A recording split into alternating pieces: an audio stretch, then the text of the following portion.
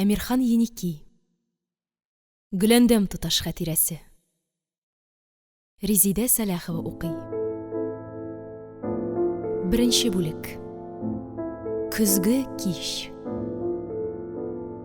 Тышта җил, яңгыр. Нидер кыштырды, дөберди, аңгыраша. Вакыт-вакыт бу сәер тавышлар көчәеп тә китә. Мин куркынып, укый торган китабымнан аерылып колак салып тора башлыйм. Нәрсә икән бу? Әллә безнең капкага чит кешеләр килде микән? Хәзер бик хәвефле чак бит. Шәһәрдә төрле шомлы хәбәрләр йөри. Талаулар, хәтта үтерүләр дә булып тора дип сөйлиләр. Аллам сакласын. Бигрәк тә әллә нинди буталчык, куркыныч ел булды бу. 18-нче ел. Ләкин менә хәзер шомлануым юкка гына икән. Әлеге хәерсез усал җил кытырына. Имеш, шуңардан тыштагы кайын ыңгыраша, шәрә ботаклары өйнең стенасына бәрелә сугыла тырнаша. Әнә тәрәзәдән төшкән яктыда да кара ботакларның кемнеңдер чатлы-ботлы куллары шикелле як-якка селкенгәне күренеп тора. Тынычланып, яңадан китабыма иеләм. Ә укый торган китабым бик кызыклы булса кирәк. Дим буенда дип атала. Бүген генә Кәримәдән алып кайттым. Менә шуны йомшак урын өстендә аякларымны җыеп, мендәргә таянып, аерыла алмыйча укып утырам. Миңа билгесез ерактагы Дим елгасы. Искиткеч гүзәл имеш аның буйлары. Менә шунда Исхак дигән карт мирзаның гаиләсе яшәгән. Аның 2 улы, 1 кызы булган. Аннары Фәридә исемле бер ятимә кыз да аларда торган икән. Бу кыз рояльдә бик оста уйнаган. Кыскасы, гүзәл табигать, бай тормыш, чибәр кешеләр. Әмма ләкин бу романда бәхетсез мәхәббәт турында булса кирәк. Укый торгач, менә шул ачыла башлады. Гаҗәп, нинди генә романны укымыйм, гел бәхетсез мәхәббәт турында. Нигә ул алай икән? Әллә тормышта бәхетле мәхәббәт дигән нәрсә бердә булмый микән? Тәмле укуымны бүлеп, асрау кызыбыз Сабира бүлмәмә килеп керде. Туташ, сезне әтиегез чакыра. Нигә инде? Бер егеткә күрсәтергә. Куй әле шул мәгънәсез шаяртуларыңны. Төшкәч күрерсең, диде Сабира ваемсыз гына, һәм шунда ук чыгып та китте. Мин аның сүзенә ышанмадым әлбәттә. Егет имеш. Күрсәтер безнең әти егеткә, көтеп тор. Әдәшкәч төшәргә кирәк. Иренеп кенә аякларымны салындырдым. Йомшак чүәкләремне кидем. Көзгегә күз салып, чәчемне рәтләштергән булдым да, тар баскычтан түбән төшеп киттем. Өстемдә дә минем гади генә ситсы күлмәк иде. Шушы кыяфәтем белән аны-моны уйламыйча залга барып та кердем. Һәм керү белән күзгә күренмәс диварга килеп бәрелгәндәй шып туктап та калдым. Шаяртмаган икән лабаса Сабира. Әтием янында йомшак креслода яшь кенә бер егет утырып тора. Ни сәбәптер шул мизгелдә үк егетнең миңа төбәлгән зур күзләре һәм нечкә кыңгырт кашлары белән мәрмәрдәй ап-ак маңгае минем игътибарымны җәлеп итеп тә өлгерде. Билгеле инде, бу хәтледә көтелмәгән очрашудан мин бик аптырап, уңайсызланып калдым. Бит очларым кинәт ут капкандай кызарып яна да башлады. Әтием хәлемне аңлады шикелле, чак кына көлемсерәп урыныннан торды да, гади генә әйтеп: "Кызым, бу Салих әфәнде", диде. Егет тә торып, сүзсез генә миңа башын иде. Мин дә аңа баш идем һәм чәч толымнарымны тиз генә аркама күчердем. Аннары әтием егеткә карап: "Кызыбыз Гөләндәм, шушы була инде", диде. Егет тагын бер кат җиңелчә генә башын иде. Шуннан соң әтием миңа әйтте: "Кызым, Салих әфәндене мин сиңа музыкадан дәрес бирер өчен чакырттым. Без инде сөйләштек, килештек. Салих әфәнде түбәнчелек белән риза да булды. Хәзер кызым эш синнән тора. Иншалла, күңел биреп кенә музыкант әфәндедән барысын да белеп, өйрәнеп калырга тырышырсың дип ышанам. Рәхмәт, әти, дидем мин тыелып кына. Әмма бер шартым бар, диде ул, яңадан Салих әфәндегә борылып. Дәрес вакытында миңа да бер читтә генә тыңлап утырырга рөхсәт итәрсез инде. Үлеп яратам безнең мөселман көйләрен. Ихлас. Ихтыярыгыз, диде Салих әфәнде, авыз чите белән чак кына елмаеп. Ул әтиемнең мөселман көйләрен үлеп яратуына ышанып бетмәде ахырсы. Хәлбуки әтием музыканы ярата, һичшиксез ярата. Яратмаса, менә мине дә укытып маташмас иде. Әмма бу очракта аның дәрес вакытында бер читтән генә тыңлап утырырга теләвен, музыкага мәхәббәттән дә бигрәк безгә күз кулак булыр өчен дип аңларга бик мөмкин иде. Салих әфәнде әлеге яшерен мәгънәле генә итеп елмаюына караганда, нәкъ әнә шулай аңлады да булса кирәк. Билгеле инде, әтием өчен миңа да бик уңайсыз булып китте. Асылда аның әйткән шартын башкача аңлап та булмый. Шәкерт җитеп килгән кыз, укытучы яшь кенә егет, күз колаксыз ярыймысың? Салих әфәнде әтиемнән минем белән сөйләшергә рөхсәт сорады. Әтием рәхим итегез дигәч, ул миңа карап йомшак кына сораша башлады. Туташ, сез пианинода уйнарга күптән өйрәндегезме? Аның миңа төбәлгән күксел зәңгәр күзләренең карашыннан мин ничектер югалыбрак калдым.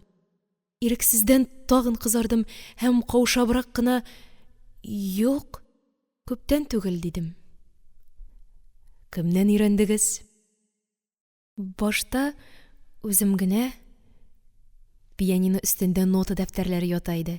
Салих әфәнде шуларга ымлап, ләкин сез нота белән дә уйныйсыз шикелле, диде. Әйе, уйныйм. Әзрәк кенә. Нотага кем өйрәтте? Аның бу соравына әтием җавап бирергә ашыкты. Күршебездә генә бер Яһүдә ханым торган иде. Шул бездә пианино барлыгын белгәч, кергәләп йөри башлады. Музыкага бик хәйрәс хатын икән. Үзе кәефләнеп уйнау өстенә, менә безнең Гөләндәмне дә бик теләп өйрәтергә тотынды. Кызыгызда музыкага сәләт бар, чынлап укытырга кирәк ди торган иде. Без инде каршы килмәдек. Бигрәк тә әнисе. Гөләндәм бу нота дигән язуларга шуңардан өйрәнеп тә калды. Тырышты Яһүдә, әйтәсе дә юк. Кем ул? Фамилиясе ничек? Диде Салих әфәнде шунда ук кызыксынып. Ни атлый иде әле ул кызым?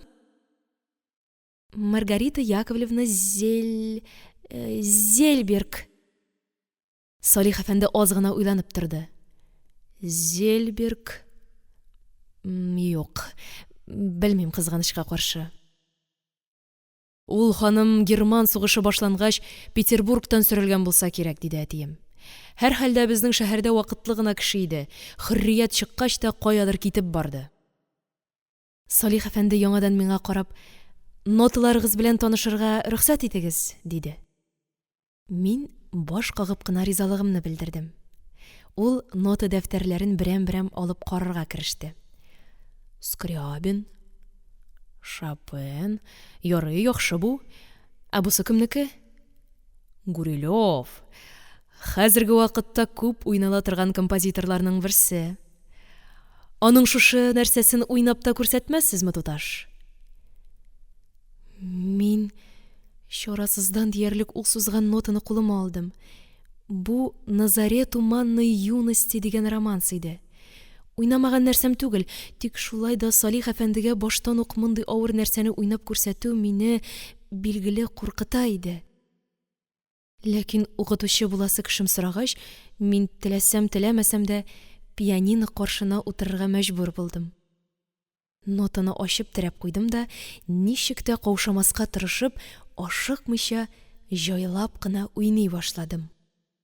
Салих әфәнде миннән бер читтәрәк пианино өстенә таянып, бик игътибар белән тыңлап торды. Моңарчы беркемнең дә әле бигрәк тә музыкант кешенең яныма басып, мине махсус тыңлап торганы юк иде. Шуңадыр инде романсны уйнап чыгу минем өчен Сыйрат күперен кичү белән бер булды. Ничегрәк уйнавымны үзем бөтенләй сизмәдем дә диярлек. Уйнап бетергәч, Салих әфәнде бары «Яхшы» дип кенә куйды. Нәрсә яхшы, уйнавыммы, әллә уйнап бетерүемме? Мин моны аңлый алмадым. Шуннан музыкант әфәнде әтием әйтмешли, миңа үзем яраткан берәр көйне нотасыз гына уйнарга кушты. Татарчамы дип сорадым мин. Әлбәттә, диде ул. Менә монысы инде оят булса да әйтергә кирәк, минем өчен шактый ук читен эш иде. Хәзергә кадәр әле минем үзебезнең көйләрне юньләп уйнарга өйрәнеп җитә алганым юк. Дөрес, баштарак кайбер көйләрне ярыйсы гына уйный идем кебек. Ә менә Маргарита Яковлевнадан нотага өйрәнә башлагач, алары да онытылды диярлек. Маргарита Яковлевна нотасыз уйнаганны ни өчендер бер дә яратмый иде. Иң элек нотадан өйрәнергә, шуннан соң гына яттан уйнарга кирәк дип әйтә торган иде. Ә нотага салынган татар көйләрен бездә кайдан гына табасың? Көтеп торган Салих әфәндегә мин ниһаять бик уңайсызланып кына әйтергә мәҗбүр булдым. Гафу итегез, татар көйләрен уйный белмим шул. Бердәме? Диде ул гаҗәпләнеп. Мин дәшмәдем. Дөресрәге, ни диеп әйтергә дә белмәдем. Юк, сез уйный беләсез, диде ул, мине рухландырырга теләгәндәй. Ягез әле, ягез. Миңа бит бары сезне ишетеп карау гына кирәк. Әлбәттә, карышып туры килешмәячәк иде. Әмма нәрсәне, ничек кенә әйтеп соң, Ходаем? Шулай да азапланып уйлана торгач, электәнрәк белгән бер көйне исемә төшереп, бик әкрен генә, бик сак кына уйный башладым. Бу язда була дигән көй иде. Күңелемдә ачык яңгырый ул минем. Ахырда уйнап чыктым. Менә булды бит, дип куйды Салих әфәнде елмаеп кына. Шәп уйныйсыз дип мактый алмыйм, туташ. Әмма көйне тоя беләсез. Ә бу музыкант өчен иң кирәге, иң мөһиме. Шушы урында әтием тагын сүзгә кушылды. Безнең максат Салих әфәнде кызыбызны музыкант ясау түгел. Әгәр дә ки үз көйләребезне чибәр генә уйнарга өйрәнсә, без шуңа да бик канәгать булачакбыз. Сезнең ярдәмегез белән, әлбәттә. Салих әфәнде башта иелә биреп миңа рәхмәт белдерде. Шуннан соң гына әтием янына күчте. Әхмәтҗан абзый, Гөләндәм туташ татар көйләрен уйнарга да һич шиксез өйрәнәчәк, диде ул ничектер бик ышандырып. Ә бәлки, чын музыкант та булып китәр. Бөтен эш аның кабилиятенә һәм сезнең теләккә бәйләнгән. Әтием килешеп, хак сүз, диде. Әмма анысын инде киләчәк күрсәтер насыйп булса. Әйе, киләчәк күрсәтер, дип кабатлады Салих әфәнде дә. Дәресне без икенче очрашуда башларбыз. Кайчан килергә рөхсәт итәсез? Алдан сөйләшкәнчә, сез атнага 2 мәртәбә килергә тиешсез. Бүген сишәмбе көн, тагын кайсы көн сезнең өчен уңайрак? Җомгадан башка көннәрнең кайсы да ярый миңа? Җомга изге гыйбадәт көне, шуңа фани дөнья эшләре белән шөгыльләнергә теләмисездер инде, Салих әфәнде, шулаймы? Әтием моны көлебрәк сорады шикелле. Ләкин Салих әфәнде бер дә аптырамастан аңа шактый кызык кына итеп җавап бирде. Киресенчә, Әхмәтҗан абзый, бу көнне изге эшләрем күп минем. Мәсәлән, көндез Шәрык клубында балалар өчен, ә кичен Сәйяр оркестрында уйныйсым бар. Шулаймыни әле. Мин сезнең ул хезмәтегезне оныта да язганмын. Кичерәсез. Соң, алайса, кайсы көн мәгъкүл булыр икән? Атна кич дисәм, 2 дәрес арасы бик якын булуы кебек. Бәлки шимбә көн? Мин риза. Тик вакыты кичке сәгать 5-тән 7-гә чаклы булсын иде. Көндезләрен бушый алмыйм. безнең өчен дә бу вакыт уңай булачак, диде әтием. Кызым, ишеттеңме? Салих әфәнде дәрес бирергә шимбә көн килә. Ишеттем, дидем мин. Әтием тагын нидер сөйли башлаган иде, ләкин минем аларга, дөресрәге, Салих әфәндегә карап торуымны күргәч, сүзен бүлеп әдәп белән генә: "Кызым, син бүгенгә азат", диде.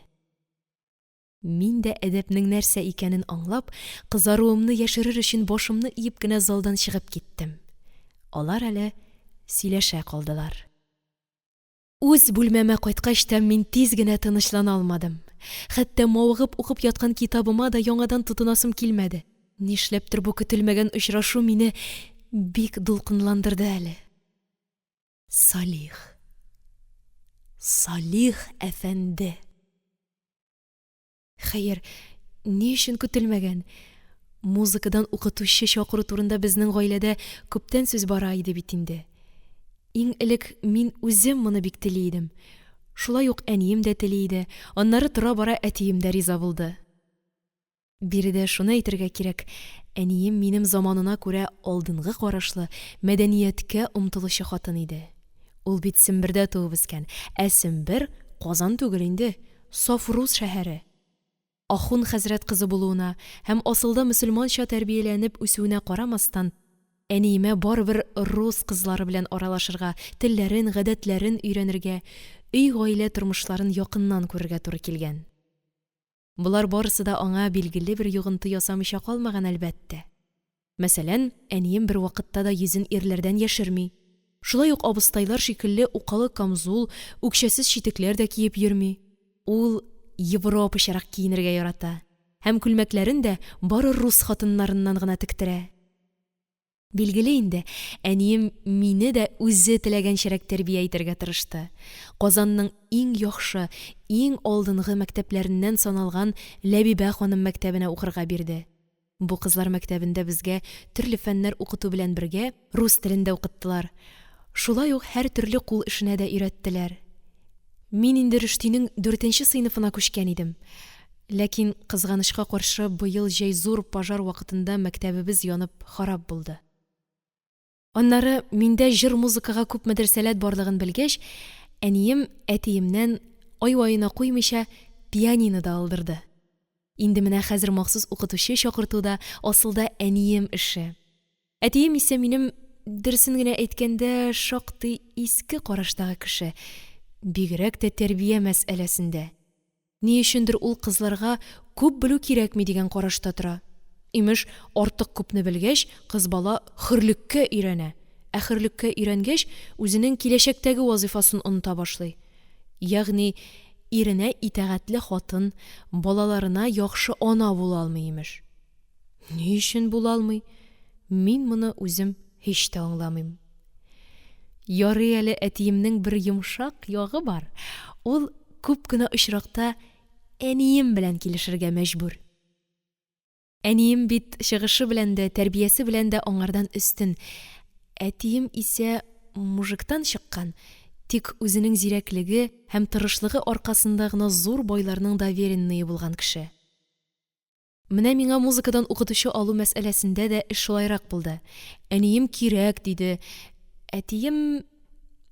Хәер, бу очракта зур бәхәс тә тумады. Чөнки, әйткәнемчә, әтием үзе дә музыканы бик ярата иде. Әмма аның укытучы итеп Салих әфәнде кебек яшь, чибәр бер егетне чакыруы бик гаҗәп иде. Мин үзем дә моны һич тә көтмәгән идем. Күрәсең, берәр мөхтәбәр кеше аны бик мактап әтиемә тәкъдим иткәндер инде.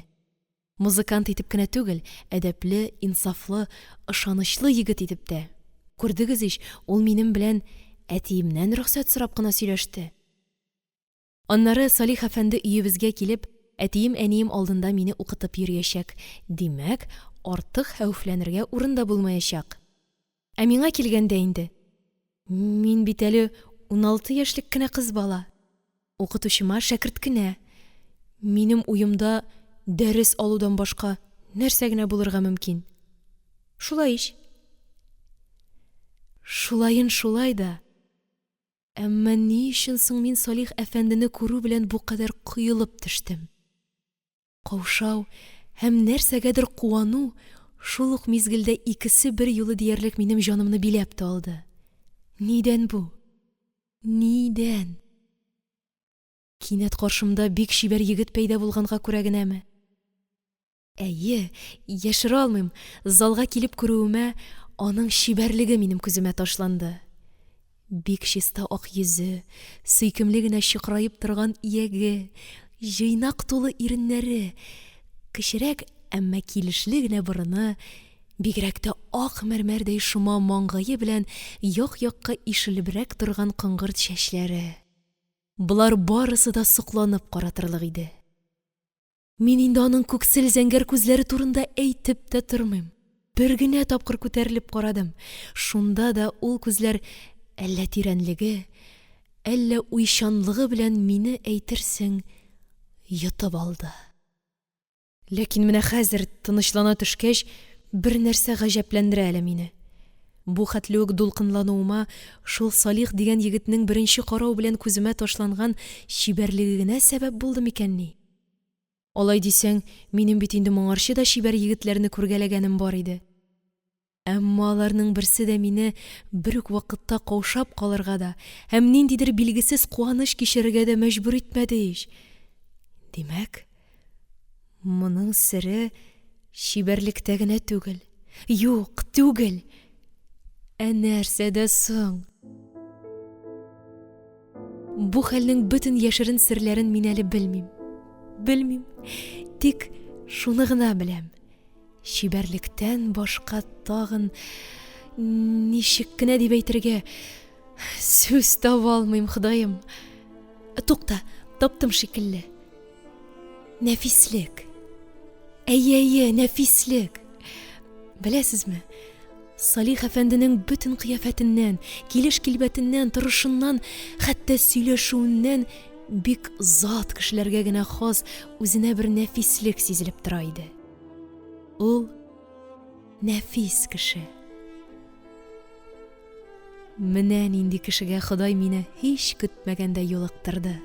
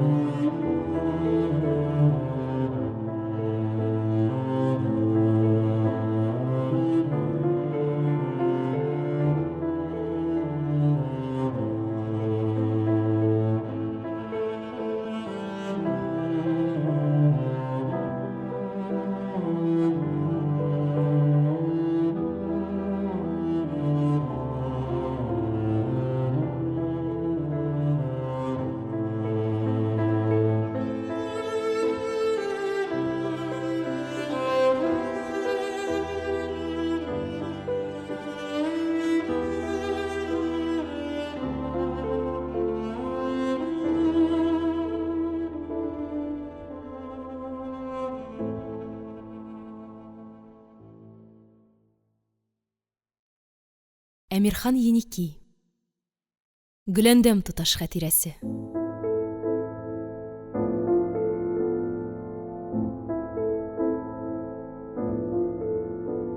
Икенче бүлек.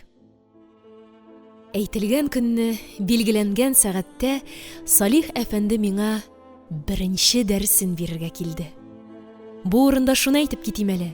Ул килер алдыннан мин үземә калса мөһим генә бер мәсьәләне шишәргә тырышып баш ваттым. Миңа нишләргә, залга төшеп көтеп торыргамы, әллә булмаса ул килгәч кенә төшәргәме? Шәкерт булгач, мин үз урынымда, ягъни пианино янында көтеп утырырга тиешмендер инде. Ләкин шул ук вакытта мин бит әле туташ кеше. Димәк, Салих әфәнде килгәч кенә төшсәм дә гаеп булмас шикелле. Хәтта дөресрәк тә булыр. Һәм мин бу юлы шулай иттем дә. Ул килгәч кенә залга төштем. Без баш иешеп кенә исәнләштек. Әтием анда иде инде. Аяк өсте генә сөйләшеп торалар иде. Салих әфәнде, әдәп саклап булса кирәк, минем яныма килергә ашыкмады. Тик бераздан гына әтиемнән дәресне башларга рөхсәт сорады. Рәхим итегез, диде әтием, һәм үзенең сары бәрхет тышлы йомшак креслосына барып утырды. Дәрес беткәнче ул шунда безне тыңлап утырачак. Кыен хәл. Бигрәк тә Салих әфәндедән яхшы түгел. Аркаңа кемдер күзләрен тегәп утырсын әле. Ләкин ул бу хәлгә бер дә исе китмәгәндәй тыныч кына минем яныма килде. Кулындагы төргәген пианино өстенә куйды һәм миңа утырырга тәкъдим итте. Үзе дә урындык алып, аз гына читкәрәк урнашты. Мин аның беренче сүзен көтәм. Укытучым дәресне нәрсәдән башлар икән? Әлбәттә, иң элек музыка турында гомумән нидер сөйләр инде, ләкин ул сүзен бик гади итеп башлады. Туташ, диде әдәп белән генә. Сез инде нота таныйсыз, пианинода яхшы гына уйныйсыз. Шуңа күрә мин бүгенге дәресне турыдан-туры үзебезнең халык көйләрен уйнарга өйрәтүдән башламакчы булам. Сез каршы килмисездер бит? Укытучым миннән әнә шулай дип сорады. Бу гаҗәп иде. Һәм мин кыйсыз гына юк дидем инде. Алайса, мин сезгә башта берәр көй уйнап күрсәтим. Рөхсәт итегез. Мин читкәрәк авыштым. Ул күчебрәк утырды. Уйный башлаганчы миңа булай диде. Татарда көйләр бик күп. Алар нигездә барысы да 5 тавышлы латка корылганнар. Әмма мелодияләре белән бер-берсеннән нык аерылалар. Әйтик, тәфтиләү бар. Алмагачлары бар. Икесе дә пентатоникага нигезләнгән. Ә аермалары нинди? Берсендә тирән моң сагыш. Икенчесендә дәрт шатлык. Халык күңеле әнә шундый инде ул туташ. Иң нечкә кичерешләренә дә кыен җырын таба белә. Без әле аларның төрлесен өйрәнербез. Ә хәзергә уйнар өчен берәр җиңелрәген алыйк. Мәсәлән, туган телне. Сезгә дә ул таныштыр. Мәрхүм Габдулла абый Тукай сүзләре белән аны хәзер бөтен мәктәпләрдә җырлыйлар. Без дә хор белән җырлый идек, дидем мин кыюланып. Менә бигрәк тә яхшы. Элек бу көйне анам кабере янында дип йөртәләр иде. Тукай сүзләренә җырлана башлагач, ул әйтерсең яңадан туды. Авыр хәсрәтле көйдән якты рухлы көйгә әйләнде дә куйды. Исеме дә Туган тел. Чынлап та шулай икән шул. Әмма Салих әфәнденең моны ничектер балаларча сөйнеп әйтүе миңа тагы да хикмәтлерәк булып тоелды. Мин ирексездән аңа борылып карадым. Ә ул шуны көткәндәй күзләрен тутырып миңа карап тора. Бер генә секундка икебез дә уңайсызланып калгандай булдык. Аннары ул тыйнак кына «Инде тыңлагыз», диде уйнарга җыенып. Ул утырган җиреннән турая биреп, башын күтәрә төште, югары карап аз гына уйланып торды һәм бер иңбашын сәер генә селкетеп куйды да кулларын клавишлар өстенә салды. Мин шунда ук аның кулларына игътибар иттем. Ак, нәфис, җыйнак кына куллар. Бармаклары бик озын да түгел, ләкин ыспай нечкәләр. Менә ул матур бер хәрәкәт белән кулларын әз генә күтәрә төште дә, ашыкмыйча йомшак җиңел генә итеп уйный да башлады. Кулларына бөтенләй карамый да кебек, акчарлак канатыдай алар клавишларга тиеп-тиеп кенә алалар төсле. Ә шулай да көй кирәк урында көчәеп, кирәк урында гына әкренәеп, үзлексез тигез генә ага иде. Менә ул уйнап бетерде, музыка тынды. Ә көй ни гаҗәп, һаман дәвам итә кебек. Салих әфәнде үзе дә шуңа колак салгандай аз гына тынып торды. Аннары кулларын клавишлар өстеннән сак кына алды да, җиңел генә сулап, «Менә шул», дип куйды. Аның уенына бәя бирү минем өчен билгеле бик читен, бәлки хакым да юктыр әле. Тик шуны гына әйтәсем килә. Салих әфәнде бик табигый, бик сада, ихтимал шуңадыр бик үтемле итеп уйнады. Хәтта тын гына утырган әтием дә әйтмичә кала алмады. Күркәм, бик күркәм Салих әфәнде. Салих әфәнде исә көлемсерәп кенә, гүя җавапсыз калмас өчен генә: «Рәхмәт», диде һәм миңа борыла төшеп сүзен дәвам иттерде. Һәр музыкант үзенчәрәк уйный туташ. Чөнки көйне дә ул үзенчәрәк ишетә. Шуңа күрә мин сезгә нәкъ менә минем төсле уйнагыз дип куша алмыйм. Ләкин көйне сез дөрес отып алырга тиешсез. Моның өчен башта нотага карап, нота белән уйнарга кирәк булыр. Менә мин сезгә туган телнең үзем язган нотасын да китердем. Ул пианино өстенә куйган төргәген сүтеп, шуннан ноталар чыгарды һәм арадан берсен алып миңа бирде. Инде сез уйнап карагыз. Мин якынрак утырдым да, 2 битлек кенә нотаны алдыма ачып куйдым. Ашыкмагыз, башта яхшылап карагыз, диде Салих әфәнде. Мин нота билгеләренә күз йөртеп чыктым. Көйне укып булырлык иде. Инде уйнарга җыенып, кулымны клавишка салгач кына, Салих әфәнде миңа тагын шуны да әйтте. Терсәкләрегезне үзегезгә кысмагыз. Иркен генә тотыгыз. Менә шулай. Гомумән уйнаганда иркен, табигый утырырга кирәк. Моны миңа Маргарита Яковлевна да гел әйтә торган иде. Кулны, бармакларны ничек итеп дөрес тотарга, дөрес йөртергә, барысын да күрсәткән иде. Үзем дә беләм инде югыйсә. Шулай да терсәкләремне һаман янтыгыма кысам. Әлеге ялчан кызлар гадәте. Мин әз генә каушый төштем. Башлый алмыйчарак тордым. Салих әфәнде шуны сизеп, миңа әкрен генә көйләде. Ля, ля, си, ля, фа, диез. Һәм мин тәвәккәл генә башлап киттем. Көй бик гади дә, көй бик таныш та. Шуңа күрә мин аны бозмыйча-нитмичә диярлек уйнап та чыктым шикелле. Ләкин Салих әфәнде ни өчендер бер сүз дә әйтмәде. Тик яңадан игътибар беләнрәк кабатларга кушты. Мин тагын бер кат уйнап чыктым. Шуннан соң гына ул әйтте: «Булай дөрес кенә уйныйсыз туташ. Тик көйнең агышына ныграк колак салыгыз. Нәкъ нотада язылганча уйнарга тырышыгыз. Ритмны төгәл саклагыз». Бу сезгә аңлашыламы? Аңлашыла, дидем мин. Әлбәттә, күп кабатларга кирәк әле. Киләсе дәрескә хәтле сез инде аны күңелдән уйнарга өйрәнегез. Бу минем сезгә беренче сабагым булсын. Аннары менә нәрсә әйтәсем килә.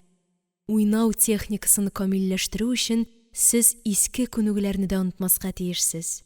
Теге ханым сездән төрле күнегүләрне күп уйнаткандыр билгеле. Менә шуларны яңадан кабатларга кирәк. Беләсезме, музыкада осталыкка бары көн-төн өзлексез уйнау аркасында гына ирешеп була. Башкача мөмкин түгел. Ә сездә черни этюдлары юкмы? Юк шул, таба алмадым. Алайса, мин сезгә аны китерермен. Техниканы байыту өчен бик файдалы булачак. Ә хәзер туган телне тагын бер кат уйнап күрсәтим әле. Әйткәнемчә, миннән күчерү өчен түгел, ә дөрес ишетеп калу өчен. Кай төштә салмага керенрәк, кай төштә югарырак, көчлерәк, шуларга игътибар итегез. Бөтенләй башка шул. Ул уйнаганда көй әйтерсең үзенең иң табигый, иң дөрес яңгырашын таба. Башкача уйнау мөмкин дә түгелдер кебек. Бик ачык, бик төгәл һәм бик җиңел дә шикелле. Һәм аның артыннан ук уйнап карыйсы да килә. Бәлки нәкъ ул уйнаганча чыгарып булыр иде. Хәер, бу үз-үзеңне алдау гына. Чын музыкантны кабатлап буламы соң? Аның үзеннән остарак кеше дә моны эшли алмас иде. Шулай да мин яңадан игътибар беләнрәк, каушамыйчарак уйнап чыккач, Салих әфәнде үзе дә канәгатьләнеп калгандай булды. Менә күрдегезме? Диде ул, минем өчен куангандай. Дөресрәк тә, төгәлрәк тә уйнадыгыз бу юлы. Димәк, кулың белән уйнаганны күңелең белән ишетергә генә кирәк икән, туташ. Юатыр өчен генә әйтсә дә, аның бу сүзләре минем рухымны бердән күтәреп җибәрде. Белмим, бүтән эштә ничектер, әмма музыкада аз гына өметләндерү дә гаять әһәмиятле, чөнки музыкага өйрәнүче өчен үз-үзеңә ышану һава шикелле үк кирәк ул. Әнә шулай узды безнең беренче дәрес. Салих әфәнде миңа тагын бер мәртәбә туган телне яхшы гына өйрәнергә һәм гомумән күнегүләрне ешрак кабатларга кушып, китәр өчен урыныннан торды. Әтием дә урыныннан торып, Салих әфәнде, ашыкмагыз әле, диде. Хәзер чәй әзерлиләр, чәй эчеп китәрсез. Рәхмәт, Әхмәтҗан абзый, диде Салих әфәнде түбәнчелек белән. Миңа китәргә вакыт. Әтием яңадан юк чыннан да дия башлагач, ул кыстамагыз дигән сыман ике кулын күтәрә төшкәч, кабатлап рәхмәтен белдерде дә, миңа борылып башын иде. Хушыгыз, туташ. Һәм җиңел адымнар белән ишеккә таба юнәлде. Әтием аны озата чыкты. Мин үз бүлмәмә мендем. Кәефем бик әйбәт иде. Бүгенге дәрес миңа калса, бик уңышлы үтте. Һәрхәлдә мин канәгать, бик канәгать. Салих әфәнденең бөтен әйткәннәрен аңлавы җиңел иде. Һәр әйткәне ничектер үзеннән үзе күңелгә кереп, хәтергә сеңеп бара иде. Миңа мөгамәләсе дә йомшак, игътибарлы иде. Бер генә тапкырда ул борчылуын яки кәефсезләнүен сиздермәде. Аннары махсус тыңлап утырган әтием дә канәгать калгандыр дип уйлыйм. Салих әфәнде үзен бик әдәпле һәм нәзакәтле тотты ич. Әмма юри түгел, бик табигый рәвештә. Күрәсең, ул үзен шулай тотарга гадәтләнгән инде. Нәфис кеше. Әйе, нәфис. Әмма бу нәфислек аның тышкы кыяфәтендә, үз-үзен тотышында гына түгел, эчке дөньясында, табигатендә үк бар булса кирәк. Менә шуны сиздем мин бүген. Шул ук вакытта ул үз дәрәҗәсен бик саклый да белә икән. Яшь кенә булса да, әтием белән әнә ничек үзен иркен тигез тотып, хәтта бер кадәр өстенлек тә сиздереп сөйләште. Минем әнием нәсел тикшерергә бик ярата. Ата-анасы нәсел ыруына карап, ул кешеләрне гадәттә затлыга һәм затсызга бүлеп йөртә. Менә мин дә уйлыйм, бу чибәр егетнең әти-әнисе кемнәр икән, нинди гаиләдә, кем кулында үскән ул? Берәр хәзрәтнең мәгъдүме, зур байның улы, әллә учитель баласымы? Әмма ләкин байныкы да, хәзрәтнеке дә булмаска тиеш. Чөнки әнием моны күптән белеп, миңа ул фәлән купецның яки фәлән хәзрәтнең улы дип әйткән булыр иде. Аннары андый гаиләдән чыккан егетнең гади музыкант булып, театрда эшләп йөрүенә ышануы да читенрәк. Әллә берәр белгән морзалар нәселеннән микән? Юк, булмас. Монысына күңелем бөтенләй ышанмый. Хәер, нигә баш ватарга? Ни әһәмияте бар моның? Кем баласы гына булмасын, Салих әфәнде дөньяга килгәндә үк чын зат иясе булып туган минемчә. Кыскасы, мин аңа гаҗәпләнәм, сыкланам һәм сөенәм. Ни өчен икәнен үзем дә ачык кына белмәстән сөенәм.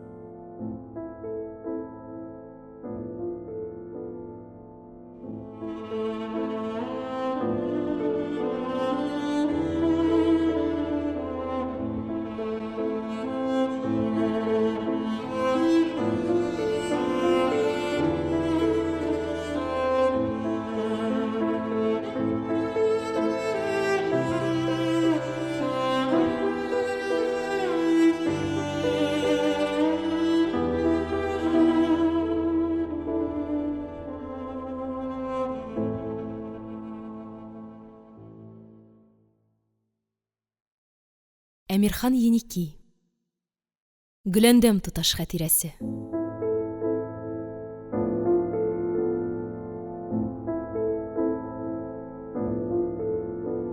Өченче бүлек. Үтә вакыт. Менә 3нче, 5нче, 6нчы дәрестә үтеп китте. Шулай итеп, безнең дәресләребез билгеле бер изгә төште. Салих әфәндене атнасына 2 мәртәбә вакытыннан 1 минутта соңга калмыйча килеп җитә. Төгәл 2 сәгать минем белән шөгыльләнеп утыра һәм дәрес беткәч артык 1 минутта тормыйча китеп тә бара. Әтием 1-2 тапкыр аны дәрестән соң чәйгә калырга да кыстап карады. Ләкин ул һаман вакытым юк, эш күп дигән булып, рәхмәтен әйтеп, калудан баш тартты. Әлбәттә, эше күптер инде. Чөнки оркестрда уйнау өстенә артистлар белән бергә төрле җирләргә, бигрәк тә казармаларга барып, шундагы концертларга да катнаша икән. Әмма шулай да калмавының чын сәбәбе, минемчә, ул гына булмаска тиеш. Миңа калса, Салих әфәнде үзен килеп китеп йөрүче бер укытучы итеп кенә санаганга күрә, бездә ашап-эчеп утыруны килештермидер. Бәлки, теләми дә торгандыр. Чын сәбәбе шул булса кирәк. Хәер, аның урынында булсам, мин дә бәлки шулай эшләр идем. Кеше үз дәрәҗәсен саклый белергә тиеш ич. Шулай да без әкренләп бер-беребезгә шактый гына ияләштек дияргә ярый. Дәрес вакытында без үзебезне табигырәк һәм гадирәк тота башладык. Мин инде артык каушамыйм, юктан да кызарырга тормыйм, ә ул үзен иркенрәк тә, тәкәллефсезрәк тә хис итә шикелле. Аңардагы бу үзгәреш галәмәтен миңа һич көтмәгәндә генә ачык сизергә туры килде. Соңгы дәресләрнең берсендә мин Салих әфәнде дип нидер әйтә башлаган идем, шул чакта ул кисәк кенә мине бүлдерде. Туташ, Аллаһ хакы өчен сез миңа әфәнде дип дәшмәгез әле. Шактый катгый рәвештә әйтелгәнлектән, ахырсы, мин моңа гаҗәпләнә калдым. Нигә? Әллә ярамыймы? Әллә тыелган сүзме? Юк, диде ул көлемсерәп кенә. Тыю турында декрет чыкканы юк әле. Тик мин үзем аны теләмим. Ни өчен? Сез күрмисезмени, диде ул һаман шулай көлемсерәп. Мин бит әфәнде булырга өлгерә алмыйча калган кеше. Соңрак туганмын лабаса. Чынлап та, ул дөрес әйтә түгелме соң? Әфәнделәр гадәттә дәү, мөхтәбәр кешеләр була торганнар иде. Моңа бит юньләп мыек та чыкмаган әле. Һәм мин үзем дә аңа, яшь кенә егеткә әфәнде дип дәшүнең әллә ничек сәер, ят булуын тоя идем кебек. Әмма шул ук вакытта башкача дәшү мөмкин дә түгел иде. Аз гына аптырап торганнан соң мин кыюсыз гына сорадым. Ничек дип дәшәргә соң? Хәзер үзегез дә беләсез, бөтен кешегә дә иптәш дип дәшәләр, диде Салих. Салих әфәнде. Ләкин мин сезгә, миңа да шулай дәшегез дип әйтергә җөрьәт итә алмыйм. Әллә ничек килешеп бетмәс кебек, бигрәк тә туташ кешегә. Сез миңа һич булмаса, абый дип дәшә аласыз. Салих кына дисәгез, бигрәк тә яхшы. Дөрестән дә, нигә абый дип дәшмәскә? Миннән берничә яшькә олырак ич ул. Казан кызлары үзләреннән яшерәк берәр егетне ошатсалар, аңа да абыем җаным диләр әле. Тик менә әтием яратмас дип куркам. Әллә ни уйлавы бар. Әфәнде сүзе кешеләрне бер-берсеннән ераграк тота, абый киресенчә якынайта төшә. Юк, мин болай итәрмен. Әтием алдында бик эре генә Салих әфәнде дип дәшәрмен. Икәү генә булганда чын ихластан Салих абый диярмен. Үзем өчен генә ул бары тик Салих кына булыр. Бу исем миңа бик ошый. Аның үзенә дә бик килешә.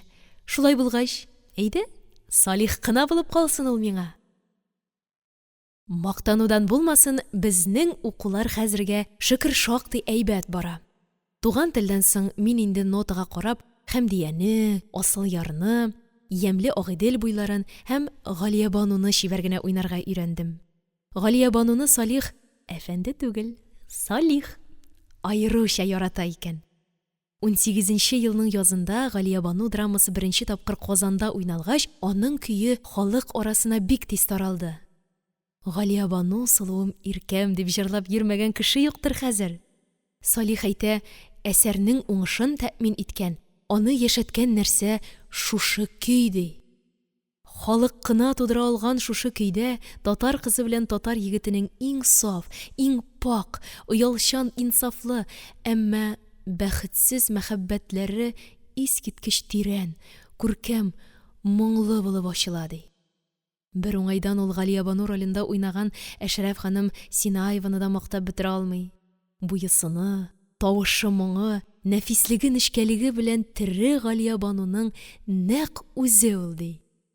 Аннары Салих җыр музыканың ниһаять сәхнә әсәрләренә керүен бик өметле, бик зур яңалык дип карый икән. Хәзергә әле халык көйләрен файдаланган, тора-бара музыкантлар тарафыннан махсус көйләр язылган сәхнә әсәрләре һичшиксез туачак ди. Бик ышанып, бик рухланып әйтә ул моны. Безнең дәресләр теге беренче көндәге тәртип белән бара диярлек.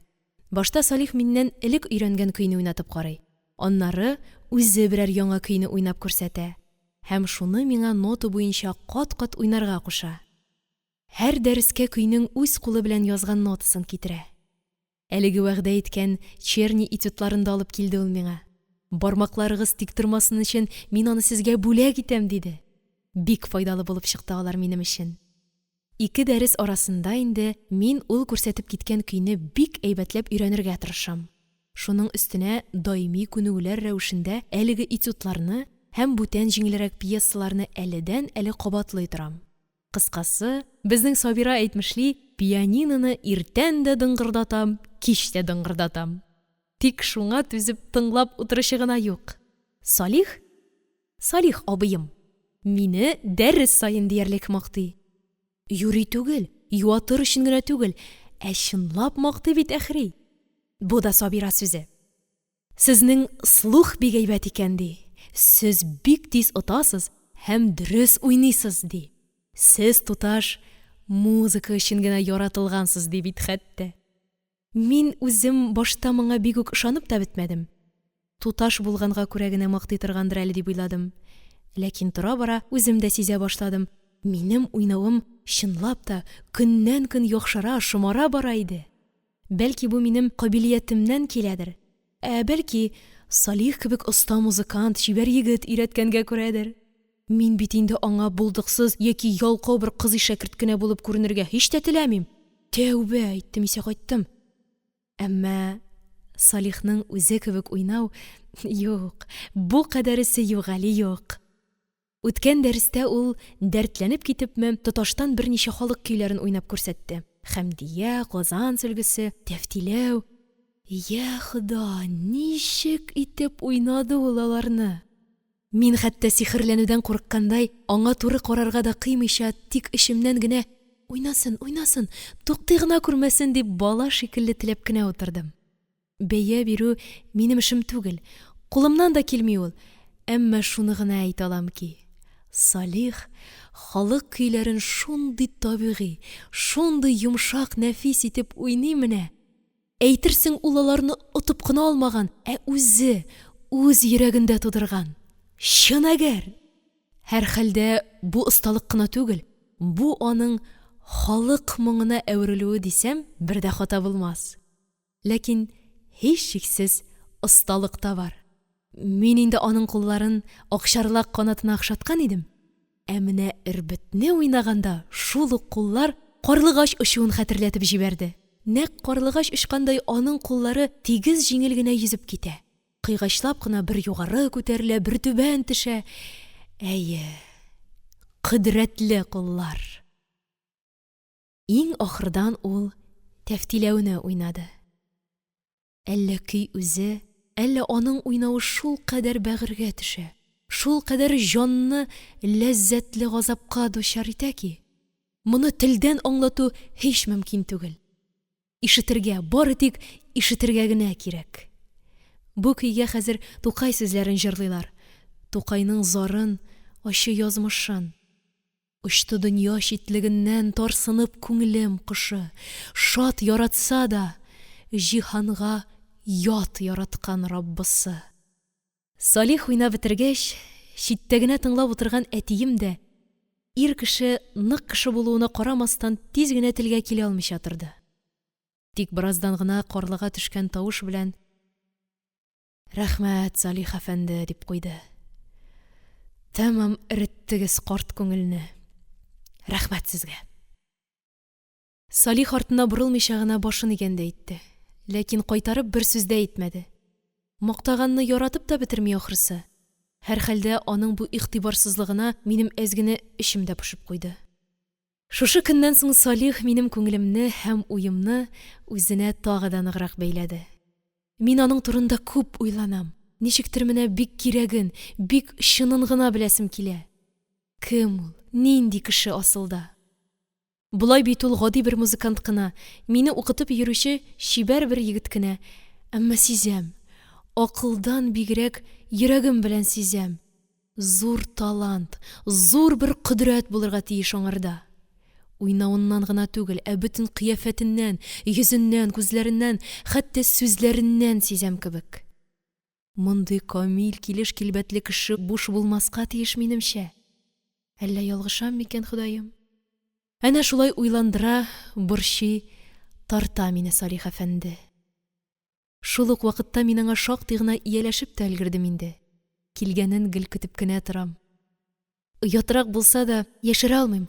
Аның янымда утыруын тою, тавышын ишетү, ак матур кулларын күрү минем өчен тансык. Тансык кына түгел, күңелле, рәхәт. Әлбәттә, мин моны үзем генә беләм. Салихның үзенә берәр төрле сиздерү юк, Аллам сакласын. Киресенчә, еш кына аның алдында оялам, кызарам да әле мин.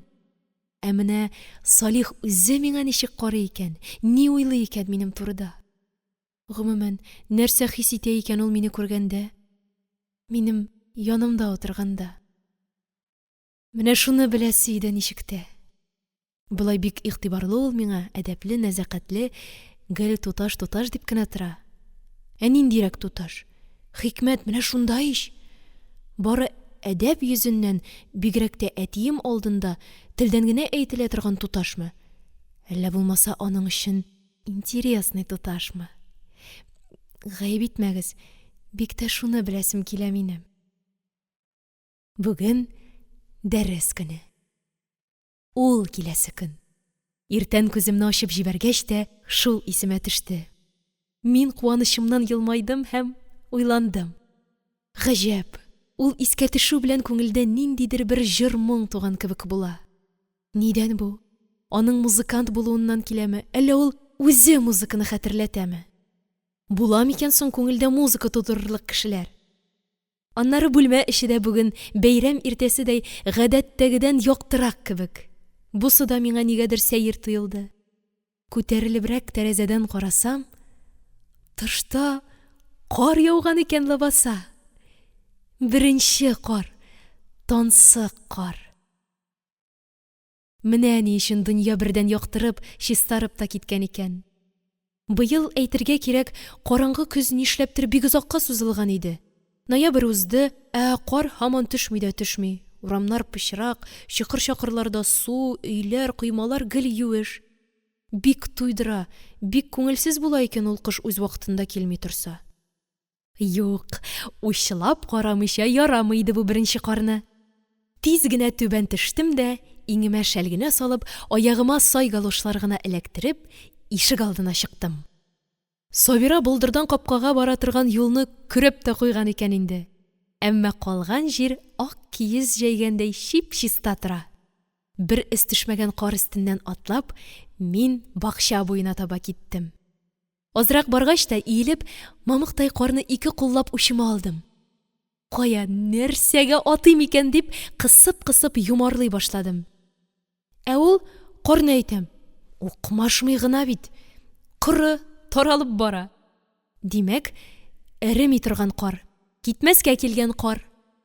Көне дә шактый салкын икән. Мин моны бигрәк тә галошларым аша сизеп алдым.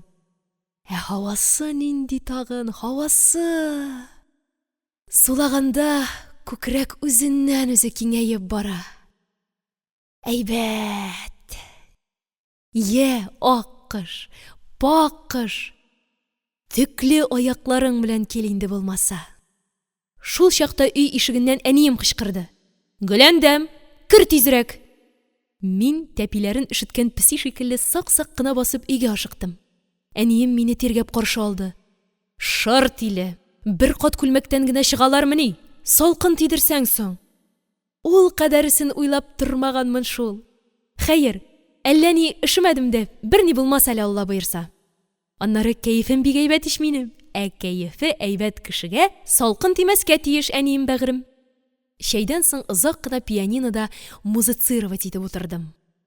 Маргарита Яковлевна шулай дип әйтергә ярата торган иде. Башта билгеле Салих өйрәткән көйләрне уйнап чыктым. Ахырдан бармаклар өчен генә берни дә иренмичә төрле күнегүләр ясадым. Шактый ялыктыргыч эш, ләкин шунсыз оста уйнаучы булам димә. Төшке аштан соң мин үз бүлмәмдә китап укыган булып, асылда исә Салих килер вакыт җиткәнне көтеп утырдым. Декабрь көне бик кыска. Сәгать 3-тән үк инде тәрәзәләргә иңгер-меңгер иңә башлый. Ә ул 5-тә генә килергә тиеш әле. Ничек кенә үткәреп җибәрергә бу вакытны? Минутларны санап дигәндәй көтәм. Ә үзем килер сәгате якынлаша барган саен тынычсызлана, хәтта дулкынлана да башлыйм. Гаҗәп. Һаман әле мин аның белән очрашуга күнегеп җитә алмыйм. Нидән бу?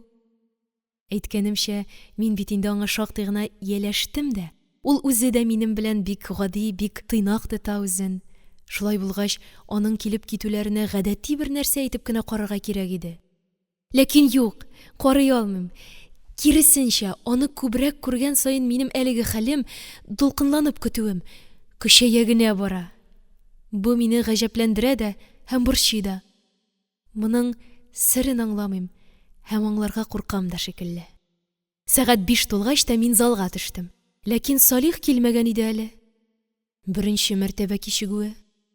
Әтием, унлы лампаның яктысы гына җитмәгәч, тәрәзә төбенә шәм яндырып куеп, үзенең креслосында гәзитә укып утыра иде. Сары кәгазьгә начар гына басылган әллә эш, әллә эшче газетасы инде шунда. Хәзерге гәзитәләрне белеп тә бетерә алмассың. Үзләре дә, исемнәре дә гел үзгәреп кенә тора. Соңгы ел ярым эчендә аларның ниндиләре генә чыкмады. Күбесе онытылды да инде, ләкин әтием өчен гәзитә тылсымлы бер көзгө диярсең, кулына төшкән берсен карап укып бара. Хәер, аның хәзер бүтән эше дә юк. Сәүдәләр бетте, магазиннар ябылды. Доверенный чагында көн-төн чапкан кеше хәзер өендә тик кенә утырырга мәҗбүр. Нишләсен ул? Иртәнге якта базар тирәсеннән бер әйләнеп керә инде. Базар бар, базарның беткәне юк. Көн саен диярлек өйлә яки ясту намазына кереп чыга, мәчет күршедә генә. Ә калган вакытын менә шулай гәзитәләр карап, Салих килгән көнне безне тыңлап үткәрә. Шуны әйтергә кирәк, әтием минем сабыр табигатьле, аз сүзле кеше. Бүтән уй-фикере үз эчендә генә, зарланырга яки уфтанырга бер дә яратмый. Гүя ул сабыр гына нидер көтә, нәрсәгәдер ышанып тора.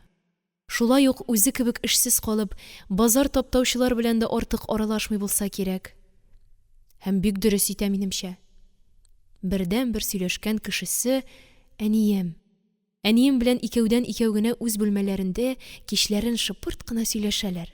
Шуңа күрә мин дә бер нәрсә дә белмим. Начармы безнең хәлебез, әллә түзәрлекме? Һич тә хәбәрем юк. Тормышыбыз искечәрәк бара. Элекке кебек мул тормасак та, әллә ни аптырамыйбыз да шикелле. Һәр хәлдә тамагыбыз тук, өстебез бөтен. Шулай да вакыт-вакыт минем эчем бик пыша. Бик беләсем килә. Ни көтә безне? Ни булыр безгә? Әниемнән бу хакта сорап та караганым бар, ләкин ул да мине балага санагандай кырт кисеп кенә әйтә. Син әнә укуыңны бел, башкасын тикшермә. Берни дә булмас, Алла бирсә. Әнием шулай дигәч, мин тынычланган кебек тә булам, ләкин күпмегә? Заман искиткеч тиз үзгәрә. Иртәгә ни буласын мин түгел, чигән хатыны да әйтеп бирә алмас. Менә парадный ишектә кыңгырау тавышы ишетелде. Мин хәтта урынымнан кузгала яздым. Ләкин нәкъ вакытында тыелып калдым. Әтием алдында аны каршы алырга чыгу ярыймысың? Сабира ишетеп тиз генә ишеккә китте. Ә бераздан, кулларын угалап, залга ул, Салих килеп керде. Суыктан яңаклары да кызара төшкән. Күзләре дә гадәттәгедән ныграк йылтырый. Өстендә бик ыспай утырган кара тужурка, тужурка астыннан кигән ак күлмәгенең яка чите күренеп тора.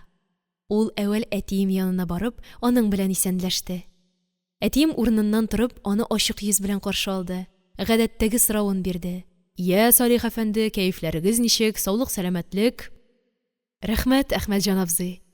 Хәзергә зарланырлык түгел. Бик хуп.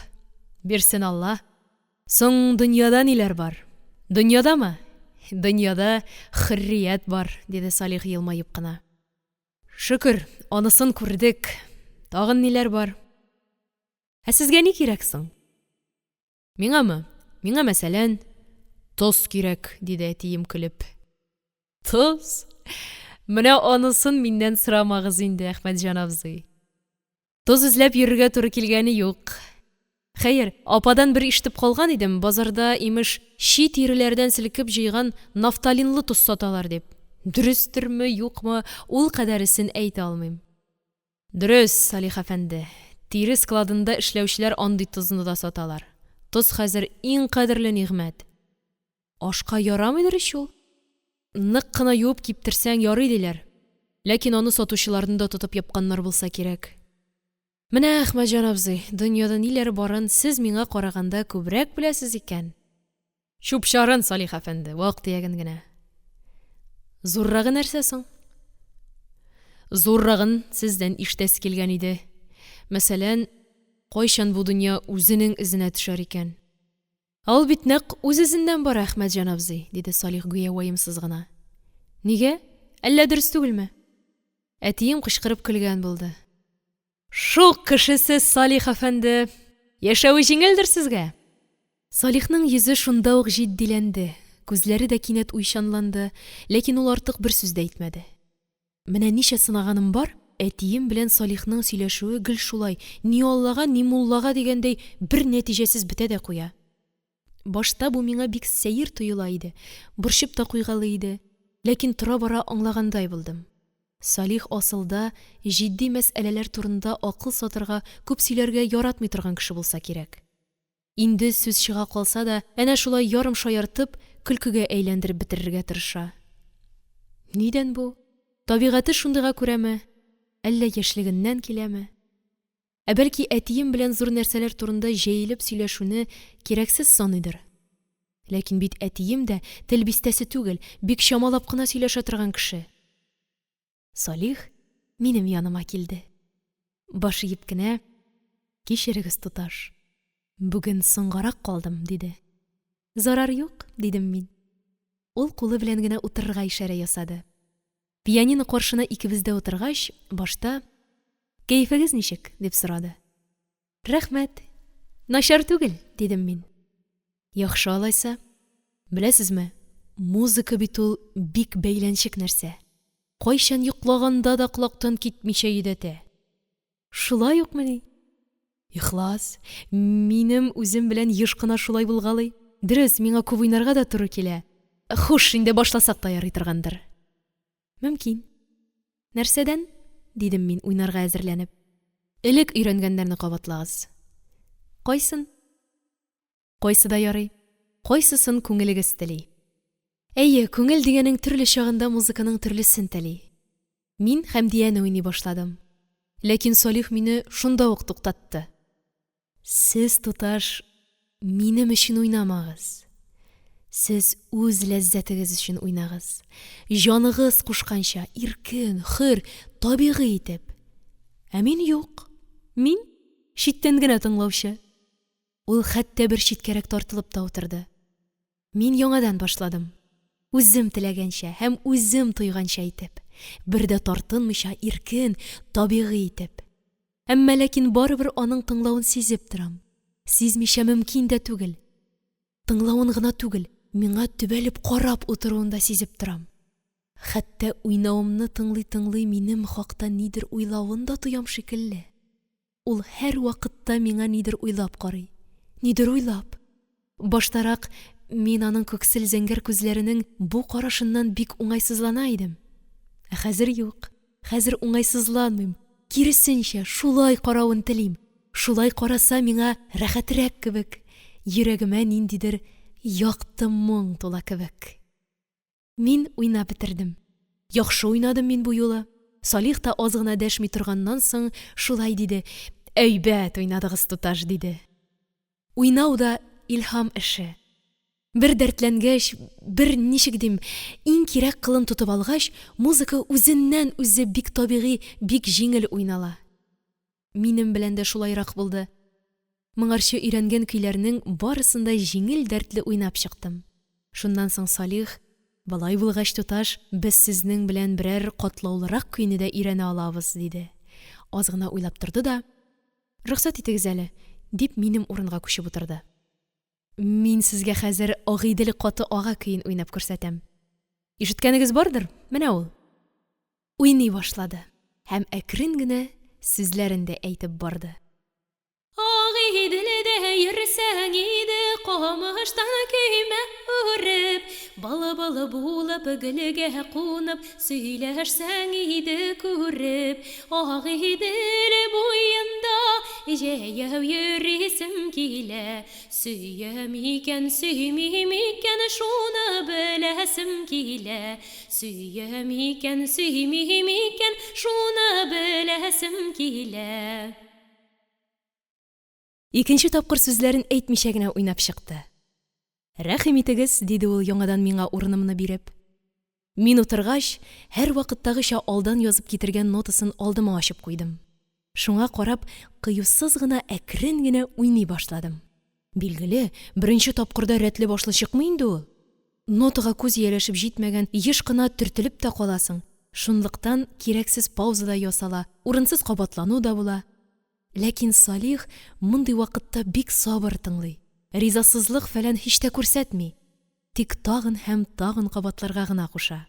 Уйнаганда миңа бу җирендә анданта, салмаграк, бу төшендә аллегро, кызурак дип әйтеп тә тора. Инде эзенә төшә башлагач, менә шулай дөрес, яхшы дип рухландырып та куя. Иң ахырдан ул миңа көлемсерәп кенә: «Сез бу каты аккан Агыйделне дә җиңел кичәрсез», диде. Ләкин һәм менә шуннан соң һич тә көтелмәгән искиткеч бер хәл булды. Сүзен әйтеп бетермичә ул нотаны үзенә тарта төште дә, кулындагы карандашы белән ике юл арасына тиз-тиз генә нидер сызгалады. Аннары миңа шуны этәреп, ләкин нотаның менә бу җирләренә аеруча игътибар итегез, диде. Күрәсезме? Башта ук мин ул күрсәткән сызыкларның нота билгеләре булмыйча язу икәнен ачык күрсәм дә, берничә секунд күзләремә ышанмыйчарак тордым. Язу? Нинди язу бу? Тик шуннан соң гына укый алдым. Юллар арасына миңа сезнең белән сөйләшергә кирәк, кайчан, кайда мин сезне күрә алам дип язылган иде. Моны укыгач, мин шул кадәр аптырап, каушап югалып калдым ки, кинәт зиһенем таралып, күз алларым томанланып киткәндәй булды. Бер мәлгә хәтта сулыш алудан да туктадым. Ходаем, бу ни бу? Ничек җөрьәт иткән ул? Әтием карап утыра ич, әгәр сизә калса. Ләкин булай өнсез калу ярамый иде. Булай берни әйтә алмыйча утыру үзе үк бик хәтәр иде. Әтиемнең мотлака нидер сизүе мөмкин. Шуңа күрә мин нот дәфтәренә иелдем, күз йөрткән булдым, Салихтан хәтта «Шушы җиреме?» дип сораганда булдым. «Әйе, нәкъ шул җире», диде ул, кулындагы карандашын миңа биреп. Бу җавап көтәм дигән сүз иде. Я Хода! Мин тагы да иелә төшеп, ярый, яхшы онытмам дигән булып, тиз генә сызгаладым. Миңа болай язмагыз, әтием сизәр. Ул минем сүзләрне шунда ук укып та барды. Ләкин бик тыныч калды. Тик бер иң башын сәер генә сикертеп куйды. Һәм шунда ук: «Алайса, туташ, бүгенгә дәрес шушының белән тәмам», диде дә урыныннан торды. Әтием янына барып, берни булмагандай аның белән сөйләшә башлады. «Әхмәтҗан абзый, безне тыңлап утыру сезнең өчен күңелсездер инде. Һаман бер үк нәрсәләрне кабатлыйбыз да кабатлыйбыз». Әтием дә урыныннан торды. «Алай димәгез, Салих әфәнде, сезнең дәресләрегез минем өчен дә кызыклы. Бик мәмнүн булып тыңлап утырам. Ләкин әйтегезче, шәкертегездән сез канәгатьме?» «Әлбәттә». Мин шул арада бөтен ноталарымны җыеп алдым да, мыштым гына залдан чыгып та киттем. Үз бүлмәмә менеп, бераз тын алгач, Салихның язган сүзләрен яңадан укып чыктым. Берничә кат. Аның кулын мин беренче мәртәбә күрәм әле. Саклаганда да ярар иде. Ләкин юк, бетерергә, тизрәк бетерергә кирәк. Һәм резинка белән аларның барсында үзем язганнарны да тиз генә чистартып бетердем. Әйтәсе дә юк. Салихның язганнары минем бөтен җан тынычлыгымны алды. Үземә урын тапмыйм, ни уйларга да белмим, һәм торып хәйран калам. Моңарчы үзен шул кадәр тыйнак тоткан, һич ни сиздермәгән укытучым дәрес вакытында миңа әнә ни язды бит. Каракмыйча, әтием карап утыруына да игътибар итмичә. Нәрсә бу? Кыюлыкмы? Әллә юләрлекме? Моның минем өчен дә, үзе өчен дә ни кадәр хәтәр икәнен ул белергә тиеш иде лабаса. Ләкин күпме генә гаҗәпләнсәм дә, мин аңа үпкәли алмыйм. Юк, һич тә үпкәли алмыйм. Мин сизәм, мондый тәвәккәллек өчен җитди сәбәп булырга тиеш. Әлбәттә шулай.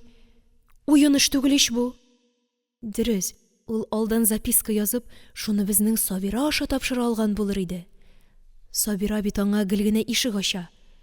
Ләкин Сабирага да ышанып бетмәгән күрәсең. Димәк, нотага язудан башка чарасы да калмаган инде. Әмма иң аптыратканы бу түгел әле. Иң аптыратканы ул минем белән кайдадыр читтә, аулакта гына сөйләшергә тели. Нигә? Ни өчен? Ни әйтмәкче була ул миңа? Бик кирәкле сүзе бар микән ни, Ходаем? Нәрсә икән соң ул? Шуны уйлап, шуны беләсем килеп, күпме баш ватмадым, күпме борчылмадым мин. Хәтта йокыдан калдым, ашау-эчүдән, әнием сизә күрмәсен дип курка да башладым. Шөкер, эш аңа хәтле барып җитмәде. Аннары вакыт узып, бераз тынычлана төшкәч, үз-үземә: "Тукта әле, җаны, ник син бу хәтле өзгәләнәсең?" дидем. "Исең киткән икән. Салих укытучым гына түгел, егет кеше дә бит әле." Ә егет кешенең кыз кешегә нәрсә әйтәсе булмас? Мәсәлән, менә минем кебек туташка. Чынлабрак уйлаганда, моны көтәргә дә була иде ич. Ихлас. Аның һәр вакытта миңа үтә игътибарлы булуы, йомшак мөгамәләсе, дәшүләре, ә вакыт-вакыт уйчан серле генә карап та куюлары, булар барысы да нидер аңлата иде түгелме соң? Ә бәлки әле аның күңелендә миңа карата үзенә бер төрле хис тә яшидер, яки уяна башлагандыр. Мин моны һәрбер кыз шикелле үз теләгемнән, үз өметләремнән чыгып кына әйтмим. Мин егет кешенең йөрәк тибешен күңелем белән сизенеп әйтәм. Бик ихтимал, Салих та минем йөрәк тибешен сизгәндер. Ике якта да туган шушы сизенүләр мәхәббәтнең беренче яралгысы, беренче чаткысы түгелме соң? Шулай башлана шикелле, Ходаем. Шулай башлана шикелле. Ләкин җитәр бу турыда. Җитәр. Мин тиле һәр вакыт шулай бик тирән керә башлыйм. Ярамый булай. Әниләр әйтмешли, киләчәккә тапшырыйк. Безнең очрашачак көннәребез күп ич әле. Тик күңелемдә бер генә төер калды. Мин үземнең җавабым белән аның кәефен бозмадым микән? Ни уйлады икән ул? Хәер, анысын да киләчәккә калдырыйк. Иң якын киләчәккә.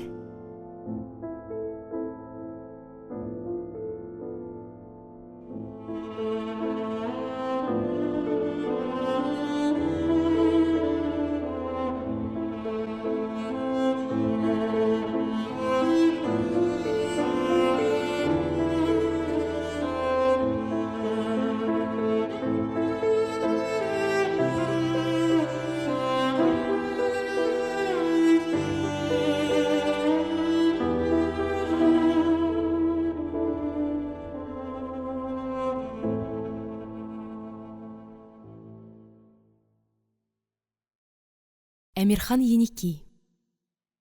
Гөләндәм туташ хатирәсе.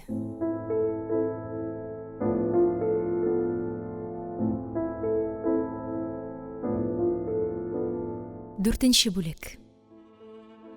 Бу килүендә дә ул һәр вакыттагыча җыйнак һәм пөхтә иде. Әмма бөтен ягыда килгән кешенең дә аеруча күзгә ташлана торган берәр нәрсәсе була икән. Салихта исә бу аның күзләре һәм бик чиста ак маңгае. Ишектән килеп керүенә иң элек менә шул ак маңгае белән урман күледәй зәңгәр күзләре минем игътибарымны биләп ала иде. Шуннан соң гына мин аның башка якларында күрә башлыйм. Бу юлы мин аны шактый хәвефләнеп, эчке бер борчылу белән каршы алдым, билгеле. Ни дияр ул миңа? Ничегрәк итеп карар? Үпкәсен сиздерерме, юкмы? Ләкин аның кәефен чамалау бик читен иде. Гадәттәгечә ул үзен бик тигез, бик тыныч тота. Эчендәгесен һич сиздерми. Күрәсең, табигате шундыйдыр инде. Көләр, көлдерер, әмма бер вакытта да караңгы чырай күрсәтмәс.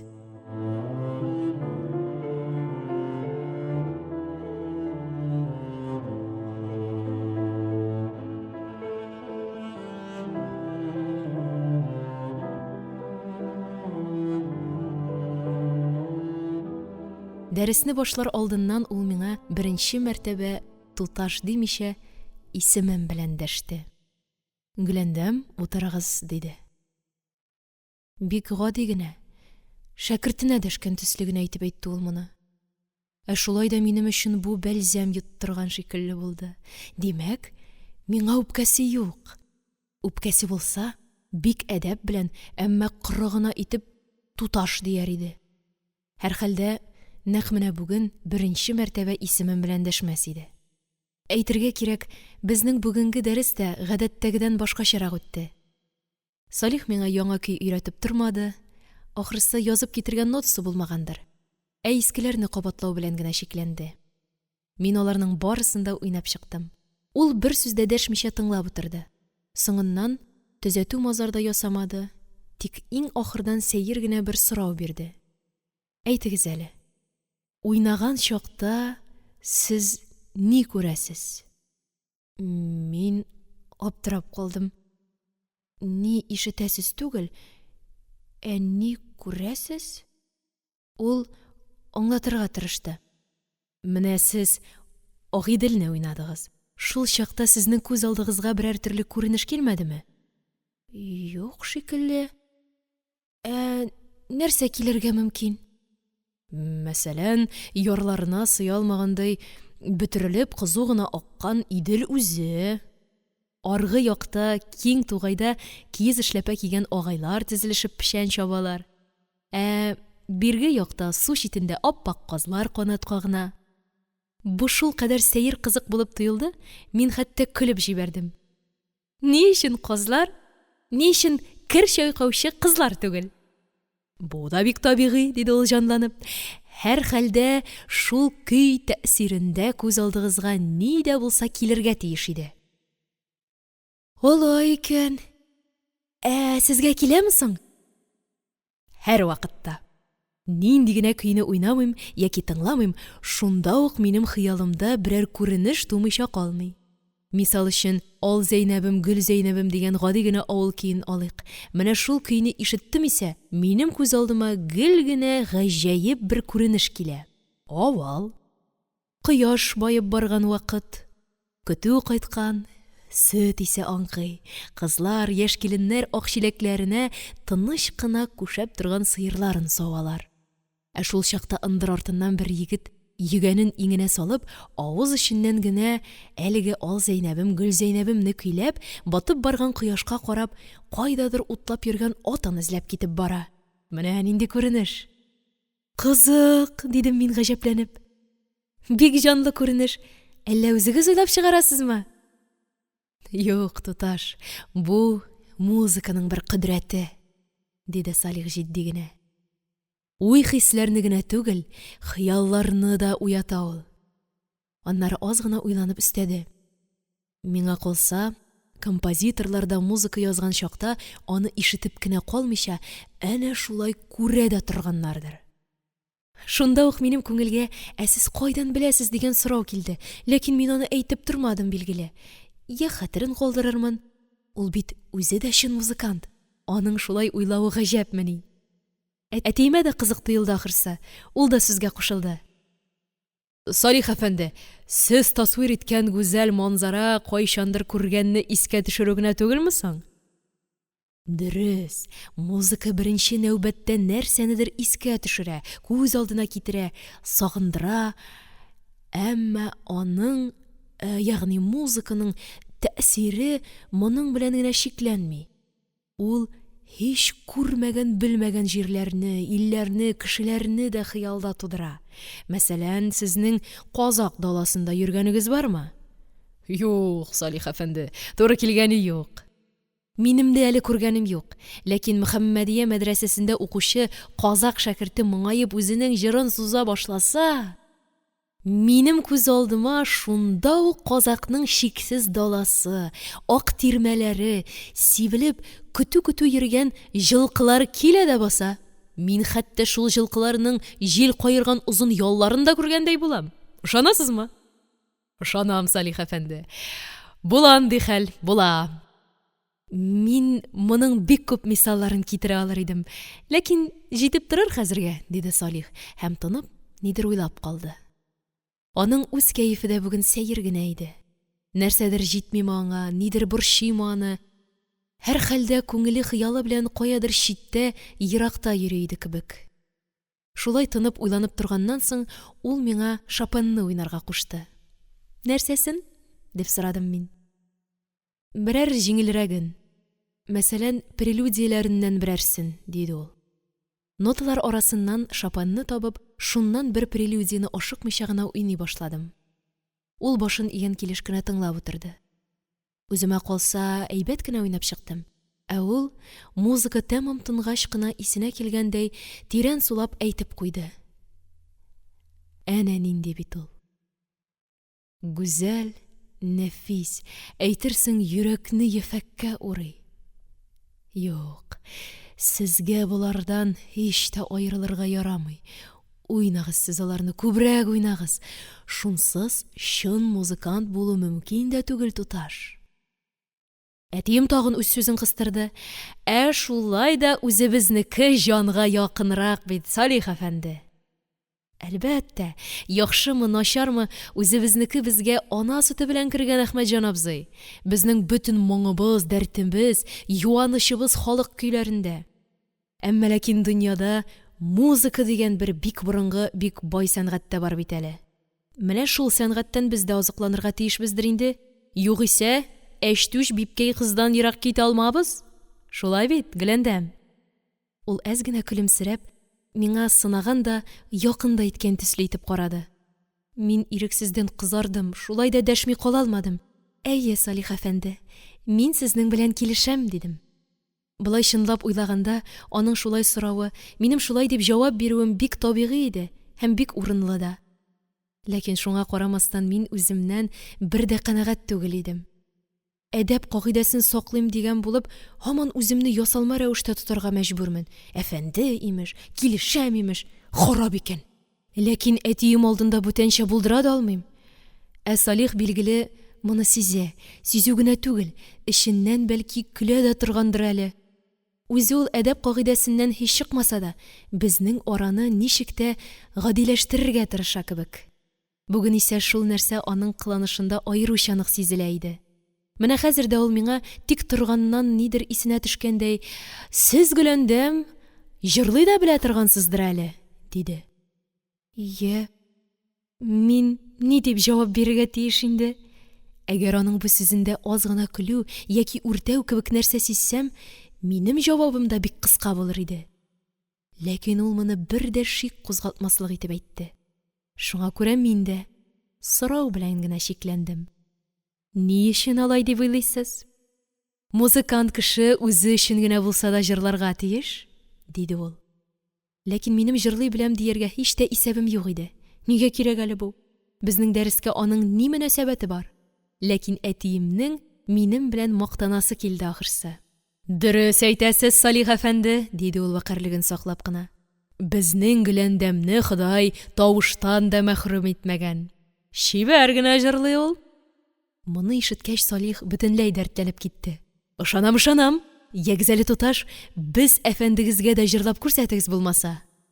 Билгеле, минем әтиемә ачуым килде. Шулай ук Салихның соңгы сүзләре дә күңелемә бердә ошамады. Мин җырчы түгел, дидем шактый киреләнеп. Минем чит кеше алдында бер вакытта да җырлаганым юк. Мин чит кеше түгел ич. Хәлфәгез, диде Салих, ничектер ваемсыз хәйләкәр генә итеп.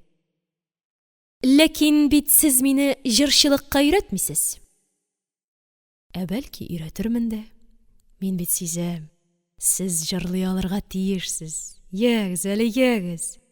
Зинһар кыстамагыз, дидем мин ялварып. Булмый. Җырлый алмыйм.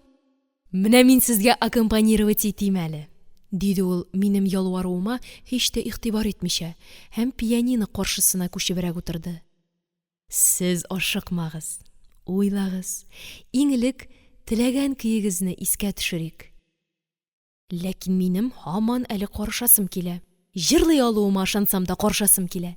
Шул ук вакытта артык тискәреләнүдән дә куркам. Аның кәефен бозмыйм да гайрәтен чигермәм дип куркам. Шулай да икеләнә төшебрәк мин башка вакытка калдырыйк, дидем. Бүген әллә ничек кәефем юграк. Салих башын борып, бик туры итеп минем күзләремә карады. Мин сораганга күрә генә җырлыйсыгыз килми. Шулаймы? Дия иде аның кинәт җитдиләнеп киткән күзләре. Тәмам какшатты мине аның бу карашы.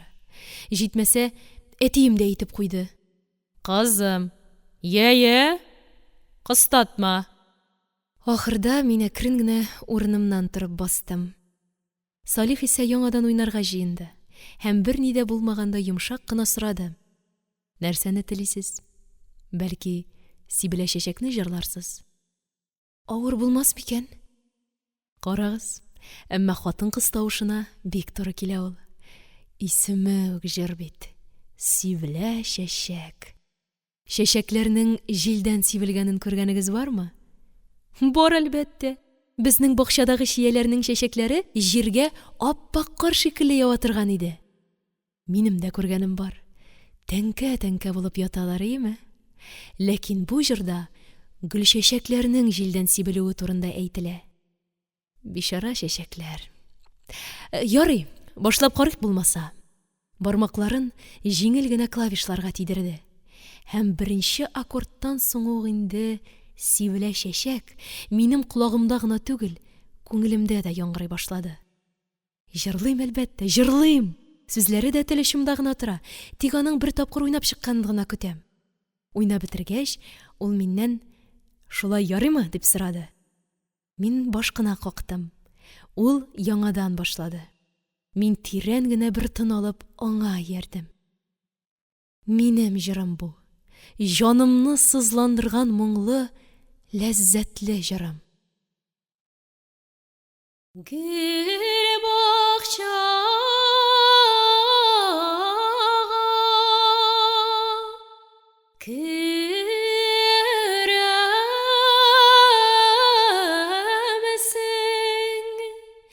Gül baqşağa kirrəmsin, gül şəşəgün üzəmsin, üzülgən gül şəşəgi kuk, ayrılığına sizəmsin. Sibelә şəşəg jillərlə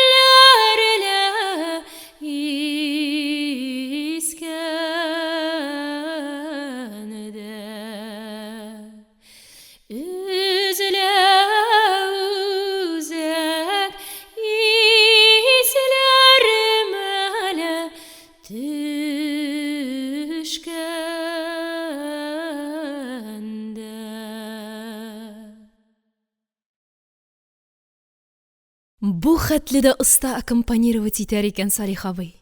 Әйтерсең, канатлар өстендә генә күтәреп илтә. Шул ук вакытта ник бер генә тапкыр минем тавышымны басып китсен.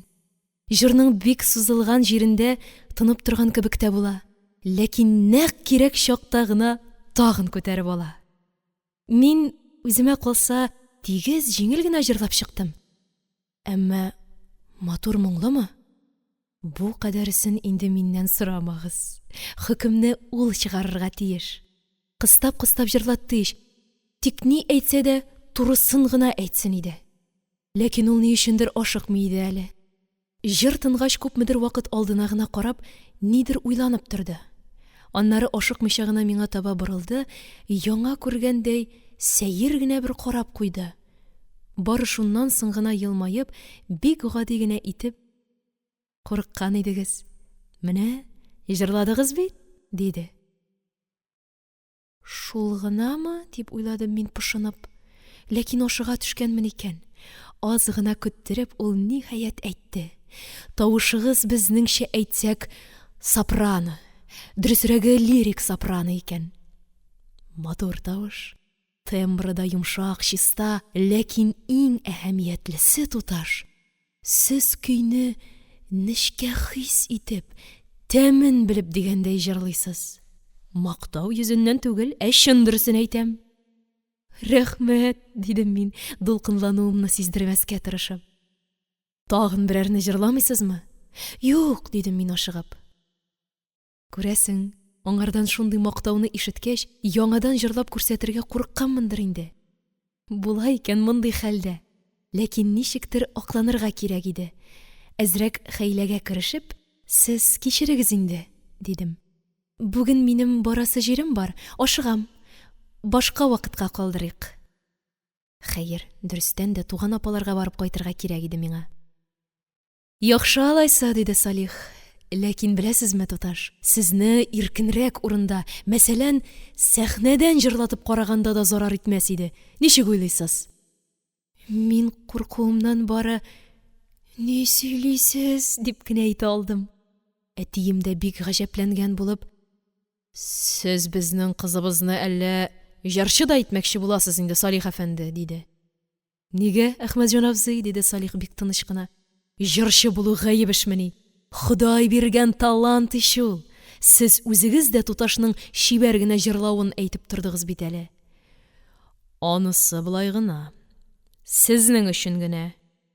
Илләмәгәр Гөләндәмнең кайдадыр, кемнәрдер алдына чыгып җырлавы асла килешә торган эш түгел.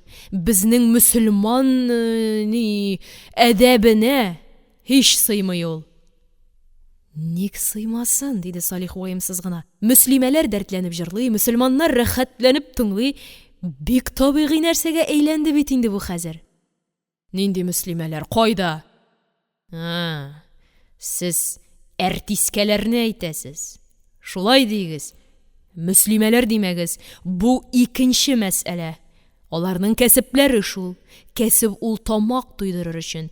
Гөләндәмгә андый кәсепнең кирәге булмаячак, Алла боерган булса. Гаиләдә уйнарлык кына музыка белсә, аңа шул җиткән. Сез инде, Салих әфәнде, аны шуңа гына өйрәтегез", дип белдерде ул сүзен, ничектер ялварган шикелләрәк итеп. Салих ни өчендер җавап биреп тормады. Яңадан пианинога борылды да, канатларын җәйгәндәй, кинәт кенә дәртләнеп уйнап та җибәрде. Попури тезгәндәй, бер көйдән икенчесенә, өченчесенә күчеп, төрле вариациялар ясап, бик кызу уйнады ул. Бездә аның болай уйнавы беренче тапкыр иде әле. Бу мине шактый гаҗәпләндерде дә, һәм әзрәк кенә борчылырга да мәҗбүр итте. Гүя әтиемнең сүзләренә каршы ниндидер бер яшерен ният белән уйнаган төслерәк тоелды миңа. Чыннан да, ул кисәк кенә уйнап бетерде дә, әтиемнән кычкыра биреп сорады: "Әйтегез әле, Әхмәтҗан абзый, Гөләндәм туташ менә шулайрак уйнаса, сез канәгать булырсызмы?" "Бу хәтле үк булмаса да, без канәгать", диде әтием көлеп. "Уздырып җибәрсә?" "Анысына да каршы түгелбез." "Менә мин дә Гөләндәм туташка шуны телим", диде Салих, бу сүзләренә ниндидер бүтән бер мәгънә дә салгандай итеп. Аннары ул урыныннан торды, пианино капкачын сак кына ябып куйды. Һәм миңа аеруча түбәнчелек белән баш иеп: "Туташ, сезнең барасы җирегез дә булгач, мин вакытыгызны артык алырга җөрьәт итә алмыйм", диде. Әтием дә аны озатыр өчен креслосыннан торды. Хәер, мин аның бездән кайчан чыгып киткәнен күрмәдем. Гадәттәгечә, залдан иң элек үзем чыгып киттем. Башта бу шулай кирәк кебек иде, бигрәк тә әтием өчен. Хәзер моның килешмәгәнен, ясалма бер әдәп кагыйдәсе икәнлеген сизә башладым. Ни өчен мин аны озатып калмаска тиеш? Кыргыйлык иш бу, билләһи. Бер ярты сәгатьтән соң киенеп урамга чыксам, Салих безнең тыкрык башында әрле-бирле йөренеп тора. Өстендә озын чабулы кара пальто, башында кара күл бүрек. Күрү белән таныдым. Ләкин ни өчендер улмысың дип уйлап та алдым. Гаҗәпләндем, хәтта каушадым, әмма ихтыярсыздан куандым да. Мине күрүгә ашыгып каршыма килде. Елмая төшеп, көтмәгән идегезме? Диде. Мин зиһенемне җыеп җавап биргәнче, ул янәшәмнән атлый-атлый сүзен кызу гына дәвам иттерде. Сез минем белән очрашырга теләмәсәгез дә, мин менә әрсезләнеп сезне көтеп алдым. Кәефегез кырылмасын, туташ. Салих абый, зинһар, мине дөрес аңлагыз, дидем мин ашыгып. Һич тә теләмәүдән түгел. Тик әтием сизә күрмәсен дип курыктым мин. Әтиегез өчен мин бары сөекле кызына музыкадан дәрес бирүче генә шул, диде ул көрсенеп. Югыйсә, өенә аяк та бастырмас иде. Алай әйтә күрмәгез, дидем мин ялварып. Әтием дә сезне хөрмәт итә, ышаныгыз. Хуш, ышаныйк та ди. Ул чагында мин сезнең аңардан бу хәтле куркуыгызны аңлап җитә алмыйм, Гөләндәм. Ләкин сез беләсез ич, әтием минем иске фикердәге кеше. Ә мин кыз бала. Үзегез дә аңларга тиешсез. Салих кинәт кенә көлеп куйды. Шулай шул. Мин бүре, ә сез бәрән.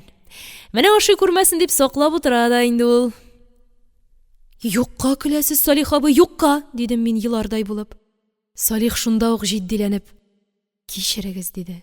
Сездән көләргә һич тә уйлаганым юк. Мөмкинме соң? Тик сез үзегез бит әтиемнән куркам дисез. Шуңа гаҗәпләнәм мин. Әйе, куркам. Әмма үзем өчен түгел, сезнең өчен, дидем мин яшь тулы күзләрем белән аңа карап. Сезне югалтырмын дип куркам, аңлыйсызмы? Салих бер мәлгә тып-тын булып калды. Хәтта адымнарын әкренәйтә төште.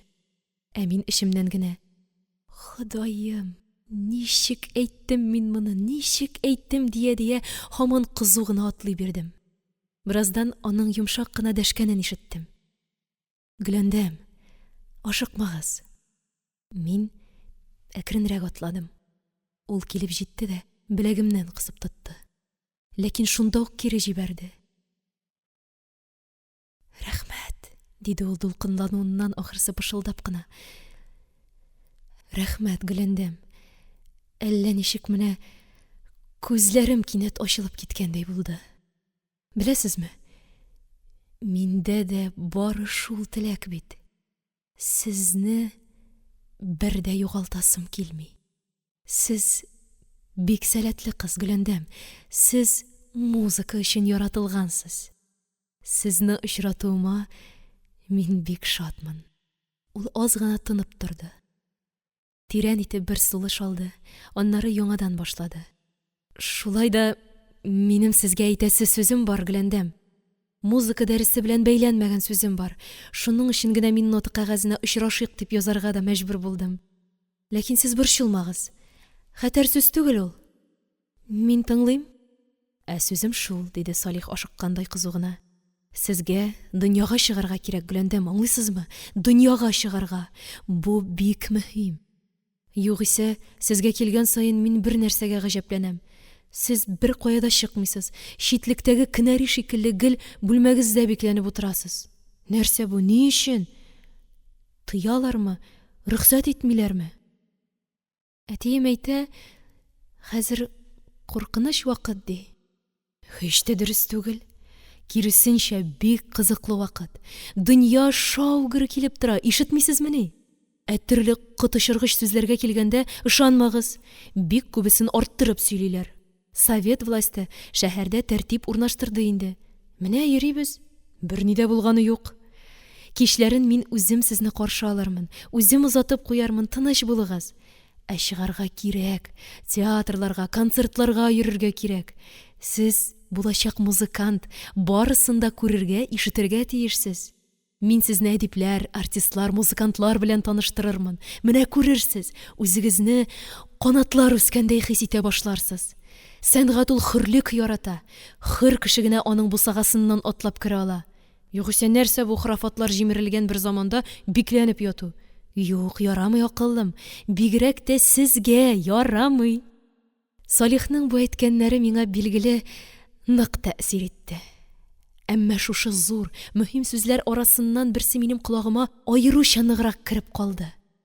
Акыллым, диде бит ул миңа. Һәм шушы бер сүзе белән ул мине үзенә ничектер тагы да якынайта төшкәндәй итте. Сез хаклы, дидем мин тиз генә килешеп. Сез бик хаклы, Салих абый. Үзем дә сизәм, дөньяга кешеләр арасына чыгарга кирәк. Барысын да күрергә, белергә кирәк. Сез хөррият заманы дисез. Моны кем генә тоймый икән? 7 кат стена аша да үтеп керә бит ул. Ләкин мин бикләнеп ятучы түгел. Мине бикләп куйган кеше дә юк. Без элек чыга идек. Әнием белән сәйяр спектакльләренә бара торган идек. Тик хәзер генә тыелдык. Дөнья бик буталып китте бит. Шәһәрдә атышлар, үтерешләр дә булды. Әле аклар, әле чехлар, әле кызыллар. Кем баш икәнен дә белмәссең. Менә безнекеләр мондый чакта чыгып, күренеп йөрүдән бик сакланалар. Бигрәк тә әтием минем өчен курка. Урамда эт-кош күбәйде ди. Минем тыңламыйча хәлем юк. Шуңа күрә менә бикләнеп утырам да инде. Без Кабан буе урамының башына җитеп туктаган идек. Аңа Шәрык клубына, ә миңа Мещанскийга таба китәргә кирәк иде. Әлбәттә, әти-әнине тыңламыйча ярамый, диде Салих уйчан гына. Ләкин аларның котын алган бик буталчык, куркыныч вакытлар үтте бит инде. Казан тирәсендә хәзер аклар да юк, чехлар да юк, кызыллар гына баш. Ә алар тәртипне саклый беләләр. Җыен эт-кошка селкенергә дә ирек бирмиләр. Аннары әти-әниләрнең үз исәпләре, үз кайгылары. Ә безнең үз теләгебез, үз максатларыбыз электән үк шулай килгән инде. Кыскасы, Гөләндәм, мин сезне башлап бер спектакльгә чакырмакчы идем. Нинди спектакльгә? Соңгы сәламгә. Кәрим абыйның бу әсәре былтыр бер куелган иде инде. Быел менә яңадан уйнала. Килерсез бит? Рәхмәт, Салих абый. Ләкин белмим шул. Белмим түгел. Киләсез. Әгәр теләсәгез, мин үзем Әхмәтҗан абзыйдан рөхсәтне сорармын. Юк, юк, дидем мин ашыгып. Ярамый. Мин әнием белән генә сөйләшермен. Бигрәк тә яхшы. Көнен мин сезгә алдан хәбәр итәрмен. Исән мин әниегезгә кайтарып тапшыруны да үз өстемә алам. Ләкин килмичә калмыйсыз. Ишетәсезме? Мөмкин булса, дидем мин икеләнебрәк. Чынлап еласаң, суқыр күздән дә яшь чыга, туташ, диде ул көлеп. Шулай да безнең бүгенге сөйләшү әйбәт булды әле. Һәр хәлдә минем өчен. Минем өчен дә, дидем мин кыюланып. Шулаймы? Диде ул ничектер яктырып. Мин бик шат. Тик ешрак булсын иде безнең хөр сөйләшүләр. Мин дәшмәдем. Ул миңа кулын сузды. Хәзергә сау булып торыгыз. Мин перчаткамны салмыйча гына кулымны бирдем. Бу безнең беренче тапкыр кул бирешүебез иде. Җыйнак, нәфис кулының шактый нык көчле булуын сиздем. Ә беләсезме, диде ул минем кулымны җибәрмичәрәк торып. Сезнең исемегезне үзгәртеп була икән лабаса. Ничек итеп? Гөлгенәм. Гөләндәм урынына Гөлгенәм. Зинһар, алай әйтә күрмәгез, дидем мин ут капкандай кызарып. Сезнең үзегездән башка моны берәү дә ишетмәс, диде ул серлеген әйтеп. Мин уялуымнан ни әйтергә белмичә башымны идем дә тиз-тиз генә китеп тә бардым. Юк, килешмәде әле бу. Качкан шикелләрәк килеп чыкты. Әмма башкача мөмкин идеме соң? Берәү күзләремә карап миңа Гөлгенәм дисен дә, мин шуңа авыз йырып, тагын нидер көтеп торыйм имеш. Әлбәттә китергә, шунда ук китергә тиеш идем. Үпкәләп, ачуланып түгел, һич юк. Артык көтелмәгән, артык серле сихри сүз ишетүдән. Мондый сүзне тыныч кына кабул итеп буламы соң? Салих үзе дә аңлагандыр. Аңларга тиеш. Аңардан шулай аерылып киткәч, мин әле туган апаларыма да туры гына барып кермәдем. Урамнан урамга күчеп, озак кына йөрдем әле мин. Тынычланырга, йөрәкне урынына куярга, уйларны әзрәк кенә булса да тәртипкә кертергә кирәк иде миңа. Салих белән беренче мәртәбә сөйләшүебез иш бу. 2 ай пианино янында янәшә утырганнан соң, беренче мәртәбә икәүдән икәү генә туры килеп сөйләшүебез. Сөйләшү үзе миңа калса шактый кызыклы, мәгънәле булды шикелле. Бигрәк тә Салихның әйткәннәре. Инде менә уйлыйм, ул әйткәннәрнең кайсы дөрес, кайсысы чын күңелдән, кайсысы минем өчен әһәмиятлерәк. Буларны әле хәзер генә аерып белеп бетерүе дә бик читен. Һәр хәлдә иң мөһиме, аның миңа әйткән назлы сүзләрендә түгелдер инде. Назлау сүзен туташ кешегә комплимент итеп тә әйтергә була. Гәрчә комплимент та юктан гына әйтелми, ул да нидер аңлатырга тиеш. Иң мөһиме, Салихның минем өчен борчылуында, кайгыртуында, мине зуррак, иркенрәк дөньяга чакыруында булса кирәк. Бу инде кечкенә мәсьәлә түгел. Әмма минем өчен тагы да мөһимрәге, ул да булса шушы көтелмәгән сөйләшү безне бер-беребезгә ничектер бәйли төште. Безнең арада ниндидер бер уртак нәрсә тудырган кебек булды. Моннан соң инде без бары укытучы һәм укучы гына булып калмабыз шикелле. Һәм бу хәл миңа тынычлык бирми. Юк, бирми. Нәрсәдер менә сагаеп көтәргә мәҗбүр итә. Теләп һәм куркып көтәргә.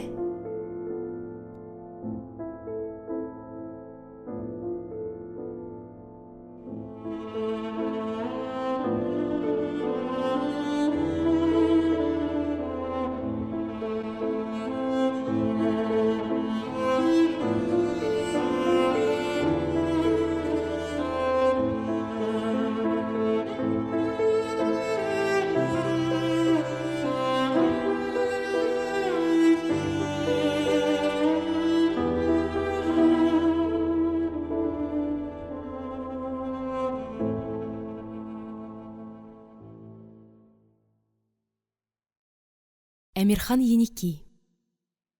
Гөләндәм туташ хатирәсе.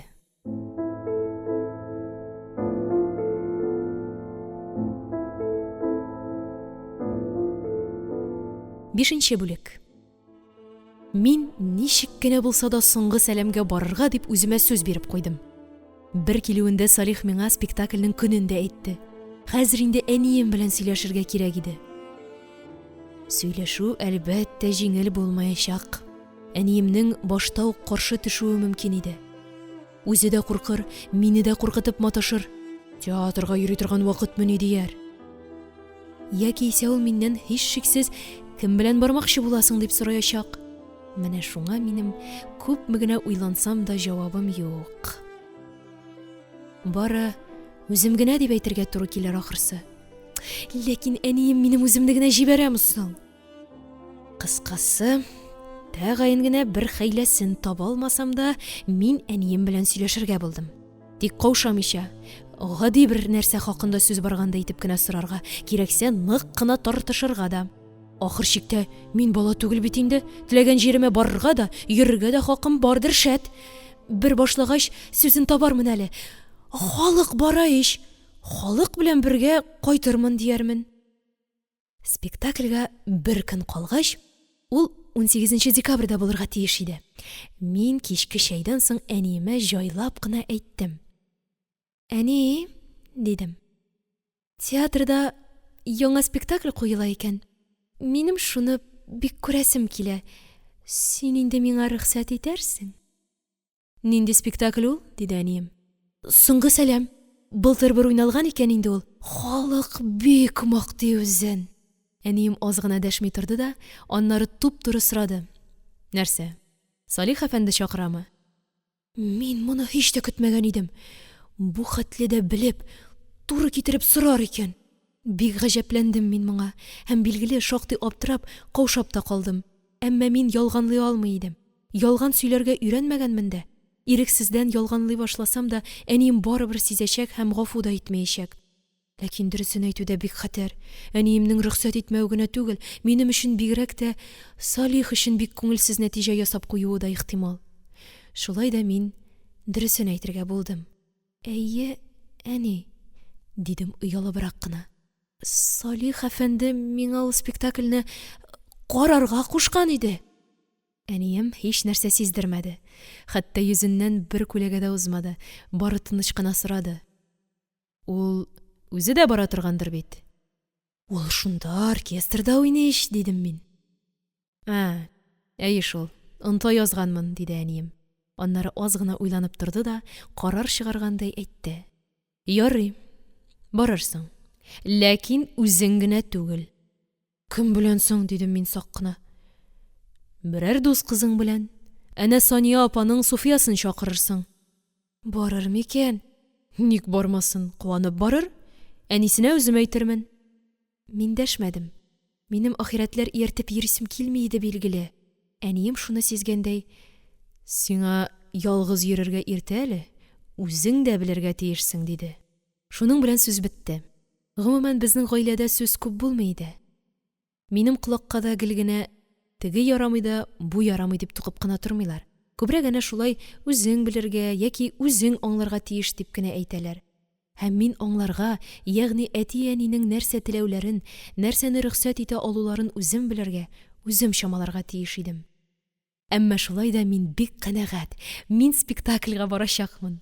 Әнием Салихның чакыруын кире какмады. Бу һичшиксез Салих әфәнде белән хисаплашу иде. Хисаплашмыйча мөмкин дә түгел. Чөнки Салих минем укытучым, чөнки заманасы шуны куша. Ләкин шуның белән бергә бу әле мине Салих әфәнде кулына тапшыру дигән сүз дә түгел. Япь-яшь кенә туташны яшь егет белән икесен генә халык арасына чыгару, Аллам сакласын. Әнием үзенчә акыллы да, сизгер дә иде. Ул әлбәттә әтиемне дә күндерәчәк. Тик менә тагылып барачак ахирәт кенә гел эшемне пошырып тора. Дөресен генә әйткәндә, безнең арада чын дуслык та юк. Әниләр үзләре ахирәт булгач, безне дә ахирәт кушарга тырышалар. Ләкин Суфия ул миннән 2-3 яшькә олырак, миңа чебешкә караган төслерәк итеп карый. Үзе генә күп белә, гел өйрәтеп торырга ярата. Бигрәк тә егетләрдән бик сак булырга куша. Әйтерсең, үзенең авызы пешкәне бар. Шуның өстенә ул әнисе кебек зур гәүдәле, таза кыз. Мин аның янында чынлап та чебеш төсле генә булып калам. Әйтәсе дә юк, ул миңа бик шәп күз-колак булыр. Әмма бәхет бар икән әле. Ахирәтем авыру булып чыкты. Ангина икән үзендә. Врач салкынга чыгып йөрергә кушмаган. Шул ук вакытта мин эш сүтелмәсә генә ярар иде дип курка да калдым. Әнием барыбер ялгыз җибәрмәс, димәк, икенче ахирәт табарга кирәк булыр. Кемгә әйтеп карарга? Кәримәгәме, Зәкиягәме, Зәйнәпкәме? Ләкин баш ватып эзләп торырга туры килмәде. Асрауыбыз Сабира, рәхмәт төшсен үзенә, мине бу кыенлыктан коткарды. Борчылма, туташ, бергә барырбыз, диде. Мин моңа бик тә риза идем. Тик менә әнием риза булырмы? Асрау белән җибәрүне килештерерме? Ә Сабира безнең бик сылу кыз. Килмәгән җире юк. Шуның өстенә үткен чаяда. Ул үзе үк бер дә каушап тормыйча әниемә: "Апа, миңа да туташ белән бергә театрга барырга рөхсәт итегезчә", диде. Белмим, әнием эченнән ни уйлагандыр. Ләкин шулай да әзрәк икеләнгәннән соң ризалыгын бирде. Ни әйтсәң дә хөррият заманы. Тыю кысуларның ярамаганлыгын беләләр. Аннары иң мөһиме, без бергә барып, бергә кайтачакбыз. Әнием иң элек менә шуны уйлаган булырга тиеш. Безнең куанычыбыз ичебезгә сыймый иде. Икәү генә калгач кочаклашып, сикерешеп талдык. Бигрәк тә Сабираның шатлыгы ташып бара. Чөнки аның өчен театрга барудан да зуррак бәйрәмнең булуы мөмкин дә түгел иде. Шуның өстенә ул минем өчен дә бик сөенде. Чөнки Салих чакыру буенча баруымны белеп тора. Ә Салихны ул да ярата. Минем өчен. Гүя мин булып ярата. Менә шундый егеткә гашык булсаң да ярый ичмасам, ди ул җай чыккан саен. Сизәм инде, үзенчә миңа теләктәшлек белдерәсе килә. Баштарак мин бик уңайсызлансам да, соңыннан аның бу эчкерсез сүзләрен ничектер ихтыярсыздан көтә торган булып киттем. Ярый, моны куеп торыйк. Безнең кайгыбыз хәзер бүтәндә. Театрга әзерләнергә кирәк. Ә кызлар өчен бу ансат эштән түгел. Нәрсә кияргә? Ничек киенергә? Чәчләрне ничек төзәтергә? Бизәнергәме, юкмы? Менә күпманың кайгысы. Мине һаман бер нәрсә борчый. Сабира белән безнең өс башыбыз бер төсле үк булмаса да, бик үк аерылып та тормаска тиештер инде. Ничек тә бер тигезрәк киенергә кирәк. Шуның өчен мин башта Сабираның туалетын тикшереп карадым. Былтыр гына тектергән, әле юньләп кимәгәндә шактый модный, тар билле, тар җиңле, иң башлары күпертмәле зәңгәр йон күлмәге бар икән. Минем дә зәңгәр күлмәгем бар, тик фасоны гына башкачарак. Димәк, без бер төследән кия алабыз. Тик менә аякларда гына төрлечә. Сабирада шнурлы гади ботинка, ә миндә зур перламутр каптырмалы модный туфлиләр. Ләкин моны бер ничек тә тигезләп булмый инде. Күлмәкләребез озын, аякларыбыз бик күренеп тормас әле дип тынычланган булдык. Инде башны нишләтергә? Калфак киергәме, юкмы? Әнием ялан баш баруыбызга һич тә риза түгел. Сабира да шуны әйтә, ялан баш йөрергә уялам ди. Минем нигәдер киясем килми. Калфакны хәзер ташладылар инде дим. Хәер, моның дөрес түгеллеген үзем дә беләм. Чәчләрен кыркып ялан баш йөрүчеләр күренгәләсә дә, калфакны бик кияләр әле. Ахырда риза булырга туры килде. Икебез дә вак энҗеле сай калфаклар кидек. Сабирага әнием үзенекен биреп торды. Бу әле безнең алдан киенеп каравыбыз гына иде. Сабира белән икәү генә калгач, без трюмо көзге алдына янәшә бастык. Каршыбызда бер тигез диярлек ике бик матур туташ басып тора. Тик берсе бик яшь әле, ә икенчесе олырак. Бик яшенең йөзе сөттәй ак, чәчләре чым кара, ә күзләре зәп-зәңгәр. Кара чәч, зәңгәр күз. Бу бит әллә ничек, бер дә табигый түгел сыман. Нигә Ходай мине яратканда төсләрне шулай саташтырды икән? Ә олыракның чәче дә, күзләре дә кара, хәтта йөзе дә кара тутлы, әмма бик чиста. Ходай бу юлы саташмаган, игътибарлырак булган. Тәүбә. Сабира миңа әйтә, Гөләндәм, син нинди матурсың ди. Ә мин әйтәм, юк, Сабира, син тагы да матурраксың дим. Ә ул, кит, тиле, көлмә, ди миңа үпкәләп. Ә мин көләргә уйламыйм да. Ул бит миңа караганда, ничек дим, гәүдәгә җитүрәк, биегрәк, күкрәкләре дә тулырак. Тик мин моны аның үзенә әйтергә генә аялам. Ә театрга без насыйп булса иртәгә барачакбыз. Салихка хәбәр итә алмадык инде, ләкин ул мине барыбер көтәчәк. Әйе, көтәчәк. Я Хода, бу бит минем егет чакыру буенча беренче мәртәбә театрга баруым. Салих абыем, Салих бәгърем.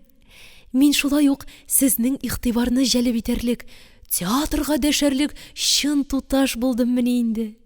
Ни бәхет бу, ни бәхет! Икенче көнне без Сабира белән җыенып, киенеп ясанып, гәзиткә төргән туфлиләрне култык астына кыстырып, сәгать 2 тулыр-тулмас өйдән чыгып киттек. Булай көпә-көндез кузгалуыбыз гаҗәп тоелмасын. Чөнки татар спектакльләре Проломныйдагы рус театрында, Большой театрда, көндезге сәгать 3-тә башлана иде. Кичләрен руслар үзләре уйный. Салих әйтә, бу озакка бармый, тиздән татар театрының үз бинасы булачак ди. Милли сәнгатькә хәзер киң юл ачылачак ди. Әлбәттә шулай булырга тиеш. Азатлык, тигезлек диләр ич. Без килеп җиткәндә театр алдында халык күп түгел иде әле. Иртәрәк ахырсы дип уйладык. Шулай да эчкәре уздык. Ә Салих ишек төбендәге билет тикшерүчедән аз гына арттарак басып тора иде инде. Менә кайчан ук көтә башлаган. Безне күреп, ул елмайды, без аңа елмайдык. Шунда ук ашыгып яныбызга да килде. Мин Сабира белән икәү булгач, кәефе бозылмасмы икән дип борчылган идем, ләкин киресенчә, ул аңа чын ихластан сөенде генә. Менә рәхмәт, Сабира туташны да калдырмагансыз, диде. Аның да кулын кысып, һәм билет тикшерүчегә, булар минем кунакларым, дип безне эчкә алып кереп тә китте. Шул арада хәл-әхвәлебезне дә сорашып алды. Аннары көлеп кенә, инде туташлар сезгә көзге дә кирәктер, диде. Һәм безне идәннән түшәмгә кадәр сузылган зур көзге янына да китерде. Мин бераз әйләнгәләп, үз башымны карадым, чәчемне төзәткәләдем. Ә Сабира үзенең көзгедәге кыяфәтенә чит бер кешегә карагандай күз төшереп кенә алды. Фойега уздык. Бер читтәрәк туктап, уртада әйләнгән халыкны күзәтәбез. Салих әйтә, минем өчен тамаша шушыннан башлана, ди. Театрга килгән халыкка читтән генә карап торырга ярата икән. Кешене читтән күзәтеп белү кызыклы, ди. Бәлки шулайдыр да. Минем исә театрга килмәгәнемә 1 ел бардыр инде. Ә бу вакыт эчендә безнең шәһәрдә ниләр генә булып узмады. Театр эчендә дә зур үзгәрешләр булгандыр. Бигрәк тә тамашачынлык үзгәргәндер дип уйлаган идем. Алай ук түгел икән. Хатын-кызлар шул ук дияргә ярый. Күбесе европача киенгән, әмма барысы да калфаклы ханымнар һәм туташлар. Иске моданы саклыйлар икән әле. Тик бая әйткәнемчә, чәчләрен кистергән ялан башлы хатыннар да сирәк кенә күренгәли. Өсләрендә аларның билен каеш белән буган гади солдат гимнастеркасы һәм кыскарак кара юбка. Аякларында солдат итекләре. Кемнәр алар? Хәрби идарәләрдә эшләүчеләрме, әллә хәрбиләр тирәсендә йөрүчеләр генәме? Бәлки бу хәзер үзенә күрә бер модадыр, яки хөрлек билгеседер. Ирләр исә шактый чуар. Элеккечә тройкадан бик фарт киенгәннәр дә күренеп кала. Зур бант тагып, озын блузадан йөрүчеләр дә күренгәли. Җиз төймәле яшькелт тужурка кигән студентлар да күзгә чагыла. Шулай да хәрби киемлеләр күбрәк. Булары инде кызыл гаскәриләр. Өсләрендә гади гимнастерка яки 4 кесәле френч. Зәңгәр яки кызыл галифе, озын кунычлы итекләр, әмма бернинди погон мазар яки башка дәрәҗә билгеләре юк. Дөрес, кайберләренең күкрәгендә кызыл бантиклары бар, ләкин бит аны хәзер теләсә кем кадый ала шикелле. Кыскасы, солдатмы, офицермы? Хәер, офицер дию һич тә ярамый хәзер. Айырып булырлык түгел. Бары тик кыяфәтенә, тотышына, үз башының шәплегенә карап кына чамаларга була. Арада бик көязләре дә күренгәли. Эре, һавалы йөриләр. Хатын-кызга артык игътибар да итмиләр кебек. Әмма бер карасалар, көйдереп алырлык итеп карыйлар. Алар арасыннан Салих белән исәнләшеп узучылар да булды. Шул чакта миңа да күзләре белән сүзеп карарга өлгерделәр. Мин инде уңайсызлана да башладым. Салих шуны сизгәндәй, әйдәгез, без дә агымга иярик, диде. Без кузгалдык. Мин Сабираны култыклап алдым. Салих минем якка чыкты, ләкин аз гына ара калдырып янәшәмнән атлады. Култыклау түгел, миңа орынып китүдән дә саклана кебек. Бүген ул кара костюм, ак күлмәк, кара бантиктан иде. Бик килешә икән үзенә. Салих Сабирага җитди генә әйткән була. Сабира туташ, мин сезне берәр комиссар белән таныштырыйммы? Юк, кирәкми, ди Сабира чынлап курыккандай. Нигә? Комиссарлар арасында бик шәп кешеләр бар. Әнә сул ягыгызга карагыз әле. Күрәсезме, матрос тужуркасы кигән егетне? Фамилиясе Җиһаншин. Питердан җибәрелгән бик гайрәтле матрос комиссар диләр аны. Булса ни? Ди Сабира исе китмәгәндәй. Ә шулай да үзе каршы яктан узып баручы киң җилкәле, куе кара кашлы пәһлевандай таза егеткә күз төшермичә үтә алмый. Сез юкка куркасыз, ди Салих утырыша яртып. Карап торырга гына бик гайрәтле күренсә дә, хатын-кыз янында ул бик юаш икән. Кулга ияләшкән арыслан кебек диләр чын булса. Сез аның шундый икәнен кайдан беләсез? Минме? Егет театрны бик ярата. Бер генә спектакльне дә калдырмый. Безнең артисткалар аның белән танышырга да өлгерделәр инде. Мин шулардан ишеттем. Ә артисткалар ирләрне таный беләләр, Сабира туташ. Сабира кискен генә башын селки. Юк, миңа әртискәләрдән калган кәмисәр кирәкми, үзләренә булсын. Салих рәхәтләнеп көлә. Шаркылдамыйча, ничектер әкрен тавыш белән, әмма бик тәмле итеп көлә. Аңа ияреп, мин дә көләм. Көлмичә мөмкин дә түгел. Менә бит ул безнең бер катлы Сабирабыз үзенең көнчелеген дә күрсәтеп өлгерде. Салих көлеп туйгач, шулай да аңа йомшак кына әйтте. Сез мине зинһар кичерегез. Мин бит былай гына кызык өчен генә. Үпкәләмәгәнсездер ич. Үпкәлим тагын, диде Сабира эрегенә. Шул арада беренче звонок та булды. Без яңадан бер-ике тапкыр әйләнгәч, зал ишегенә таба борылдык. Салих безгә урыннарның бик әйбәтен алып куйган икән. Партерның 3нче рәтендә, уртадан уза торган юл кырында гына. Мин аның үзенә урын булмас дип пышынган идем, ләкин урын өчебезгә дә булып чыкты. Ничек белдегез безнең икәү киләсебезне? Дип сорадым мин аңардан. Ә ул серлегенә әйтеп. Күңелем сизде, диде. Һәм кавалерларча иелә биреп, Сабирага киреп утырырга тәкъдим итте. Сабира туташ, рәхим итегез. Аның янына мин утырдым. Ә кырыйга Салих үзе утырды. Тамашачылар, калфаклы хатын-кызлар да, элеккеге әфәнделәр дә һәм хәзерге кызыл комиссарлар да киреп, урындыклары белән азрак дөбердәшкәннән соң, ниһаять утырышып беттеләр. Сәхнә артыннан җиз кыңгырау соңгы мәртәбә шалтырады. Кемнәрнеңдер ашыгып йөрүләре, кабаланып чыш-пыш сөйләшүләре ишетелеп калды. Ниһаять барысы да тынды. Һәм пәрдә әкрен генә икегә аерылды. Без соңгы сәламне карыйбыз. Якты сәхнәдә яхшы ук бай җиһазлы татар сәүдәгәренең өе. Күпмедер вакыт сәхнә буш тора. Тик бераздан гына Европача бик зәвык белән киенгән 30лар тирәсендәге урта буйлы чибәр генә ир кеше килеп керә. Ул әле бер сүз дә әйтми, сәхнә буйлап әрле-бирле йөренә, аннары туктап, күкрәк кесәсеннән бер фотокарточка чыгара да, шуңа уйланып карап тора. Салих иелә төшеп миннән сорый. Таныдыгызмы? Мин сәйяр артистларның барсында диярлек таный идем, ләкин сәхнәдәге ирнең тавышын ишетмәгәч, икеләнебрәк калдым. Тинчурин бу, ди Салих шыпырт кына. Үз әсәрендә баш рольне уйный. Шул арада сәхнәгә юка гына, зифа буйлы, мөлаем матур гына яшь бер хатын газеталар күтәреп килеп керә. Ир кешегә йомшак кына Вахит дип дәшә. Хатыны икән. Ә бусын, ди Салих миңа. Бусын таныдым. Әмма Гөлсем ханым Болгарская. Шулаймы? Дөрес. Без артык сүз алышмыйча, бик игътибар белән сәхнәдә барган вакыйганы карыйбыз. Беренче күренештән үк инде ир кешенең үз хатынын яратмавы, каядыр читтәге икенче берәүне яратуы ачыклана башлый. Җитмәсә ул берәү рус кызы булса кирәк, шулай аңлашыла. Татар сәүдәгәренең рус кызына мәхәббәте бу әлбәттә бик кызыклы иде. Хәзер үк инде гадәттән тыш нидер көтәргә мәҗбүр итә. Вахитның исә сөйкемле хатыны гына түгел, шактый диндар карт әнисе дә, кечкенә баласы да бар икән әле. Кая илтеп чыгарыр, ни белән бетәр бу мәхәббәт? Артистлар, минемчә, бик табигый уйныйлар.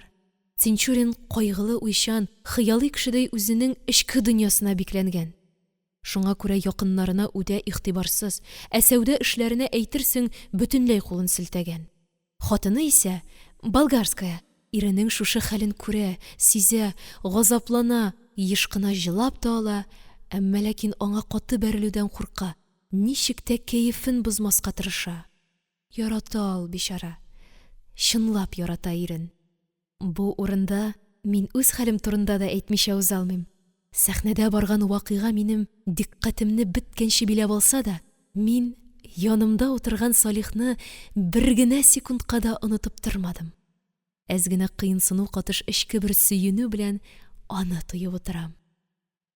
Ходаем, нәрсәдер инде бу, үзем дә аңламыйм. Беренче пәрдә бетте. Урыннарыбыздан торгач та Салих безгә әйтте. Сез, туташлар, мине кичерегез инде. Үзегезне генә калдырырга туры килә. Миңа оркестрым янына барырга кирәк. Барыгыз бар, безнең өчен борчылмагыз, дидек без аңа. Ул алданрак чыгып китте. Халыкка ияреп, ашыкмыйча гына без дә фойега чыктык. Мин бер читтә генә басып тормакчы идем дә, Сабира беләгемнән тотып кыстый башлады. Әйдә, йөрибез, абыстайлар шикелле стена буенда авыз каплап тормыйк әле. Аның кешедән бер дә калышасы килми иде. Башкалар уртада йөриләрме, димәк, ул да иркенләп йөрергә тиеш. Кай җире ким аның бүтәннәрдән. Тыңларга туры килде үзен. Ә бераздан фойеның алгы башындагы сәндерәгә урнашкан кечкенә оркестр дәртле генә уйнап та җибәрде. 2 скрипка, 2 мандолина һәм пианинода Баламишкинны сыздыралар. Халыкның бердән йөзләре ачылып, хәрәкәтләре җиңеләебрәк киткәндәй булды. Кәефле елмаешып, башларын күтәрә төшеп атлый башладылар. Хәрби киемдәгеләр исә айруча турайып, дөньяның хуҗаларыдай горур карап, һавалы атлыйлар.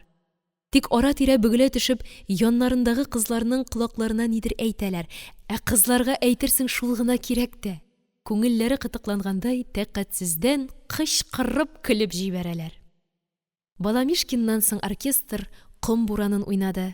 Аннары озын көйгә күчеп, уелны салмак кына суза башладылар. Һәм музыканың сихри кодрәтенә буйсынып, кешеләрнең дә кәефләре шунда үзгәрде. Гүя уел дулкыннарына уралып, каядыр еракка агып киттеләр. Кычкырып көлүләр бетте, үзара сөйләшүләр дә тынды.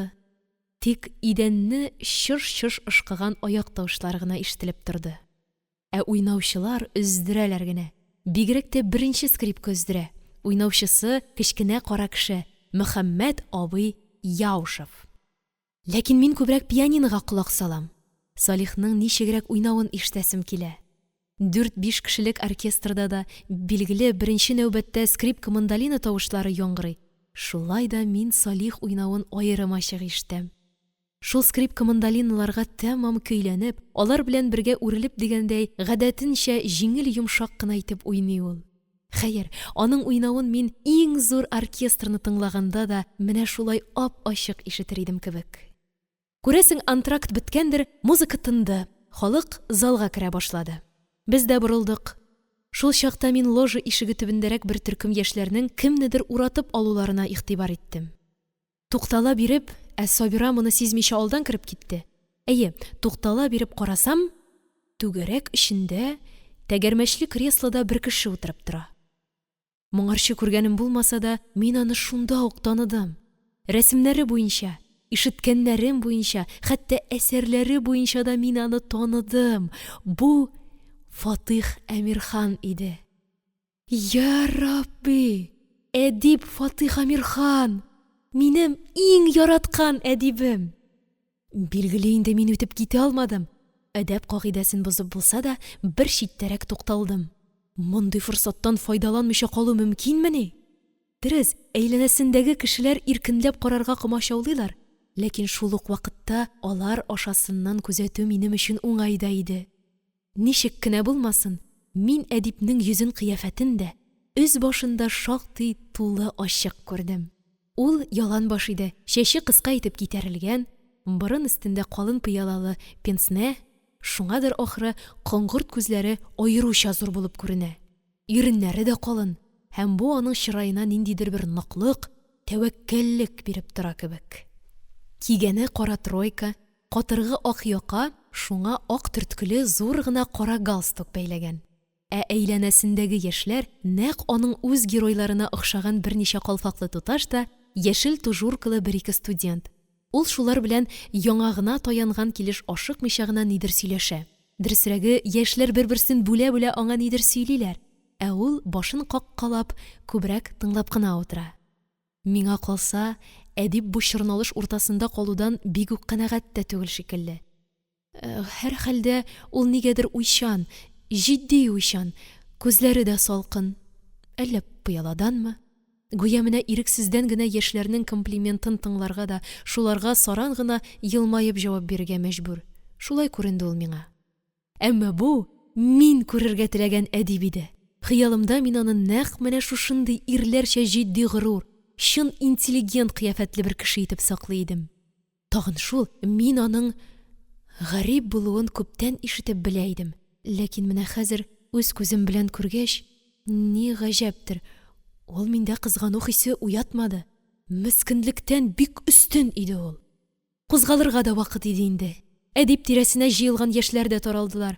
Ә мин һаман китә алмыйча торам. Ярый әле шул арада Салих килеп җитте. Ул шунда ук Фатих Әмирханны күрде һәм аңа таба атлады. Әдипнең салкын уйчан йөзе ничектер бердән йомшарып, җылынып киткәндәй булды. Үзе үк башлап: Салих туган!» дип дәште. «Уеныгыздан бик мәмнүн булдык. Рәхмәт сезгә!» Алар кул бирешеп күрештеләр. «Сездән мактау сүзе ишетү безнең өчен зур шәрәф ул», диде Салих дулкынлана төшеп. «Мин моны әлбәттә иптәшләремә дә җиткерермен». Әдип башка сүз әйтмәде. Салих исә тиз генә миңа таба борылып: «Гөләндәм туташ, килегез әле», диде. Мин тәмам аптырап, каушап калдым. Бу ни эш? Ни өчен чакыра ул мине? Ә Салих һаман дәшә: «Килегез инде, килегез». Кыстатып торуның һич килешмәсен аңлап, мин урынымнан кузгалырга мәҗбүр булдым. «Фатих абый», диде Салих түбәнчелек белән генә. «Рөхсәт итсәгез, мин Гөләндәм туташны сезнең белән таныштырырга теләгән идем». «Рәхим итә күрегез», диде әдип елмаеп кына. «Туташлар белән танышудан ваз кичә алмыйм». Бу минутта мин нишләргә, ни әйтергә кирәклеген һич белә алмыйча тора идем. Әдип шуны сизде ахрысы, үзе башлап миңа кулын сузды. Бик таркау хәлдә булсам да, мин аның озынча ябык, кайнаррак кулын тойдым. Ә Салих ашыгып мине мактарга кереште.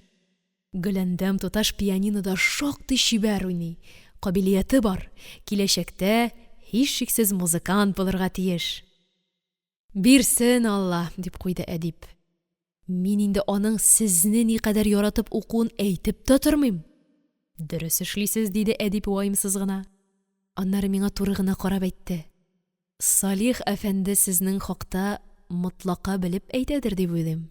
Сезгә, туташ, аның өметләрен акларга гына кала». «Рәхмәт», дидем мин чак ишетелерлек итеп. Фойеда беркем дә калмаган иде инде. Залда ут та сүнде. Сүз беткәнгә ишарә ясап: «Хәзергә, туганнар», диде әдип. Артында басып торган түгәрәк кенә ак сакаллы, сөйкемле генә бер бабай әдипнең креслосын тәгәрәтеп, якындагы ложага алып кереп китте. Без әдипкә баш иеп калдык. Ашыгып залга кердек. Пәрдә ачылмаган иде әле. Мин шунда ук Салихка үпкәмне белдерергә ашыктым. «Ник сез мине Фатих абыйга күрсәттегез? Шундый уңайсыз булды миңа. Ятымнан нишләргә дә белмәдем. Ходаем, ярыймы соң шулай кинәт кенә?» «Ник ярамасын», диде Салих әкрен генә көлеп. «Бик уңай килеп чыкты ич. Фатих абый үзе дә бит туташлар белән танышудан ваз кичә алмыйм», диде. «Ваз кичә алмый шул, бичара. Әмма туйып беткәндер инде ул алардан». «Сез башка», дип куйды Салих җитди генә. «Ничек башка?» «Шулай. Мин бит сезне аның белән чибәр туташ итеп кенә түгел, ә бигрәк тә булачак музыкант итеп таныштырдым. Сәнгатьнең әһлесенә күрсәттем мин сезне, Гөләндәм». «Я Хода, булачак музыкант, сез дә көләсез». «Аллам сакласын», диде Салих ашыгып, һәм кулыма җиңелчә генә урынып алды. «Тынычланыгыз. Бу таныштыру өчен соңыннан үзегез дә миңа рәхмәт әйтерсез әле. Фатих Әмирхан ич ул. Ә хәзер спектакльне карыйк». Пәрдә ачылган иде инде. Кайда бу, нәрсә бу? Сәхнәдә чит шәһәрдәге номерларның бер бүлмәсе икән. Әлеге яшь чибәр татар сәүдәгәре сәгатенә карый-карый кемнедер көтә. Номер хадимәсе кирип чыгып йөри. Бүлмә уртасындагы түгәрәк өстәлгә төрле ашамлык эчемлекләр кертеп куя. Ә бераздан хадимә чыгып киткәч, ишек кагалар. Вахит ашыгып ишеккә бара. Ишек ачыла һәм бусагада битенә кара вуаль каплаган бик зифа буйлы яшь кенә бер туташ пәйда була. Күпмедер вакыт алар бер-берсенә өнсез карашып торалар. Аннары Вахит: «Ольга, бу синме?» дип кызга ташлана. Кыз вуален күтәреп җибәрә дә егет кочагына сыена. Менә кемне Вахит зарыгып, сабырсызланып, үзенә урын таба алмыйча көткән икән. Әйе, әйтәсе дә юк. Кыз искиткеч сылу, чибәр. Вахит шашынып аның кулларын, йөзен, күзләрен үбә башлый. Менә кайда икән ул мәхәббәт, тилерүгә якын ниндидер иңрәүле, ялварулы, газаплы хәтәр мәхәббәт. Ольга исемле рус кызын моңарчы мин күрмәгән яңа артистка уйный иде. Салих колагыма иелеп кенә әйтте: Әшрәф Синаева диде. Петербургтан махсус театр курслары бетереп кайткан яшь артистка икән.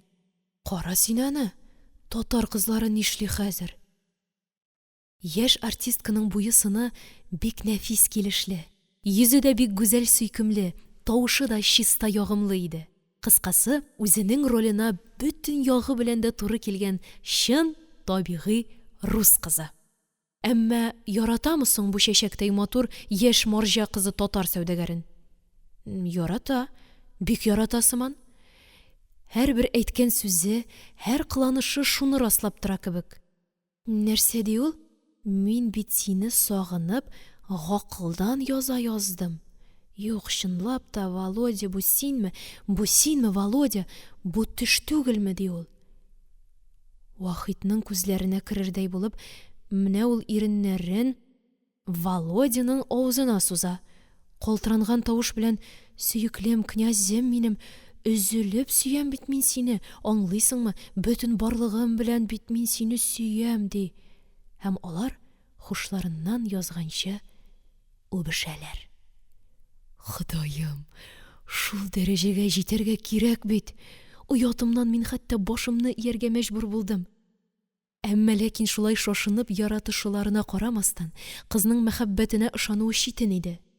Чын мәхәббәт түгелдер бу, берәр төрле хәйлә генәдер дигән шик күңелне менә бер өзлексез тырный да тора. Һәм бу шик, бу сизенү әсәрдәге вакыйга куера барган саен ытыры арта гына бара. Чынлап та, Ольга бу татар сәүдәгәрен ни өчен яратырга тиеш әле? Байлыгы өчен дияр идең. Ул үзе дә миллионер кызы. Әсәрдә миллионнарны кушу турында сүз дә булып ала. Ләкин мин моны аңламадым. Мәхәббәт бар җирдә нинди миллионнар турында сүз булырга мөмкин икән? Матур, таза ир булганы өчен дияр идем. Ольга шикелле шундый чибәр кызга үз шәһәреннән, үз милләтеннән сайлап алырлык шәп егет табылмас идемени? Җитмәсә әле Вахитның яшерүенә карамастан, кыз аның хатынлы балалы кеше булуын да белә шикелле. Юк, ничек кенә юрама, Ольганың мәхәббәтен аңлавы да, аңа ышануы да читен иде. Бәлки кызга Вахитны гаиләсеннән, диненнән, милләтеннән айыру кирәктер. Ольга бит аңа: әтиләр белә, әтиләр сине көтә дип әйтә. Ул аны үзләренә кат-кат чакыра, аңа зур бәхетләр вәгъдә итә. Ниһаять, соңыннан Вахитны алып китәр өчен ул торган шәһәргә дә килә. Димәк, Ольга буларның барысында әтиләре белән уйлашып, киңәшеп эшли. Нинди мәхәббәт була соң бу? Ә менә Вахитның Ольганы өзелеп яратуы бер төрле дә шик уятмый. Киресенчә, ул инде мәхәббәттән тәмам исергән, акылын җыйган кеше. Ольганың кулына әверелеп, ак-караны күрмичә үзенең һәлакәтенә бара торган кеше. Аның газапларына карап булмый иде. Әледән-әле яшь төере бугазга килеп тыгыла иде. Залда әкрен генә елап утыручылар да булды шикелле. Бигрәк тә соңгы пәрдәдә. Соңгы пәрдәдә алар Идел яры буенда очрашалар. Вахит Ольга белән качар өчен өен, гаиләсен, карт әнисен ташлап шунда килә. Әмма Вахитны соңгы минутта нидер тота. Гүя ул үзенең алдында төпсез упкын күрә. Китәргә дә, чигенергә дә мөмкин түгел. Һәм ул гел ашыктырып торган Ольганы хәзер артыңнан барып җитәрмен дип көймә белән пристаньга озата да, үзе яр буенда атылып үлә.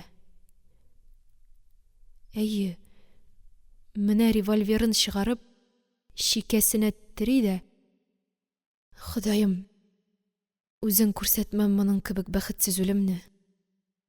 Атылыр алдыннан ул: мин алдандым, алар мине алдадылар, ди. Димәк, белгән нинди җәтмәгә эләккәнен.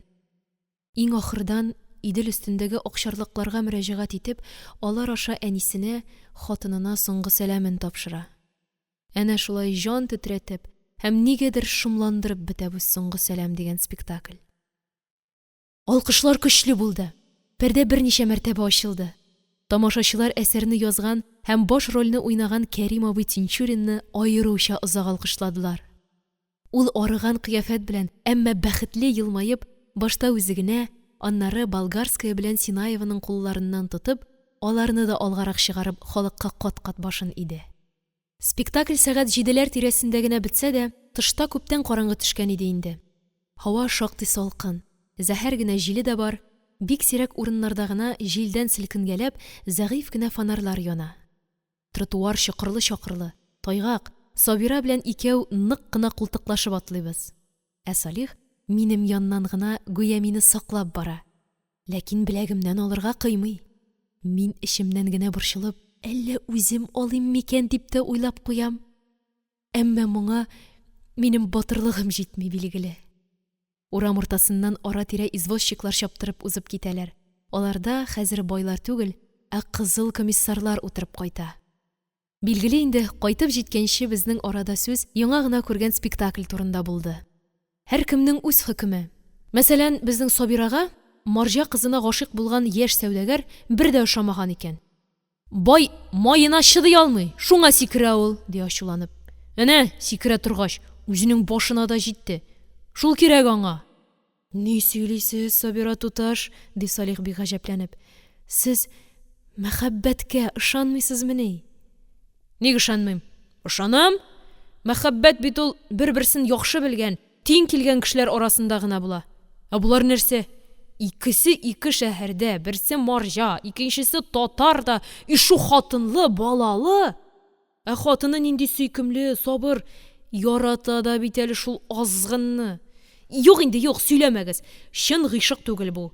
Татар байларының марҗалар артыннан себерелгәнен ишеткәнебез бар инде.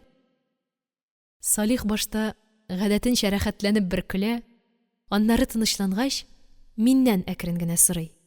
Ә сезнеңчә ничек, Гөләндәм? Ә мин ни әйтергә дә белмим.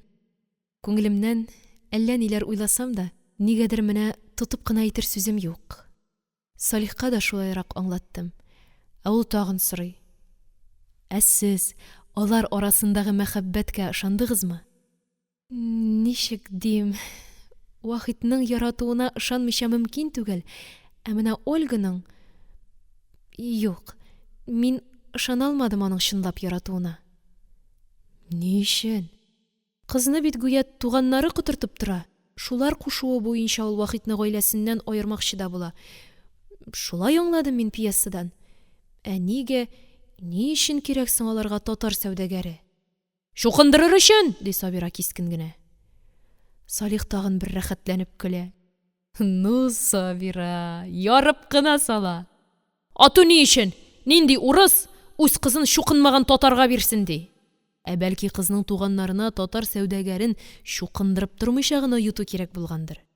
Икенче яктан, Вахитта рус капиталын эләктерү турында хыяллангандыр. Сәүдә эшләре хәйләи шәргыйгә корылган нәрсә бит ул. Әллә тагын? Анысын мин ишетмәдем. Ләкин пьесада шул нәрсә дә сизелә бит. Кыскасы, туташлар, минем фикеремчә, монда күп нәрсә зур бер төенгә бәйләнгән. Дин, гаилә, байлык мәсьәләләре. Вахит менә шул төенне шиша алмыйча һәлак була да инде. Бигрәк тә дин һәм милләт аермасы күп кенә очракта гашыйкларны әнә шундый фаҗигагә китерә дә. Әйе, авыр фаҗига. Тамыры аның бик тирән әле. Әмма киләчәктә андый фаҗигалар булмаска тиеш. Чынлап әйтәсезме? Әйе, Гөләндәм, иске храфатлар әкренләп җимерелә бит. Үзегез дә күрәсездер. Мәсәлән, байлык белән ярлылык та гашыйклар арасында шундый ук киртә иде. Ә хәзер аның ни әһәмияте бар? Дөрес сүзгә җавап юк диләр. Мин дәшмәдем. Без инде кайтып та җиткән идек. Семинария каршысында тукталдык. Ә безнең йорт шуның кырыендагы тартыкрыкта гына. Монда күл буенда һава да салкынрак, җиле дә көчлерәк иде. Салих та: "Туташлар, сезне бу суыкта ишетеп тотасым килми.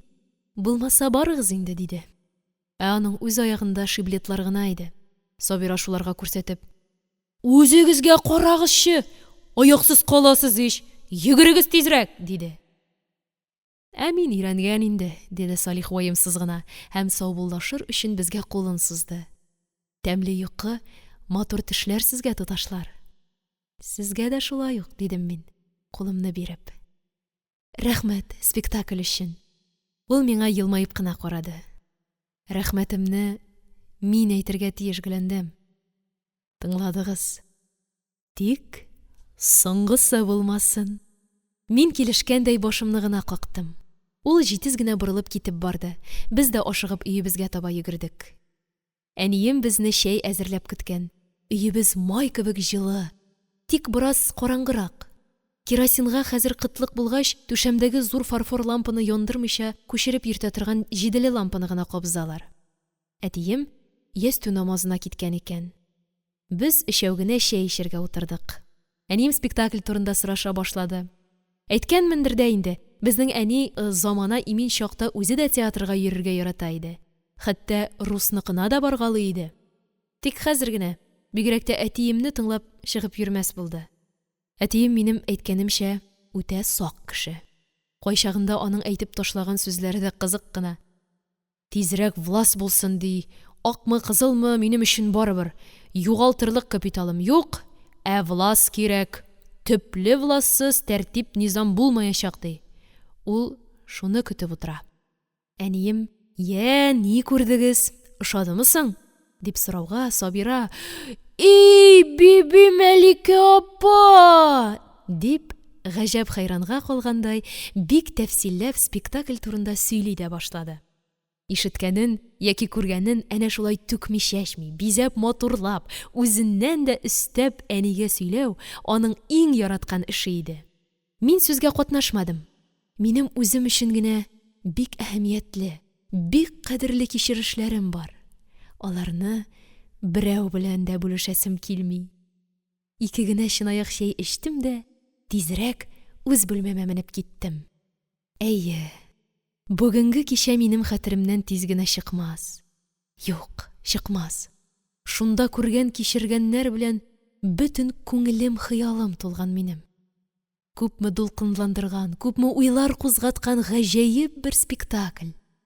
Тинчурин, Болгарская, Синаевларның сокландыргыч уеннары.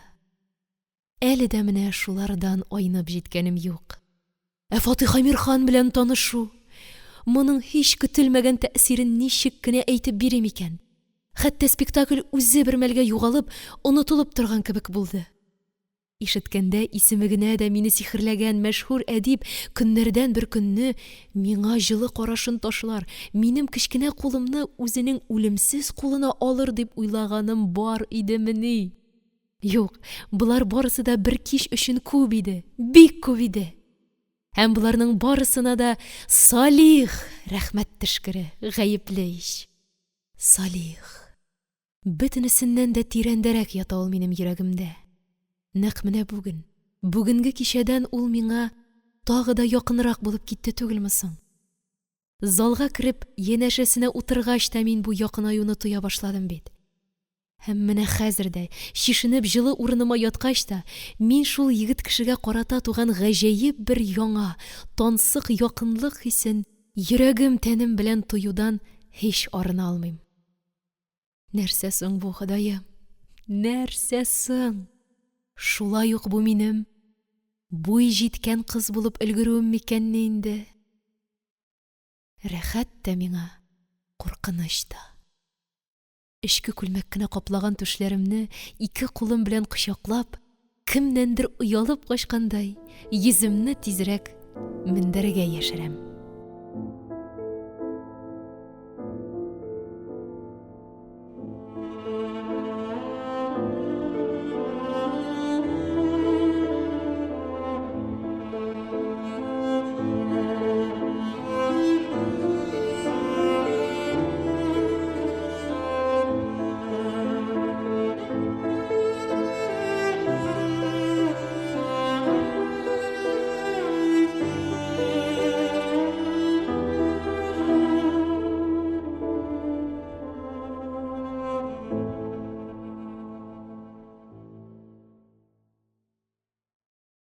Әмирхан Еники.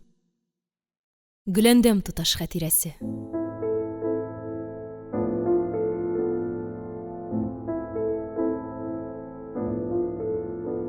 Алтынчы бүлек.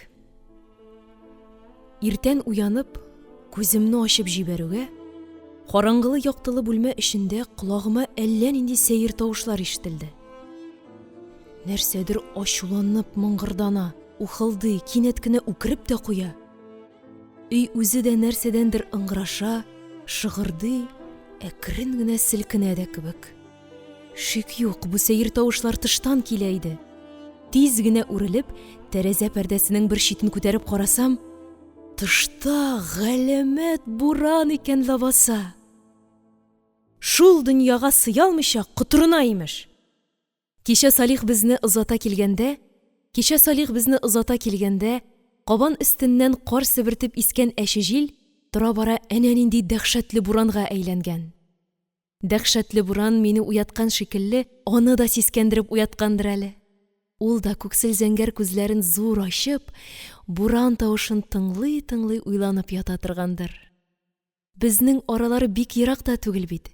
Аның торган йорты Мещанскида гына. Ул да шушы араның якынлыгын тоям икән. Әллә аңа бу ара бик ерак булып тоела микән? Еракмы, якынмы безнең ара? Еракмы, якынмы? Тиле түгел диген инде мине. Ни уйлап ятам бит, әйгенем. Буран гаепле моңа. Буран шулай саташтыра. Буран бөтен нәрсәне я бик якынайта, я бик еракка алып китә. Менә буран басылгач, барысы да яңадан үз урынына кайтар. Һәм мин дә бәлки бер вакыт чын дөресен генә белермен. Чын дөресен. Әмма кирәкме соң ул чын дөресен генә белү? Кирәкме?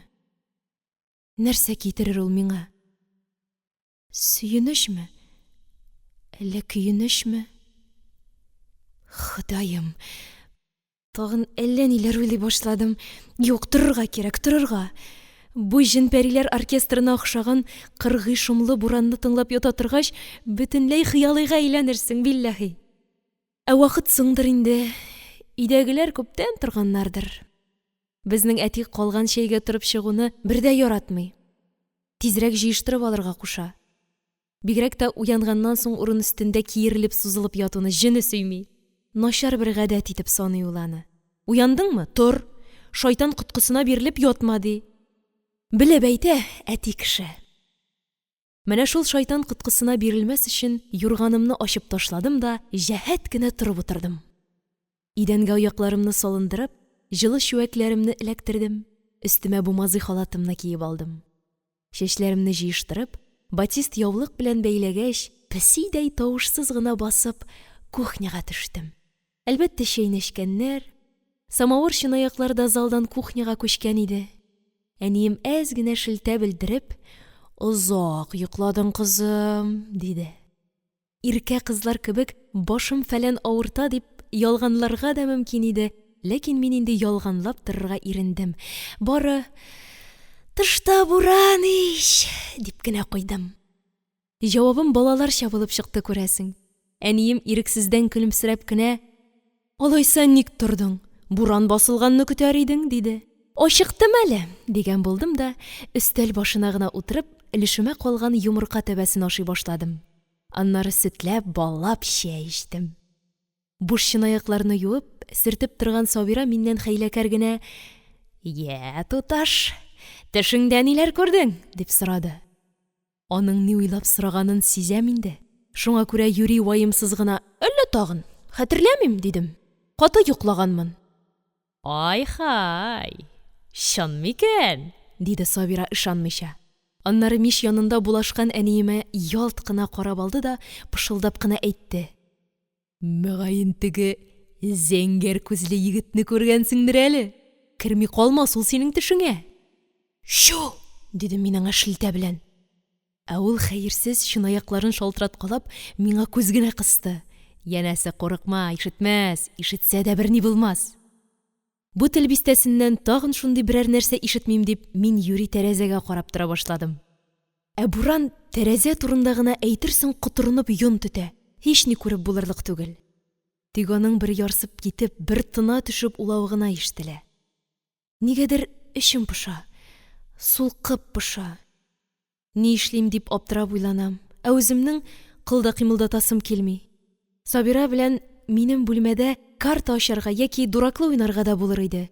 Ләкин аның тиктормас теленнән, җанны җәрәхәтләп үрти башлавыннан куркам. Мин бит Салих турында уйларга гына яратам. Әмма аның хакында сөйләргә, бигрәк тә кеше сөйләгәнне тыңларга бер дә яратмыйм. Нишләргә соң? Буранга да ачуым килеп куя, гүя миндәге эш пошуга, гаҗизлеккә, эшсезлеккә бар ул гына гаепле. Менә Сабира өчен таш яуса да барыбер. Әнә ул аппак ыек башларын киеп алган да, җил шикелле бөтерелеп кенә йөри. Бер эшен бетерүгә икенчесенә тотына, шул арада үзе такылдырга да, көләргә дә, хәтта җырлап алырга да җаен таба. Ул инде бишмәтен башыннан гына бөркәнеп, киез каталарын эләктереп, бер-ике тапкыр ишек алдына да чыгып керергә өлгерде. Кергәч, кагына-кагына шаркылдап көлә генә, «Чисти пери туе!» ди.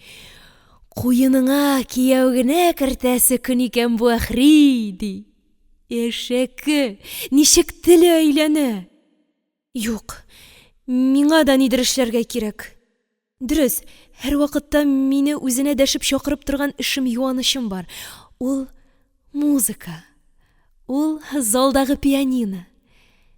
Тик бүген ни сәбәптер ул да тартмый иде. Ләкин беләм, барып янына утырдым исә, минем кәефем үзгәрәчәк. Чәй яныннан торып, бүлмәмә мендем дә, халат урынына күлмәк киеп залга төштем. Әтием гадәтенчә анда креслосын тәрәзә яктысына тартыбрак сары кәгазьгә тонык кына басылган газеталарны карап утыра иде. Пианино янына килгәч, мин аңардан сорадым: «Әти, мин сиңа комача уламыйммы?» Ул газетасыннан башын күтәрә төшеп: «Зарар юк, уйна», диде. Һәм миңа сынап кына бер карап алды. Аның шушы кыска гына карашы мине эчтән генә булса да куырылып куярга мәҗбүр итте. Гүя ул барысын да күрә, белә, аңлый иде. Ләкин бер вакытта да ни уйлаганын, шиген яки шелтәсен минем үземә туп-тура әйтмәс. Бары әнием белән генә сөйләшә. Әйтергә теләгәнен әнием аша гына миңа җиткерә. Билгеле инде, кичә минем театрга баруым турында да алар арасында сүз булган. Булырга тиеш. Әтиемнең сынаулы карашы моны бик ачык сиздерде. Хәер, үткән эшкә салават дигәндәй, мин үзем өчен хәзер һич тә борчылмыйм. Тик менә Салихка гына берәр зәхмәте тия күрмәсен дип борчылам. Әтиемнең бит бик хәтәр ягы да бар. Шулай дәшми генә йөреп, берәр төрле карарга килсә, аны инде үләм дисәң дә үзгәртеп булмаячак. Бәлки әле әнием аңа барысын да әйтеп тә бетермәгәндер. Ана кеше гадәттә җитеп килгән кызын канаты астына ала инде ул. Мин кулларымны клавишлар өстенә сак кына салдым. Ни уйныйм икән? Бармаклар үзләреннән үзләре клавишларның әле берсенә, әле икенчесенә баса. Нечкә һәм калын авазлар чыга. Авазлар әкренләп терелә, җанлана, авазлар бер-берсен ишеткән кошлар шикелле кушыла башлый. Тукта, нәрсә бу? Сакмариш. Бик тә яраткан көем. Шуңадыр инде, менә үзеннән үзе килде дә чыкты. Бик артык сузмыйча, әмма борылышларын ничек тә өзмичә генә табигый итеп, нәфис моңлы итеп уйнарга тырышам. Сүзләрен дә ишемнән генә кабатлап барам. Үсәдер талар сакмар су буенда.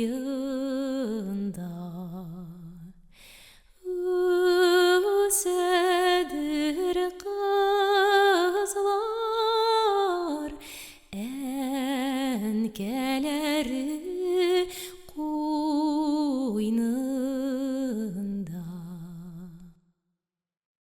Әтием дә бик ярата бу көйне. Ул инде укуын да оныткандыр.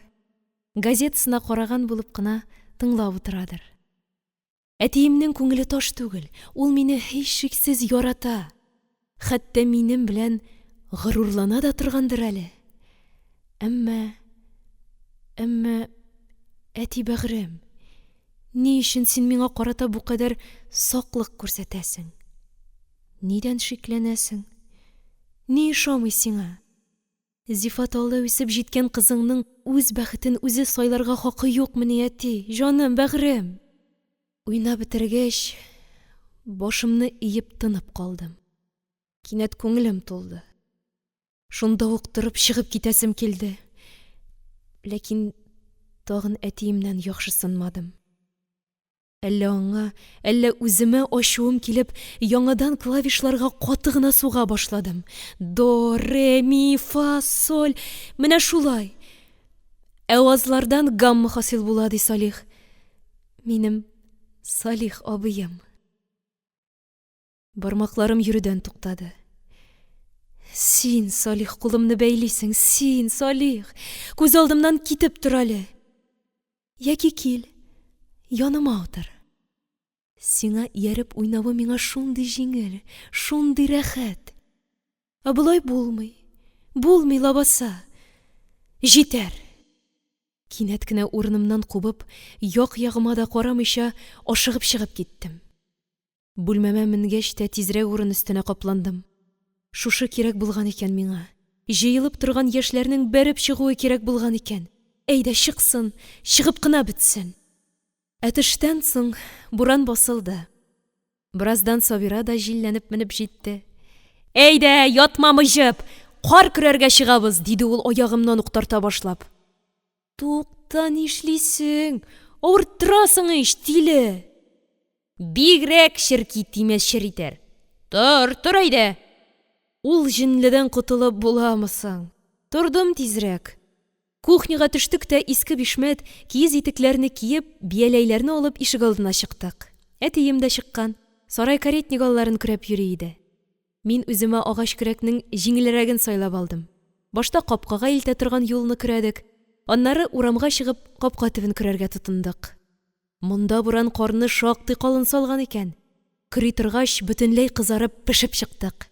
Ә шулай да кар көрәү бик күңелле эш. Саф һава, өзлексез хәрәкәт бөтен сүлпәнлекне юада төшерә. Бердән җиңеләеп китәсең.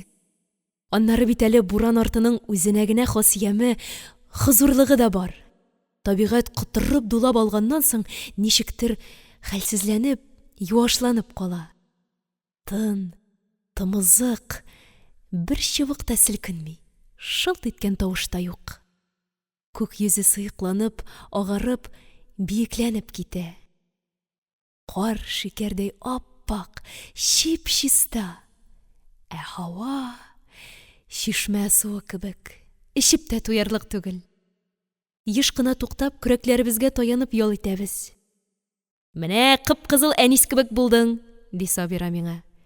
Ә үзең соң, пешкән чия кебек, чиртсәң каның чыгарга тора. Минем ханым чыкканчы синең җаның чыгар, диде Сабира мине төртеп җибәрә.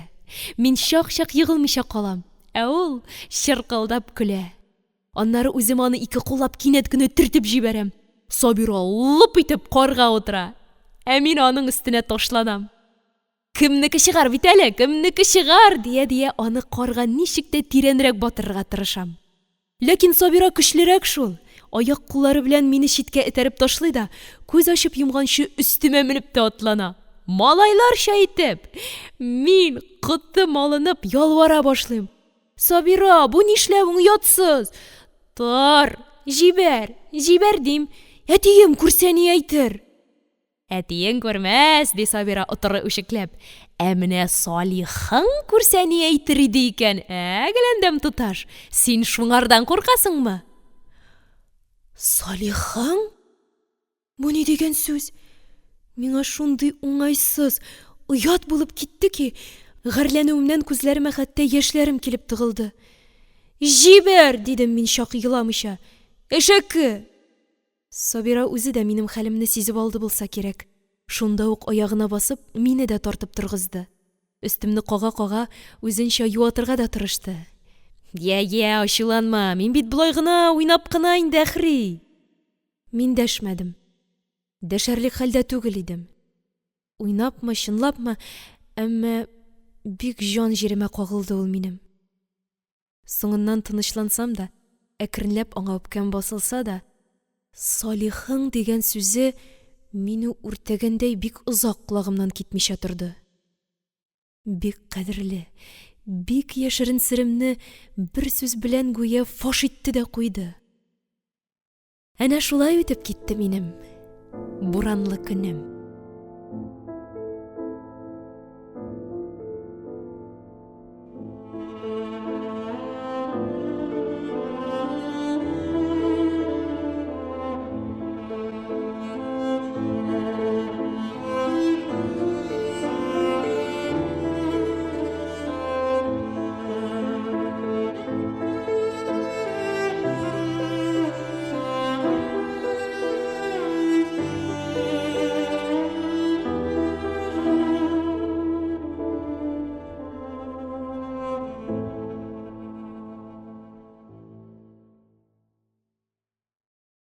Әмирхан Еники.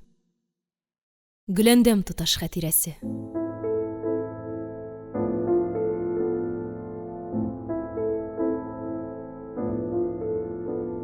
Җиденче бүлек. Ахыр чиктә әтиемне дә урыныннан кузгаттылар. Бүген иртән без әле чәйдән дә тормаган идек. Урам комитетының әгъзасы Хәйретдин абзый бер хәрби кешене ияртеп безгә килеп керде.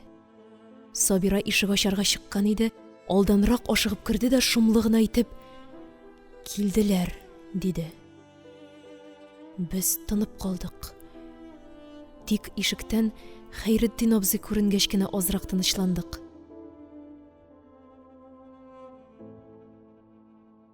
Күп кенә еллар Сәгъдиевләрдә кучер булып торган Хәйретдин абзый иске гадәте буенча әүвәл кычкырып сәлам бирде. "Әссәламу галейкум, Әхмәтҗан абзый." "Ва галейкум әссәлам", диде әтием урыныннан торып. "Әйдү, Хәйретдин." Шунда ук аның артыннан итекләрен кага-кага кергән хәрби кеше дә күренде. "Без йомыш белән генә, Әхмәтҗан абзый", диде кучер. "Алай икән, рәхим итегез, ни йомыш?" "Менә бу кәминдәнттән килгән иптәш үзе әйтер." Ләкин сырма бушлат киеп, билен буган, наган таккан хәрби кеше сүзне әйтергә ашыкмады. Ул иң әүвәл ни өчендер безнең зал өчен диккать белән күздән кичерде, бары шуннан соң гына: "Исәнмесез, хуҗа", диде. Үзебезнең мөселман кешесе икән әле", диде әтием куангандай. "Аллага шөкер, туган, әйдәгез, түрдән узыгыз. Әзрәк яманлап йөрисез. Әнисе, кая, самавырыңны яңарт әле." "Юк", диде хәрби кеше кулын күтәрә төшеп. "Шәйләп утырырга килмәдек, гафу." Аннары итекләренә карап алды да бер читтәрәк торган урындыкка үрелде. Әтием аңа шунда ук урындыкны алып бирде. Шуңа утыргач, хәрби кеше башындагы кызыл йолдызлы соры солдат бүркен арткарак этәрә төште дә куеныннан урталайга бүкләнгән бер дәфтәр тартып чыгарды. Әтием башта аның алдында нишләргә белмичәрәк торды. Аннары үзе дә чигенебрәк бер урындыкка утырды. Хәрби кеше өшегән бармаклары белән дәфтәренең битләрен көчкә генә ачкалап карарга тотынды. "Исем, фамилиягез?" "Безнеңме? Әхмәтҗан булабыз, Әхмәтҗан Солтанов." "Дөрес, Әхмәтҗан Солтанов. Ничә яшьтә?" "Тиздән 55 тулачак, Алла боерган булса." "Кайчан ул тиздән? Берничә көннән, берничә атнадан, что ли?" "Юк, алай ук тиз түгел, кем иптәш, туган, язга, апрель аенда, Алла бирсә." "Ерак икән әле", диде хәрби кеше ияген чөеп. "Менә шулай, Әхмәтҗан абзый. Бүген сез тимер юл комендатурасына барырга тиешсез." Әтием сизелерлек агара төште. "Ни өчен? Рәхим итеп шуны әйтмәссез микән?" "Рәхим итмичә дә әйтәбез аны. Эшкә мобилизовать итәбез без сезне." "Алай. Ниндирәк эшкә инде, белергә мөмкин булса?" "Кар керәргә, тимер юлны кардан чистартырга." Составлар үтә алмый тора, абзый кеше, шәһәргә утын керми. Утсыз, сусыз калуыбыз бар. Положение шундый, халыкны мобилизовать итәбез. Аңлашыла, диде әтием. Ул инде шактый тынычланган иде, ләкин шулай да тамагын кыргалап яңадан сорады бит. Мәҗбүри индеме бу?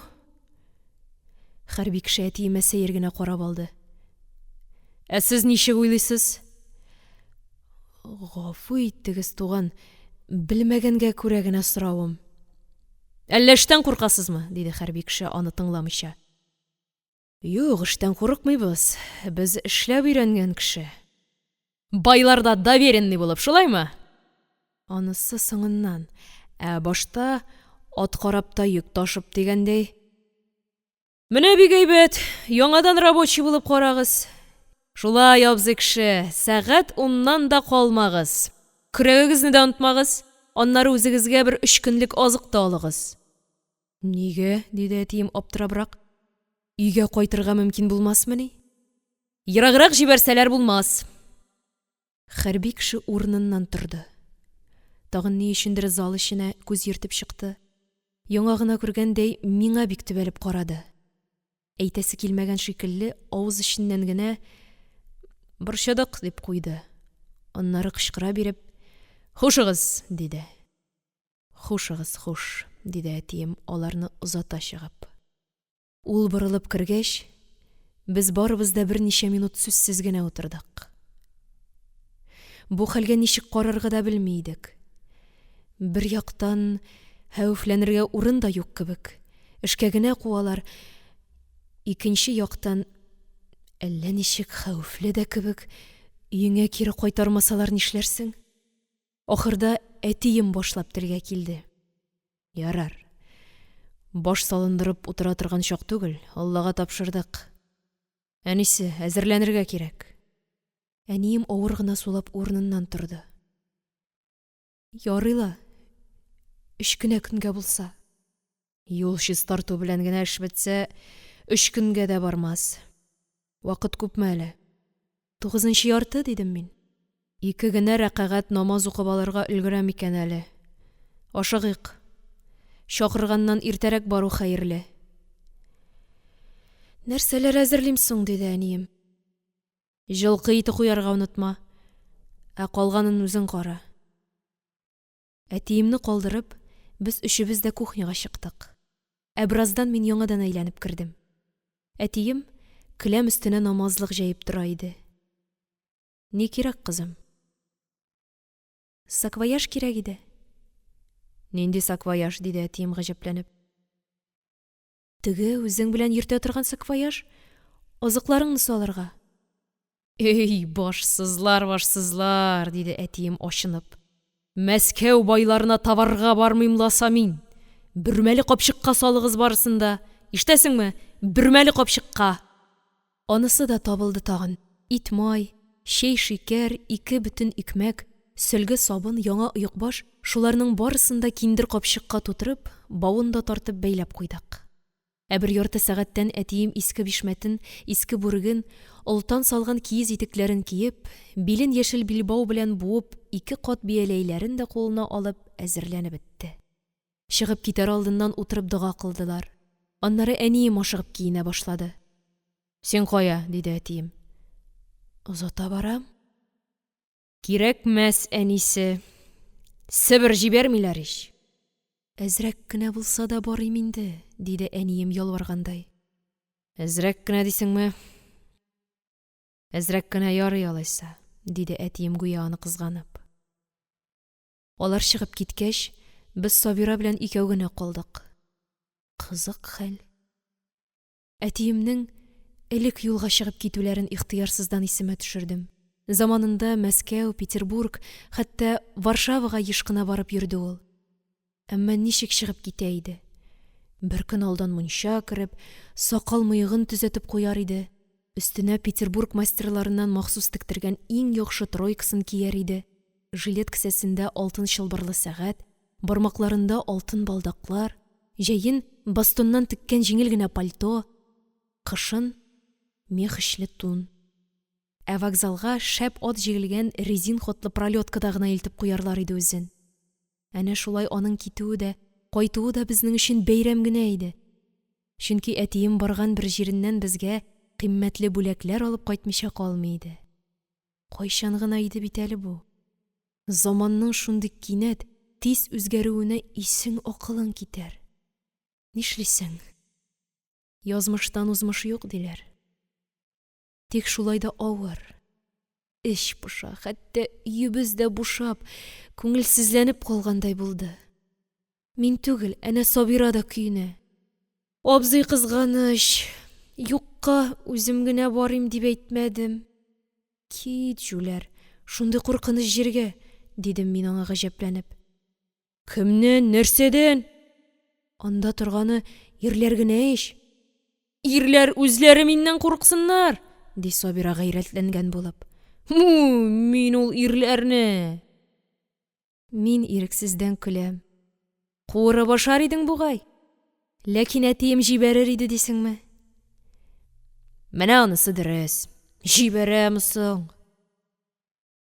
Мондый көнне һәм мондый чакта нәрсәгә тотынырга да белмисең. Ә кирәк, ниндидер эш хәрәкәт кирәк. Шунсыз эш пошуын басып булмаячак. Сабира да шуны чамалап ахырсы әрле-бирле йөренде дә, миңа килеп, әйдә, әхри, кер юабыз, диде. Әлбәттә, бу эш инде. Ләкин мин кулларыма карыйм. Эссе, сабынлы суда бер дә бозасым килми шул үзләрен. Сабира очлы күз шуны сизеп алды бит. Салих әфәнде киләсе көн менә әле бүген, дигән булды. Булсасын. Музыкаль бармакларыгыз кызарыр бит, туташ. Җен, пәри, албасты, дидем мин кинәт кызып. Телеңне тартып кына өзәр идем мин синең. Әйдә, чыгар кирләреңне, юабыз. Йәйен, әнем, шәпшемичә генә, диде Сабира шунда ук мине юмалап. Мин аңлыйм ич, барысын да аңлыйм. Син миңа булышырсың гына, яме? Шулай итеп без эшкә дә тотындык. Сабира кирләрне чыгара башлады. Ә мин утын керттем, су керттем, плитәне ягып җибәрдек. Ул арада әнием дә кайтып керде. Кәефе начар түгел иде кебек. Без аңардан кая кадәр озаттың, ни күрдең дип сорадык. Печән базары чатына хәтлегенә, диде әнием. Халыкны шактый күп җыйганнар икән. Араларында бик мөхтәбәр кешеләр дә бар. Гаеткә барган шикелле төркем булып станцияга таба киттеләр. Тәкбир әйтмәделәрме соң, диде Сабира.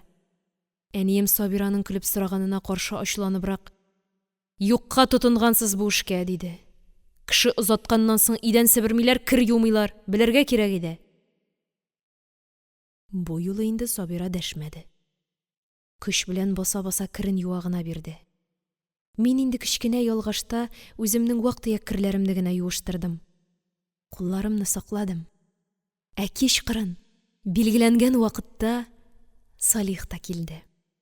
Әмма һич булмаган бер хәл, ул ишектән үк көлә-көлә килеп керде. Моңа мин бик гаҗәпләндем. Шулай да ул яныма килеп кулымны кыскач, көлүеннән туктап, әдәп белән генә миннән сорады. Кәефегез ничек, гөлендәм? Рәхмәт. Ә сезнеке? Ул яңадан әкрен генә көләргә тотынды. Мин тагын аптырап калдым. Ни булды? Ник көләсез? Ләкин ул гадәтенчә көлеп туктагач кына ни булганын сөйли башлады. Беләсезме? Әле сезгә килешле генә шундый бер кызыкка очрадым. Барабыз чагай? Ул тагын әзрәк көлеп алды. Әйе, менә чикмән якасын күтәреп, үрәчәле чанасына аягүрә баскан барабызчы агай дилбегәсен булгый-булгый Мәскәүский буйлап чаптырып килә. Артында моның бер мөселман абзый биришеп кенә утырып бара. Кызу чапкан ат чатка җиткәч кинәтрәк бурылды ахырсы. Бу абзый чанадан очып төште дә калды. Ә барабызчы шуны сизмичә атын куа да куа. Урамдагы кешеләр аңа төрле яктан: "Әй, гыйбат, юлчаңны төшереп калдырдың бит!" дип кычкыралар, сызгыралар. Ә агайның гамендә дә юк, борылып та карамыйча китте дә барды. Инде күз алдыгызга китерегез. Ул тагын көлә башлады. Агай, теге абзый әйткән җиргә барып җиткәч, атын туктатып, борылып караса, пассажиры юк. Пассажирдан җилләр искән. Қызық түгел дейгіз. Қызық екен шул. Ләкин мин нигәдер көлә алмадым. Бары теге ұшып төшкән абзый үзе торып артыннан йөгермәдемени? Дип кенә сорадым. Кая йөгерсен, диде Салих, Батист яулык белән күзен маңгаен сөрткәләп. Ул бичара түгәрәк, юан гына бер кеше, онга баткан таракан шикелле көрткә чумды. Кемдер тартып чыгарды үзен. Салих шунда ук җитдиләнеп, тирә-ягына каранып алды. Гафу итегез, әтиегез кайда соң? Мин икеләнебрәк калдым. Әйтергәме, юкмы? Юл чистартырга җибәрделәр дип әйтү ничектер кыен да, оят та кебек иде. Шуңа күрә әтием өйдә юк шул әле, дию белән генә шикләндем. Алайса, безнең дәрескә кайтып өлгерер, диде Салих елмаеп кына. Белмим тагын. Бәлки бүген кайтмас та.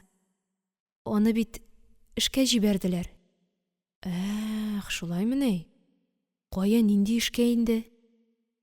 Ләкин минем кыенсынып торуымны күргәч, ул бераз гаҗәпләнеп өстәде. Хәер, әйтмәсәгез дә була. Юк, ни өчен, дидем мин уңайсызланудан ашыгып. Әтиемне начар эшкә җибәрделәр. Салих миңа туры гына карап, иң башын җыерып куйды. Эшнең авыры була, хәтта пычрагы була, әмма начары була микән? Бер дә ишеткәнем юк, гөләндәм. Соң, тимер юл чистарту сезнеңчә яхшы эшмени инде ул? Авыр эш. Бигрәк тә Әхмәтҗан абзый кебек өйрәнмәгән кешегә. Менә шул. Олы кеше дип тә тормадылар. Алай икән. Күрәсең, шулай кирәк булгандыр инде. Башкача мөмкин булмагандыр. Ләкин сез артык борчылмагыз, гөләндәм. Әхмәтҗан абзыйга күмәк халык арасында әллә ни авыр булмас. Яшенә карамастан таза кеше ич ул. Мин дәшмәдем. Минем бу хакта сүзне тизрәк бетерәсем килә иде. Ләкин Салихның әйтер сүзе бетмәгән икән әле. Беләсезме, гөләндәм, диде ул аз гына тынып торганнан соң. Шәһәрнең хәле бик авыр бит. Азык юк, ягулык юк, юллар җимерек. Без менә йөргәч күрәбез, мәктәпләр ягылмый, лазаретлар ягылмый, ә анда бит мәҗрух солдатлар ята. Билгеле инде, яңа власть ничек кенә булса да шушы авыр хәлне җиңеләйтергә тырыша. Ләкин аңа халыкның ярдәме кирәк, гөләндәм, аңлыйсыңмы? Әлбәттә, бик аңлашыла. Бигрәк тә Салих шулай гади генә төшендереп тә биргәч, тик миңа бу хакта сүз алып баруы читен иде.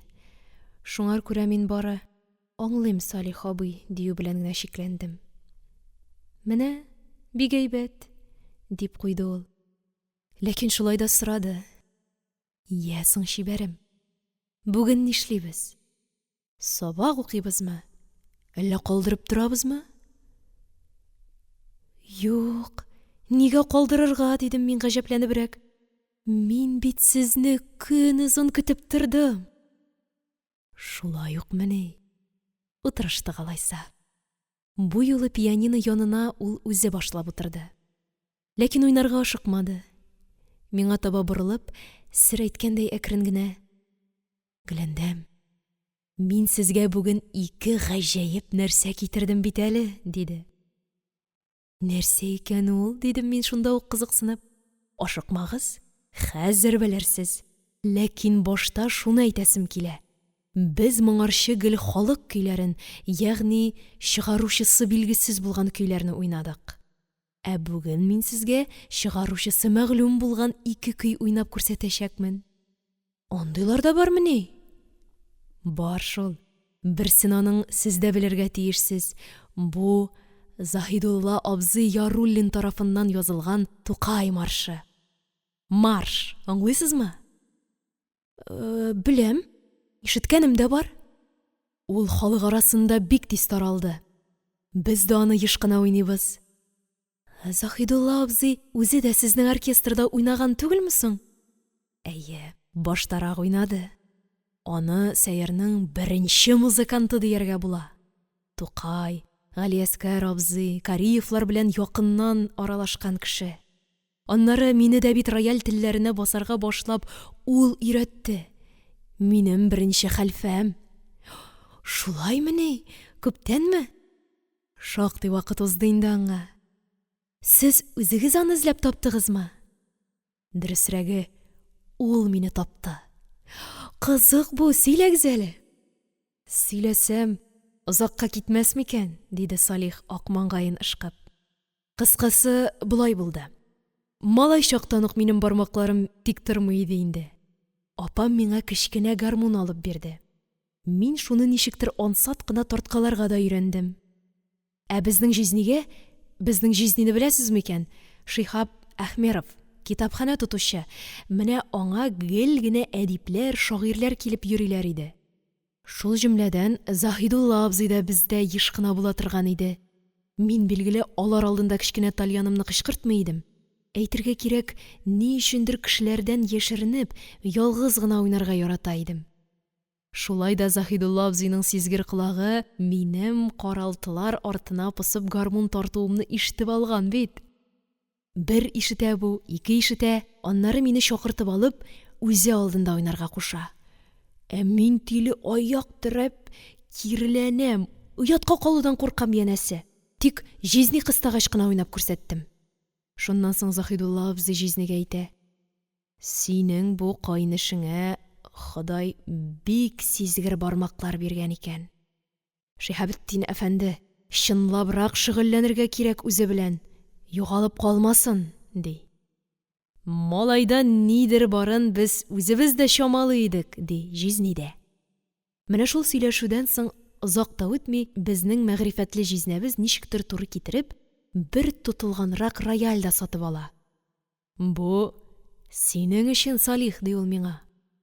Беләсезме, Гөләндәм, моның кебек зур бүләкне минем күргәнем дә юк, һәм яңадан күрүемә ышанмыйм да. Көннәр буе мин шул көзгедә ялт иткән, эченә әйтерсең дөньяның бөтен сихри авазларын җыйган мәхәббәт, кара 3 аяклы өстәл тирәсендә генә әйләнә торган булдым. Менә шул чакта инде Заһидулла абзый мине рояль алдына утыртып, бер изге эшкә керешкәндәй бисмилласын әйтеп, рояльнең ак-кара телләренә басарга да өйрәтә башлады. Һәр көн диярлек үзе теләп, бары мине өйрәтү өчен генә, әлбәттә бернинди мөкафәтсез, махсус килә торган иде бу җаны тәне белән музыкага бирелгән гаҗәеп кеше. Ихтимал, шул чакта мин музыканың аңа бөтен гомерен дә, йөрәген дә багышлаган кешеләр ишегенә булуын аңлап та калганмындыр.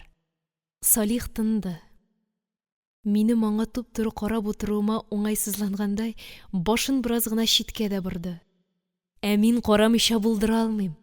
Чөнки аның сүзләрендә һичбер төрле фальш юк. Үзен үзе күтәрергә, күрсәтергә тырышы юк. Барысы да бик табигый һәм бик гади. Чөнки аның өчен музыка бары чын мәхәббәт эше икән. Димәк, бернинди ясалу кылануларга мохтаҗ түгел ул. Инде рәхим итеп, хөрмәтле Заһидулла абзыйның Тукай маршын уйнап карыйк, диде ул мине уйларымнан айнытып. Ләкин мин аңа башларга ирек бирмичә тиз генә сорадым: "Ә сез Тукайның үзен күрдегезме?" "Күрдем, бәгыр, күрдем." "Кайчан, кайда?" "Безгә, җизни янына килгән чагында." "Әйтегез әле, ниндирәк кеше иде ул?" "Бик зур кеше иде, бәгыр." "Мин аның шагыйрьлеген әйтмим, кыяфәткә ничегрәк иде дим. Имеш ул буйга кечкенә, арык кына бер кеше булган диләр. Дөресме шул?" "Дөрес. Әмма буйга бик озын кешеләр дә аның алдында түбәнчелек белән башларын ияләр иде", диде Салих хәйләкәр генә елмаеп. "Мин чынлап сорыйм, ә сез көләсез", дидем мин әзрәк үпкәлисем килеп. "Юк, мин көлмим", диде ул шунда ук җитдиләнеп. "Хикмәт аның буенда мени, Гөләндәм?" "Әлбәттә түгел. Ул кадәресен генә мин дә аңлыйм инде. Ә сезгә аның белән сөйләшергә туры килдеме?" "Тукай минем белән сөйләштеме дип сорамакчы буласыз, шулаймы?" "Ул миннән дәүрәгеш." "Гел шаяртасыз, Салих абый." Ләкин Салих нидер үзенекен уйлый башлаган иде ахрысы. Дәшми калды. Тик бераздан гына ул шундый ук уйчанлык белән: «Мин бер нәрсәне бик ачык хәтерлим, Гөләндәм», – диде. Көннәрдән бер көнне миңа, ниһаять, аның алдында да уйнарга туры килде. Билгеле, Заһидулла абзыйның бик нык кыставы аркасында гына, югыйсә, мин үзем һич тә җөрьәт итә алмаган булыр идем. Чөнки бу махсус Тукай өчен, ул ишетсен дип уйнату иде. Әле башка кунаклар да бар, алар да көтәләр. Үзенә күрә бер имтихан дисәм, һич тә артык булмас. Уйнаган чакта мин моны бөтен җаным, тәнем белән дигәндәй сизеп тордым. Ә ул, Габдулла абый, йомшак диван башында бөрешеп кенә шылт та итмичә тыңлап утырды. Ул инде бик сырхау иде. Бер көйне уйнап бетергәч тә кунаклар шаулашып миңа: «Менә әфәрин, менә рәхмәт, шәкерт», – диештеләр. Ләкин мин Габдулла абыйның тавышын ишетмәдем. Ул үзенең почмагында һаман шулай тын гына, хәрәкәтсез генә утыра бирде. Әмма ул минем яңадан уйнавымны көтә иде. Мин моны ничектер йөрәгем белән сиздем. Һәм аның өчен генә тагын 2 көй уйнап чыктым. Шуның соңгысы Әллүки иде. Салих ни өчендер кинәт кенә пианино өстенә иелә төште һәм көттеребрәк әкрен генә «Менә шул» дип әйтеп куйды. Мин дә бер мәлгә сүзсез калып, тынып тордым. Аннары сак кына сорадым: «Әмма соңыннан ул сезгә ни дә булса әйткәндер бит?» Ишетмәдем, бәгыр, ишетмәдем. Уйнап бетергәч тә мин торып чыгып киттем. Әйтерсең, бизгәгем кузгалды. Качтым тизрәк. Балалык инде. Шулай да Габдулла абый нидер әйткән булырга тиеш. Чөнки шактый вакыттан соң ул үзе үлгәч инде. Заһидулла абзый миңа бер сүз чыкканда әйтә куйды: «Бел, Салих, син Тукайның фатихасын алган кеше», – диде. Гаҗәп зур йөк бу минем өчен, әгәр чын булса. «Чыгып китмәгән булсагыз, аның фатихасын үз авызыннан ишеткән булыр идегез», – дидем мин. Ә бәлки чыгып китүем кирәк тә булгандыр. Ни өчен?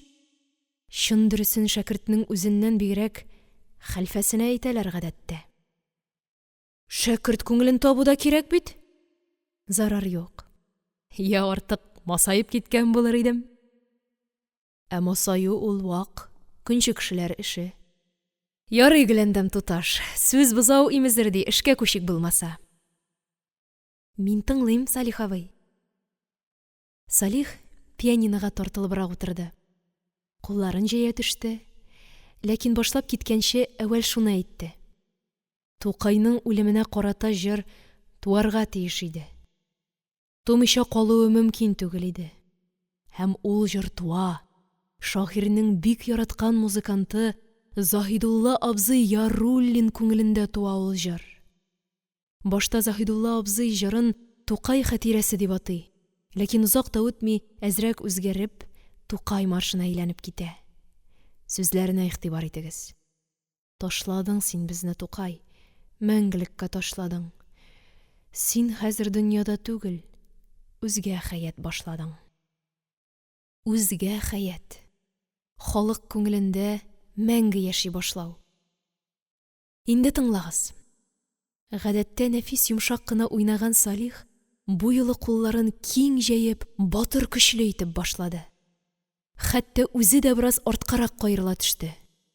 Һәм музыкада үзенең остасын тапкандай ничектер бик куәтле булып яңгырады. Ишетәсезме, бәгыр? Диде Салих дәртләнеп уйный. Күпме уй-хис бу музыкада. Олы хәсрәттән тирән әрнү бар. Хәтта тәкатьсез үксү дә ишетелеп кала. Әмма шул ук вакытта ул кешенең рухын төшерми, өметсезләндерми, киресенчә ул аны үстерә, дәртләндерә, гүя зур-зур эшләргә канатландыра. Ихлас. Ә менә бу җирендә, тыңлагыз әле, тыңлагыз, ниндидер бер тантаналы горурлык яңгырый түгелме соң? Тукай өчен, Тукайны тудырган халык өчен горурлык. Ишетәсезме сез шуны? Әйе, ишетәм, мин ишетәм. Ишетү генә түгел, әллә нинди бер сызланулы ләззәттән, билгесез бер сөенечтән хәтта елыйсым да килеп китте. Музыка һәм халык икесе бергә кушылса, бик тирән яткан тойгыларны да кузгата икән ул. Аннары минем Салихтан: "Сез дә шушының кебек музыка яза алыр идегезме?" дип сорыйсым килә. Ләкин куркам. Бик яшерен теләгенә, әгәр шундый теләге булса, саксыз ырынудан куркам. 2 тапкыр уйнап чыккач, Салих туктады. Һәм хәлсезләнгәндәй иң башларын салындыра төшеп, бераз тынып торды. Аннары миңа урын биреп: "Инде сез уйнап карагыз", диде. Нотасыз гына. Нотасын язып килергә өлгерә алмадым. "Юк", дидем мин. "Сездән соң уйнарга кулым бармый. Кыстамагыз." "Ник?" "Шулай инде. Җөрьәт итә алмыйм." "Ә сез миңа икенчесен дә уйнап күрсәтегез әле булмаса." "Ярый алайса", диде Салих, һәм бер иңбашын сәер генә сикертеп куйды да, яңадан пианино каршысына тартылыбрак утырды. Икенчесе Гөләндәм романс булачак. Романс? Чынлап әйтәсезме? Әлбәттә. Башта марш иде, хәзер романс. Мәхәббәтем дип атала. Кызык. Кем язган соң аны? Уфа җырчысы Фәттах Латыйпов. Шагыйрь Сәгыйть Сүнчәләй шигырен ул нотага салган диләр. Хуш, ничек әле үзе? Ул сүзләрен исенә төшереп, әкрен генә җырлап карады. Тормыш синсез җилле диңгез күз карам. Һәм шуңа ялгап уйнап та китте. Әйтәсе дә түгел, бу моңарчы без белгән, без уйнаган көйләрнең берсенә дә охшамаган иде. Яңгырашы, агышы бөтенләй яңача, колак ишетмәгәнчә. Һәм сүзләре дә бик сәер. Ничек кенә дип әйтергә, әллә нинди шашыну, өзгәләнү бар сүзләрендә. Миннән ник качтың? Күккә ник аштың? Ник сөйдең дә, ник тамукка аттың? Көе дә сүзләренә бик туры килә икән. Шундый ук тирән сагыш, әрнү, йолкыну ишетелеп тора үзеннән. Кыскасы, ошады миңа бу романс. Уйнап бетергәч, Салих миннән сорады: "Я, ничек соң, бәгырь?" "Ә сезнеңчә ничек?" дип сорадым мин үз нәүбәтемдә. "Мин гашыйк", диде Салих бер генә сүз белән. "Шул кадәр үк әйбәтмени?" "Көнләштерерлек дәрәҗәдә. Әмма шунысы зур куаныч. Бездә ниһаять чын музыка туа башлады бит. Менә сиңа марш, менә сиңа романс. Ләкин булар әле беренче карлыгачлар гына. Булар артыннан бер заман симфонияләр, хәтта оперлар туа башлар. Фатих абзаңның Фәтхулла хәзрәттә язганнары коры хыял гына булып калыр дисең әллә? Татар операсын ул үзе күрәчәк әле насыйп булса." "Кайдан сездә бу кадәр ышаныч?" "Вакыты җитте, Гөләндәм. Вакыты. Әмма ләкин кешесе дә кирәк ич әле. Композиторларың кайда?" "Алары да булыр. Милли азатлык нәрсә өчен соң ул? Безнең ише изелгән халыкка юл ачу дигән сүз түгелмени? Ә талантлар табылачак, бар алар." Минем тагын аңардан: "Бәлки сез дә музыка яза башларсыз әле?" дип сорыйсым килде. Ләкин бу юлы да ни өчендер тыелып калдым. Дөресен генә әйткәндә, мин инде эчке бер сизенү белән аның оста уйнаучы гына булып калмаячагын, иртәме соңмы үзе дә музыка яза башлаячагын сизә идем. Тик менә үзенең бу хакта һичбер сүз әйткәне юк, хәтта ялгыш кына да. "Я, мәхәббәтем бик ошагач, үзегез дә уйнап карагыз инде", диде ул миңа. Бу юлы мин баш тартмадым. Мәхәббәтемне күңелемдә чакта уйнап карыйсым килде. Салих торып бер читкә китте, мин әкрен генә башладым. "Юк, булай түгел шикелле. Ничегрәк соң әле? Тукта, менә булай. Әйе, нәкъ шулай." Көйне әйбәт кенә тотып, ишетеп тоеп, шуңа тәмам бирелеп, дәртләнеп, уйнап чыктым ахырда үзен. Хәтта Салихның артыма килеп басканын да сизмәдем. бары колагыма бик якын иелеп, назлы йомшак кына пышылдап: "Гөлгенәм, мин хәйран" диюен ишеткәч кенә сискәнеп киттем. Аның җылы сулышы ачык муеныма тиде. Мин үбә ахрысы дип бер мизгелгә бөрешеп, өнсез булып калдым. Ләкин ул үпмәде. Яныма утырып, сол кулымны ике учына алды да, күзләремә карап, яңадан кабатлады: "Мин хәйран. Сез акыллым мелодияны шул кадәр тиз тотып аласыз, мин ни әйтергә дә белмим. Талант, чын музыкаль талант, бары шул гына." "Арттырасыз, Салих абый", дидем мин сөенечемнән балкып. "Һич юк", диде ул җитди генә. "Арттырырга яратмыйм. Аннары мондый нечкә эштә арттырырга ярамый да. Беләсезме, мин сезне бер бик әйбәт музыка әһле белән таныштырам әле." "Кем ул?" "Әхмәт Солтан Габәши." "Ни өчен мине аның белән таныштырмакчы буласыз?" "Күрсен, уеныгызны ишетеп карасын. Ул бик укымышлы кеше, музыканы бик яхшы белә. Үзе бик сөйкемле дә", диде Салих елмаебрак. "Юк, кирәкми, таныштырмагыз. Я, гашыйк булып куярмын", дидем мин дә сезне уенга барасым килеп. Дип тамак кыргалады Салих. "Мин каршы түгел, лаек кеше. Шулай да мин теләмәсәм, барыбер таныштырам." "Ни өчен соң? Нигә кирәк ул?" "Кирәк, бәгырь, кирәк. Сезнең үзегез өчен кирәк. Минем менә бер кем белән, хәтта бик әйбәт, бик сөйкемле кеше белән дә танышасым килми." "Бу нинди кирелек?" диде Салих кинәт ачуланган булып. "Ахыр чиктә сез, туташ, мине тыңларга тиешсез. Онытмагыз, мин сезнең хәлфәгез." Минем юри киреләнәсем килә. Чынлап үпкәләр микән дип сынар өчен генә киреләнәсем килә. Әгәр тыңламасам, ул чагында мин сезгә җәза бирәчәкмен. Нинди җәза? Салих инде көлеп җибәрүдән чак тыела иде. Шулай да кашларын җыера төшеп әйткән булды: "Мин сезне, туташ, сандык күтәртеп, әнә почмакка бастырып куярмын." Инде мин ирексездән көлеп җибәрдем. Сандык бик авыр ич ул. Безнең сандыкларны 4 кеше генә күтәрә ала. Мин, диде Салих көлә-көлә, күршегездәге мәдрәсәдән берәр шәкертнең таракан уяла беткән кечкенә сандыгын алып чыгармын да, шуны эчендәге бөтен чүп-чарлары белән сезгә күтәртермен. Әбәү, кирәкми. Юк, тараканнардан бик куркам, дидем мин кулларымны бала шикелле селтәп. Икебез дә күзгә яшьләр килгәнчә рәхәтләнеп бер көлештек. Ниһаять көлеше беткәч, Салих миңа үзеннән үзе хәл ителгән мәсьәлә турында искә төшергәндәй: "Ярый, Гөләндәм, Солтан абый белән кайчанрак очрашуыбызны мин сезгә хәбәр итәрмен", диде. Хәзер рөхсәт итегез, миңа китәргә вакыт." "Нигә бик тиз?" "Егетләрем көтә."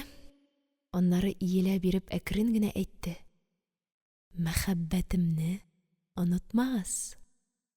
Әтием өйдә булмагач, бу юлы мин аны үзем озата чыктым. Тышкы ишек төбендә безнең ара күкрәк-күкрәккә тияр дәрәҗәдә бик якын калган иде. Мин стенага йылыша төшеп, нидер көткәндәй ирексездән, хәтта сулышымны бүлеп тынып тордым. Ләкин Салих миңа орынмады. Бары сул кулымны каты гына кысты да, колагыма шыпырт кына: "Хуш, Гөлгенәм", диде.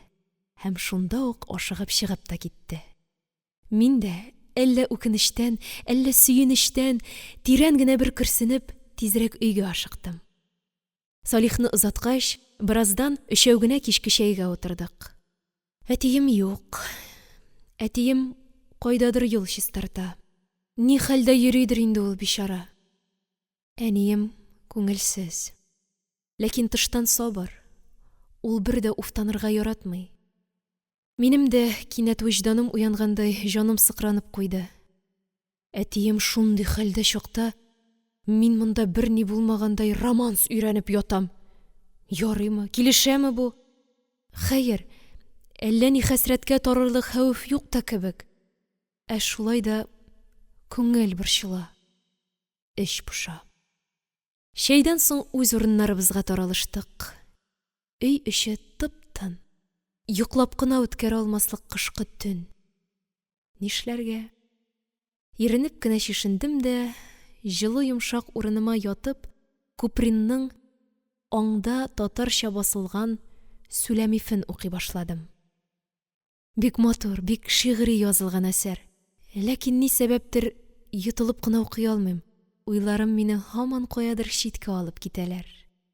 Уйларым да әллә нинди, ни башы, ни ахыры юк. Бик биектән аккан күчмә болытлар шикелле килә торалар, китә торалар.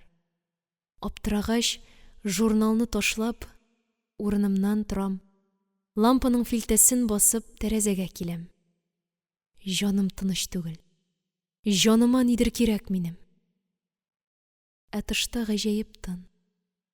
Сыек зәңгәр төн. Кеше эзе төшмәгән ап-ак чиста кар. Биек салкын күктә яңа гына туган нечкә ай.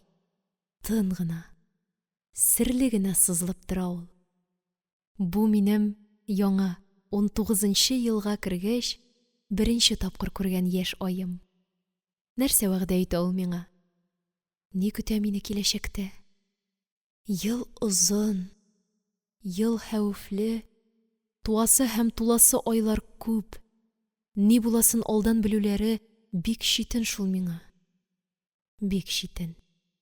Син дәшмисең, серле салкын аем. Дәшмисең.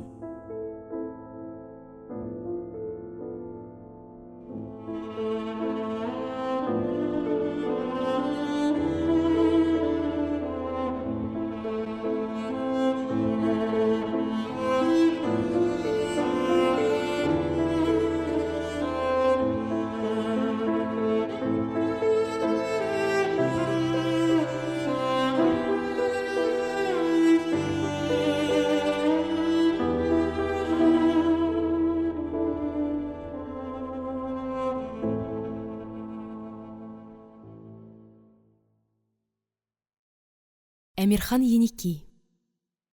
Гөләндәм туташ хатирәсе.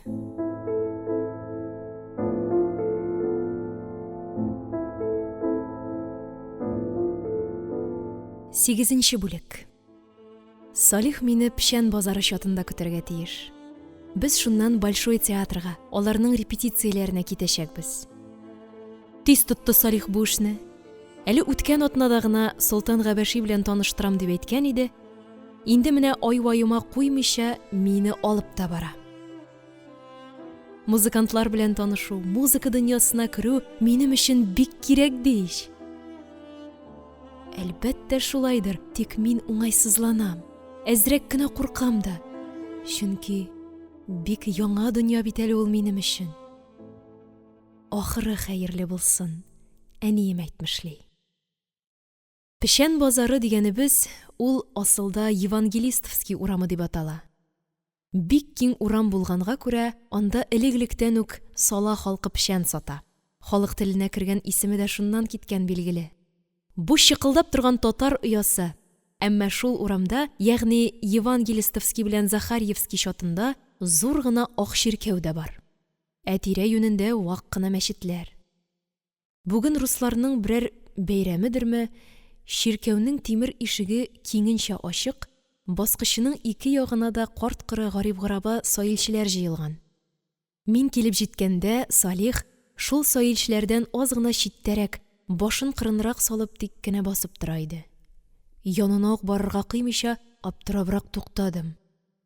Ләкин егетем үзе мине күреп алды да, ашыгып яныма килде. «Кичерегез», диде ул уңайсызланыбрак. «Нишләп тора идегез анда? Саилчеләр янында», дидем мин гаҗәпләнүемне яшермичә. «Садака эләктерер өчен түгел инде», диде ул көлеп. «Чиркәү хорын тыңлый идем.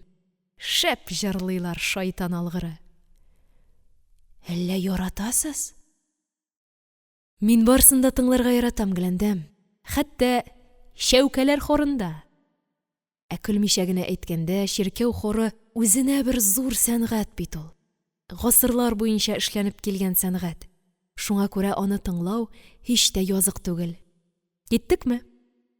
Без булак күперенә таба атладык. Салих сүзен дәвам итеп, миңа төрле диннәрнең музыка сәнгатен гомумән бик оста файдаланулары, кайчандыр Себастьян Бах, Моцарт кебек бөек композиторларның гыйбадәтханәләр өчен махсус музыка язулары турында бераз сөйләп барды. Ахырдан, тик безнең мәчетләр генә музыкадан мәхрүм, диде көрсенеп.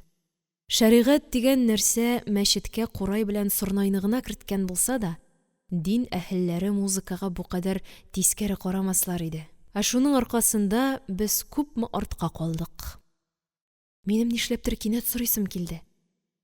Ә сез азан әйткәнне тыңларга яратасызмы? Әйе, бигрәк тә кичке азанны. Авылда тыңлаганым бар. Кояш байган чакта. Гаҗәп сагышлы, моңлы ишетелә шул чакта кичке азан. Гүя фани дөньядан аера ул сине. Уйлар, өметләр барысы да бик кечерәеп кала. Тик соңыннан бик яман су булып китә. Тизрәк үзебезнең шушы гынахлы дөньяга әйләнеп кайтасы килә. Дөнья кызыклырак бит, гөләндәм. Шулай иркен генә сөйләшкәләп атлый торгач, без Большой театр алдына да килеп җиттек. Тагын ниндидер икеләнү мине ишек төбендә тукталырга мәҗбүр итте. Салих та туктады. Әллә нигә кыенсынам, дидем мин, аның сораулы карашыннан уңайсызланып кына. Ни өчен тагын? Анда кешеләр күптер. Минем музыкант иптәшләрем генә, диде Салих. Аннары кулымдагы котик муфтымны йомшак кына сыйпап, көйсез баланы юаткандай көлә-көлә өстәде. Песи-песи-пескәем, ягез, курыкмагыз, усал этләр юганда. Үзегез дә юмалый беләсез тагын, дидем мин дә ирексездән көлеп. Без театрның караңгырак алгы коридорына кердек. Аны узгач, Салих мине икенче каттагы тәрәзәләре урамга караган кечерәк бер фойега алып менде. Монда 3 кеше бар иде. Икесе рояль янында үзара сөйләшеп утыра, ә берсе алардан шактый читтә. Күкрәгенә терәгән скрипкасына башын кырын салып, смычогының очы белән генә бик әкрен нидер уйнап тора иде. Салих мине алар белән таныштыра башлады. Бу Мөхәммәт абый Яушев, диде ул иң элек скрипка уйнаучыны күрсәтеп. Ә бу Фәйзи Биккинин, һәм скрипкачы, һәм гармунчы. Бусы инде минем малай чактан ук дустым, Мансур Музаффаров дигән егет була. Алар өчесе дә түбәнчелек белән башларын иеп, кулымны кыстылар. Гөләндәм туташ, диде Салих минем өчен. Сезгә аның хакында әйткәнем дә бар. Әйе, ишеткән идек, диештеләр егетләр. Ә Мөхәммәт абый дигәне шунда ук миңа урында тәкъдим итте. Утырыгыз, туташ. Бу кечкенә буйлы абый яшь ягыннан арада иң өлкәне булса кирәк. Борын төбендә генә бер чиметем кара мыегы да бар, ләкин үзе бик җиңел сөякле кешегә охшаган. Бер генә минутта тик торуны белмидер кебек. Хәтта чим кара күзләре дә. Ак чырайлы Биккинин да шулай ук буйга кечкенә, гәүдәгә юка гына бер кеше. Әмма табигаты белән башка. Сабыр, басынкы, бер дә тегенең кебек очынып тормый. Ә Мансур дигәннәре бөтенләй япь-яшь, үсмер малайлыктан чыгып килгән егет кенә. Үзе бик оялчан да булса кирәк, минем белән күрешкәндә нәкъ кызлар төсле ияк очына кадәр кызарды. Мин дә беренче минутларда үземне шактый бәйле хис итсәм дә, ничектер бик тиз тынычландым. Абыйлар гади, тәкәллефсез иделәр. Миңа артык исләре китеп, күз елтыратып тормадылар. Шунда ук үзара сөйләшә башладылар. Көлешеп тә алдылар. Күренә, араларында дуслык, бердәмлек нык булса кирәк. Тагын бер нәрсәне сизмичә калмадым. Салихка үз якын итеп кенә түгел, ә өстенрәк бер кеше итеп, хөрмәт белән дә карыйлар икән. Солтан абый килмәдеме ни әле? Дип сорады Салих егетләрдән. Килеп җитәргә тиеш, диде Мөхәммәт абый. Әллә башлый торабызмы? Азрак көтик, диде Салих. Аннары миңа борылып әйтте. Солтан абыйга яңа әзерләгән көйләребезне уйнап күрсәтмәкче булабыз. Сез дә менә бер уңайдан тыңларсыз. Алар үзләренең шушы кечкенә оркестрларында кайбер татар көйләрен полифония нигезендә, ягъни төрле тавышта уйнаячаклар икән. Бик матур килеп чыга имеш. Көйнең мелодиясе ничектер яңарып, бизәкләргә баеп, хәтта яңгырашы да көчәеп китә ди. Һәм бу яңалыкны оркестрга беренче башлап Салих үзе керткән икән. Шул арада ишекне әкрен генә ачып, тагын бер кеше тавыш-тынсыз гына килеп керде. Керү белән өстендәге пальтосын салып, урындык башына ипләп кенә бөкләп куйды. Шунда гына иптәшләре аны күреп алдылар. Менә иш үзе дә. Димәк, шушы икән Әхмәт Солтан Габәши. Әйтергә кирәк, ул минем игътибарымны шунда ук үзенә бәйләп өлгерде. Ни хикмәттер, бу да кечкенә буйлы иде. Әллә музыкантлар барысы да бер калыптан төшкәннәр инде. Әмма башкалардан бөтен килеш-килбәте белән бик нык аерылып тора. Зур башлы, калку маңгайлы, карасу йөзле, гәүдәсе озынрак, аяклары кыскарак та, кәкрерәк тә, атлаганда үрдәк шикелле чайкалыбрак атлый. Кыскасы, аны һич тә чибәр кеше дип әйтеп булмый. Ләкин аның бөтен кыяфәтеннән бик саф күңелле кешеләргә генә хас садәлек, самимилек һәм шуларның чагылышыдай үзенә бер мөлаемлык бөркелеп тора. Бигрәк тә зур күзләре нәкъ сабыйларныкы төсле бик ачык, бик эчкерсез карыйлар. Тик аларның төбендә генә ниндидер бер яшерен моң сагыш чагыла кебек. Калын иренле авызы да аның тартынып, кыюсыз гына елмаядыр шикелле. Менә ул ашыкмыйча гына иптәшләре янына килде, һәр кайсы белән кул биреп күреште. Мин бер читтәрәк тора идем. Ул миңа таба да борылды һәм Салих шунда тиз генә «Бу гөләндәм тоташ була» диде. Солтан абый каршыма килеп, сүз әйтмичә генә кечкенә кулын сузды. Бары шуннан соң гына «Сез Салихның шәкертеме?» дип сорады. «Әйе», дидем мин нигәдер каушабрак. Ишеткән идем. Салихтан күп нәрсәгә өйрәнергә була, диде ул бик гади генә әйтеп. Ләкин Салих көлеп кенә үз сүзен әйтергә ашыкты. Сез, Солтан абый, мине алай бик күтәреп җибәрмәгез әле. Чебешләрне көскене саныйлар ич. Мин ашанып әйтәм.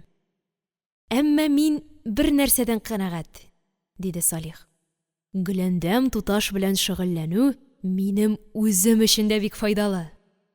Шулай булырга тиеш тә. Өйрәтү, өйрәнү дигән сүз ул. Бигрәк тә музыкада. Миңа калса, Солтан абый бик мәгънәле сүз әйтте кебек.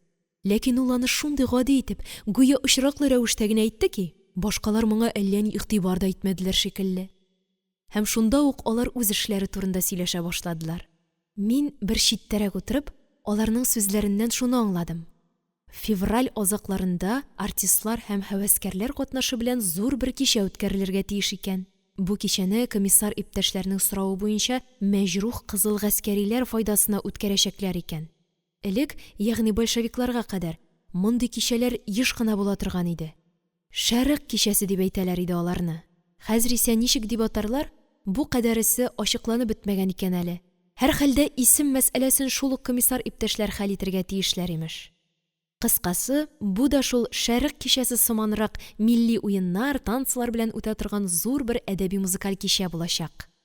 Бәлки әле милли ашлар да булыр, әгәр буфет ачарга азыгын телеген тапсалар.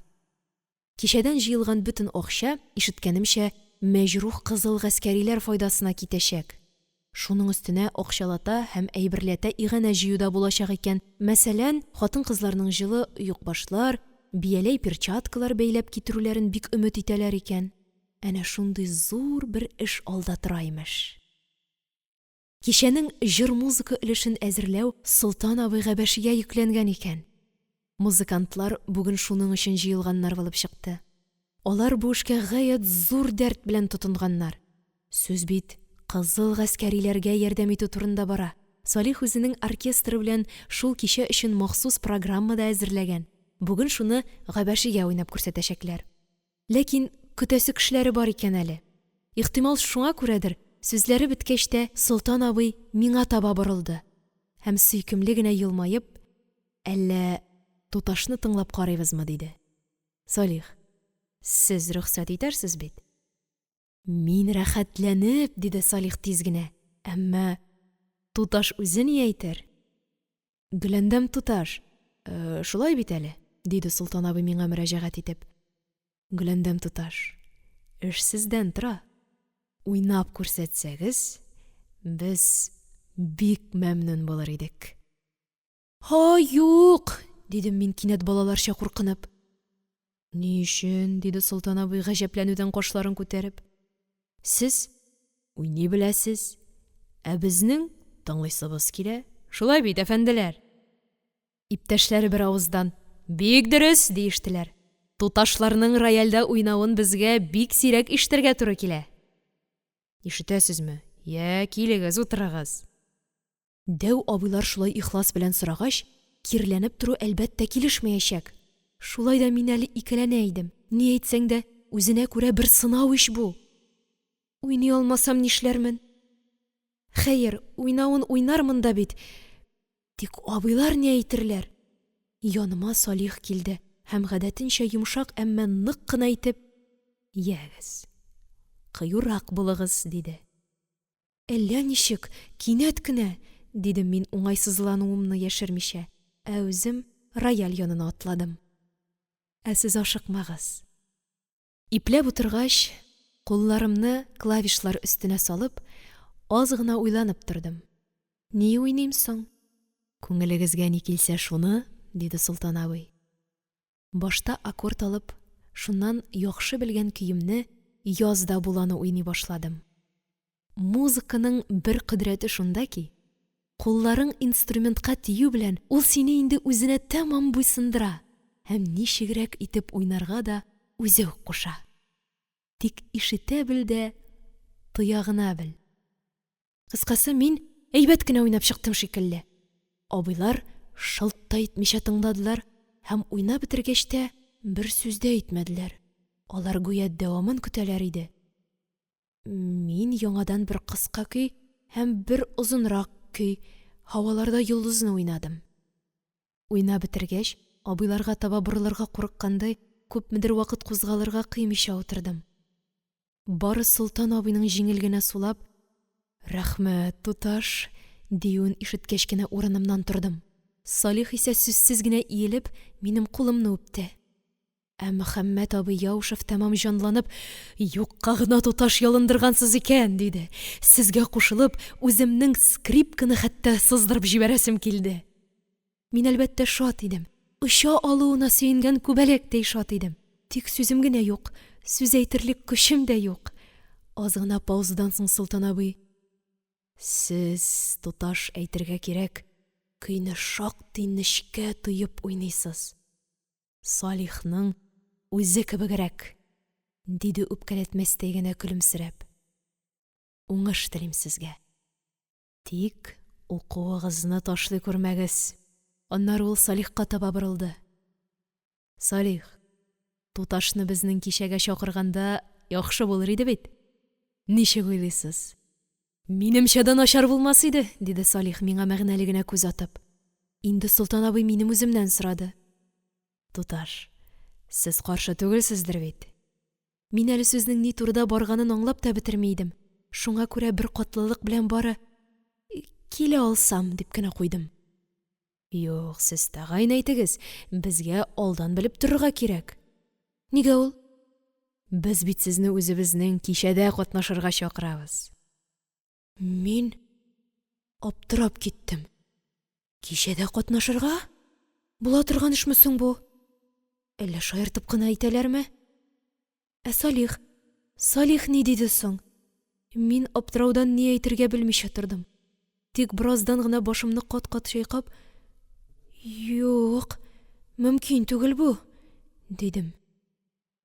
«Ни өчен? Нәрсә тыя сезне?» диде Солтан абый йомшак кына әйтеп. Ләкин бит мин аларга әти-әниемнән куркам дип әйтә алмыйм. Моның хәзер бик көлке тоелуы мөмкин. Әмма икенче бер җитди сәбәп тә бар бит әле. Кем булып кына катнаша алам инде мин андый зур кичәдә? Һәм тизрәк шуны әйтергә дә ашыктым. Кешерегез дидем. Мин үземнең кем булып катнашуымны һич тә күз алдыма китерә алмыйм дидем. Нигә? Менә бүгенге кебек рояльда ялгыз уйнарсыз, диде Солтан абый бик гади генә әйтеп. Татар кызы рояльда соло уйный. Бу бик яңа нәрсә булачак. Мин ни әйтергә дә белмәдем. Шуннан Солтан абый Салихка мөрәҗәгать итеп сорады. Салих, сез туташның укытучысы, ялгыз уйнавына ничек карыйсыз? Минемчә, иртәрәк әле, Солтан абый, диде Салих. Сәхнә шартларында уйнар өчен зур тәҗрибә кирәк. Аннары безнең тамашачылар да андый нәрсәне ишетеп өйрәнмәгән әле. Туташка авыр булыр. Рәхмәт, дустым, дидем мин эчемнән генә сөенеп. Оркестрга кушылып берничә көй уйнаса, диде Солтан абый. Аның бу сүзен Мөхәммәд абый да куәтләп җибәрде. Менә бу ярый торган фикер. Ләкин бит аның өчен шактый репетиция үткәргә кирәк булачак. Вакытыбыз бик чикле, диде Салих уйланып. Аннары кинәт нидер исенә төшкәндәй һич көтмәгәндә өстәде. Әмма туташның тагын бер мөмкинчелеге бар әле. Ул матур гына җырлый да. Ах, бу Салихны нигә кирәк булды моны әйтү? Нигә? Хуритәйш инде мине, Ходаем. Ләкин башкаларга аның әйткәне җитә калды. Шулаймыни, диде Солтан абый чынлап куангандай. Менә бик әйбәт. Туташ бездән бу сәләтендә яшермәс, иншалла. Шулаймы, Гөләндәм туташ? Сез җырларсыз бит безгә? Мин җырчы түгел, Салих абыйга ышанмагыз, дидем мин ирексездән дорфагын әйтеп. Җырчы түгел? Ягъни сәхнәләрдә җырлап йөргән җырчы түгел. Анысына без дә ышанабыз. Салих та алай дип әйтмәде минемчә. Җырлый аласыз, диде ул. Һәм без моңа да ышанабыз. Сездә моң бар, слух бар. Тик хикмәт тавышта гына, тавышыгызны да ишетик инде, туташ. Аннары сез һич тә борчылмагыз. Без барыбыз да монда үз кешеләр, бер гаилә дип әйтерлек. Гаеп итү юк димәк, хафаланырга урында юк. Белмим, дидем мин ике кулым белән битемне учлап. Әмма сизенәм, Солтан абыйның шундый үз итеп әйткән сүзләренә каршы торырга да көчем җитмәс кебек. Алар көтәләр. Сабыр гына, әдәп белән генә көтәләр. Нишлим соң, Ходаем? Ул да булмый. Салих рояль янына тәвәккәл генә килеп утырды да, мин уйнасам җырлый ул, дип кулларын җәеп, иркен җиңел, әмма гадәтенчә йомшак кына итеп уйный да башлады. Сезнең яраткан көегез, Гөләндәм. Әйе, бу минем яраткан көем Мәдинәкә иде. Хәер, эш яратуда гынамыни? Салихның куллары рояль телләренә тию белән әйтерсең йөрәк кылларына килеп кагылды. Һәм мин чарасыздан диярлек аңа иярдем. Карылганнан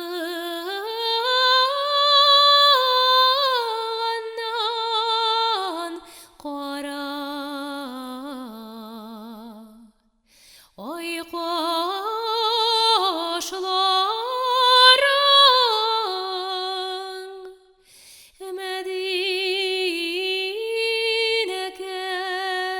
Мәдинәкәй гүлекәй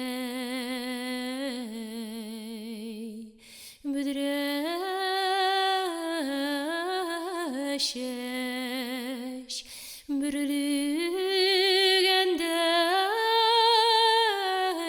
йөзләрең шикәрләрдән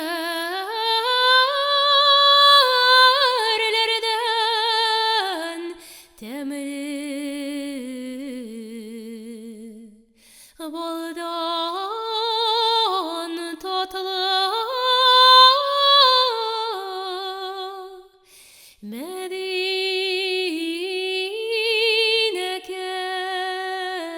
Мәдинәкәй гүлекәй бүдрәшәш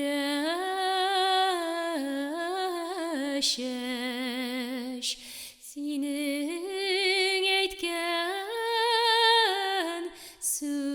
күзләрең. Әле кыймылдаган кеше юк. Сүз әйткән кеше дә юк. Мин дә җырымны яңадан кабатладым. Бу юлы инде җырлап бетерүем булды. Кемдер арттан «Әфәрин, туташ!» дип кычкырып та куйды. Мин хәтта сискәнеп киттем. Артыма борылып карасам, ишек төбендә генә тулырак ак йөзле, зур гына соры күзле бер кеше басып тора. Кем ул? Күрәсең, мин җырлаган чакта сиздермичә әкрен генә кергәндер инде. Чөнки башкалар да аның тавышын ишеткәч кенә борылып карадылар. Һәм берничәсе куанышып, Кәрим, Кәрим абый!» диделәр. Ул кеше исә аз гына чайкала биреп, безнең янга килде дә, туп-туры миңа кулын сузды. «Туташ, мин болар кебек музыка әһеле түгел», диде кабаланыбрак. «Шуңа күрә сүземне алдан әйтеп калырга ашыгам. Матур, моңлы җырладыгыз. Миңа бик ошады, ихлас. Комплимент дип уйламагыз, әмма үзегез дә Мәдинәкәй кебек кара кашлы, зәңгәр күзле икәнсез». Һәм ул каты гына итеп минем кулымнан кысты. Мин ияк очыма кадәр кызардым. Ә ул берни булмагандай башкалар белән күрешә башлады. Аннары яңадан миңа таба борылды. «Гафу итегез, туташ, ашыгып исемегезне сорарга да онытканмын. Татарлык, кем дип беләбез инде?» Ләкин мин телгә килгәнче, Солтан абый әйтеп өлгерде. «Безнең гаеп, Кәрим. Без таныштырырга тиеш идек. Бу Гөләндәм туташ була». «Гөләндәм, чибәр исем?» «Салихның шәкерте. Фортепианода уйный. Танышу йөзеннән без әле менә туташны уйнатып та, җырлатып та карадык». «Бик хуп, зинһар дәвам итә күрегез. Мин дә бик вакытлы килгәнмен икән». Шулай диде дә, тыңларга җыенгандай бер читкәрәк китте. Мин инде аның Кәрим дигән исемен ишеткәч тә, кем булуын чамалаган идем. Нык, базыграк гәүдәле бу җитез кеше чынлап та Кәрим Тинчурин булып чыкты. Даны таралган артист һәм әдип. Ләкин кызганычка каршы мин аның алдында җырлый алырлык хәлдә түгел идем инде. Әллә ничек, бер юлы бушап, тугарылып калдым. Җырласам да рәтле юньле чыкмасын сизеп торам. Шуңа күрә абыйларның көтеп торуына карамастан, уңайсызланып кына, «Кичерегез, артык булдыра алмыйм», дидем дә әкрен генә рояль яныннан киттем. Минем хәлне башлап Солтан абый аңлады булса кирәк. «Ярый, әфәнделәр, туташны ирексезләмик», диде һәм аз гына уйланып, минем үземә шуны әйтте. «Сез җырлый аласыз. Дөрес, тавышыгыз бик көчледән түгел, әмма йомшак ягымлы, сулышыгыз да шактый иркен. Ихтимал, көчлерәк тә җырларсыз. Кыскасы, Салих белеп әйткән, сезнең сәхнәгә чыгып җырларлык чамагыз бар». Аннары ул шунда ук Кәрим Тинчуринга мөрәҗәгать итте. «Кәрим, без Гөләндәм туташны үзебезнең кичәгә чакырып торабыз. Сез ни диярсез?» «Бик мәслихәт!» диде Тинчурин, урыныннан торып. «Туташны сәхнәдән җырлатырга мөмкин, бик мөмкин». «Ишетәсезме? Моны сезгә Кәрим абыегыз әйтә». «Әлбәттә, билгеле бер хәзерлек кирәк булачак», дип өстәде Тинчурин. «Үз тарафымнан мин туташка кыюрак булырга киңәш итәр идем. Сәхнә кыюлыкны ярата ул. Инде туташ, сезнең сүзне ишетик. Ни әйтәсез?» диде Солтан абый миңа ягымлы гына карап. «Ни әйтим?» Рәхмәт әйтеп кенә баш тартыргамы? Юк, бу бик зур сансызлык булыр кебек. Шундый мөхтәрәм абыйлар ышанып дәшәләр ич. Аннары гаҗәп мавыктыргыч та бит әле ул. Сәхнәгә чыгып җырлау. Нинди генә татлы хыяллар уятмый ул синдә. Һәм мин инде күңелемнән риза булырга да әзер идем. Әмма ләкин менә хәзер үк шул риза дигән сүзне әйтергә ничектер җөрьәт тә итә алмыйм. Бик хәтәр, бик четерекле бер эш булып тоела ул миңа. Ахырда, шактый көттереп, мин: «Кичерегез, Солтан абый. Хәзер генә бер сүз дә әйтә алмыйм. Уйларга вакыт бирегез», дидем. Яхшы, диде ул килешеп. Уйлагыз, без сезне ашыктырмыйбыз. Инде риза булсагыз, репетиторыгыз яныгызда, бергәләп, тагын берничә көй әзерләрсез. Салих, ишетәсезме? Ишетәм, Солтан абый, диде Салих дәртле генә. Тыныч булыгыз, туташның ризалыгын да алырмын, көйләрен дә әзерләрмен. Шуның белән сүз бетте. Мин китәргә җыена башладым. Бүлмәдә кешеләр дә күбәйде, шуларның берничәсе хатын-кызлар иде. Кая ашыгасыз? Диде Салих гаҗәпләнебрәк. Вакыт, Салих абый, вакыт, дидем мин, чынлап та каядыр ашыккандай. Дөресен генә әйткәндә, аларның репетициясендә ят бер кеше булып утыруны ничектер килештермәдем. Салих минем хәлемне аңлады булса кирәк, артык кыстап тормады һәм урамга чаклы озата да чыкты. Театр ишеге төбендә тукталгач та, мин аңа чын үпкә белән: "Салих абый, сез мине нинди читен хәлгә куйдыгыз", дидем. "Шулай ярыймыни инде?" "Ник?" диде Салих бердә исе китмичә генә. "Мин бит сезне таныштырырга дип алып килдем. Башта ук әйтеп. Таныштыру шушы буламыни? Белмәгән, күрмәгән кешеләр алдында мине уйнарга да, җырларга да мәҗбүр иттегез." "Әйе, таныштыру нәкъ шушы була инде. Шуның өчен китердем дә мин сезне музыкантлар янына." "Нигә сез миңа аны алдан әйтмәдегез?" "Алдан әйткәч, сезне китереп буламыни?" диде Салих эчкерсез көлеп. "Сез бит ни? Сары песнәк кебек, чак кына хәтәр сизү белән очарга гына торасыз. Бу чаклы хәйләкәр булырсыз дип һич тә уйламаган идем." "Ярый, мин дә моны бер исегезгә төшерермен әле. Менә әйтте диярсез." "Гөлгенәм", диде Салих күзләремә карап. "Әллә чынлап та үпкәлисезме инде?" Мин дәшә алмадым. Минем инде үпкәм дә эреп беткән иде. Нигәдер бик якын, кадерле булып китте ул миңа шушы минутта. "Сез керегез инде", дидем мин борчылып. "Салкын тидерерсез. Ялан башкына чыккансыз." "Хушыгыз алайса", диде ул кулымны кысып, һәм җибәрмичә торып әкрен генә өстәде. "Шушы йомшак кулыгызның җылысы шималь суыкларыннан да саклаячак мине, Гөләндәм. Әйтмәгез", дип кенә пышылдый алдым мин, һәм башымны иеп тиз генә китеп бардым. Бераздан түзмичә артыма борылсам, ул кышкы салкынны һич сизмәгәндәй, минем тарафка һаман карап тора иде әле.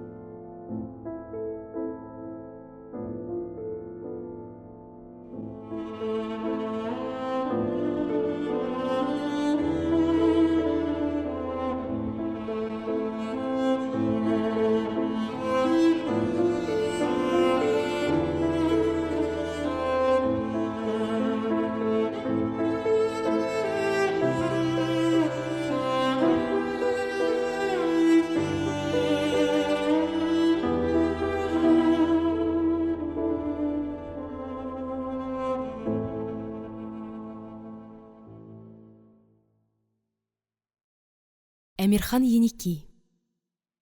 Гөләндәм туташ хатирәсе.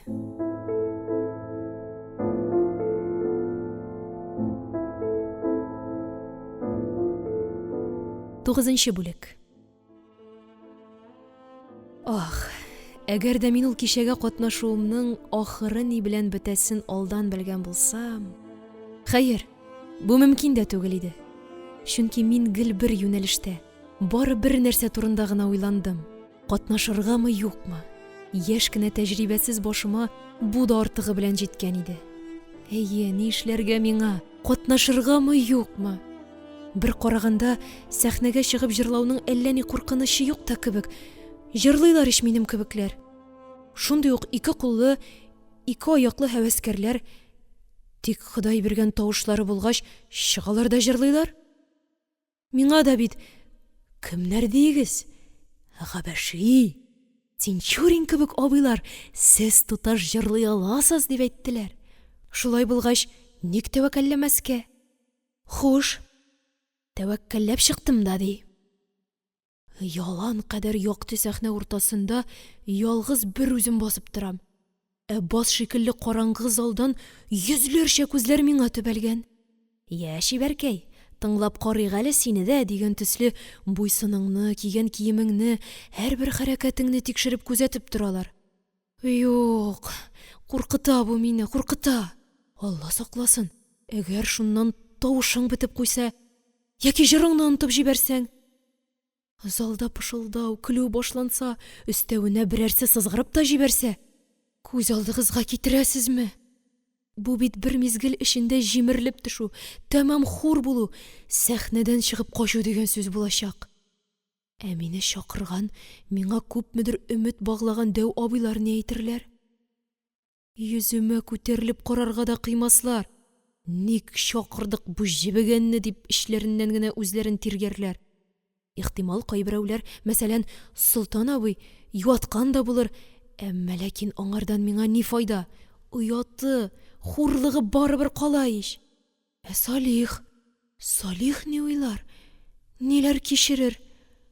Шуны гына уйласам да йөрәгемә бозлы салкын йөгерә. Юк, иртә әле миңа тәвәккәлләргә, иртә. Җитмәгән әле аның вакыты, җитмәгән. Мин инде әтием-әнием турында әйтеп тә тормыйм. Алдан рөхсәт сорауның һич мәгънәсе юк. Билгеле, авыз да ачтырмаячаклар. Соңыннан белсәләр, өйдә зур җанҗал кубачак. Аларның 17 яше дә тулмаган, бердән-бер кызлары каядыр артистлар арасына барып, сәхнәләргә чыгып, җырлап йөрсен имеш.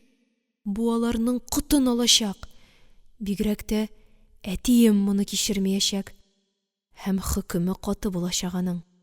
Иң әүвәл ул мине Салихтан айырачак. Берәр сылтау табып, әдәп белән генә аны безгә килеп мине укытып йөрүдән туктатачак. Ә минем өчен моңардан да зур җәзаның булуы мөмкинме соң?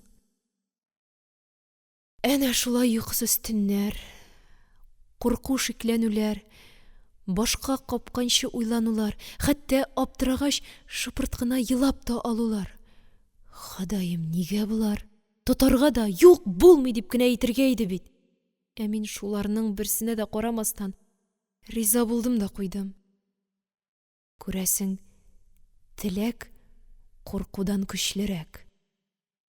Әмма беләсез инде, моның төп сәбәпчесе минем гаять үз сүзле дустым Салих булды. Ул үгетләде, ул кыстады, ул ниһаять күндерде. Гаҗәп, аның өчен бөтенесе бик ачык та бик гади иде. Шикләнү? Ни дигән сүз ул? Солтан Габәши кебек кеше белмичә чакырамыни? Үзеңә ышанырга кирәк, бәгыр, ышанырга. Шунсыз сәнгать бусагасыннан атлап керергә дә ярамый. Кайчагында таланты кечкенә, чамалы гына кеше дә үз-үзенә чамасыз ышану аркасында сәнгатьнең түренә үк җитмәсә дә, ишеге төбеннән шактый ерак уза. Шик кия ул. Аңардан үзеңне ашатырга ярамый. Аннары ул, Салих минем янымда булачак. Миңа аккомпанировать итәчәк. Аңлыйсызмы сез шуны, Гөләндәм? Ди ул миңа. Инде әти-әнидән курку мәсьәләсенә килгәндә, ни әйтергә? Иске харафатлар җимерелгән бер вакытта бу әллә ничек көлке дә, аяныч та. Дөрес, әти-әниеңне тыңлама дип әйтергә теләми ул. Әмма изге эш, күркәм эш өчен әзрәк тартышырга да кирәктер лабаса. Юк, ул музыкант дусларына Гөләндәм туташ әтисеннән курка дип әйтмәячәк. Беләсезме, нинди сылтау табачак ул? Бик җитди рәвештә туташны әлдермеш егетләре урлап киткәннәр дип кенә әйтәчәк. Әнә шулай кызартты, көлдертте һәм ахыр чиктә җиңде мине бу әлдермеш егетләренә биргесез Салих Сәйдәшев дигән егет. Шулай да мин ризалыгымны тик бер шарт белән генә бирдем. Исемемне афишада чыгармаска. Кечкенә мәсьәлә, диде Салих ничектер бик тиз килешеп. Матур җырласагыз, исемегез икенче көнне үк бөтен шәһәргә таралыр. Хәзер инде һәр төрле шик-шөбһәләрне бер читкә ташлап, матур җырлар өчен нык кына әзерләнергә кирәк иде. Салих миңа 3 көй тәкъдим итте. Берсе Солтан абыйга җырлап күрсәткән Мәдинәкәй, икенчесе Сакмар, моны мин үзем дә җырларга яратам. Өченчегә тагын бер җиңелрәк көй, мәсәлән, Ислегөлне әзерләргә кушты.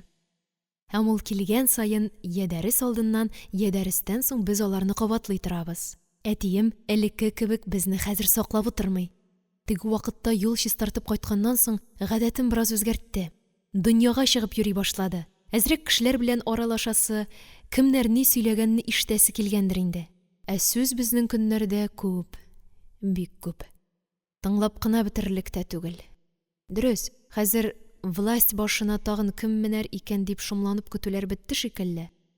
Һәр хәлдә чехлар киткәннән соң кире кайткан большевиклар властьны кулларында нык тоталар булса кирәк. Шәһәрдә үзенә күрә иминлек, тәртип, тынычлык. Хәер, Салихның әйтүенә караганда, тынычланырга иртәрәк икән әле. Бөтен җирдә фронт, бөтен яктан аклар һөҗүм итеп маташа, кызыл гаскәр шуларга каршы каты сугышлар алып бара ди. Анысы шулай инде. Сугыш барганда чын тынычлык буламыни ул? Аннары әтиемне чыгарга, йөрергә мәҗбүр иткән икенче бер җитди сәбәп тә бар. Соңгы вакытларда азык-төлек табулары бик читенләште. Бер кайда бер нәрсә сатылмый, кибетләр күптән ябылып бетте. Теләсәң кайдан тап. Ярый әле Казанның пешән базары бар. Бөтен алыш-биреш шунда икән хәзер. Билгеле, ачыктан-ачык түгел, әмма итәк астыннан җаның теләгән нәрсәне табып була диләр. Әтием дә менә шуннан onun ярмасын, итен майын дигәндәй табып китерә. Акчага аламы, әйбергә алыштырамы, ул кадәресен мин белмим дә. Монда әле үз кайгымда үземә бик җиткән. Кыскасы, без репетировать итәбез. Салих уйный, мин җырлыйм. Тик артык иркенәеп кенә булмый. Чөнки өйдә әни бар. Аңа сиздерәсебез килми. Булай тыелып кына җырлау, тыелып кына сөйләшүләр Салихны да канәгатьләндерми иде. Шуңа күрә ул мине бер-ике мәртәбә театрга да чакырды. Анда инде чын репетиция ясадык. Солтан абзый кат-кат җырлатканнан соң миңа гадәтенчә ипләп, ашыкмыйча гына бик урынлы киңәшләрен бирде. Җырларга өйрәтү дә бик кирәк нәрсә икән ул. Үзем дә сизәм, ничектер иркенәеп, көчәеп киткәндәй булды минем җырлавым. Аннары Кәрим абый да мине кайбер артистлык сәнгатенә кызу гына өйрәтеп алды. Сәхнәгә ничек килеп чыгарга, ничек чыгып китәргә, шуларны үзе үк күрсәтеп бирде. Җырлаганда кулларыгыз камчы шикелле асылынып тормасын, менә булай тотыгыз, җан булсын аларда диде. Каушап калмас өчен залның беренче рәтләренә карамаска, түренә карарга кушты. Хәтта җырлап беткәч алкышлауларга каршы матур гына итеп баш ияргә дә күрсәтеп бирде. Үзе ул буларның барысында гаҗәп оста эшли белә иде.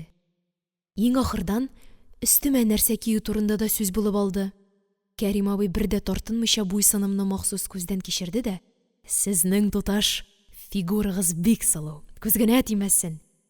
Тик менә буйыгыз гына сәхнә өчен кечерәк икән" диде. Өстегезгә тар гына озын күлмәк, аякларыгызга биек үкчәле туфли, ә башыгызга кечкенә инҗеле калфак кисәгез яхшы булыр.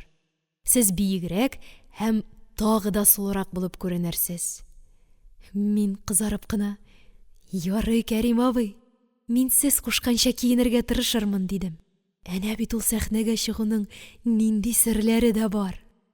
Ә берничә көннән соң минем күптән күренмәгән дус кызларым Әҗем Мөршидәсе белән Аит Мәрьяме көтмәгәндә безгә килеп керделәр. Кызарышканнар, тыннарын көчкә алалар. Ни булган буларга дип аптырый калдым. "Ишеттеңме, ахирәткәй?" диде Мөршидә ишектән керүгә. "Шәрык кичәсе булачак икән лабаса." Эш әнә нәрсәдә икән. "Шулаймы ни?" дидем мин кызыксынган булып. "Кайдан белдегез?" "Менә әле генә Мәскәүский шотында афишасын укыдык." "Күптән булганы юк иде ич мондый кичәнең", диде Мәрьям. "Большевиклар вакытында бу беренче генә әле.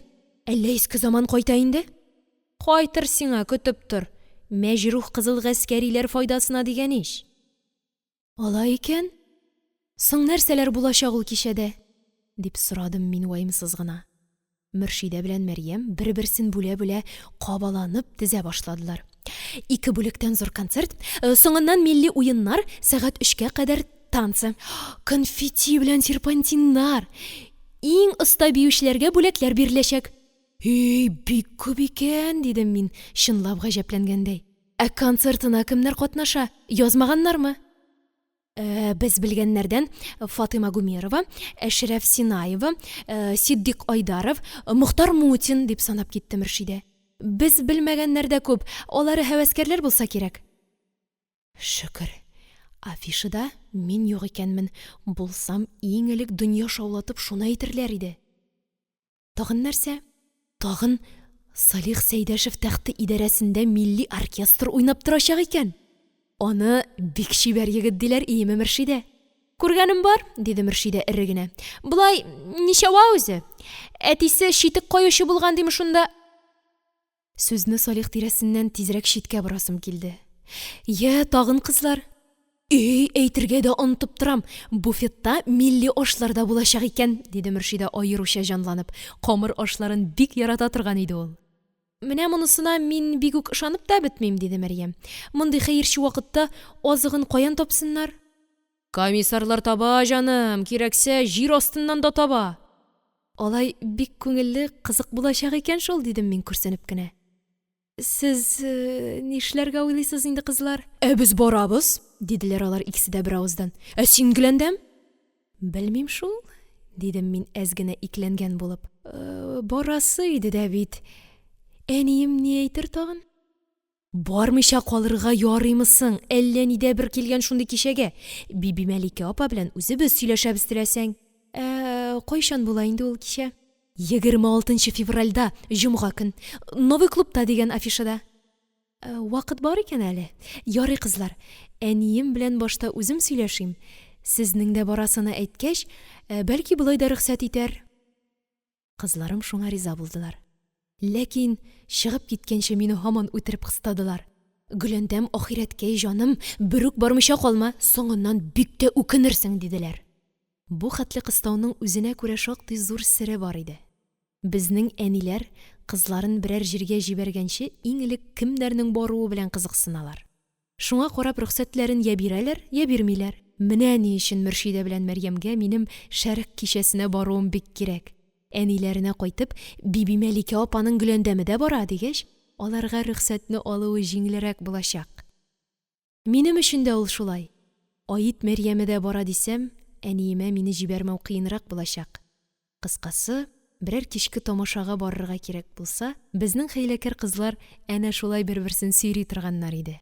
Бу җәһәттән Мөршидә белән Мәрьямнең килеп мине кытыртып китүләре яхшы да булды әле. Әмма икенче яктан, аларның кичәдә булулары минем хәлемне бик читенләштерәчәк тә иде. Сәхнәгә килеп чыгуымны күрү белән алар билгеле шаккатып калачаклар. Һәм икенче көнне үк инде бу фәвкылгадә вакыйганы бөтен таныш-белешләргә исләре китеп сөйләячәкләр.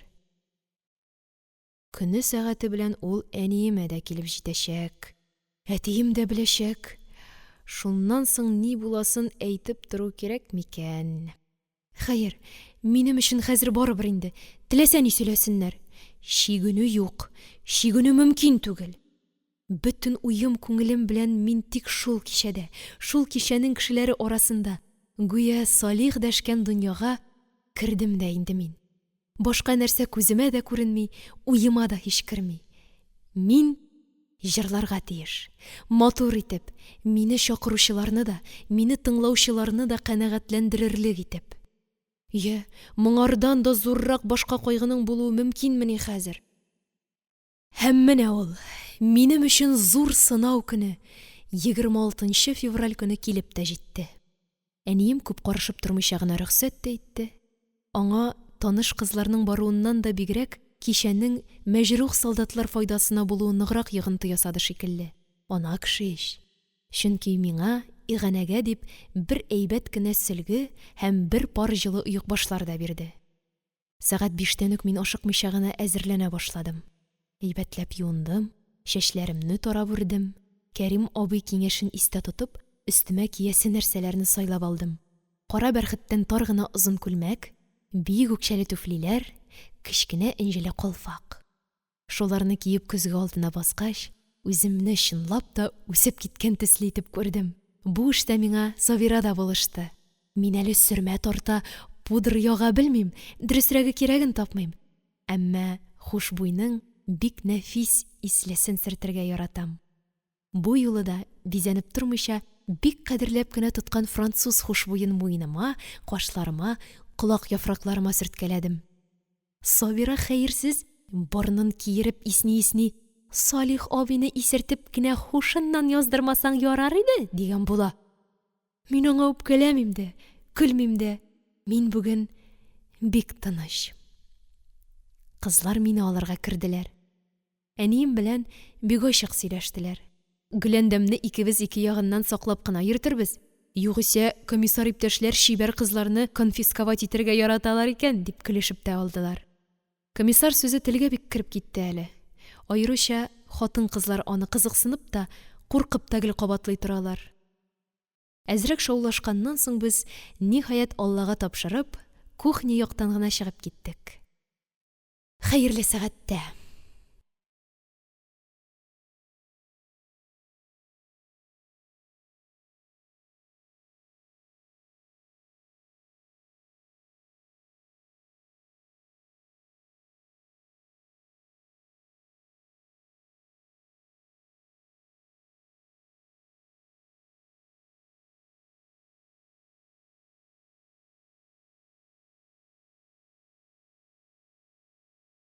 Кар һәм йылдызлар яктысы гына төшкән урамнан шагыр-шыгыр атлап кызу гына барабыз.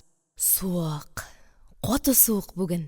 Тамагымны саклар өчен авыз-бурынымны мех яка эченнән бер дә чыгармыйм. Урам буш, капкалар бикле, тәрәзә капкачлары ябык, кеше заты юк диярлек, яки бик сирәк очрый. Аны да каршыңа килеп чыккач кына шәйләп аласың. Ялгыз булсаң, йөрәгең ярылыр иде. Әшәү булгач, сер сынатмыйбыз инде. Тик сөйләшмин итми йөгерәбез генә. Әйткәнемчә, мин тыныч. Күңелем төбеннән генә кая һәм ни өчен баруымны уйлап куйгаласам да, нишләптер үземдә бер нинди курку борчылу кебек нәрсә тоймыйм.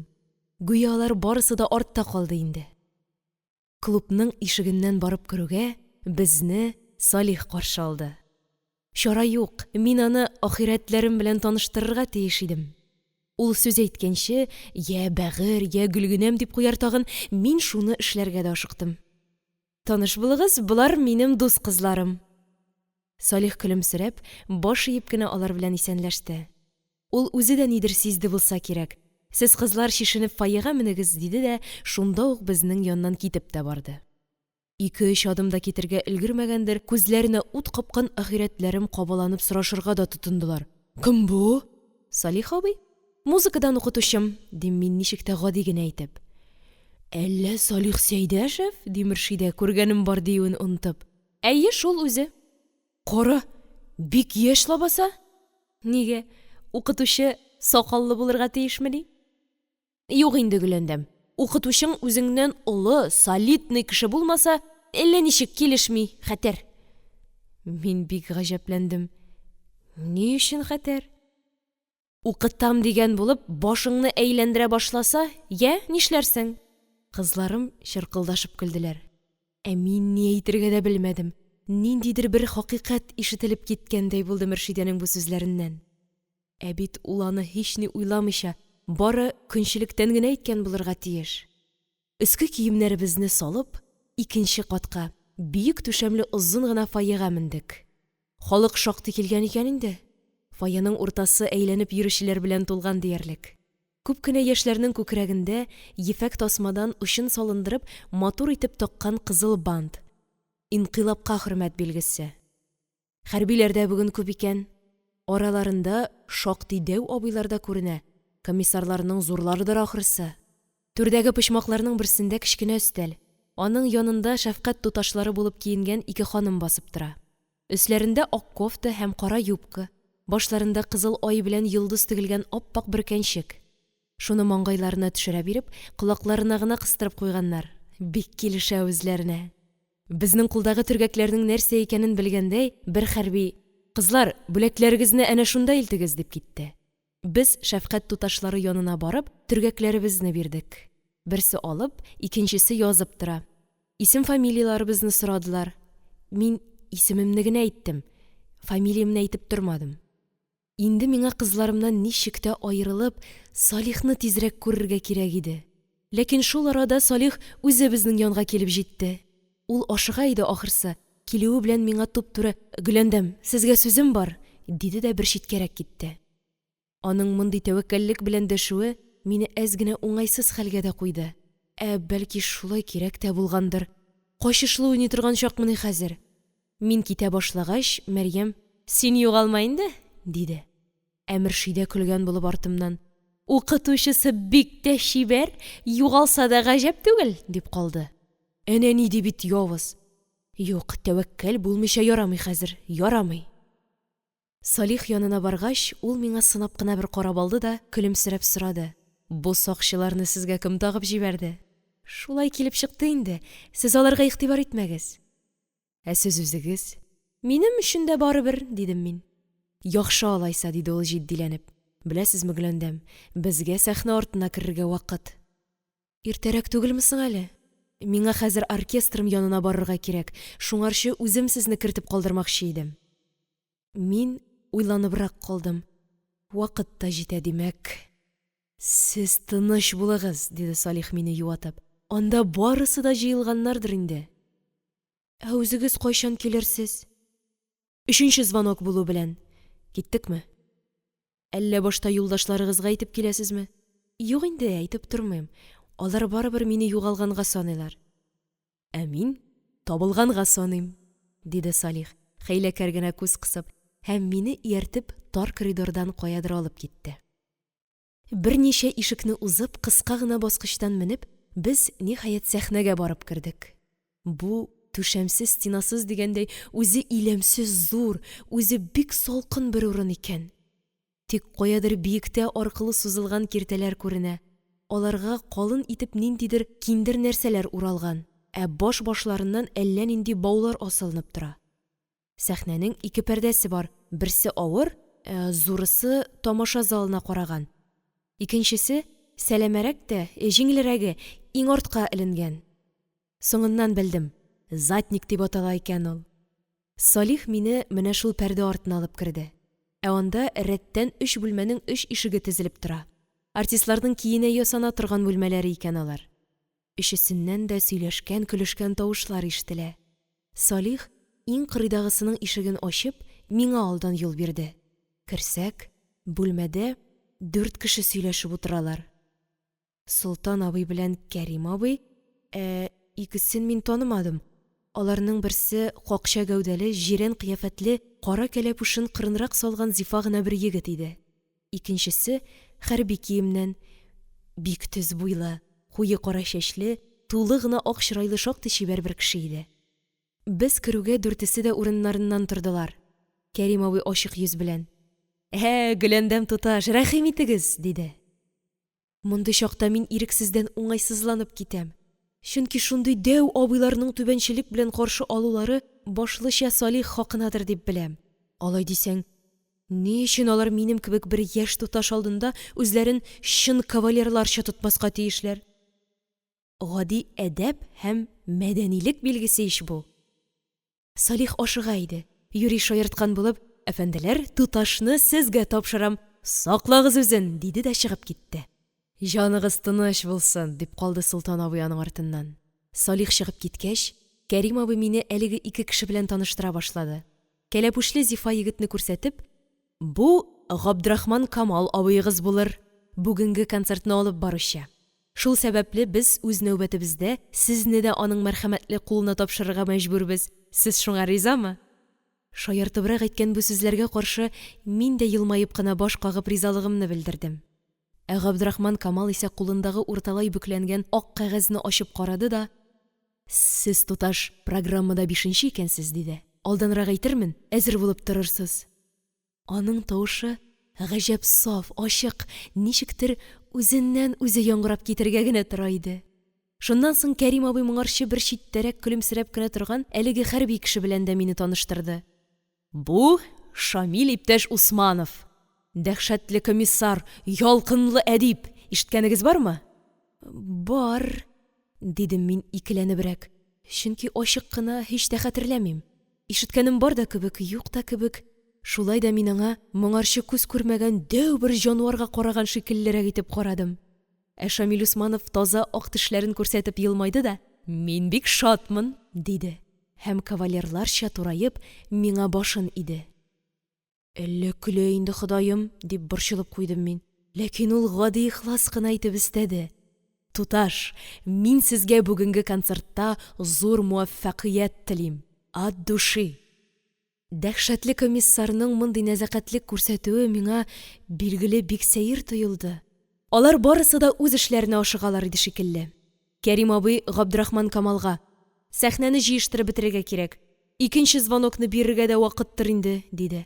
Аннары миңа карап әйтте: «Күршедә генә ханымнар бүлмәсе, сез шунда керегез. Анда җылырак та, күңеллерәк тә булыр». Ул шулай дигәч, мин дә аларга ияреп бүлмәдән чыктым. Ләкин күрше бүлмәгә минем кереп торасым килмәде. Анда зур артисткалар, дәү апалар җыелгандыр дип уйладым мин, ахмакланып. Кереп игътибарларын үземә җәлеп итмим әле янәсе.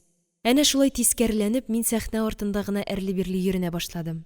Аран шикелле шыксыз, ягылмаган зур сәхнә бик салкын иде. Мин моны бик тиз сизеп алдым. Шунда ук борылып бүлмәгә генә керәсе иде дә бит. Әмма үҗәтлекне тиз генә җиңеп буламыни. Ул арада фойеның югары сәндерәсендә уйный башлаган оркестр тавышы да ишетелде. Ай былбылымны уйныйлар. Ай, дәртле матур уйныйлар да соң. Түзмәдем. Сәхнәнең алдынарак узып тыңлый башладым. Хәтта бер мәлгә әшәке салкынны да онытып җибәрдем. Бу вакытта Габдрахман Камал абый һәм тагын ике егет югарыдан әлеге киртәгә ураган ниндидер киндерләрне сүтеп төшерә-төшерә кызу гына эшләп йөриләр иде. «Туташ!» дигән кискен тавышка сискәнеп киттем. «Ник бүлмәгә кермисез? Туңарсыз ич монда?» Борылып карасам, Камал абый икән бу. «Кичерегез», дидем мин гаебемне сизеп. Бәлки комачаулый да торганмындыр әле мин аларга. Кире сәхнәнең артынарак киттем. Һәм гаҗәпләнә калдым. Теге киндерләрне төшергәч, сәхнә бөтенләй икенче рәвешкә кергән иде. Артта кояшлы каен урманы. Урман өстеннән бик биектә ак болытлар агыла. Агачлар арасыннан бурмаланып ат юлы килеп чыга. Як-якта да ботакларын җәйгән шундый ук ак каеннар. Гүя бу җәйнең эссе көннәрен хәтерләткән чәчәкле, хуш исле, гаҗәеп матур бер аланлык имеш. Без шушы кояшлы аланлыкта җырлаячакбыз икән. Әкият түгел диген инде. Шулай да мине әкрен генә калтырата. Бүлмәгә керсәм дә хәзер соңдыр инде. Залда яңгыраган звонокны да ишетмәгәнмен ахырсы. Сәхнә артына керүчеләр күбәйде. Бүлмәдән ханымнар да чыга башладылар. Зат киемнәре өстеннән кайсы иңенә мамык шәл, кайсы пальтосын салган. Минем кебек жүләр түгелләр икән шул. Бер читтә һаман ялгызым гына торам. Карыйм, күзәтәм. Кызык дөнья. Кызык кешеләр. Әмма үзләрен бик гади, бик иркен тоталар. Дөрес, мин аларның күбесен белеп тә бетермим әле. Ләкин кайберләрен элек күргән спектакльләр буенча таныйм да шикелле. Әнә теге юка озын гына гәүдәле, ак чырайлы, гел елмаеп кына сөйләшә торганы Өмме Гөлсем ханым Болгарская булырга тиеш. Арада иң яше, иң чибәре Әшрәф Синаева булса кирәк. Тагын әнә теге аяк йөзеннән үк зәңгәр ефәк күлмәк кигән тулы күкрәкле, сары чәчлесе Мәрьям Рахманкулова түгел микән? Әгәр шул булса, бу инде соңгы вакытларда исеме бик таралып киткән яшь җырчылардан исәпләнә. Ирләрдән аеруча бер кеше минем игътибарымны үзенә җәлеп итте. Пенсне кигән бу таза, нык гәүдәле кеше сөзәргә җыенган үгез сыман озын ял чәчле башын ия биреп, кулларын күкрәгенә куеп, һич кемгә дәшми карамый бер читтә әрле-бирле йөри дә йөри. Кем булыр бу? Өстендә кара бәрхеттән иркен озын толстовка, муенында ак тасмадан бик зур бант. Юк, андый-мондый гына кешегә охшамаган ул. Ниһаять, зарыктырып көттергән минем Салихым да килеп җитте. Ашыккан күрәсең, битләре кызарып чыккан. Кызыллык аңа бик сирәк чыга. «Әллә гел шушында тордыгыз?» диде ул килеп җитүе белән. Мин гаепле бала сыман бары елмайдым гына. Ул сак кына кулымны тотып карады да, боз кебек булган лабаса. «Ах, сезне, диде пышынып. Ник бүлмәгә кермәдегез?» «Кереп тормадым шул. Сез борчылмагыз. Миңа хәзер суык түгел инде», дидем мин, эчке калтыравымны ничек тә басарга тырышып. Дөрестән дә, өшүемне сизми башлаган идем. Калтырау булай гына ул. Киресенчә, вакыт-вакыт миңа эссе дә булып киткәли иде. Шул чакта безнең янга Өммегөлсем Болгарская килде. «Исәнме, Салих?» – диде ул бер туганына дәшкәндәй итеп кенә. «Исәнмесез, Гөлсем апа?» – диде Салих түбәнчелек белән. «Шушында керсәм, һич чыга алмыйм», – дип зарланды Болгарская. «Залда халык күпме соң?» «Бик күп. Аншлаг дияргә мөмкин». «Яхшы инде алайса.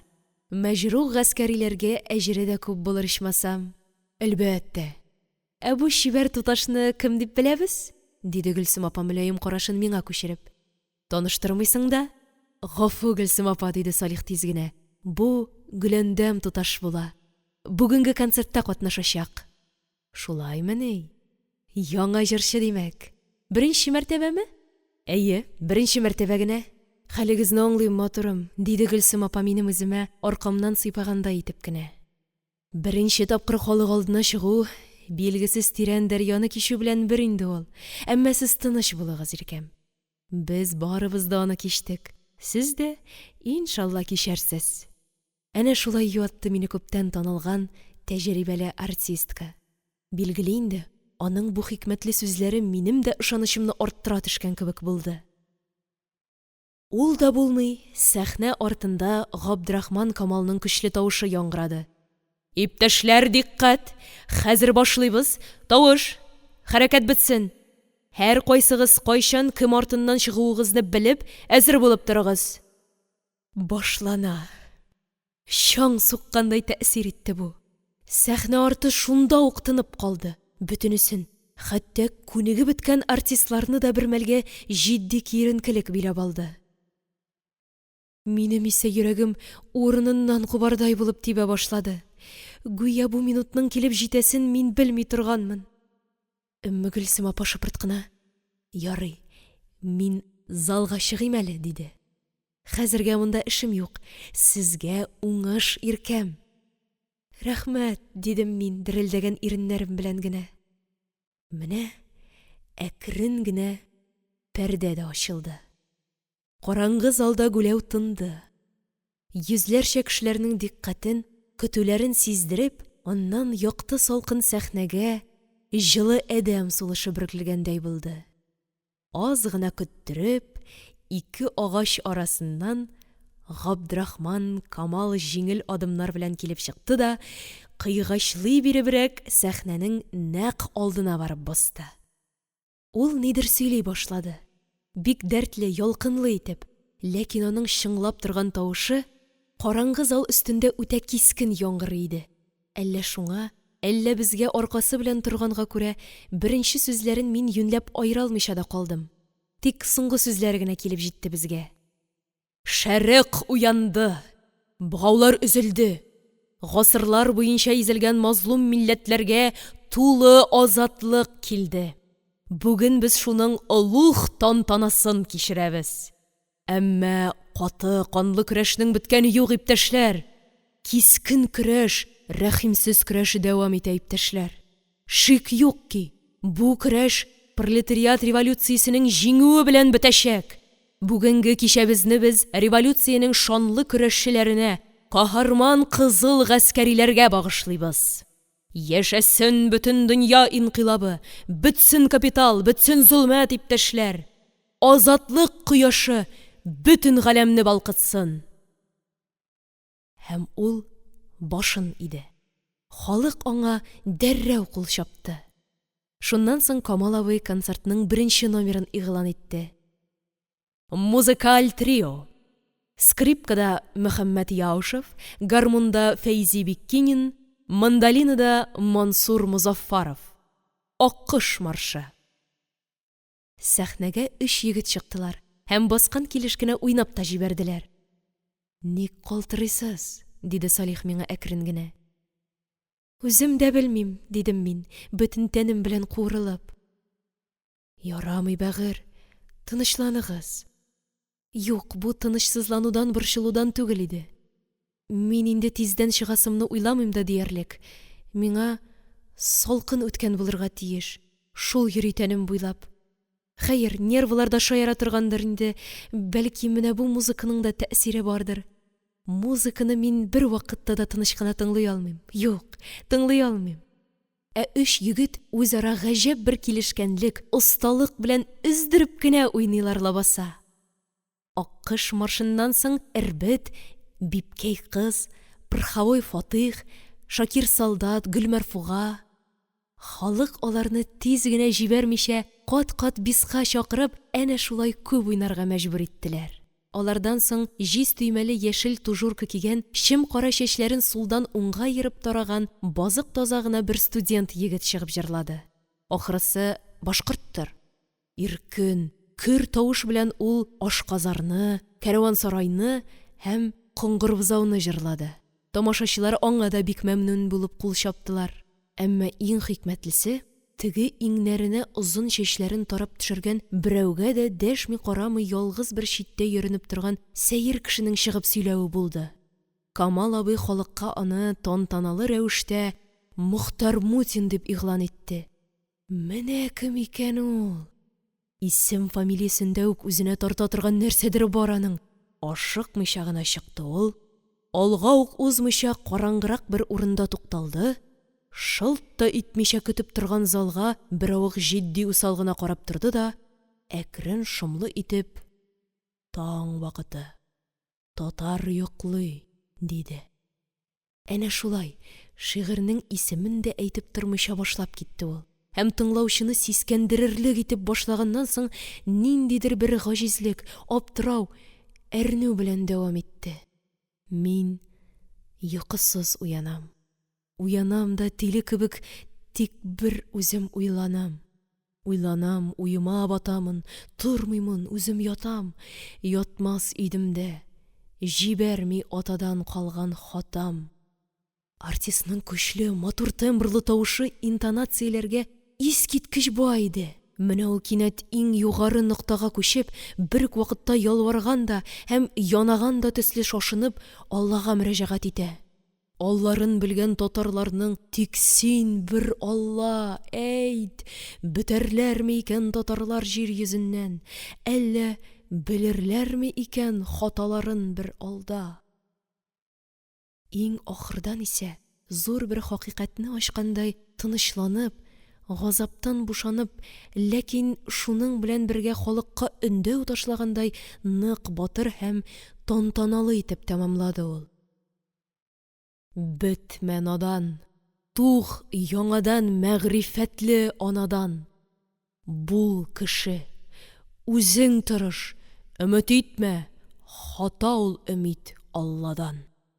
Гүя тирән газаптан туган шигырь үзе һәм бигрәк тә аны шул кадәр белеп, тоеп сөйләү тамашачыларны тәмам сихерләде булса кирәк. Алар үзлексез кул чабып артистны кат-кат биска чакырдылар.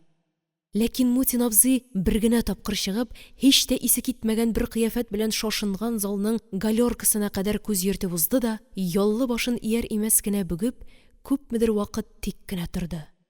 Аннары кисәк кенә күтәрде дә, шундый ук тыныч горурлык белән ашыкмыйча гына чыгып та китте. Бу артист бер заман татар сәхнәсен шаулатачак әле, дип калды Салих та аның артыннан. Ул да булмый, безнең янга Камал абый килде. Туташ, тиздән сезнең нәүбәт, әзер булып торыгыз, диде ул ашыгып. Салих, ишеттегезме? Ишеттек, без әзер, диде Салих. Я Рабби, дип куйдым мин ирексездән. Нигәдер кинәт кенә куркып шомланып киттем. Дөрес, җырлый алуыма мин моңарчы ышанып тордым. Тик менә хәзер бөтен тәнемдә йөргән шушы бизгәк мине бик борчый иде. Шул гына харап итмәсә ярар иде, Ходаем. Тавышым үзгәрмәде микән? Хәер, белеп буламыни инде аны хәзер генә. Ә Салих әзрәк кенә шаяртканда булып, мине һаман әкрен генә юата. Әнә, Мутин абзагыздан үрнәк алыгыз. Аның кебек горур, салкын, тыныч булыгыз, ди. Тамашачыны онытыгыз. Бары минем өчен генә җырлагыз. Шул чакта тыңлаучылар да сездән бихуш булырлар, ди. Аңа әйтүе ансат. Белсә иде ул минем хәлемне. Бәлки белеп юатырга тырышуыдыр. Шу, Камал абый мине әйтә түгелме соң? Бик ачык итеп, залны яңгыратып, Яшь һәвәскәр җырчы Гөләндәм Туташ Солтанова! Рояльдә Салих Сәйдәшев! Рәхим итегез! Әйдә, атлагыз, диде Салих миңа. Мин атладым. Якты сәхнә, караңгы зал. Мин шуларның нәкъ чигеннән үтәм кебек. Озак үтәм. Ниһаять, рояль янына җитеп туктадым. Шунда ук Салих та килеп утырды. Ә мин аның артымнан килгәнен һич тә сизмәдем. Янымда Камал абый иелә биреп миннән сорый. Беренче җырыгыз. Мин иреннәремне кыймылдатам. Аннары ул залга кычкырып әйтә: Мәдинәкәй! Ә зал тып-тын. Хәер, бөтенләй үк тып-тын да түгелдер инде. Тик минем бөтен дикъкатем Салихта. Ничегрәк итеп башлар ул? Мин бары шуны көтәм. Залда хәзергә һич эшем юк. Рәхмәт төшсен аның кулларына. Рояль телләренә түгел, гүя йөрәк кулларыма йомшак кына кагылды аның нәфис куллары. Гүя авазлар ярдәме белән дәште ул миңа. Чын, саф Мәдинәкәй менә шушы була, диде. Һәм мин аңа буйсынып, аңа ияреп җырладым. Халык ихлас кына кул чапты. Кинәт миңа җиңел булып китте. Сәхнә дигәнең ул хәтле үк куркыныч урын түгел икән. Аннары мин Сакмарны җырладым. Үземә калса, моны инде иркенрәк тә, рухланыбрак та җырладым шикелле. Бу юлы халык та ныграк кул чапты. Ләкин мин икене җырлаганнан соң түбәнчелек белән баш иеп сәхнәдән чыгарга тиеш идем. Һәм шулай эшләдем дә. Ә халык тынмый, халык биска чакыра. Тик мин белеп бетермим әле. Кыстатыбрак торыргамы, әллә тәвәккәлләп чыгаргамы? Салих күзләре белән генә миңа «Ягез» дигәндәй ишарә ясады. Һәм без яңадан чыктык. Алдан әзерләгән тагын бер көебез бар иде. Мин шуны, Ислегөлне җырладым. Кул чабулар, биска чакырулар бу юлы да кабатланды. Әмма ләкин минем үземә бик җитте ахырсы. Халыкка баш иеп, сәхнәдән ашыга-ашыга чыккач, тукталып та тормыйча караңгырак бер почмакка барып постым. Миңа бик эссе иде. Тынымны өзеп алам. Әтез буыннарым туктаусыз калтырый. Артымнан Салих та килеп җитте. Бәгыр, ник булай куян шикелле качтыгыз? Диде ул сөенечле көлемсерәп. Ишетәсезме? Халык чакыра ич! Миңа хәзер тел әйләндереп бер сүз әйтүе дә авыр иде. Тик бераздан гына көчкә хәлгә әйтә алдым. Мин янам. Әйе, мин яна идем. Утта яна идем. Салих пошынып минем күзләремә карады. Аннары аз гына икеләнгәннән соң кулының сыртын маңгаема сак кына тидереп алды. Кайнар икән шул, диде ул җитдиләнеп. Нәрсә бу? Салкын зәхмәтеме? Ахрысы, ярый торган эш түгел бу. Әйдәгез чыгыйк әле моннан булмаса. Ул мине ияртеп буш-фаяга алып чыкты. Аннары урам якка караган иркен генә бер бүлмәгә алып керде. Монда үзенә күрә буфет икән. Түрдә озын өстәл, өстәлдә галәмәт зур самавыр, һәм шул самавыр янында йокымсырап ялгыз гына бер хатын утыра. Хәзергә монда һич кем юк иде. Салих башта мине читтәге өстәлләрнең берсенә илтеп утыртты. Үзе исә хатын янына барып, «Апа, безгә 2 стакан кайнар гына чәй ясагыз әле», диде, һәм борылып миңа дәште. Гөләндәм, буфет бөтенләй үк буш түгел икән. Нигъмәтләрнең төрлесе бар. Чәкчәк, кош теле пирожный, кайсын телисез? Миңа берни дә кирәкми, дидем мин. Ашау кайгысымы соң хәзер миндә? Шулай да ул кечкенә поднос белән 2 стакан куе чәй, 2 пирожный һәм 1 уч чамасы конфет китерде. Эшегез суытмыйча гына, диде ул каршыма утыру белән. Миңа булай да кызу. Барыбер эчәргә кирәк. Шулай ук салкын тиде микән ни? Белмим. Башта өшетте, аннан яндыра башлады, ә менә хәзер тагын калтырата. Эшегез әле, пешә-пешә булса да эшегез, сезгә һич тә авырырга ярамый. Ни өчен? Авыру сорап килмиш. Әгәр сез авырсагыз, мине асачаклар, диде ул, юри тавышын әкренәйткән булып. Хәер, анысына түзәр дә идем. Әмма сезне саклый алмавым өчен мин үземне иң авыр газапка дучар итәчәкмен. Кирәкми ул кадәр, Салих абый. Үтәр әле. Үтә күрсен, ләкин авырырга ярамый диюемнең икенче сәбәбе дә бар. Анысы нәрсә? Сез бүген Гөлсем апа әйткәнчә дәрья кичтегез. Һәйбәт кичтегез. Бүген сезнең бәйрәм, Гөләндәм. Шушындый көнне авырырга ярыймы соң? Салихның гадәтен беләм инде. Ул шулай шаяртыбрак сөйләргә ярата. Әмма шуның белән бергә ул ике арада ничектер менә табигый үзләшү, якынаю да тудыра белә. Аңа һәр вакытта ышанасы килә. Әлбәттә, ул дөрес әйтә. Бүгенге кичәне мин үзем өчен һич шиксез бәйрәм дип саный алам. Ләкин нигә ул минем өчен генә? Безнең уртак бәйрәм бу, Салих абый, дидем мин аңа сөенечемне яшермичә. Барысына да сез сәбәпче. Килешәм, шулай да булсын. Беләсезме, музыкант белән җырчы бер-берсен тапсалар, аларның эшләре һәр вакыт уңышлы чыга. Сез гел киная белән сөйлисез. Ә мин әйтеп бетермәдем әле, диде ул минем күзләремә карап. Тагын бер сәбәбен әйтәсем килә, бәгыр. Нәрсәнең? Авырырга ярамый диюемнең иң төп сәбәбен. Һәм ул башын иеп, бик азга гына тукталып калды. Аннары икеләнүен җиңгәндәй кисәк кенә күтәрелеп, яңадан миңа төбәлде. Бик тын иде. Без икәүдән икәү генә. Бүлмә эче ярым караңгы. Түшәмдәге ут сүндерелгән, тик почмаклардагы шәмдәлләр генә яна. Нигә ул миңа бу хәтле төбәлеп карый? Минем йөрәгемә үтеп керергә телиме, яки миннән берәр нәрсә көтәме? Ә мин аның тагы да караңгылана тирәнәя төшкән күзләренең гипнозына эләккәндәй тәмам югалып, тын калырга кыймыйча утырам. Менә ул миңа үрелә төште. Сузылып кулыма әкрен генә урынды һәм ашыгып, кайнар пышылдап әйтте ниһаять. Юк, сез белергә тиеш, Гөләндәм. Вакыт, вакыт. Мин бит сезне яратам. Иң саф, иң мөкатдәс бер ярату белән яратам. Ишетәсезме?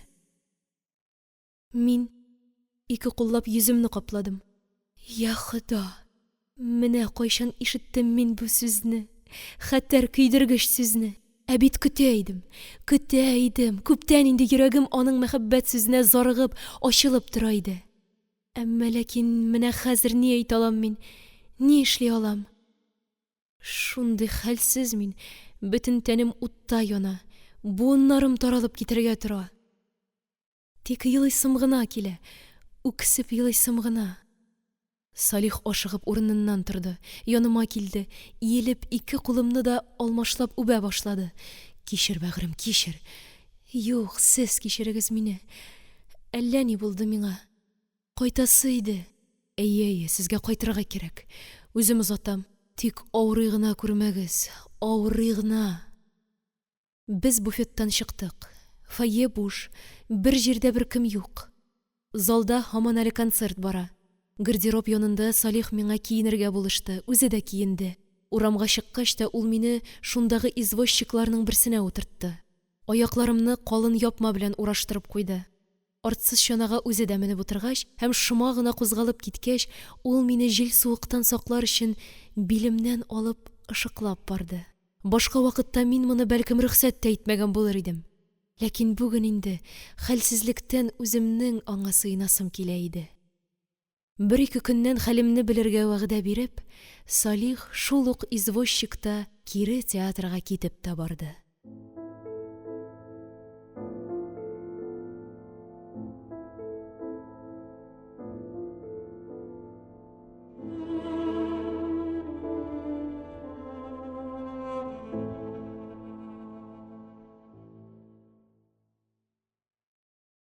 Әмирхан Еники. Гөләндәм туташ хатирәсе.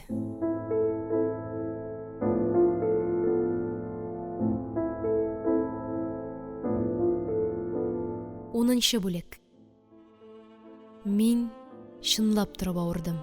Икенче көнне инде урынымнан да тора алмадым. Дөрес, башта өйдәгеләрне хәвефләндермәс өчен әзрәк кенә салкын тигән, башым гына авырта дигән булып, чын хәлемне яшерергә тырыштым. Ләкин шул ук кичне температурам 40-ка җитә язды. Моны күреп куркуга төшкән әнием электән үк безгә таныш карт врачны тизрәк чакыртып китерде. Сакал-мыегы белән бераз Чайковскийны хәтерләткән карт врач килеп карагач, миндә испанка дигән авыруның башланганын әйтте. Бу бик йогышлы авыру икән. Шуңа күрә мине кем дә булса бер генә кеше карарга тиеш иде. Аннары ул берничә төрле дару язып калдырды.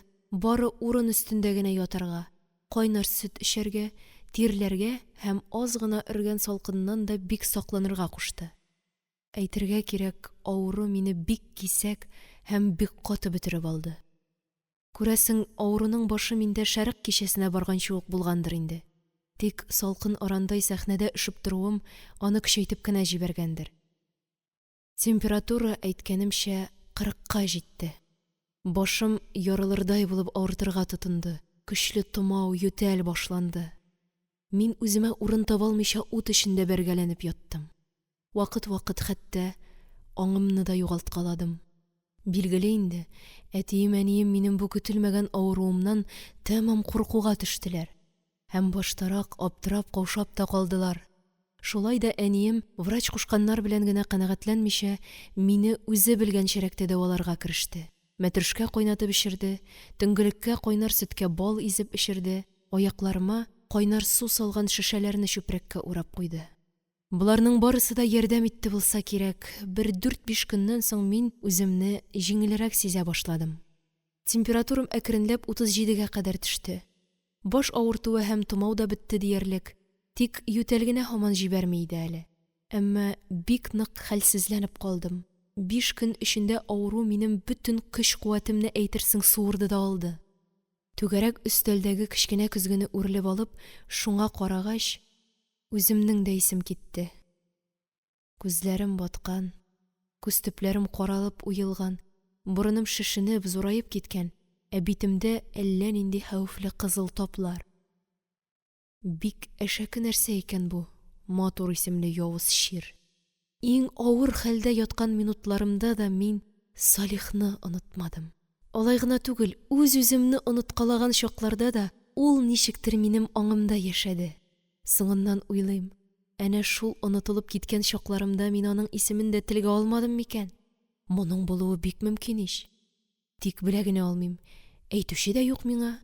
Әнием ләм-мим бер сүз әйтми. Хәтта нидән ничек авырып китүемне дә сорашмый. Ә бу хәерлегә булмаска тиеш. Белә. Барысын да белә күрәсең. Белмиме соң? Теге ахирәтләрем шәрык кичәсендә күргәннәрен түкми-чәчми күптән сөенчеләп китереп җиткергәннәрдер инде. Ләкин әнием сабыр хатын. Минем мондый хәлемдә әлбәттә борчымаячак. Шулай ук Салих турында да хәзергә берни дә әйтмәячәк. Әмма ахыры моның ни булып бетәр икән? Ахыры, бигрәк тә әтием белә калса, менә нәрсә испанкадан да яманрак көйдерә дә яндыра мине хәзер. Салих бит 1-2 көннән хәлеңне белергә килермен дигән иде. Килде микән, юк микән? Кемнән генә шуны белергә соң? Әниемнән сорау мөмкин түгел. Салих килсә дә, ул аны миннән яшерәчәк. Моны бары Сабирадан гына белеп булыр иде. Ләкин аны да әле минем янга кертмиләр. Ә Салихның килүе минем өчен шундый әһәмиятле, шундый кирәкле, әйтерсең тизрәк терелүем бары шуңа гына бәйләнгән. Килеп кергән сәгатендә үк мин бер нинди авыру булмагандай җиңел генә аякка басар идем кебек. Менә бит ни өчен түбәндәге һәр тавышка колак салып, ишектән күземне алмыйча зарыгып ятам мин. Әгәр шул кичне ул яратам дигән сүзен әйтмәгән булса, миңа хәзер күп мәртәбә җиңелрәк булыр иде. Ә ул әйтте: "Яратам, мөкатдәс бер ярату белән яратам", диде.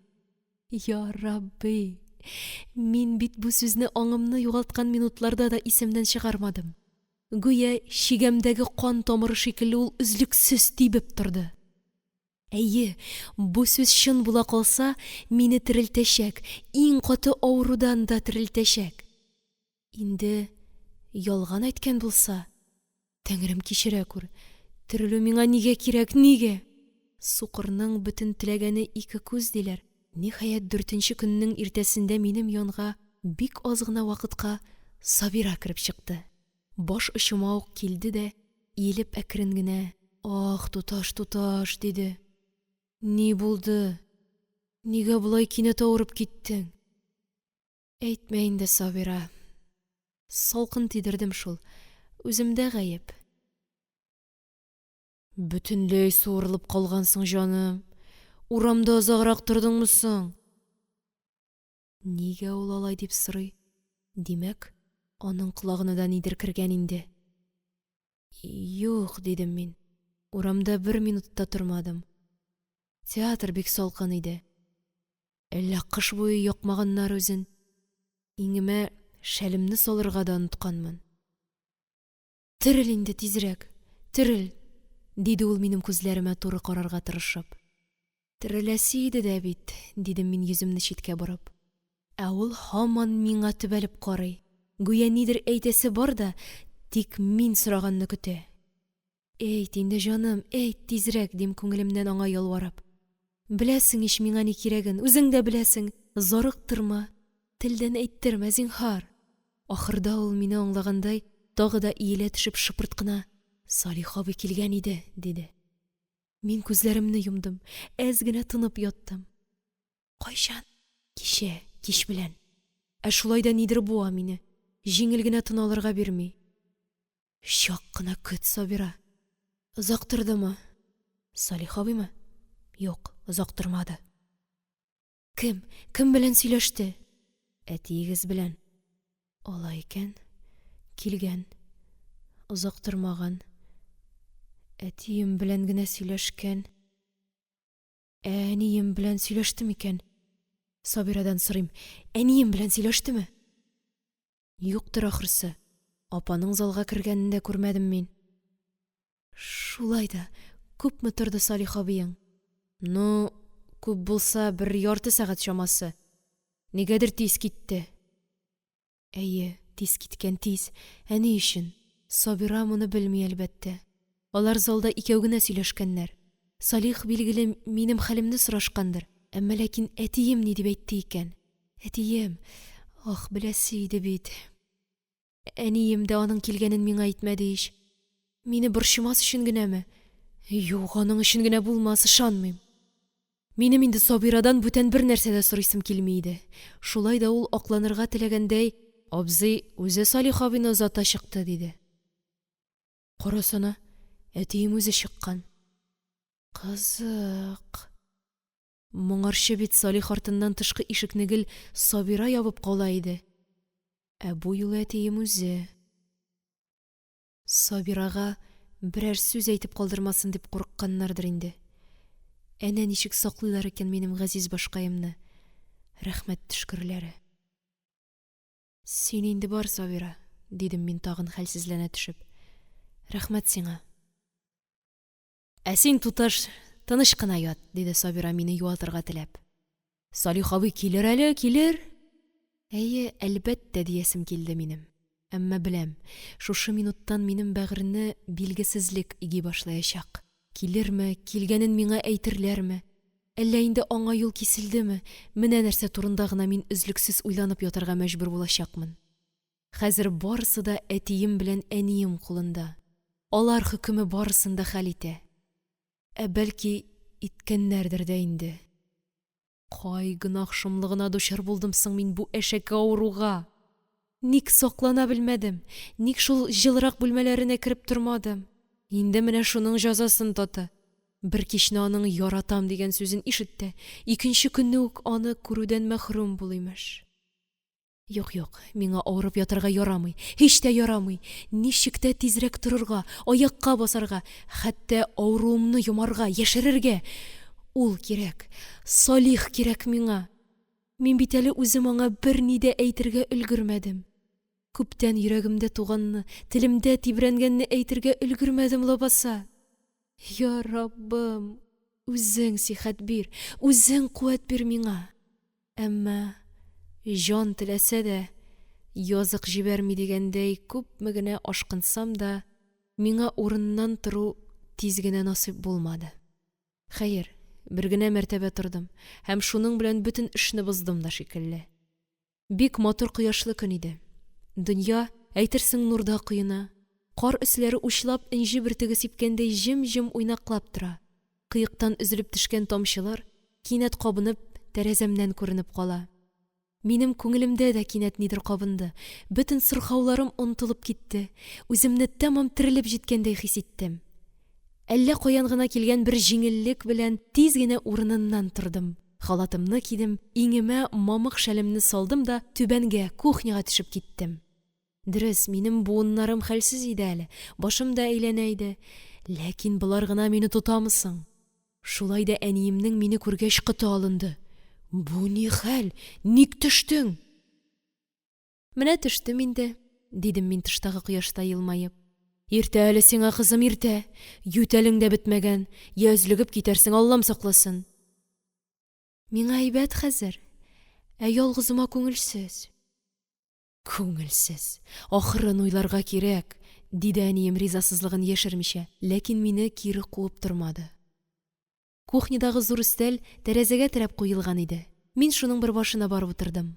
Гали үз эшендә, Вәли үз эшендә дигәндәй, Сабира дөбер шатыры табак савыт юа, әнием исә куна тактасына он ыйлый. Ә мин тәрәзәдән төшкән кояшка аркамны куеп, әниемнең ике учы арасында тигез генә чайкалган иләккә карап утырам. Вакыт-вакыт ютәлем кузгала, ләкин мин аны ничек тә басарга тырышам. Әгәр шул чакта миңа тәрәзәгә аркаң белән утырма дип әйтүче булган булса иде. Юк шул, үзем дә тәрәзә салкынын сизмәдем. Әнием дә нишләптер моңа игътибар итмәде. Кыскасы, шул ук кичне минем яңадан температурам кинәт кенә күтәрелде. 40-ка җитте ул. Ютәлем көчәйде, тавышым үзгәрде, хәтта тынымны да гыжылдап ала башладым. Икенче көнне үк әлеге карт врачны чакырттылар.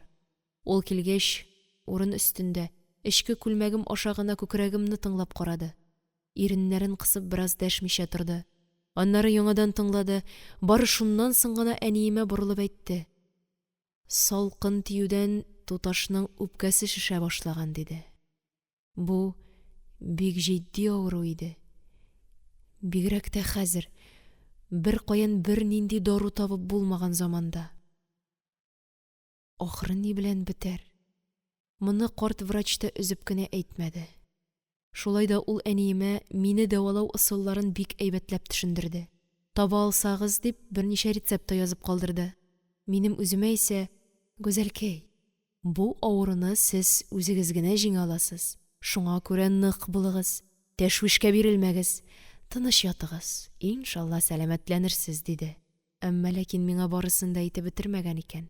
Озата чыккач әниемә генә берничә көннән кризис башланыр. Шул чакта мине тагын чакыртырсыз дип әйтеп киткән. Хәлнең никадәр җитди куркыныч икәнен мин беренче көннән үк сиздем. Гүя үлем үзе минем бугазыма ябышырга чамалы иде. Нинди акылга сыймас нәрсә бу? Үлем! Юк, моның булуы мөмкин түгел, һич тә мөмкин түгел. Алла рәхимле, мин тереләчәкмен, әлбәттә тереләчәкмен. Тик врач бабай кушканны онытмаска, бер нинди тәшвишкә бирелмичә тыныч кына, сабыр гына ятырга кирәк миңа.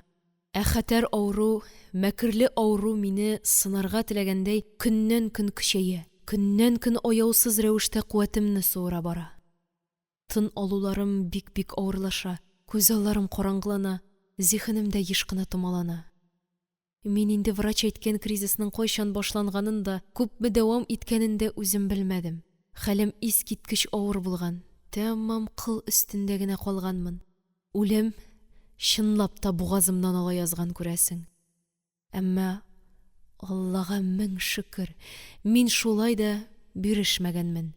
Тешем тырнагым белән каршы торып булса да җиңеп чыкканмын. Кризистан соң мин ниһаять күземне ачтым. Иң беренче сизгән нәрсәм шул. Мин үземнең балы агып беткән кәрәс шикелле, бөтенләй бушап, җиңеләеп калуымны тойдым. Билгеле инде, минем кыл кыймылдатырлык та хәлем калмаган иде. Карт врач бер килүендә мине сөендерергә тырышты. Менә әйттем гүзәлкәй, авыруны сез үзегез генә җиңә аласыз дип. Яшь организм шул. Хәзер куркыныч үтте дияргә дә ярый. Ләкин кузгалырга иртә әле, иртә. Озак кына ятарга кирәк әле сезгә. Көне-төне мине карап, минем хәсрәттән әнием дә бик өшәнгән иде. Атналар буе янымнан китмичә, кан калтырап утырган чакларында ниләр уйлап, ниләр кичергәнен аның саргаеп суырылып калган йөзеннән үк күреп була иде. Әниләрнең сабырлыгына исең китәр. Авыру карауның бөтен җәфасын күтәрү өстенә, ул әле сиңа бернинди наразылык фәлән дә сиздерми. Ә бит әнием минем авыруымның төп сәбәбен бик яхшы белеп тора. Әмма ул хакта авыз ачып ник бер сүз әйтсенче. Хәлем бик авырайып киткән чакларда әтием дә яныма кереп утыргалаган. Тик мин моны үзем белмим, хәтерләмим. Ә менә соңгы тапкыр инде кризис узгач кереп чыгуын яхшы хәтерлим. Бик йончыган, картаеп киткән төсле күренде миңа әтием. Хәер, мин аңа туры гына карый да алмадым. Аяк очымда миннән күзен алмыйча күпмедер басып торганнан соң, ул башын селкеп, тирән әрне сиздергән эчке бер тавыш белән әкрен генә «Эй, бала, бала» диде дә, ничектер авыр гына борылып, ашыкмыйча гына чыгып та китте. Мин аның бөкрәйгән аркасын гына күреп калдым. Әллә аны, әллә үземне кызганып елыйсым килде. Ләкин минем еларлык та хәлем юк иде әле. Әйе, мин чынлап торып үлем куркынычын кичердем. Ә бу бөтен куркынычлардан да дәһшәтлерәк куркыныч кешенең эчке халәтендә үзгәртмичә калмый икән. Шул куркыныч аркасында мин күпмедер вакытка дөньяның бөтен нәрсәсен онытып тордым. Хәтта аны да, ул да онытылды, каядыр читкә китте. Чыкмаган җаным, сүнеп бетмәгән аңым бары бер генә нәрсә: үлем тырнагыннан котылу өчен генә көрәшкән булырга тиеш. Тик мин моны бераздан искергәч кенә аңладым. Инде менә күзләрем ачылуга, әлеге гаҗәеп дөнья үзенең язгы кояшы, тәрәзә башында гөрләгән күгәрченнәре, әллә каян гына килгән серле өннәре, гел алышынып торган төз бизәкләре, онытылмаган хатирәләре, сүнмәс өметләре белән әкрен генә миңа кайта да башлады. Бер үк вакытта шушы искиткеч тансык дөньяның үзәгенә әйләнеп, ул да кайтты. Иртәнге сәгатьләрнең берсендә, йокылы уяулы яткан чагымда, ул минем яныма кергән. Миңа иелеп карап тора имеш. Менә кул сузымында гына, иягендәге чокрында күрәм кебек. Мин бик курыктым. Ходаем, без ялгыз икәү генә бит. Минем өстемдә бер кат эчке күлмәк кенә ич. Әнием килеп керсә ни булыр? Хәер, шул секундта ук моның саташулы төш кенә икәнен аңласам да, күзләремне ачарга кыймыйча күпмедер әсәрләнеп яттым әле. Төшемә аның әнә шулай бик ачык булып керүен яратам мин.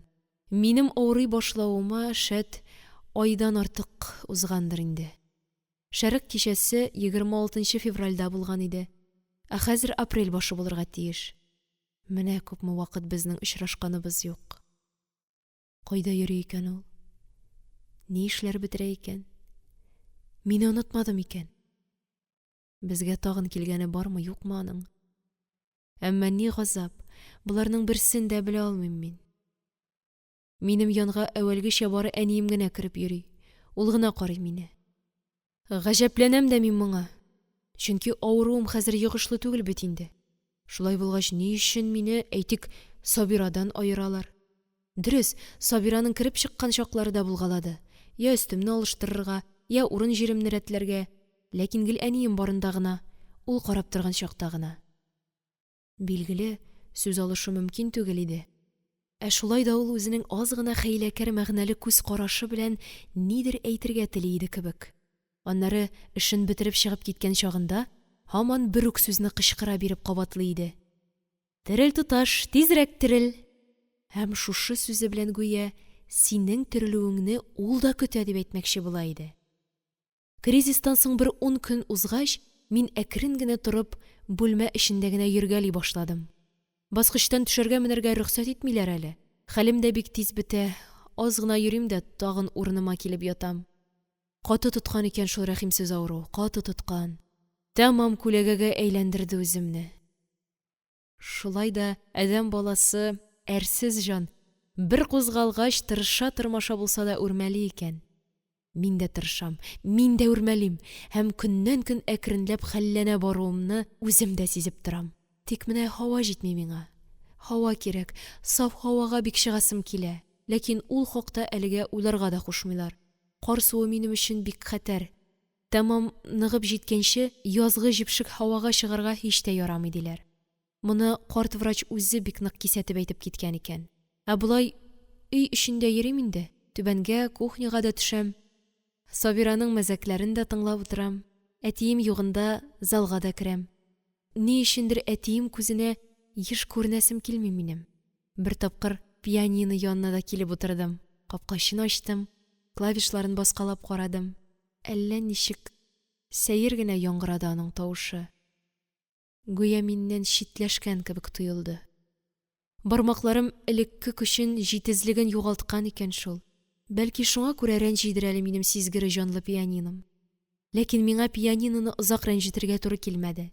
Әнием ишетеп, шунда ук килеп җитте. Кызым, сиңа ярамый әле, ярамый, диде ул минем ябык иңбашларымдан тотып. Онытып тор әле син аны хәзергә. Нәрсәне? Менә шул нәрсәңне дим. Язлыгып китәрсең. Мин булай да бик озак онытып тордым инде.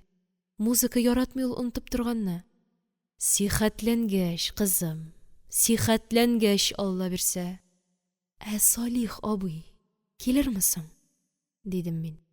Балаларча бер катлылык белән. Әнием әз генә дәшми торды. Аннары туры гына җавап бирәсе килмәгәндәй әйтеп куйды. Син үзең дә хәзер яхшы уйныйсың, кызым. Ләкин бит безнең дәресләребез бетмәгән иде әле. Алары инде казага калып торыр. Ни дигән сүз ул? Мин аңламыйм. Музыка дәресләрен үзәргә ярамый бит, әни. Ярамаса да туры килә инде. Ни өчен? Шулай кирәк таптык әтиең белән. Ләкин минем үземнән сорамадыгыз ич. Әй бала, диде әнием ачынып, сорарлык хәлдә идеңмени син? Ул чагында минем терелгәнне көтәргә иде. Бу бит инде, кызым, ата-ана эше. Салих әфәндене сиңа мөгаллим итеп әтиең үзе чакырды, үзе менә вакыты җиткәч аңа әйбәтләп кенә әйтте дә. Нәрсә дип? Кызыбыз Гөләндәм белән мондый хәл булып киткәч, без инде сезне артык тотарга җөрьәт итә алмыйбыз, диде. Әнә шулай, әдәп белән генә. Шунда ук тиешле акчасын да чыгарып бирде. Мин ике куллап йөземне капладым. Әдәп белән генә акча сузып бусагадан бурып җибәргәннәр. Оят, оят, дидем мин әрнеп сыкранып. Оят? Кемгә оят, диде әнием ачулана төшеп. Син ай ярым урын өстендә яттың. Кыл өстендә калган чакларың булды. Без әтиең белән атналар буе башычыңнан китмәдек. Ә кем аркасында? Әнә нәрсә икән ул. Бик нечкә җирдән тотты әнием. Мин хәтта бер сүз әйтә дә алмадым. Йөземне каплаган килеш бөгелеп өнсез утыра бирдем. Әнием йомшара төште. Әлбәттә, Салих әфәнде яхшы музыкант. Сине дә күп нәрсәгә өйрәтте. Ләкин ул яшьлеге аркасында булса кирәк, үзенең төп вазифасыннан чыга башлады. Без бит аңа сине җырчы артист итәргә кушмадык. Бу юлы инде дәшмичә каласым килмәде. Әнием күптән ишетеп белгәнне ниһаять үзем әйтергә булдым. Әйе, мин шәрык кичәсендә чыгып җырладым. Ләкин бу бит әле артистка булам дигән сүз түгел. Анда минем кебек һәвәскәрләр күп иде. Инде үзең дә танымыйсың икән, диде әнием авыр гына сулап. Әй, кызым, кызым. Ә нәтиҗәсе ни булып чыкты? Юк инде, безнең бердән-бер кызыбызны югалтасыбыз килми. Салих әфәнде гафу итсен. Ләкин бит минем авыруыма ул гаепле түгел.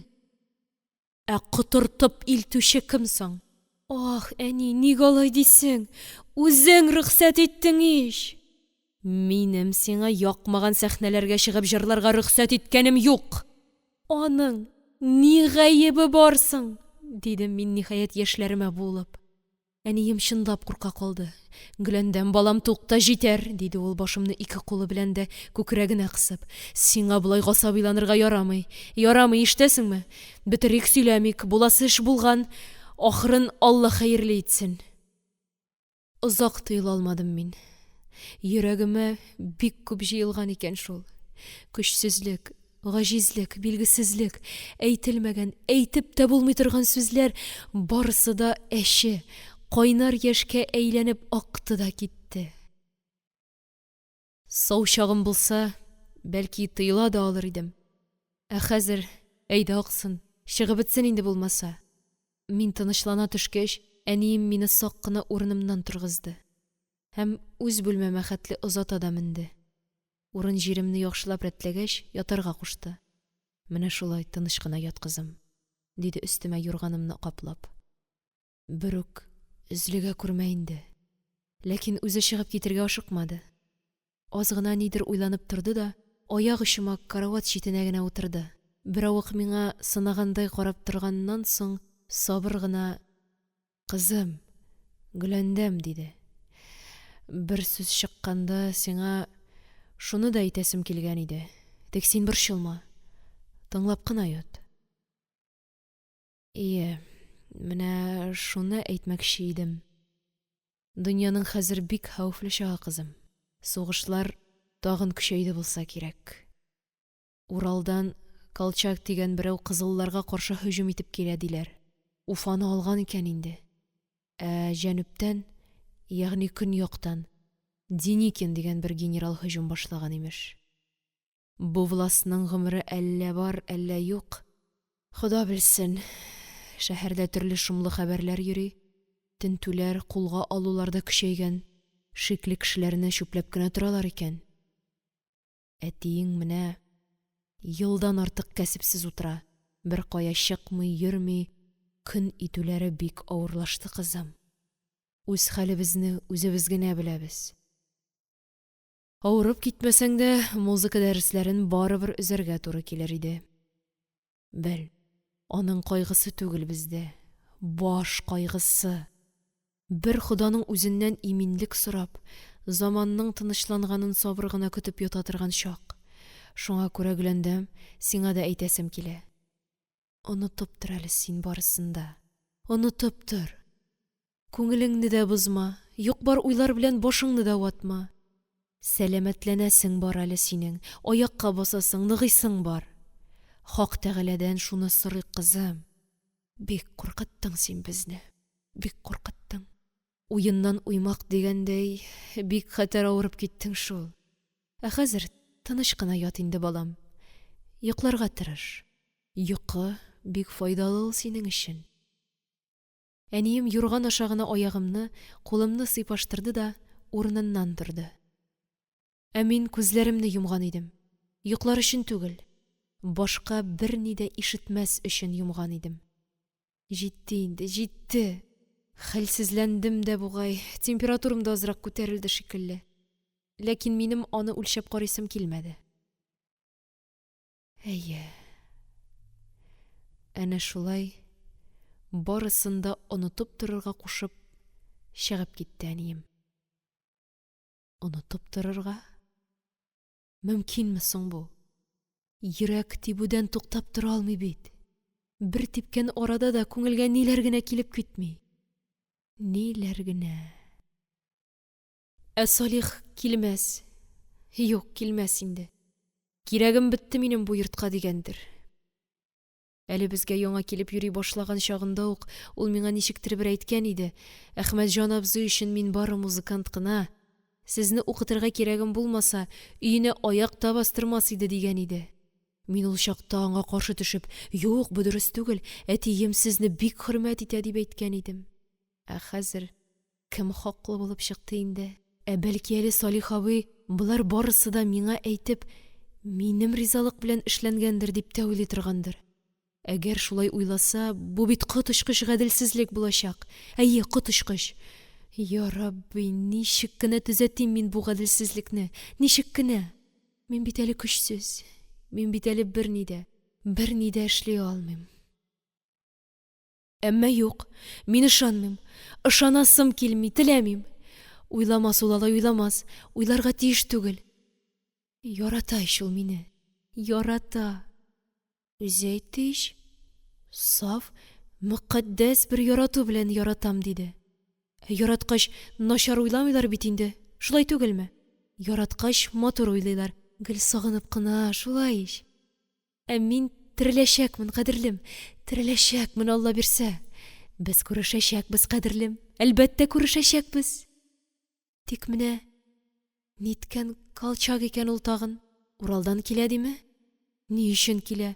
Кызылларны бетерергәме? Салих өчен дә куркыныштыр бит бу. Ачыктан ачык кызыллар яклый шул. Ни булыр аңа? Ләкин мин бәхетсезлек көтмим. Мин сине югалтуыма ышанмыйм, дустым, юк, ышанмыйм. Син югал имеш. Ничектер акылыма сыймый бу минем. Караңгы да төшеп килә икән инде. Иңгер-меңгер вакыты. Шәһәр ширкәүләре дә зур чаңнарын салмак кына кагалар. Дың, дың, дың. Бик ямансу була миңа бу вакытта. Дөнья гүя миннән әкрен генә ераклаша, ераклаша. Син дә ераклашасың, каядыр китәсең, китәсең. Әмма күпме генә ераклашсаң да, мин сине күрәм. Офыкта кабынган бердән бер йолдызым төсле итеп күрәм мин сине, кадерлем.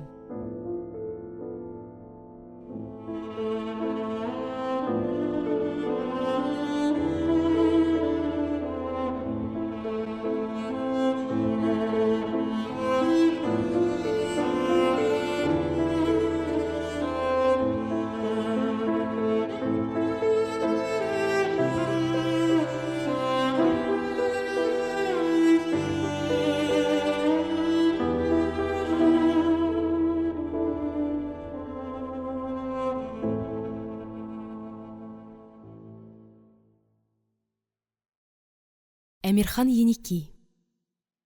Гөләндәм туташ хатирәсе.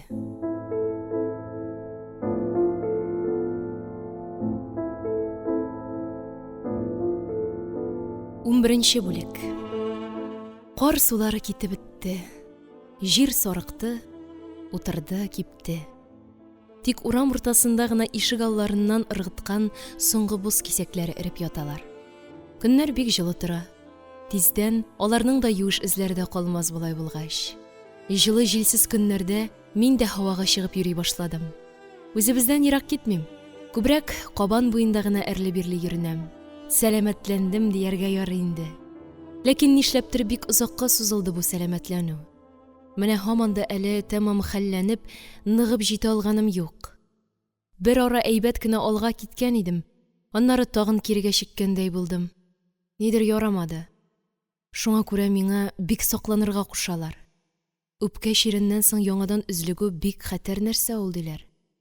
Чехоткага әйләнеп китүе бар имеш. Йөрергә чыга башласам да, әнием кат-кат киенергә кушып, теңкәмә тиеп бетә. Артымнан гел озак йөрмә, ерак китмә, суга якын барма дип ялварып кала.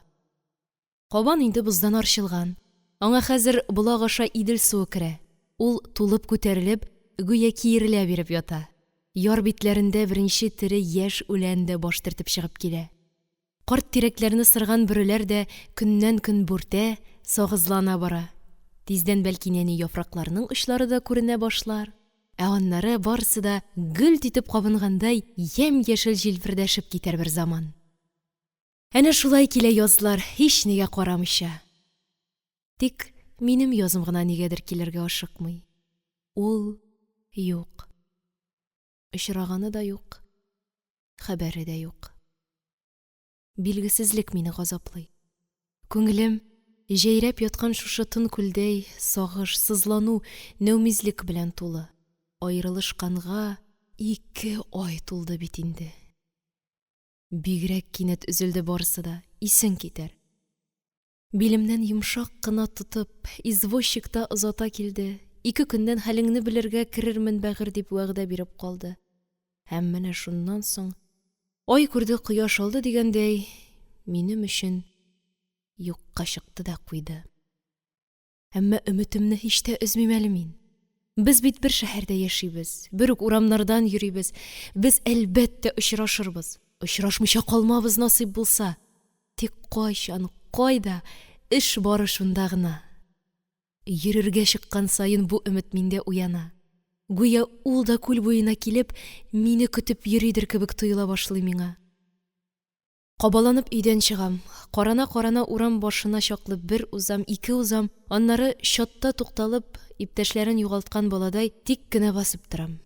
Ләкин әнә теге яктагы халык кайнашкан Болгар, Амур тирәләренә барасым килми.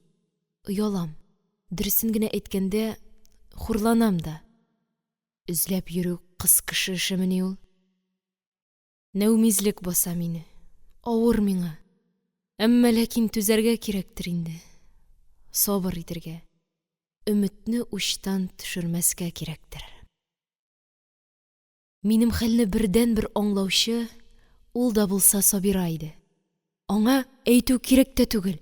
Үзе барысын күрә дә, белә дә ул. Бер-ике тапкыр миннән: "Туташ, Салих абыйны эзләп табыйм мәллә?" дип тә сорады. Ләкин мин аңа бар тап дип әйтә алмадым.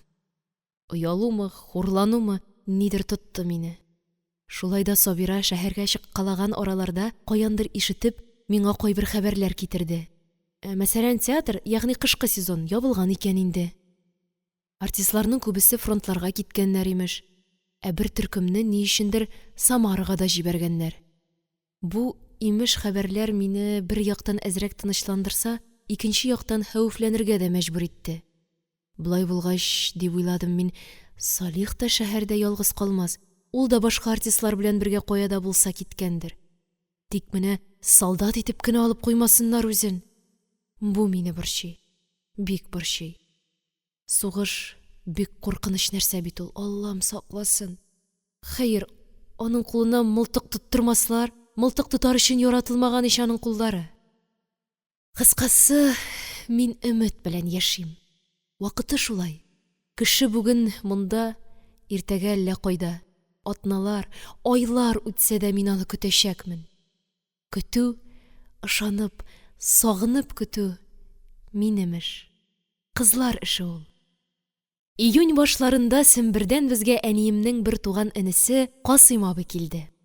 Соңгы 1-2 елда аның килгәне юк иде.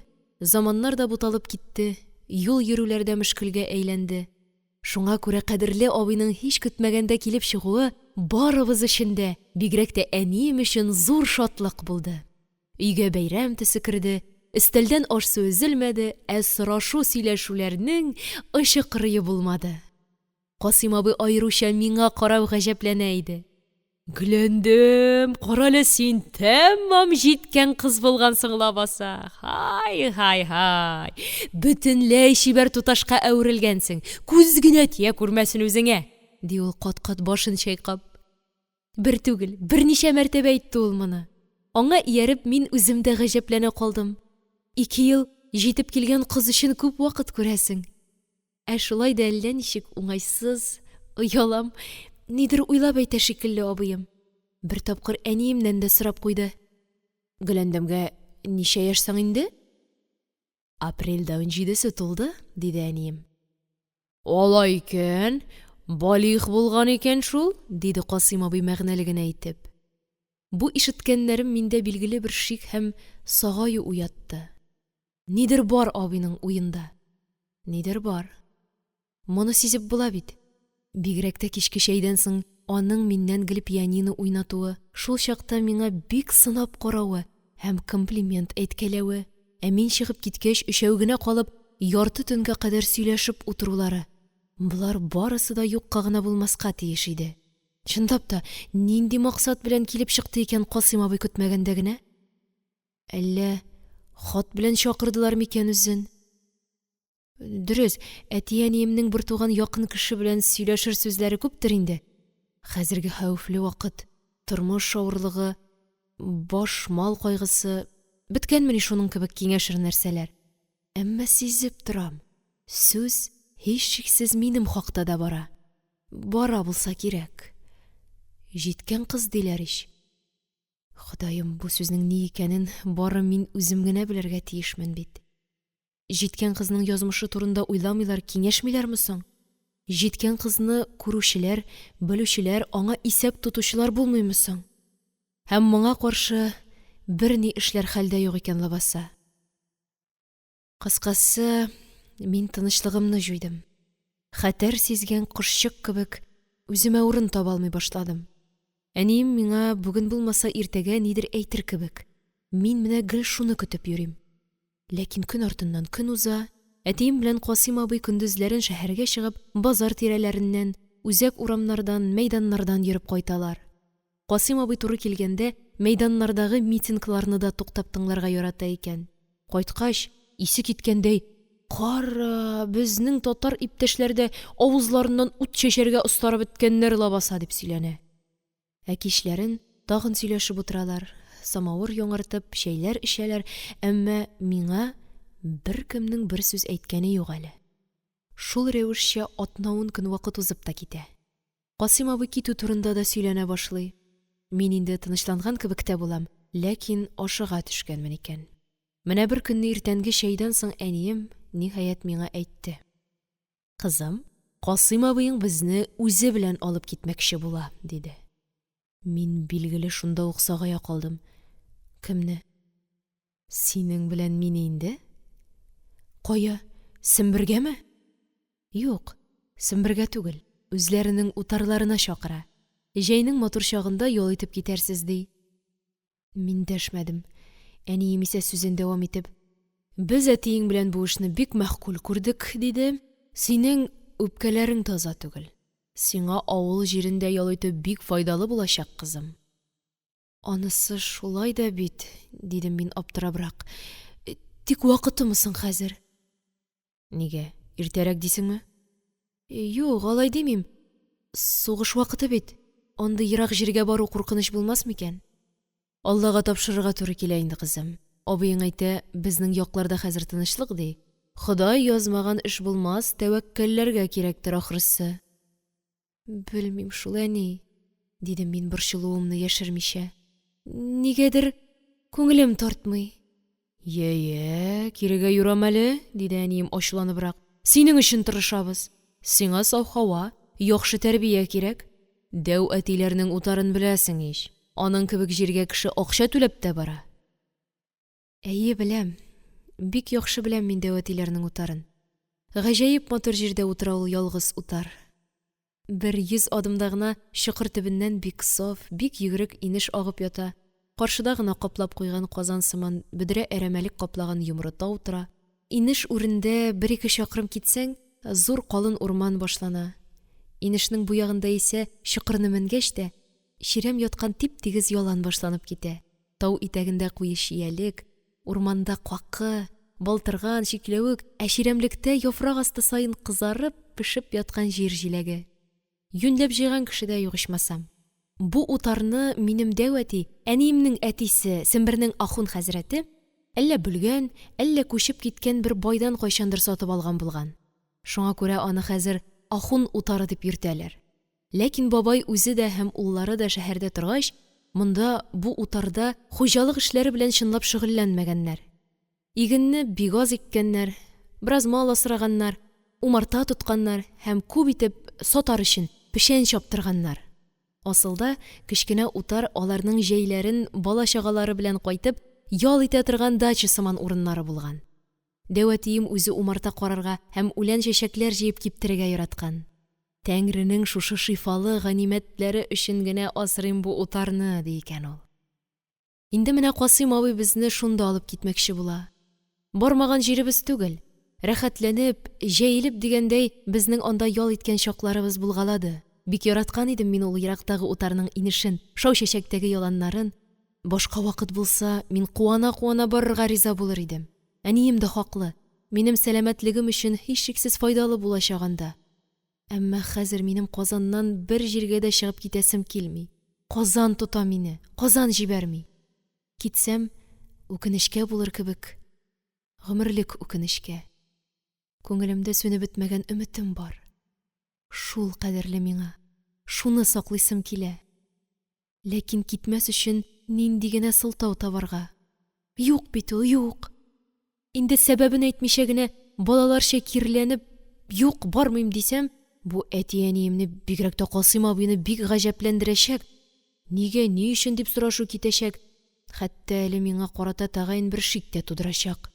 Әнием исә барырга теләмәвемнең асыл сәбәбен бик тиз сизеп алачак. Нишләргә соң инде? Нишләргә? Бик четерекле бит әле минем хәлем. Ни уйларга, ни әйтергә дә белмим. Ә кичке чәй янында Касыйм абый үзе инде ул хакта сүз башлады. Әниң әйткәндер, Гөләндәм, мин бит сезне алып китәргә дип килдем. Үзебезнең утарга. Аның хәзер бик хозур чагы. Рәхәтләнеп бер ял итеп китәрсез, ие. Рәхмәт инде, Касыйм абый, дидем мин җавапсыз калмас өчен генә. Менә бик әйбәт.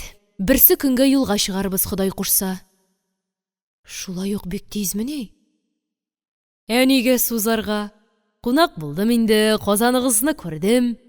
Печән өсте җитә. Миңа утарга кайтырга кирәк чибәрем.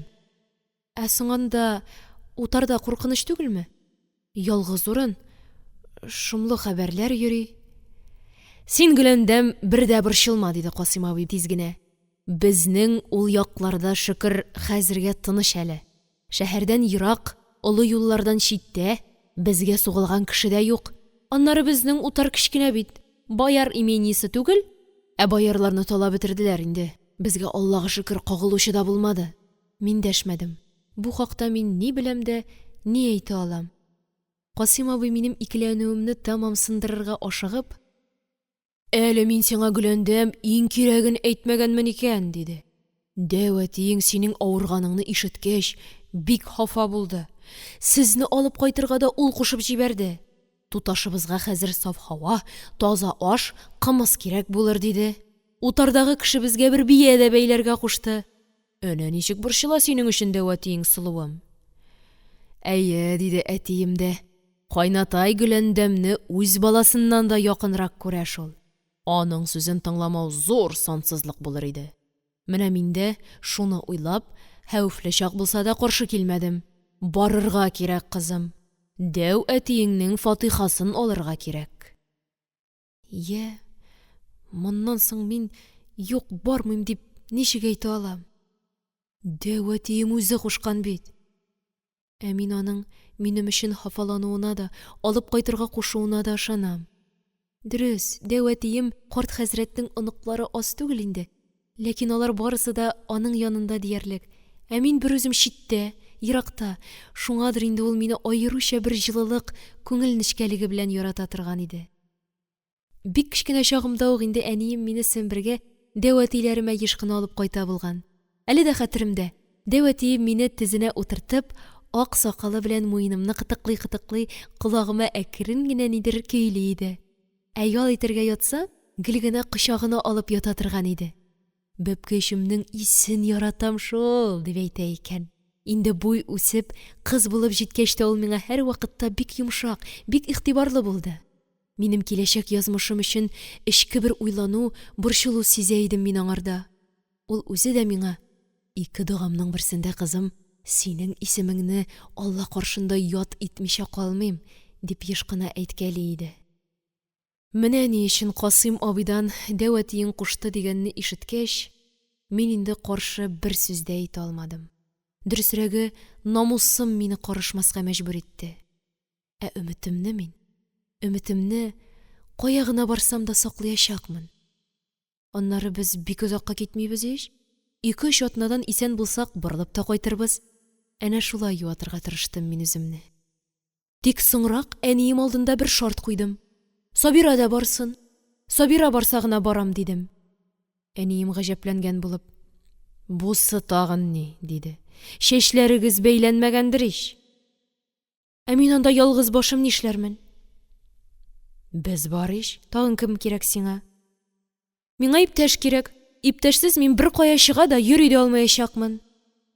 «Ярый, юк өчен хәсрәткә тарма», диде әнием мине тынычландырып.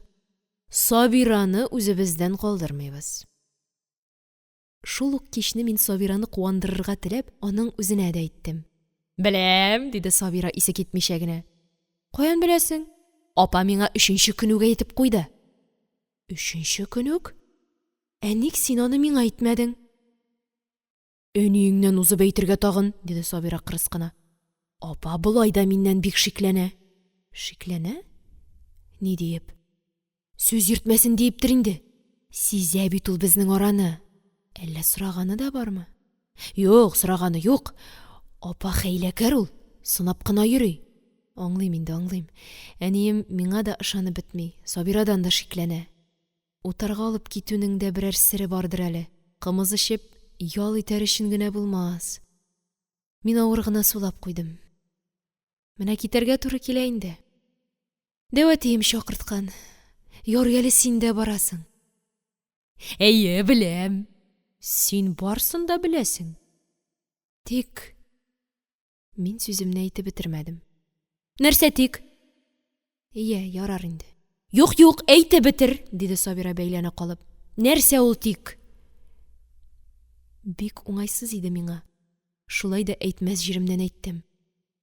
Тик аның гына кайда икәнен белмәдең. Үзең гаепле, диде Сабира кычкыра биреп. Миңа ихтыяр куйган булсаң, мин аны сиңа җир астыннан табып китергән булыр идем. Беләсеңме? Шу, шаулама, дидем мин сискәнеп. Җитәр, сөйләмик ул хакта. Сабира тиз генә мине иңбашымнан кочаклап алды. Җаным бәгърем, иркә туташым, син бер дә кайгырма. Ул үзе сине эзләп килер. 1 айдан, 2 айдан, әмма барыбер эзләп килер. Менә әйтте диярсең. Син кошчыкны оныта аламысың ул? Шунда ук бугазыма төер килеп тыгылды. Мин йөземне тизрәк читкә бордым. Тынычлана төшкәч кенә, ярый, куйык аны. Безгә әзерләнергә дә кирәк бит әле, дидем. Аннары җанланырга тырышып дәвам иттем. Беләсеңме, дәвәтиләрнең утары шундый матур җирдә. Каршыда гына тау, чиялек, кечкенә генә инеш. Беләм, җаным, беләм, диде Сабира чын-чынлап куангандай. Китәбез, Ходай кушса. Казанны җир йотмас әле. Җәйнең шушындый хозур чагында, син әйткән инеш буйларында ял итеп, күңел ачып, шәкертләр әйтмешли, бер сәрхуш булып кайтырбыз ичмасам. Тик син борчылма, җаным, борчылма. Мин борчылмыйм. Менә бик әйбәт, шулай кирәк. Я, нәрсәләреңне алмакчы буласың? Чынлап та, нәрсәләр генә алыйм икән соң? Күп аласым килми. Берничә ситсы күлмәк, жакет, җәйге җилән, җиңел туфлиләр. Утарда йөрер өчен шулар минемчә бик җиткән. Һәр хәлдә затлы күлмәкләремнең берсен дә алмыйм. Минем анда кыз багар өчен килүчеләргә күренәсем юк әле. Ләкин Сабира бер яхшысын да алырга куша. Белмәссең, шәһәрдән кунаклар килүе бар, шул чакта ни киярсең, ди. Ярый алайса, дидем дә, тагын бер модныйрак тегелгән ефәк күлмәгемне дә алырга булдым.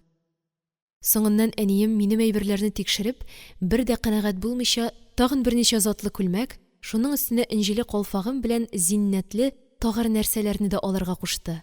Утарда аларның нигә кирәге бар, дигәч, анысын мин үзем беләм, син әйткәнне тыңла, дип кенә җавап бирде. Бик гаҗәп иде бу да.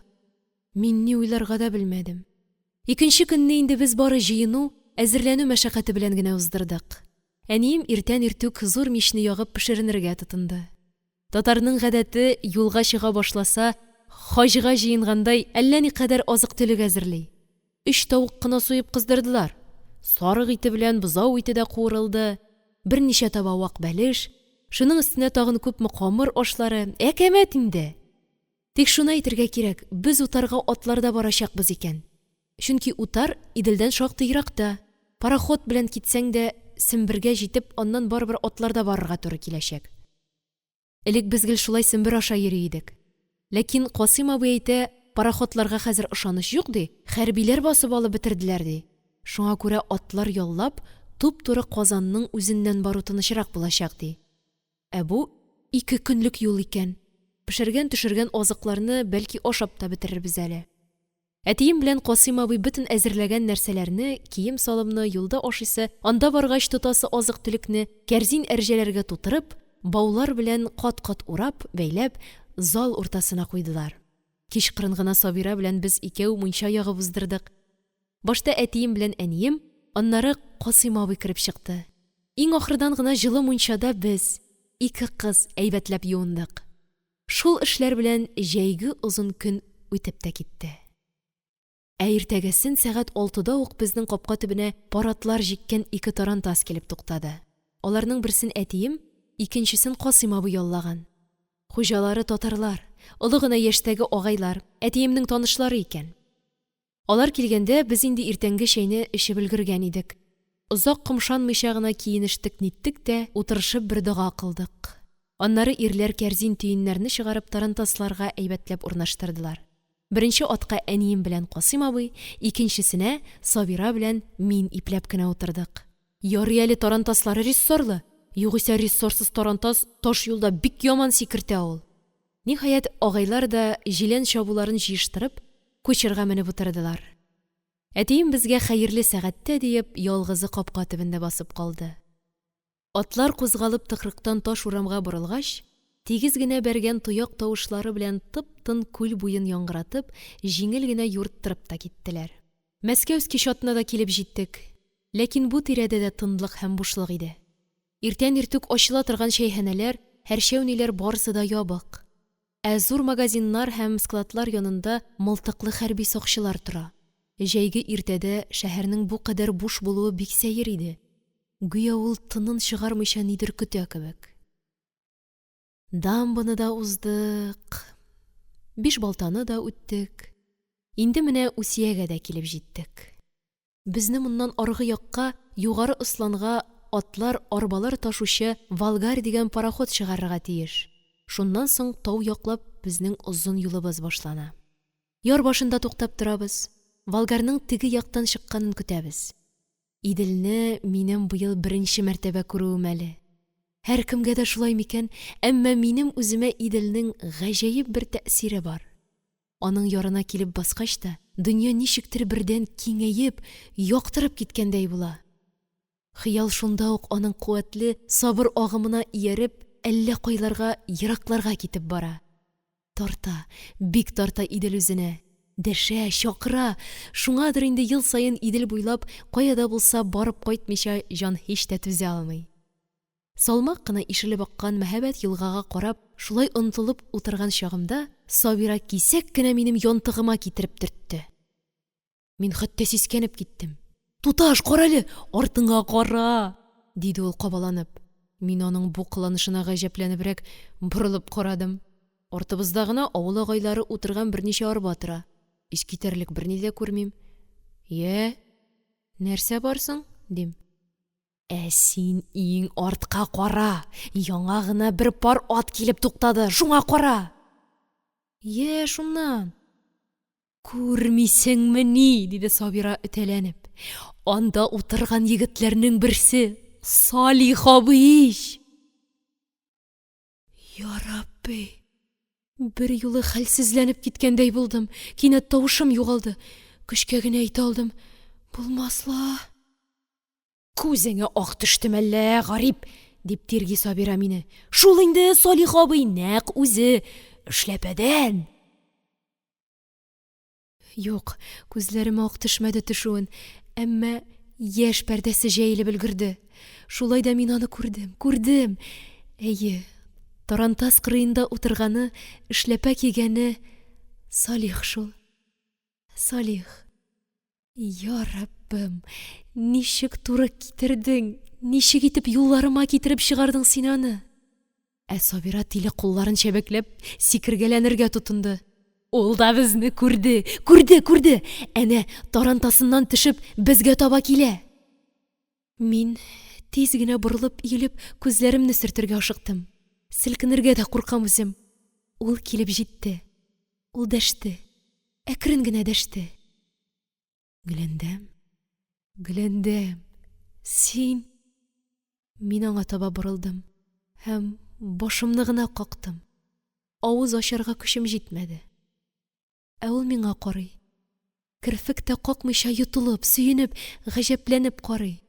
Мин дә бу күксел зәңгәр күзләренең сихренә эләккәндәй карыйм. Сүз юк, сүз чыкмый. Икебез дә телгә килә алмыйбыз. Белмим, күпмегә сузылгандыр бу сүзсез онтылып югалып тору. Әмма кыбырсынып утырган Сабира ахырда түзмәде. Зур бер нәрсәне хәбәр иткәндәй кычкырып, «Ә без сезне таныдык, Салих абый!» диде. Салих уянып киткәндәй булды. Таркау гына елмаеп, «Мин дә сезне таныдым» диде. Менә Гөләндәм борылып карау белән танып алдым. Мин бит сезне алданрак күрдем. Сез мине күрмәдегезмени? Мин икегезне дә бер юлы күрдем, диде Салих уңайсызланыбрак. Аннары миңа карап сорады. Нинди сәфәр бу? Кая барасыз? Без утарга китеп барабыз, дидем мин телгә килеп. Нинди утарга? Дәвәтиләрем утарына. Еракмы ул? Ерак диләр. Үзегез генәме? Юк, әнием дә. Безне Касыйм абыебыз алып бара. Шулаймыни? Кайда соң алар? Мин бер арба аша алда торган тарантасны күрсәттем. Әнием белән Касыйм абый безне билгеле күрмиләр иде. Шулай да Салих үзе барып алар белән күреште. Әнием аны күргәч, бик аптырап киткәндер инде. Ләкин ничек тә сиздермәскә тырышкандыр. Моннан караганда иске танышларча дустанә ачык кына сөйләштеләр кебек. Шул арада бу якка килеп туктаган Волгардан ярга кешеләр, атлар чыга башлады. Салих та яңадан безнең янга тиз генә әйләнеп килде дә, әйтеп калырга ашыккандай: "Гөләндәм, мин сезне күрүемә искиткеч шатмын.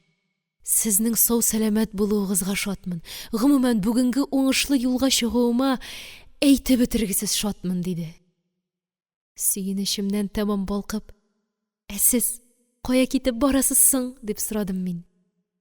"Без буага, Гөләндәм." "Иптәшләрең кемнәр?" "Фәйзи белән Мансур, сез аларны беләсез?" "Әйе, беләм. Буага ни өчен?" "Кайбер йомышлар белән. Былтыр бит мин анда татар һәм чуаш хорлары оештырган идем. Шулар таркалмаган булса, бер-ике концерт бирергә дә исәбебез бар." "Ярый, Гөләндәм, без әле сөйләшербез. Юлларыбыз буага чаклы бергә икән." "Әлбәттә", дидем мин җиңел генә ышанып. Ул иптәшләре янына китте. Алдагы арбалар кузгалып, паром басмасына төшә башладылар. Без дә кузгалдык. Безнең арттан башкалар да. Агайлар атларын башларыннан тотып тыя-тыя гына төшерделәр. Ниһаять дөбердәшеп кереп урнашып беттек. Тыгызлык, күчәрләр күчәргә тиеп тора. Печән, збруй, тир исе аңкый. Шулай да бик күңелле бу атлар арбалар арасында. Атлар үзләре дә бер-берсенә бик якын торганга күрәме, әзрәк тынычсызланалар, колакларын уйнаткалыйлар, такта идәнне тырнап, пышкырнып та куялар. Әллә ерактагы яшел тауларны күреп йөрәкләре шулай җилкенәме аларның? Менә пароход каршыдагы Ослан тауларына "Көтегез, көт, көт" дип дәшкәндәй, берничә тапкыр өзеп-өзеп кычкыртты да, каты су агымын йырып, авыр салмак кына кузгалып та китте. Кирәк бит, Ходаем! Ярдан аерылып китәргә дә өлгермәдек, Салих тарантасындагы 3 егет сәфәр көен уйнап кына җибәрмәсеннәрме? Берсендә скрипка, берсендә мандолина, Салих кулында кечкенә генә тальян гармун. Мин әле аның гармун уйнавын беренче мәртәбә ишетәм. Әмма шундый өздереп уйныйлар, шундый өздереп уйныйлар. Я Рабби, тыңлап түзәрлек кенә дә түгел. Әллә нәрсә бу? Сихер, тылсым. Әллә нәрсә бу? Җитмәсә, үзебезнең Идел өстендә. Паромдагы бөтен кеше, татары, чуашы, русы тып-тын калдылар. Музыка ул кайчагында кешене шулай телсез дә итә. Тик йөзләре яктырып, күзләрендә шатлыклы дәрт кенә кабынды. Касыйм абый инде түзмәде. Арбалар өстеннән күчә-күчә егетләрнең янына ук барып утырды. Аңа сембер кешесенә скрипка гармунда сиптереп уйнаган татар көйләре аеруча тансык булырга тиеш, билгеле. Сабира да мине тәмам азаплап бетерде. Билемнән каты итеп кысып ала да, колагыма кайнар пышылдап: "Син нинди бәхетле, Гөләндәм", ди миңа. Аңлыйм инде, аңлыйм аның ни әйтергә теләгәнен. Тик менә бу хәтле каты итеп кысмасын иде. Мин бит болай да өзелергә генә торам. Егетләр сәфәрдән соң алтын-көмешне уйнап җибәрделәр. Аның артыннан алмагачларын. Шулай итеп, Осланга чыгып җиткәнебезне сизми дә калдык. Паромнан исән-сау ярга чыктык. Бераз урам буйлап бардык. Аннары борылып, шактый озын текә юлдан Ослан тауына менә башладык. Ат тотучылар җәяү атлыйлар. Егетләр дә тарантасларыннан төште. Сабира миңа да: "Әйдә төшик" дигән иде дә, мин инде кыймадым. Чөнки шул арада Касыйм абый да төшеп егетләр янына килде. Алар юлдан аз гына читтәрәк, ләкин безгә якын гына атлап баралар. Сөйләшкәннәре ишетелеп тора. Касыйм абый килеп җитүе белән тегеләрне кыстый башлады. Егетләр, Салих әфәнде, әйдәгез безнең утарга. Бер-ике көн кунак булып китәрсез. Шунлап әйтәм, бик хозур җир, үкенмәссез. Касыйм абыйның бу чакыруы минем игътибарымны шунда ук бик нык биләп алды. Ашыгып, дулкынланып диярлек уйлыйм. Үз теләге белән генә чакырам ул, әллә әнием белән сөйләшеп тәме? Мөмкинешме бу? Салих ни дияр? Ләкин ул ашыкмый. Башын иеп, бераз уйланып баргач кына әйтеп куйды. Рәхмәт, кем? Касыйм абый, рәхмәт. Салих әфәнде, мин бит ихлас күңелдән, ышанасызмы? Ышанабыз, Касыйм абый. Ләкин шуңардан башка бер сүз дә әйтмәде Салих. Мин борчылуымнан ни эшләргә дә белмим. Нигә ул риза түгел? Нигә форсаттан файдаланмый? Моның кебек уңай җайның чыгуына 1000 тапкыр шөкер генә итәсе бит. Минем хакка эшләргә тиеш ич ул моны. Минем хакка. Шушы юл өстендә генә очрашып, бер генә мәртәбә сөйләшә дә алмыйча, тиздән аерылышып та китсәк, бу бит гомерлек үкенечкә булачак. Ул шуны аңлыйдыр лабаса. Хәер, мин тиле бик ашыгып борчылам түгелме соң? Бәлки әле аның иптәшләре белән сөйләшәсе бардыр. Бәлки Касыйм абыйдан ишетүгә риза булуны килештермәгәндер. Кешедә әдәп һәм горурлык дигән нәрсә дә бар бит. Аннары саклык йөзеннән дә ул бераз сабыр итәргә тиеш түгелмени? Тауны да менеп җиттек. Касыйм абый үз тарантасына китәр алдыннан егетләргә тагын әйтте. Ойлагыз әле, егетләр, дөньясын дер селкетигәле бер, валлахи. Безнең анда бик тыныч, бик аулак, шәп булачак, искиткеч. Буага өлгерерсез, буа бер каяда качмас. Егетләр елмаешып башларын гына селектеләр, ләкин кайтарып бер сүз дә әйтмәделәр. Касыйм абый киткәч, Салих безнең тарантас янына килеп, янәшә бара башлады. Сабира аңардан шунда ук: Салих абый, утарга барасызмы? Дип сорады. Белмим шул, диде Салих елмаеп кына.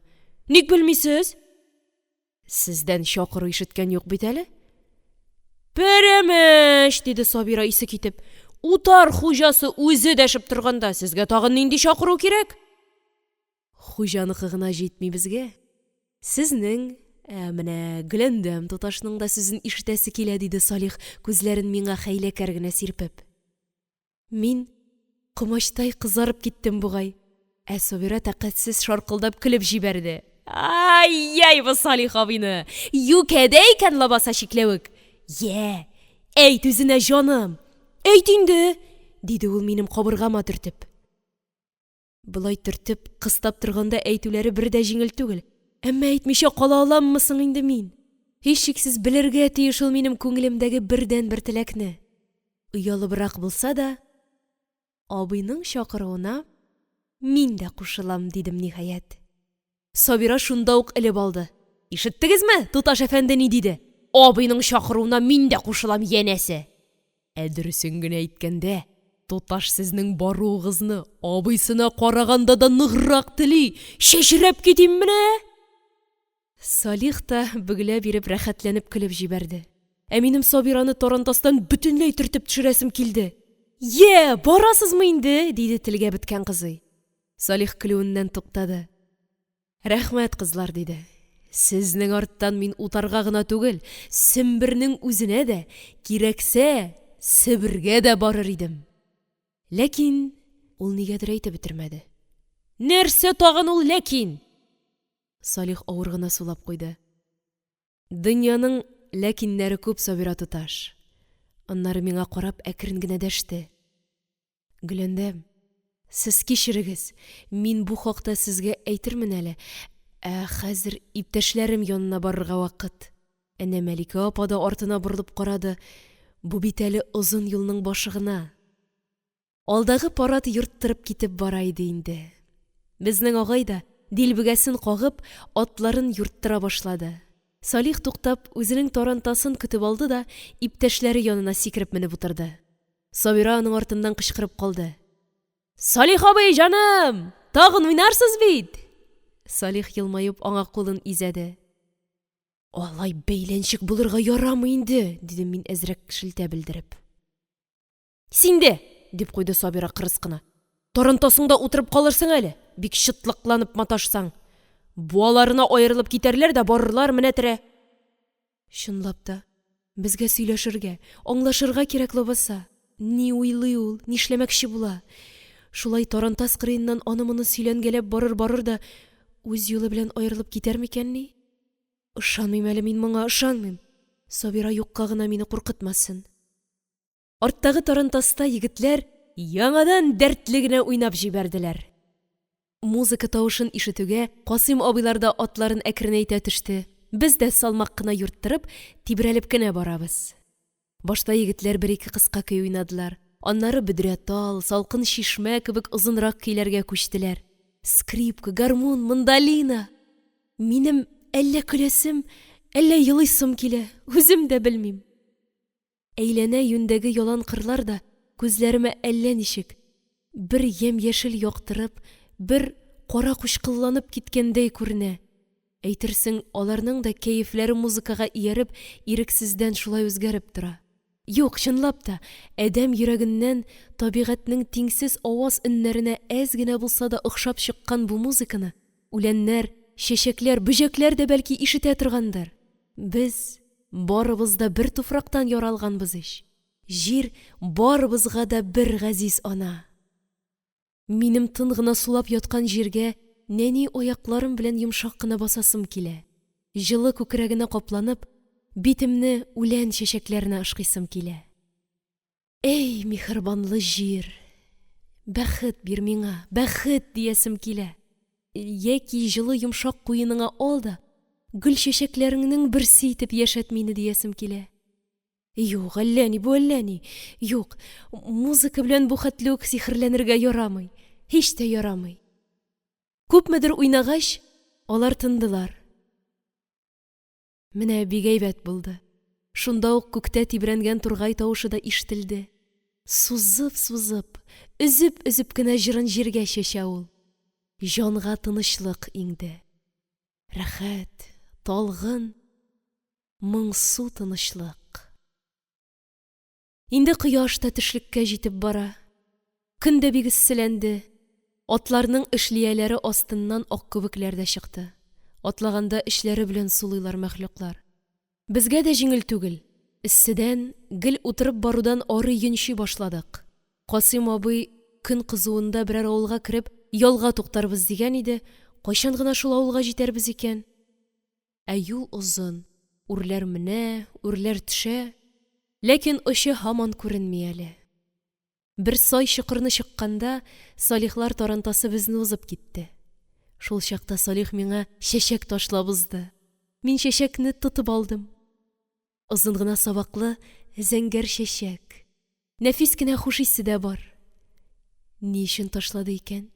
Ни әйтмәкче булды икән ул миңа? Хәер, әллә нәрсәсе юктыр әле? Шаярып кына ташлагандыр. Тагын күпмедер баргач, алдыбызда ак чиркәүле зур гына бер урыс авылы күренде. Сөзәк кенә тау итәгендә бормаланып аккан ниндидер елгачык буенда алма бакчаларына күмелеп утыра. Таза, матур авылга охшаган. Алдагы атлар туктады. Касыйм абый тарантастан төшеп, Салихлар янына килде. Егетләр, диде ул аларга, без шушы авылда ялга туктамакчы булабыз. Сез ни уйлыйсыз? Егетләр аптырап калгандай бераз дәшми тордылар. Әле бит Иделне чыкканда гына абыем бик дәртләнеп, үзләрен кунакка да чакырган иде. Ә хәзер ни уйлыйсыз имеш? Минем дә моңа бик кәефем кырылды. Мөгаен бу әнием эшедер. Әнием аның колагын нык кына бурган күрәсең. Ләкин Касыйм абый хатасын үзе дә сизеп алды булса кирәк. Егетләрнең җавабын да көтмичә, «Ә нәрсә уйлап торырга?» диде. «Керәбез, вәссәлам. Атларга да ял кирәк, шулай бит, агай?» «Хак сүз», диде Салихлар күчере. «Атларга бигрәк тә. Кузгалдык алайса». «Урын табылырмы соң?» дип сорады Салих, гүя сүзсез калмас өчен генә. «Ник табылмасын? Бер ишек алдына сыймасак, ике йортка керербез. Минем знакомнар күп монда. Кузгалып киттек. Бераздан елга аша чыгып, авыл урамына да барып кердек. Урыс авылларының күбесе шикелле үк монда да йортлар бер яклап кына утырган. Шуңа күрә яшел чиремле урамы ким дигәндә 2-3 чакрымга сузыла торгандыр. Шактый гына баргач, авыл уртасына җитәрәк, Касыйм абыйларның атлары калай белән япкан таза йортның киң капкасына борылып туктады. Алар артыннан безнең арттан Салихлар да килеп туктадылар. Урысның ишегалды гадәттә зур булмый. Моның да ишегалды 3 пар ат өчен бик тыгыз икән. Шул сәбәпле Касыйм абый күрше йорт белән сөйләшеп, Салихларны шунда җибәрде. Егетләрнең үзләренә ачык йөз белән: "Түлке егетләр, чәйне бер табында бергәләп эчәбез", диде. "Салих әфәнде, ишеттегезме?" "Ишеттек", диде Салих, артына борылмыйча гына. Буларның барысына да минем бик игътибар итүем аңлашылса кирәк. Мине иң куркытканы Салихның берәр нәрсәгә кәефе кырылып, әйтик, безгә тагылып йөрүдән хурланып, бөтенләй ташлап китә күрмәсеннәр дигән уй иде. Горурлыгына көч килсә, аның моны эшләве бик мөмкин ич. Тотарлар да китеп барырлар. Хәер юк, ул моны эшләмәс. Мин бар бит әле. Минем хакка ул бөтенесенә дә күз йомарга тиеш, әлбәттә. Ишек алдына кереп, тарантаслардан төшүгә, безне киң итәкле озын сарафан кигән, тулы гәүдәле, ак чырайлы чибәр генә хозяйка Марҗа ачык йөз белән каршы алды. "Рәхим итегез, кунаклар", диде ул саф татарча. Без бик гаҗәпләндек. Хозяйка шуны күреп шаркылдап көлеп җибәрде. "Нигә исегез китте? Мин бит татар авылында үстем. Безнең атай гомере буе шунда тегермән тотты. Тик менә татарга гына чыгып булмады", диде ул көрсенгән булып. "Әйдәгез, рәхим итегез." Ул безне өйнең бакчага караган ачык верандасына алып керде. "Монда кояш төшми, җиләс, рәхәтләнеп ял итәрсез." "Рәхмәт, рәхмәт", дидек без. Ятып алырга теләсәгез, өйгә керерсез. Көне буе тәрәзә капкачларын ябып тотабыз, шебеннең изе дә юк." Верандада зур өстәл, палас салган озын гына кәнәфи, берничә таза урындык. Кыскасы, ашап-эчеп утырыр өчен иркен, күңелле урын. Сабира белән икәү азык-төлекне дә алып килдек. Хозяйка үзе өстәлдә торган зур ак самавырны алып, бакчага җиргә төшереп куйды. Чиләк белән суын да китереп салды. Сабира төшеп аңа булыша башлады. Чырасын телде, кабзып җибәрде, морҗасын бастырып куйды. Мин дә алар янына төштем. Бакча шактый зур иде. Елгага таба сузылып киткән түре күренмиде. Бу тоташы белән алма бакчасы икән. Алма агачлары юан таза, һәр кайсы җәелеп үскән. Койма буйларында чияләр. Алары да таза, биекләр. Мондый бакчаның алма чиясе дә бик күп була торгандыр инде. Хозяйканың үзеннән дә сорадым. "Бакчагыз зур икән, җимешен кая куеп бетерәсез?" "Сата торган идек", диде хозяйка. "Безнең авылның кәсебе шул, алма чия үстереп сату. Күргәнсездер, монда йорт саен шундый бакча." "Кемгә сатасыз? Шәһәргә илтепме?" "Шәһәр бездән ерак, илтүе бик мәшәкатьле. Фрукты сатучылар үзләре килеп, бакчаның бөтен урожайын сатып ала торганнар иде. Агачта килеш. Аннары җыйдырып, сортын-сортка аерып, әрҗәләргә тиеп, пристаньга озаталар." "Онысы яхшы булган икән." "Яхшы иде дә бит, андый эшләр хәзергә туктап тора шул әле", диде хозяйка сузып кына. "Былтырда килүчеләр булмады, быел да булмас диләр. Белмим, нишләрбез инде." Хозяйканың зары аңлашыла. Шәһәрдә сәүдә эшләре бетте шул. Алмагачлар ел сайын үзенекен биреп тора. Кешеләрнең ызгышында аларның эше юк. Самавар кайнап чыкканчы, без 2 кулдан чәй урыны әзерләргә керештек. Әнием кәнәфигә ятып кына торды. Аның тарантаста килә-килә биле авырта башлаган икән. Касыйм абзый кулларын угалап, һаман әрле-бирле йөрнә. Күрәсең, ашыйсы бик килгәндер инде. Ләкин әнием башта агайлар ичеп алсыннар, соңыннан үзебез иркенләп эчәрбез диде. Касыйм абый шунда ук аларны чакыра китте. Тиздән агайлар капчыкларын тотып килеп тә җиттеләр. Икмәкләрен, пешкән йомыркаларын, бәрәңгеләрен чыгардылар. Әнием Сабирага куырган ит тә турап куярга кушты. Агайлар ачык верандадан бакчаның хозурлыгына сокланып, күпме файда китерүен үзләренчә исәпләп, Безнең татар авылларында шушы байлык юклабаса, дип уфтанып, ипләп җайлап кына ашарга эчәргә тотындылар. Без инде буларның эшләре бик озакка сузылыр дип курыккан идек, ләкин алай ук инсафсыз кыланмадылар. 5 чәшке эчкәннән соң, күлмәк итәкләре белән битләрен сөртеп, амин тотып, яңадан атлары янына киттеләр. Тик менә самаварны өстәп яңартырга туры килде. Табынны да яңа баштан әзерләдек. Чакырган егетләребез бар ич, кунакчарак булсын дидек. Әнием 2 ягына куйган кәрзиннәрдән бөтен сыйларын чыгарып, өстәлгә тезде. Касыйм абый һаман йөренеп, нигә көттерәләр инде, диде. Сабира, әллә барып киләсеңме? Әйткәнсеңдер ич, диде әнием тыныч кына. Әйттем, әле менә күчерләрен дәшкәндә дә әйтеп килдем. Шулай булгач. Тартыналармы шунда? Сабира аларның сүзе беткәнендә көтеп тормыйча, «Тукта, абыстай исеменнән үзем дәшим әле», диде дә китеп тә барды.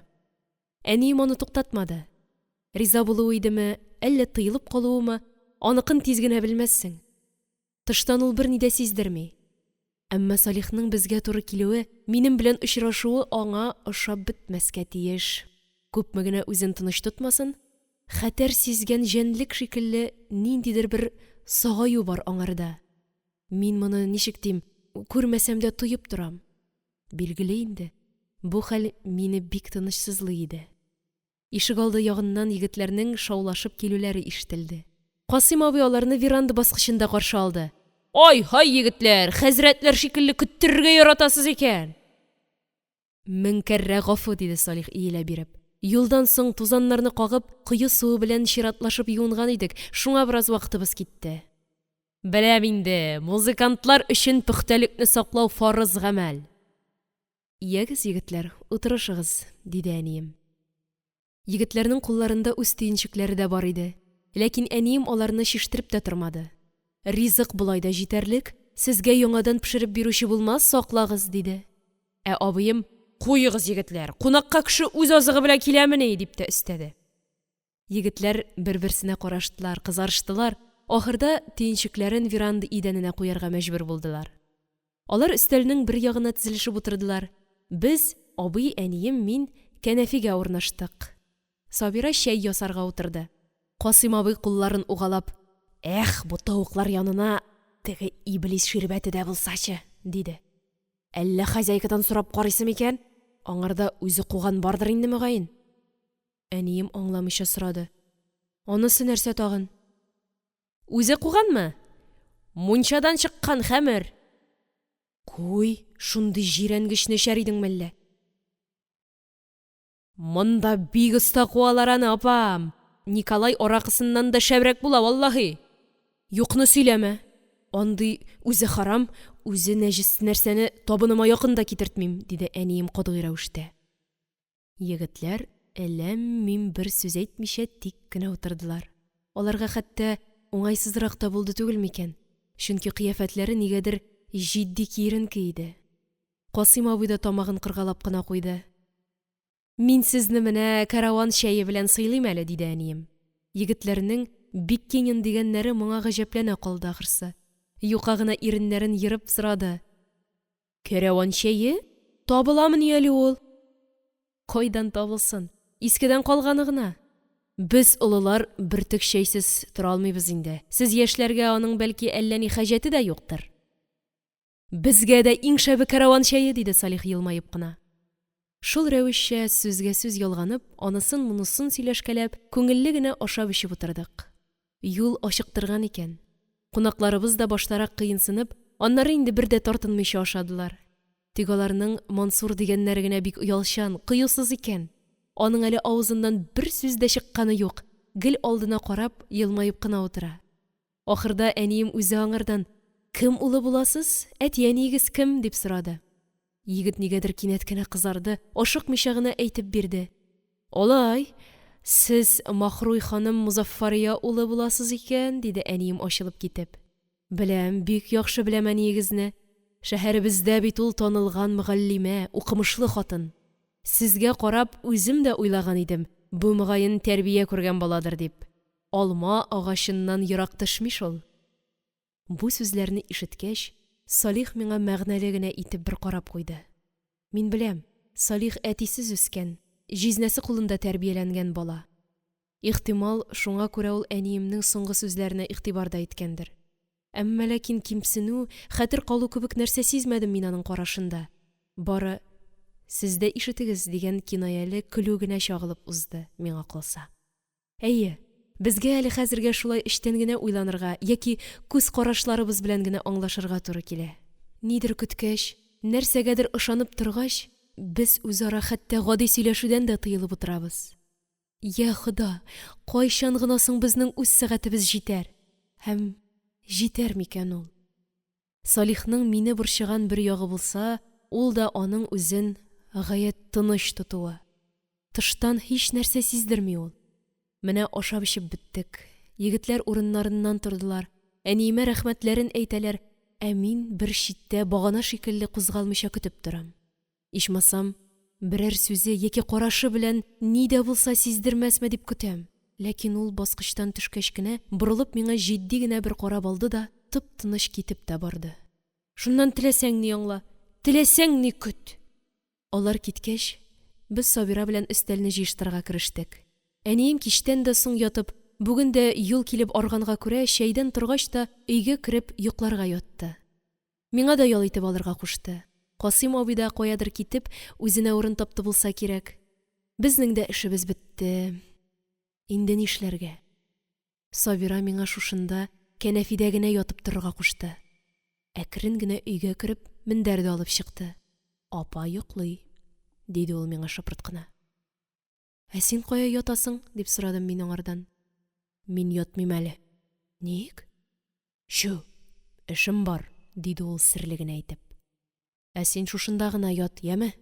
Шулай диде дә, верандадан сак кына төшеп, ишек алдына чыгып китте. Ә бераздан урам капкасының келәсе чыкылдап куйды. Кая китте? Ни өчен китте? Хода белсен. Мин борчылып, сагаеп, колак салып ятам. Күпмедер вакыт узды. Тынлык. Ишек алдындагы атларның мышнап, авыр сулап печән күшәүләреннән башка берни дә ишетелми. Күрәсең, аруым бик җиткәндер инде. Бер мәлне үзем дә сизмәстән уеп киткәнмен. Ах, бу татлы йокы. Бакча, һава, тынлык.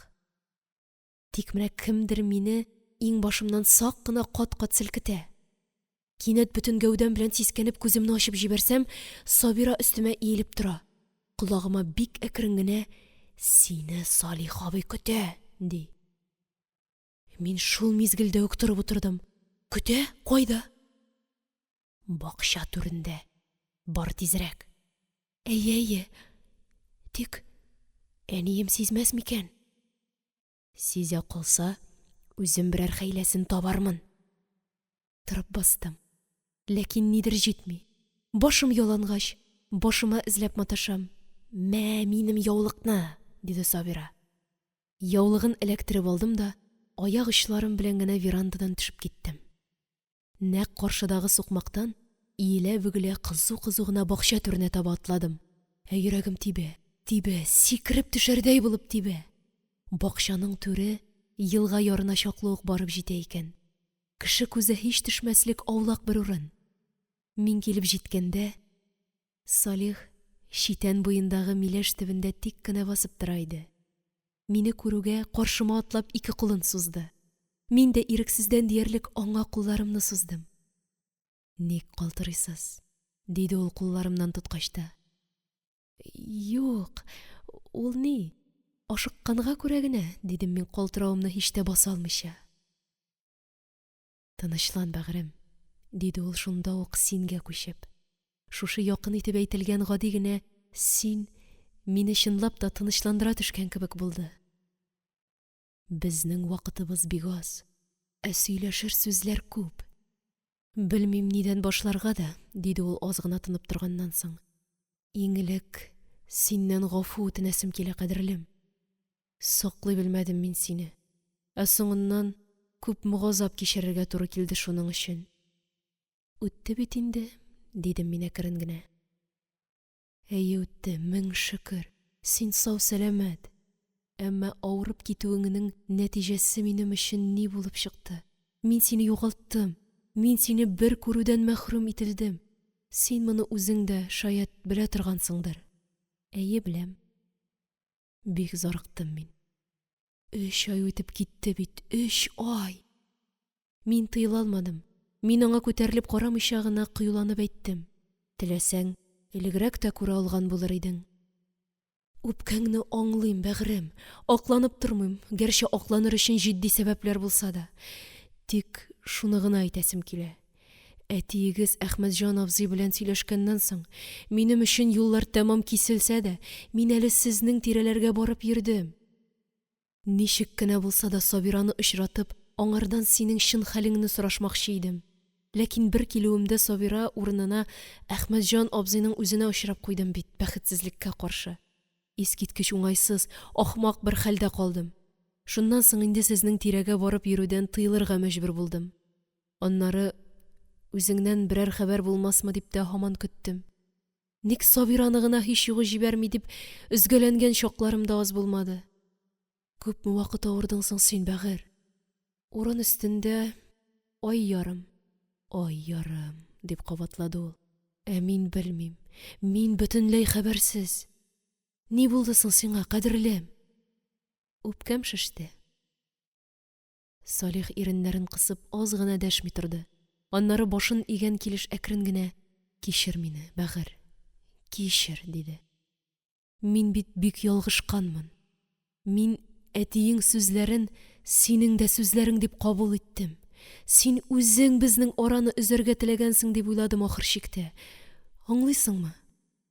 Менә нәрсә мине шушы көнгә кадәр тыеп, борчып, газаплап килде. Димәк, бу дөрес түгел. Минем уйлавым. Шулаймы? Дөрес түгелме? Мин башымны кагып кына әйе дидем. Ә ул сулышы иркенәеп киткәндәй ашыгып дәвам итте. Әмма бел, җаным, күрмәсәм дә, күрүдән мәхрүм булсам да, мин сине бер генә көн, бер генә сәгатьтә онытып тормадым. Уемда, йөрәгемдә гел син идең, син, ишетәсеңме? Ишетәм, дидем мин пышылдап кына. Шәрык кичәсендә минем әйткән сүзләремне онытмадыңмы? Юк. Алайса, миңа күтәрелеп кара әле, диде ул иягемнән йомшак кына тотып. Менә шулай. Инде тыңла, зәңгәр күзем. Ялгыз Милә шаһитыбыз булсын. Шушы урында кабатлап әйтәм. Мин сине яратам. Яратам, бәгърем. Мәҗнүн шикелле гашыйк мин сиңа. Бу чын, бу хакыйкать. Ышанасыңмы син? Ни әйтим? Ни дип җавап бирим? Минем бит аңардан тилмереп көткән сүзем ич бу. Ышанам, дидем мин күзләремне түбән төшереп. Ул минем башымны күкрәгенә кысты. Ә йөрәге аның тибә, дөп-дөп тибә. Күпмедер вакыт шулай тик кенә торгач, ул ниһаять тынычланып, миңа сабыр гына әйтте. Инде тыңла, Гөләндәм. Безгә тиздән аерылышырга туры киләчәк. Нигә? Утарга бармыйсызмыни? Бара алмыйбыз, Гөләндәм. Буада безне көтәләр. Аннары абыегызның чакыруы да болай гына музыкантлар итеп кенә. Ә безнең алай йөрисебез килми. Син моны аңларга тиеш. Әмма бу очрашу минем өчен һич көтелмәгән бер бәхет булды. Сүнеп барган өметләрем яңадан терелде, яңадан. Ул сүзен бүлеп тирән генә бер сулап куйды. Ә өметем минем бик зур, бик изге. Әйтимме? Беләсең киләме?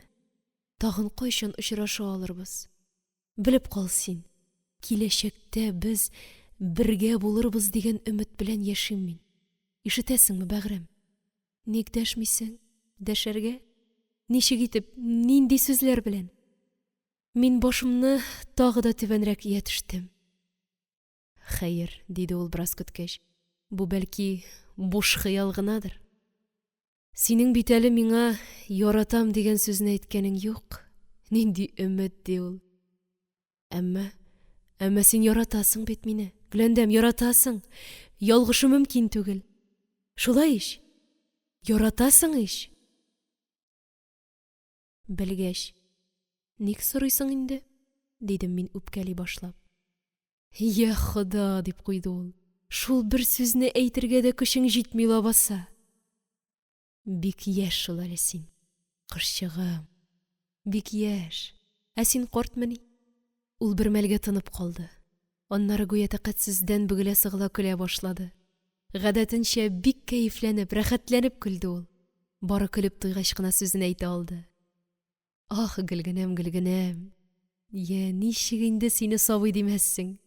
Ләкин сабый авызыннан да кайчак бик дөрес сүз чыгып куя. Әйе, мин дә карт түгел шул. Яп яшь егет. Тик шунысы бар инде. Мин үз-үземә хуҗа кеше, бәйсез кеше. Эшем өчен дә, сүзем өчен дә җавап бирә алам. Мәсәлән, мин сине әгәр теләсәң, бүгеннән үк яучы җибәреп, әти-әниеңнән үземә сорар идем. Ләкин сизеп торам. Алар сине миңа бирмәячәкләр. Вакыты җитмәгән әле. Аннары мин бит бары музыкант кына. Музыкадан башка минем бүтән бер нинди дә байлыгым юк. Ә алар аны байлыкка санамыйлар. Бәхет байлыкта түгел диләр ич. Дөрес әйтәләр, акыллым. Тик байлыкны аера белергә кирәк. Менә синең йомшак, ягымлы тавышың, шушы сизгер бармакларың минем өчен зур байлык. Һәм минем аларны бер дә ычкындырасым килми, диде ул көлемсерәп кенә. Ләкин шунда ук җитдиләнеп өстәде. Әмма сабыр итәргә туры килә, бәгыр. Сабыр итәргә. Вакыты шундый, авыр, хәвефле вакыт. Сугышлар көчәеп китте. Бер яктан Колчак, икенче яктан Зеникин. Минем дә гаскәргә алынуым бик мөмкин. Алмасалар да Казанда тик ятып булмас. Беләсезме, безнең артистларның күбесе фронтларга китеп бетте инде. Шунда уйнап йөриләр. Хөррият һәр кемгә дә бик кадерле, дустым. Сакларга кирәк аны ничек тә. Югыйсә, Алла сакласын. Нәкъ шушы минутта йорт ягыннан ниндидер хәрәкәт, тавыш ишетелгән кебек булды. Әнием торып чыкмады микән дип, мин курка калдым. Салих та сүзен әйтеп бетермичә колак салып тора башлады. Кемдер йөри, әнием булмагае, дидем мин тынычсызланып. Аз гына сабыр, диде ул кулымнан тотып. Вакыт, җаным.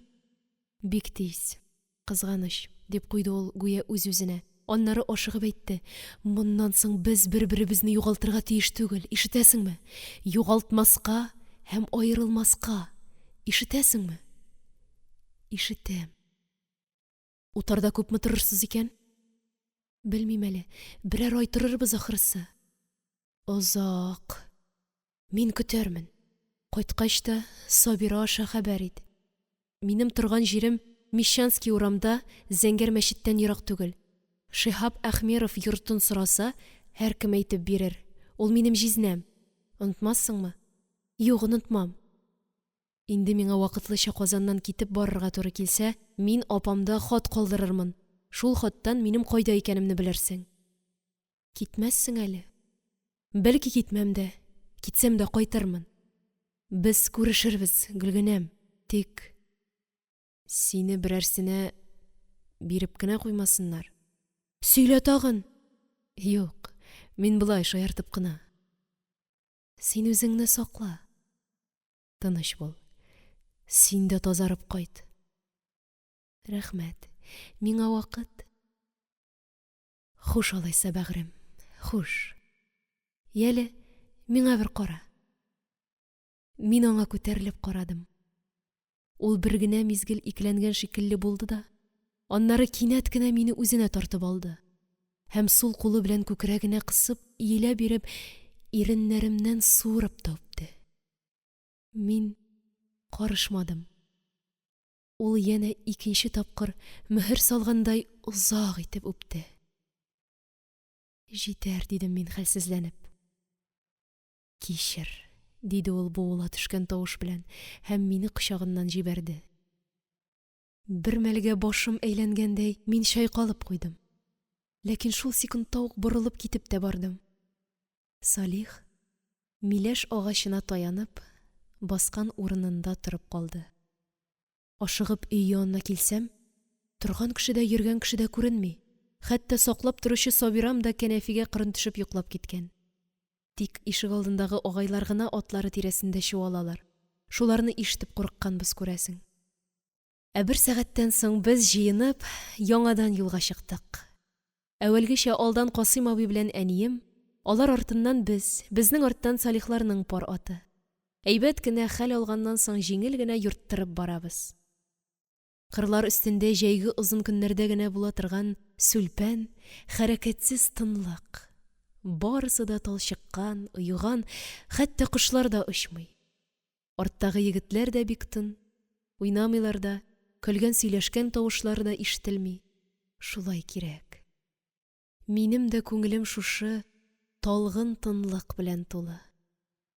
Миңа рәхәт. Миңа тавыш та, уен да берни дә кирәкми. Барысы да үз эчемдә минем. Кояшы да, чәчәкләре дә, музыкасы да. Мин Салихның әйткән сүзләре турында да уйламыйм. Мин әле тик аның үбүе турында гына уйлыйм. Чөнки аның үбүе минем иреннәремдә саклана. Чөнки бу минем егет кеше белән беренче мәртәбә үбешүем. Беренче мәртәбә. Гомерең буена да онытылмыйдыр инде ул. Менә бер вакытны Салихлар параты безне чаптырып узып китте. Күпмедер җир узгач, сулга кайрылган юл башында алар тукталдылар. Безнекеләр дә туктады. Шушында аерылышабыз икән.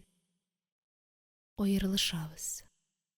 Алар сулга, без турыга. Йөрәккәем, тыныч бул, гомерлеккә түгел ич. Егетләр тарантасларыннан төшеп, безнең белән саубуллаша башладылар.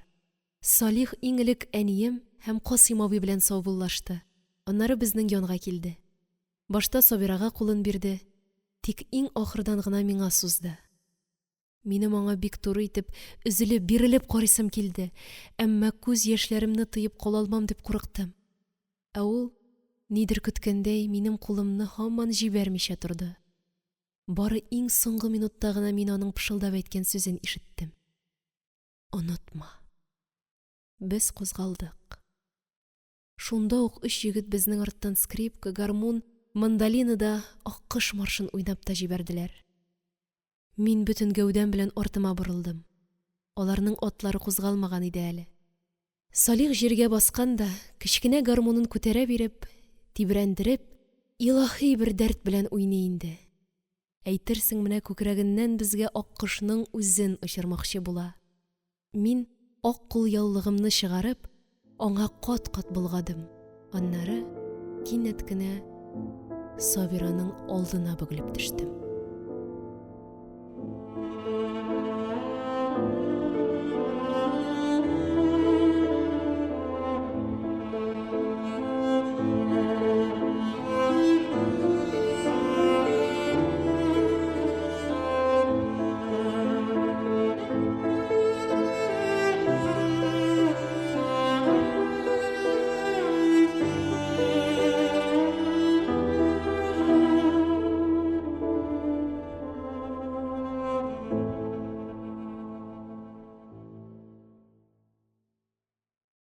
Әмирхан Еники.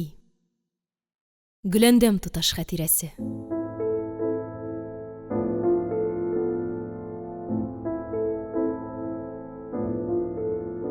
Уникенче бүлек. Менә бер атна инде без утарда яшибез. Килгәч тә утарның бөтен тирә-ягын Сабира белән икәү йөреп чыктык. Монда дөнья гаҗәп иркен һәм буш. Кешеләрдән буш. Иң якын Мукшы авылы да моннан 5 чакрымда. Халык йөри торган олырак юлда бу тирәдән үтми. Әнә шундый бер аулак, тыныч почмакта икән безнең утарыбыз. Һәм шушында без бары 6 кеше торабыз. Утарны караучы Әхмәтшә абзый, хатыны Бәдерниса апа белән, аннары Касыйм абый белән без. 3 хатын-кыз. Җитмәсә әле 2 җирдә. Әхмәтшә абзыйлар ихата эчендәге кечкенә өйдә. Ә без калай белән япкан зур өйдә торабыз. Бер уйласаң, куркыныч та инде. Явыз адәмнәргә килеп, безне харап итеп китү ни тора? Ләкин аны уйламыйсың, ваемсыз гына тора бирәсең. Аннары утарны бозау чаклы 2 зур эт саклый. Көндез алар бәйдә, келәт астында яталар. Тик караңгы төшкәч кенә Әхмәтшә абзый үзләрен бәйдән ычкындыра. 3 чакрымнан кеше якынлашканны сизәләр ди Әхмәтшә абзый. Тавышлары да аларның котыңны алырлык. Шуның өстенә Касыйм абыйның ау мылтыгы бар. Киштән шуңа патрон тыгып яткан була. Хәер, моның әллә ни ышанышы юктыр инде. Чөнки мылтыкның чыны да халык арасында күп таралган диләр. Ләкин безнең өчен шунысы бик әйбәт. Төннең хәзер иң кыска чагы. Бер яктан караңгы төшәргә өлгерми, икенче яктан әкрен генә сызылып таң да ата башлый. Ә көн яктысыннан пәриләр генә түгел, төрле куркыныч уйлар да кача. Сабира белән без икәү күп йөрибез. Югыйсә бу озын көнне кая куеп бетерәсең? Вак-төяк эшләрдән, ятып ял итүләрдән соң әллә никадәр вакыт кала әле. Монда гомумән вакыт дигән нәрсә бик мул һәм бик бәрәкәтле икән. Әхмәтша абзый икебезгә дә каен тузыннан яңа тубаллар тегеп бирде. Шуны беләгебезгә эләбез дә, я кырга, я инеш буена чыгып китәбез. Кеше аягы басмаган җирнең байлыгына исең китәр. Кырга чыксаң, ширәм арасында оясы белән җир җиләге пешеп ята. Инеш буендагы куаклыкларда учлап алырлык карлыган да берлегән, тик катырак әле алар. Ә тау итәгендәге чиялек бөтен иңе белән тоташ кызарып тора. Җыеп алучы да юк ичмасам. Без башта бер дә күрмәгәндәй бик кымсызланып җыйган идек. Көндә тубалларыбызны тутырып я җиләк, я карлыгын алып кайтабыз.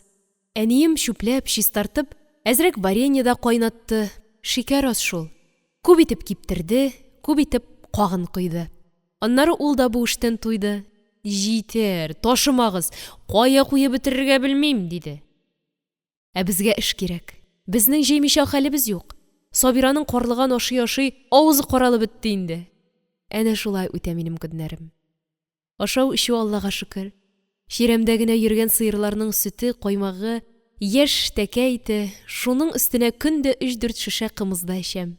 Бер заман бөртеккә эләккән тавык шикелле күзгә күренеп тула да башладым.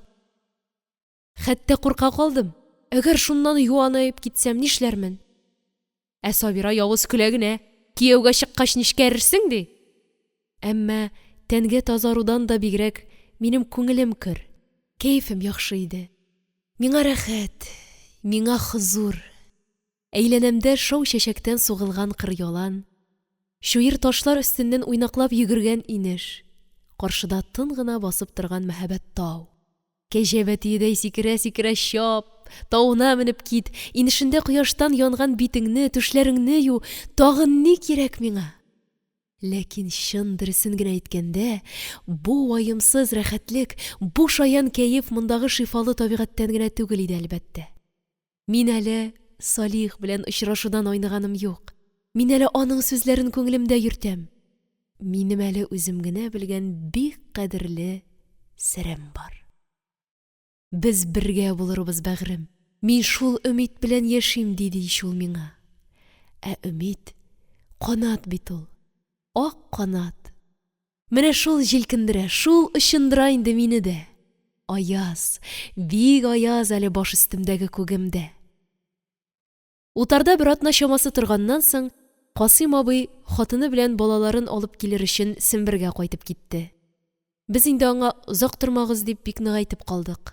Гынах шомлыгына каршы дигәндәй, ул киткән көннең кичендә үк бөтен дөньяны иңләп, таулар ишелгәндәй күкрәп, өстебезгә давыллы яңгыр килде.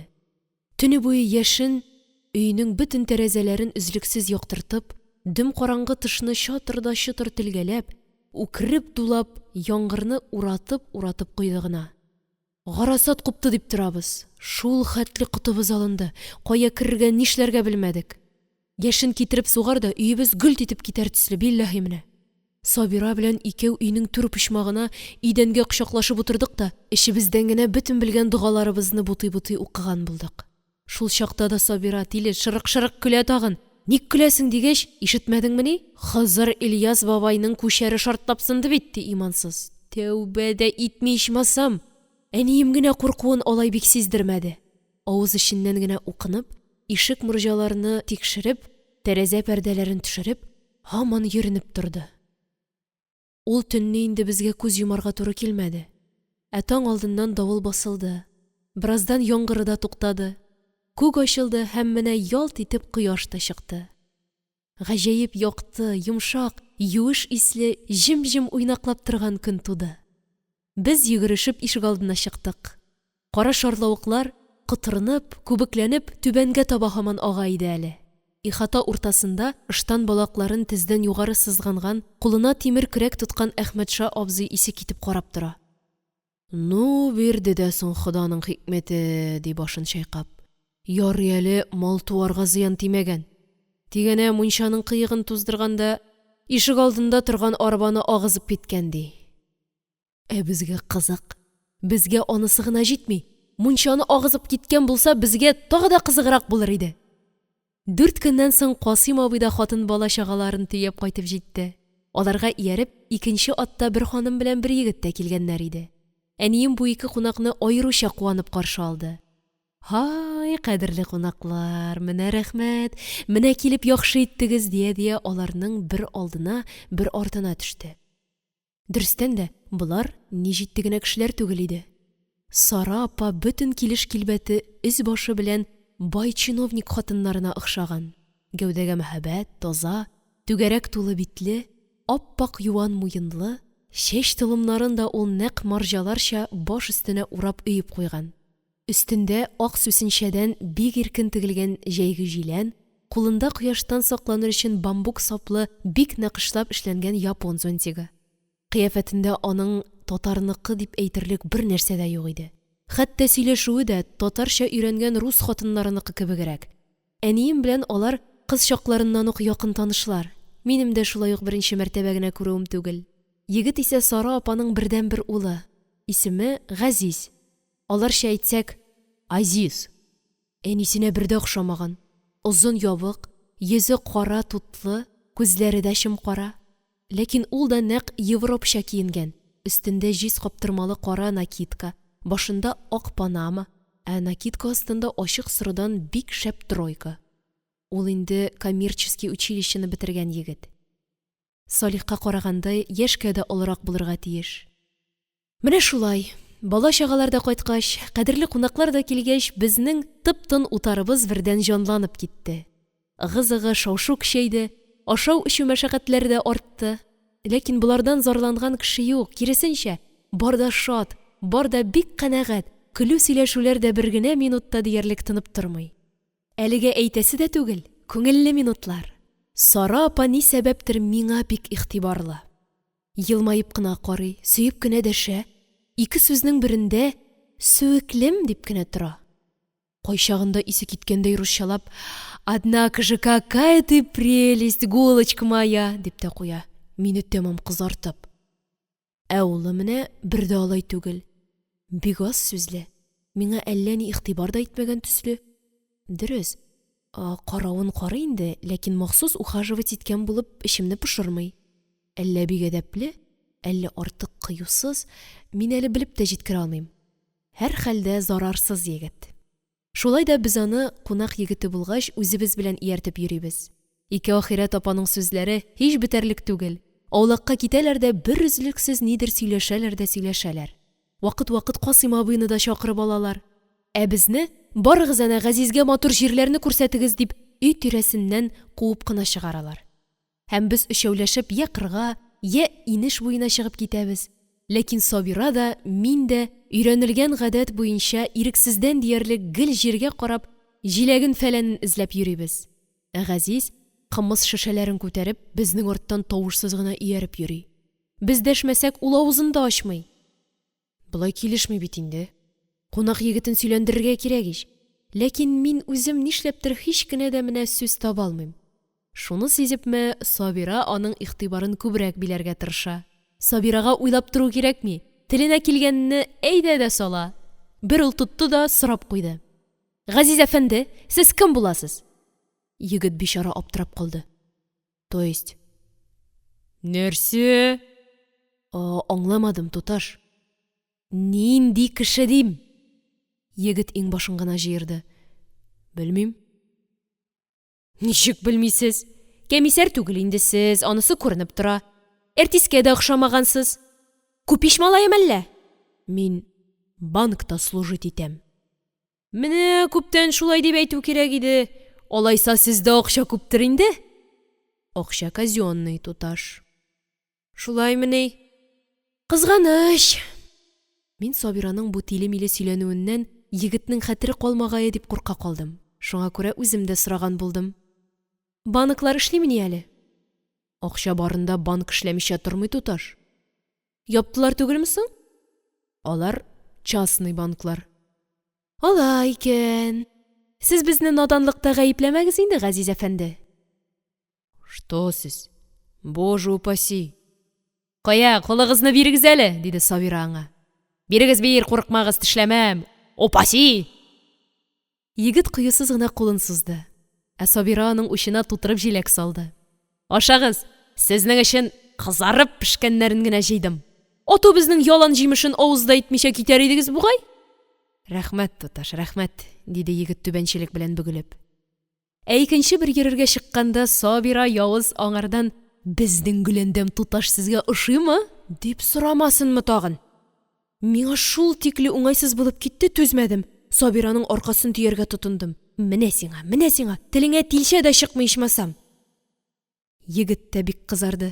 Күпмедер вакыт ни әйтергә дә белмичә торды. Аннары түбән карап кына: Мин бит Гөләндәм туташны күптән беләм, диде. Сабирага бу җитә калды. Әнә ишетәсеңме, Газиз әфәнде сине беләм ди. Күргәнегездә бармы? Әйе, бар. Әнә ишетәсеңме, күргәнемдә бар ди. Ә мин белмим. Күргәнем дә юк, дидем мин кырт кына кисеп. Уныткансыздыр, диде егет уйчан гына. Бәлки, сез ул чакта яшь кенә кыз идегез. Кайчан соң ул? Моннан 1-3 ел элек. Казанга баргач, мин Мәликә тәтәй белән күрешер өчен сезгә кергән идем. Без сөйләшеп утырганда сез мәктәптән кайтып кердегез. Мәликә тәтәй, менә бу минем кызым Гөләндәм, диде.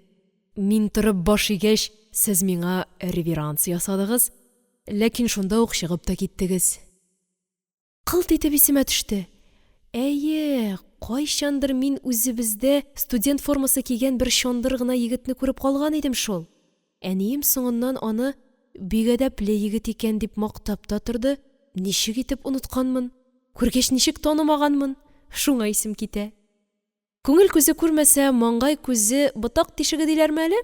Шулайрак килеп чыкты шул. Хәзер инде исемә төшсә дә, таныдым дип әйтүе ничектер уңайсыз. Бөтенләй игътибарсызлыгымны икрар итү була. Шуңа күрә кыенсынып кына: Бәлки шулай булгандыр, дидем. Ләкин сез гафу итегез. Минем бөтенләй хәтеремнән чыккан. Зарар юк, диде егет тыныч кына. 3 көннән соң алар китеп тә бардылар. 3 көн буена әнием белән Сара апа һаман нидер сөйләштеләр. Ләкин барыбер сүзләре бетмәгәндер ахрысы. Чөнки аларны озатканда әнием кат-кат: Тору кирәк иде бит әле, тору кирәк иде. Бигрәк тә тиз китәсез инде, дип үрсәләнде. Сара апа да ашынып: Ах, Мәликә җаным, бик кенә торыр идек тә бит, мөмкин түгел шул, диде. Азизыма комиссары 3 көн генә вакыт бирде. Анда да бик ялынгач кына. Нишлисең, заманасы бит, заманасы. Тиздән тагын күрешергә Ходай насыйп итсен инде, диде әнием. Газиз улым, Казанга юлың төшсә, туры үзебезгә кил. Рәхмәт, тәтәй, диде егет башын ия биреп. Тарантаска утырыр алдыннан Сара апа мине: Килче гүзәлем, дип чакырып алды. Һәм аналарча тулы күкрәгенә кысып, аркамнан сөйде. Нидер көткәндәй миннән күзләрен алмыйча карап торган улына мин инде үзем кул суздым. Әдәп кагыйдәсе кушканча. Ул шуңа бик куанып, түбәнчелек белән минем бармак очларымны кысты. Кунаклар киткәч, гадәттә күңелсез булып кала. Әйләнәдә бушлык туа, эш поша. Ләкин минем өчен бу гадәти күңелсезлек кенә түгел иде. Ниндидер билгесез бер борчылу, тынычсызлану орлыгы салып киттеләр алар минем йөрәгемә. Ни өчен, нинди максат белән килделәр дә киттеләр? Шушы нәрсә ихтыярсыздан мине әледән-әле уйландыра иде. Бер 5-6 көннән соң кинәт минем моннан тизрәк кайтып китәсем килә башлады. Һич нәрсә. Бу тып-тыныч утар үзе дә, әйләнәсендәге бик тә ямьле кырлары, яланнары да, җыеп бетермәслек җиләкләре, чәчәкләре дә берсе дә күземә күренмәс булды. Әйтерсең, үкереп торган диңгез уртасындагы ташландык бер утрауда яшисең, билләһи. Салихның сүзләре исемә төште. Дөнья искиткеч тиз үзгәрә дип әйткән иде ул миңа. Үзгәрмиме соң? Шәһәрләрдә, авылларда әллә ниләр бардыр әле. Кешеләрне әллә ниләр көтәдер. Бу үзгәрешләр кемнәргә генә кагылмый торгандыр. Бәлки Салихка да тигәндер. Бәлки миңа да тимәкчедер. Күңел тыныч түгел. Күңел йолкына, күңел нидер сизенә. Юк, артык монда калырга ярамый. Китәргә, тизрәк китәргә.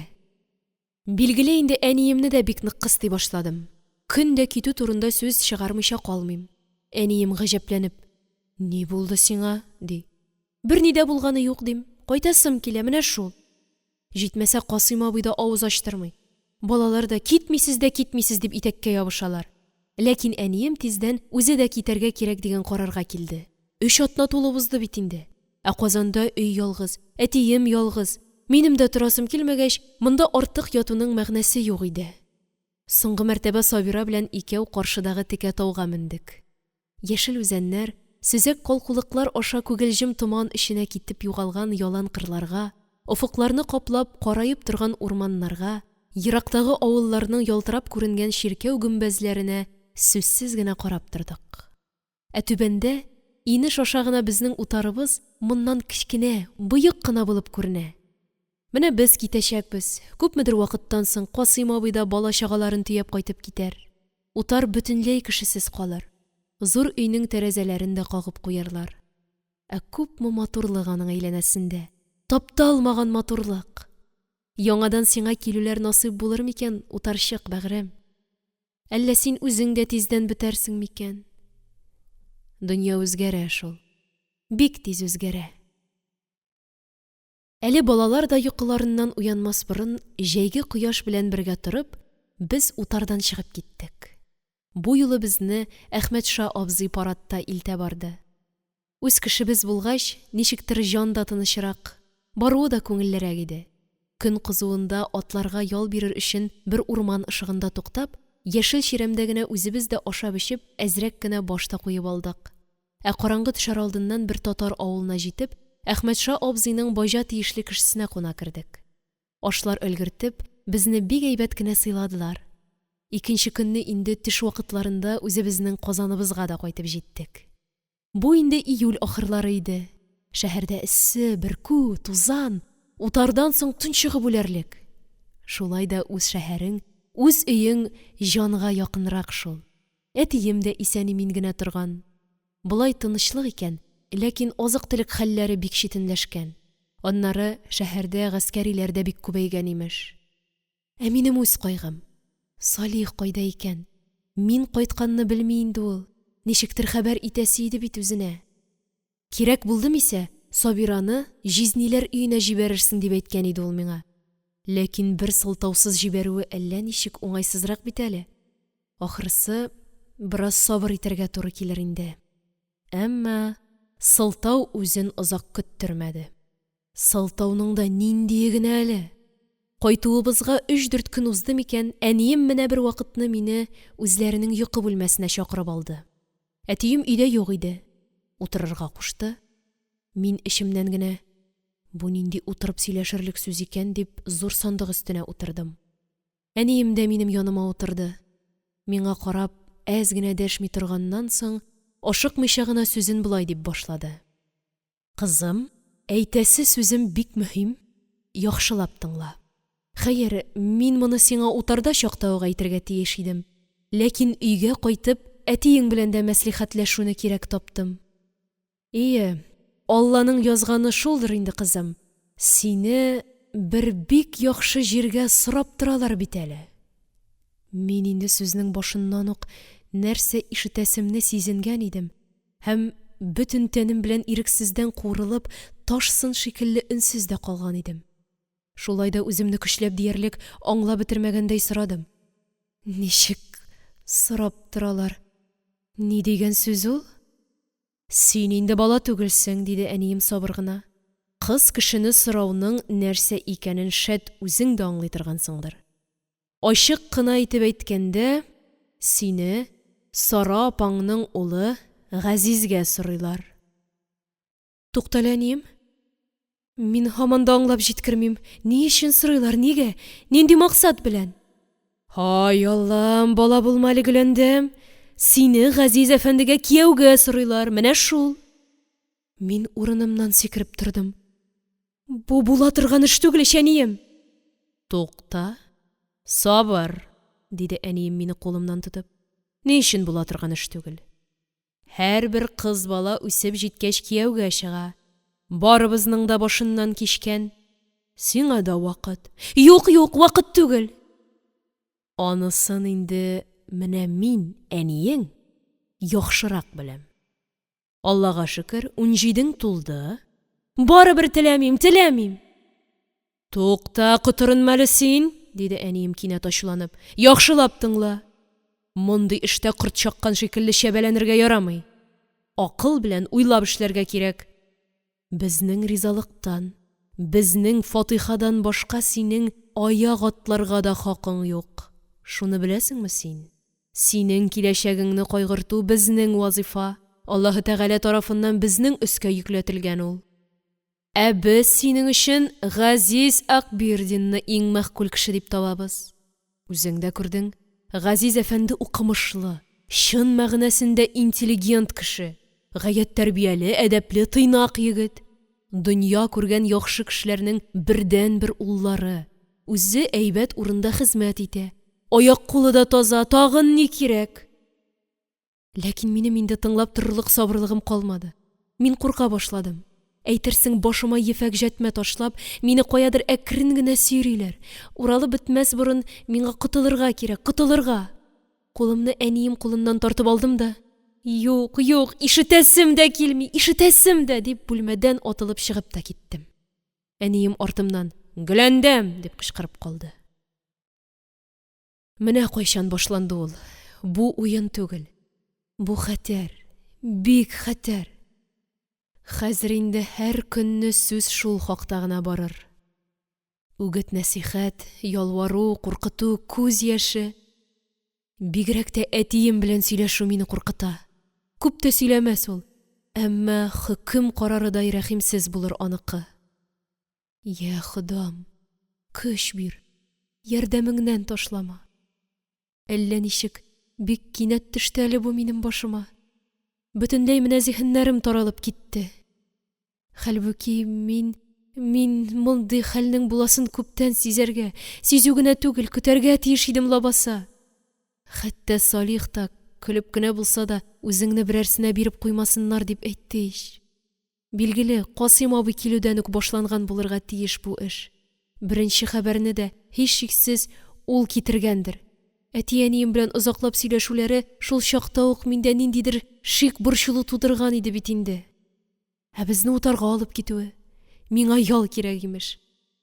Ярый, шулай да булсын ди. Әмма ләкин төп максат мине Сембер егетенә күрсәтү булган түгелме соң? Сара апаның улын ияртеп махсус шуның өчен генә килеп китүе. Бу бит инде сукыр кешенең дә күзен ачарга тиеш иде. Ә мин бу хәтле дә бер катлы сабый булырга кирәк бит. Җитмәсә сизеп торган өстенә. Салих бәгырем, менә безнең дә сынаулы сәгатьләребез килеп җитте. Бөтен өметем, ышанычым бары синдә генә. Син ни әйтерсең, ни хушарсың, нәрсә тәкъдим итәрсең? Минем язмышым хәзер шуңа бәйләнгән. Үзең кушканча, мин сиңа бүген үк Сабираны җибәрәм. Безгә ничек тә тизрәк очрашып сөйләшергә кирәк. Мин бик мохтаҗ синең сүзеңә, синең кулыңа, кадерлем.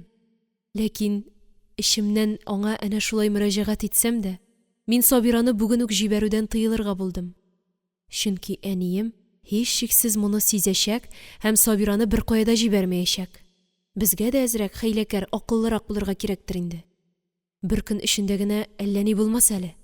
Ә иртәгә Сабира каяда булса чыкмыйча калмас һәм шул чагында тиз генә барып та итер. Шулай уйлап куйдым мин. Үземчә саграк, хәвефсезрәк эшләргә тырыштым. Ә кичен Сабира мине чәйгә чакыра менгәч, аңа әйттем. Чәйгә төшмим. Әниемә әйт, туташның башы авырта дигән. Мине борчымасыннар. Инде Сабира җаным, сиңа сүзем бар, яхшылап тыңла.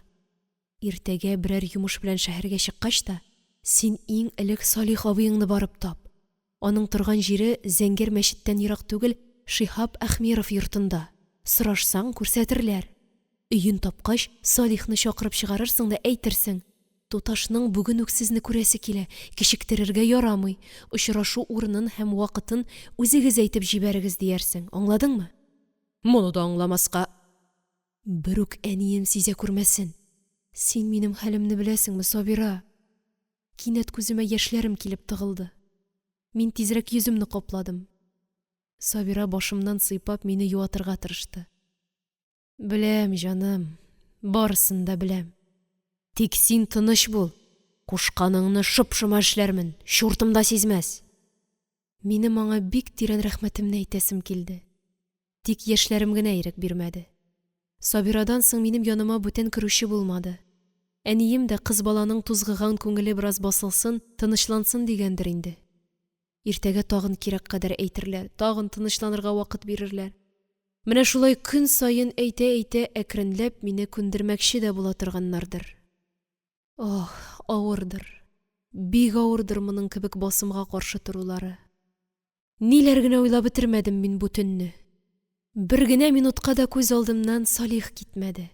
Бер генә минутка да аның белән иртәгә очрашуым уемнан чыкмады. Саташып бетә яздым. Ләкин күпме генә уйласам да, киләчәк минем өчен билгесез иде. Ни көтә мине? Ни булып бетәр моның ахыры? Әле көн туасы бар, әле аның сүзен ишетәсем бар. Я Хода, сабырлык бир миңа. Билгеле, мин сембер егете турында да уйландым. Ачуым аңа юк кебек, әмма гаҗәпләнүем зур иде. Үзе бит ул миңа берни дә сиздермәде. Эшне шулай әниләр аша гына йөртергә теләдем икәнни, бу бик тәрбияле, бик акыллы, бик мактаулы егет. Гаҗәп, гаҗәп. Сез нәрсә? Мине кулдан гына ала торган бер курчак дип белдегезме әллә? Ялгышасыз ич, Газиз әфәнде, ялгышасыз. Кайчан, кай вакытта йоклап киткәнмендер белмим. Ләкин бер заман күземне ачып җибәрсәм, каршымда Сабира басып тора. Күзләре ялтырый, авызы йырылган кызыйның. Иртәнге сәгатьтән үк ни булган аңа? Әллә бардыңдамы дип сорадым мин тиз генә урынымнан кузгалып. Сабира лып итеп караватым читенә утырды да, иң башымнан кочып, битемә иелде. Бардым шул күбәләгем, диде кызугына пышылдап. Бардым, күрдем, сиңа тау чаклы сәлам китердем. Каярада өлгердең? Өлгердем инде. Торгач та апа мине базарга күмер алырга җибәрде. Шул форсаттан файдаланып, тиз генә барып таптым бит үзен. Салих абыеңны, җаным. Е, соң е, нәрсә диде ул сиңа? Бик куанды. Бик төпченеп сораша башлаган иде дә, мин әйттем, вакытым юк, бик ашыгам, туташка нәрсә дип әйтим дидем. Ә син ни өчен килүеңне әйттеңме соң? Әйтмичә. Е, шуннан. Салих абый әз генә уйланып торды да, туташка әйтегез, бүген сәгать 4-кә Бакыр бабай бакчасына килсен. Мин аны шунда көтәрмен диде. Бер үк килмичә калмасын дип кабатлады да әле. Рәхмәт, Сабира җаным, мең мәртәбә рәхмәт сиңа, дидем мин сөенечемнән еларга җитешеп. Мәңге онытмам синең бу яхшылыгыңны. Йә, тагын, яхшылык. Минем үземә дә кызык ич, гашыйкларга ярдәм итү. Кызык дисең? Уйнап кына әйтәм, туташ, диде Сабира мине юатырга ашыгып. Сезгә Ходай үзе ярдәм итсен инде. Тик апа гына сизә күрмәсен, мин чыгыйм әле. Аның бүген булайда сөремнәре коелып тора. Ялгыз гына калгач та, әле мин юка одеял астыннан чыкмыйча бераз уйланып яттым. Уйларым минем хәзер бик гади генә нәрсәләр тирәсендә иде. Әйтик, нигә ул миңа Бакыр бабай бакчасына килергә кушты икән? Бездән шактый ерак ич ул бакча. Күрәсең, аулаграк, тынычрак урын булсын дигәндер инде. Дөрес, шәһәрнең бай руслар торган матур бер җирендәге ул кечкенә бакчага җомга көннәрендә безнең бу түбән яктан татар хатын-кызлары да менеп йөрергә яраталар. Ләкин бүген җомга түгел, бүген атна кич шикелле. Әйе, атна кич. Анысы яхшы икән әле. Димәк, төркем-төркем йөрүче безнең тирә кызлары анда булмаячак. Ә менә вакытны Салих белеп диярлек билгеләгән. Төшке аштан соң әтием гадәтенчә бераз ял итеп алырга ярата. Әнием дә шулай ук, кухня эшләреннән туеп, берәр сәгатькә үз бүлмәләренә кереп ята. Минем дә бу чыгып йөргәли торган вакытым. Тик шул вакытны бүген көтеп алырга гына кирәк. Хәзер мине иң борчыганы һәм куркытканы әниемнең яңадан сүз башлау ихтималы иде. Әгәр башлый калса, бу минем хәлне шактый читенләштерәчәк. Мин билгеле каршы торачакмын, сүз үзеннән үзе зурга китәчәк, һәм икебезнең дә кәеф һичшиксез бозылачак. Әниемнең әле минем чыгып китүемә дә каршы төшүе бик мөмкин иде. Менә шул сүз чыкмасын өчен ниндидер бер хәйләсен табарга кирәк. Иң яхшысы берәр эш табу, эш белән мәшгуль булу. Ул чагында әнием дә чарасыздан тыелып торырга мәҗбүр булачак. Шуларны уйлап, мин тиз генә урынымнан тордым да, сатин халатымны гына киеп түбән төштем. Әнием мине күргәч тә йомшак кына сорады. Я, кызым, кәефең ничек? Башың авыртмыймы инде?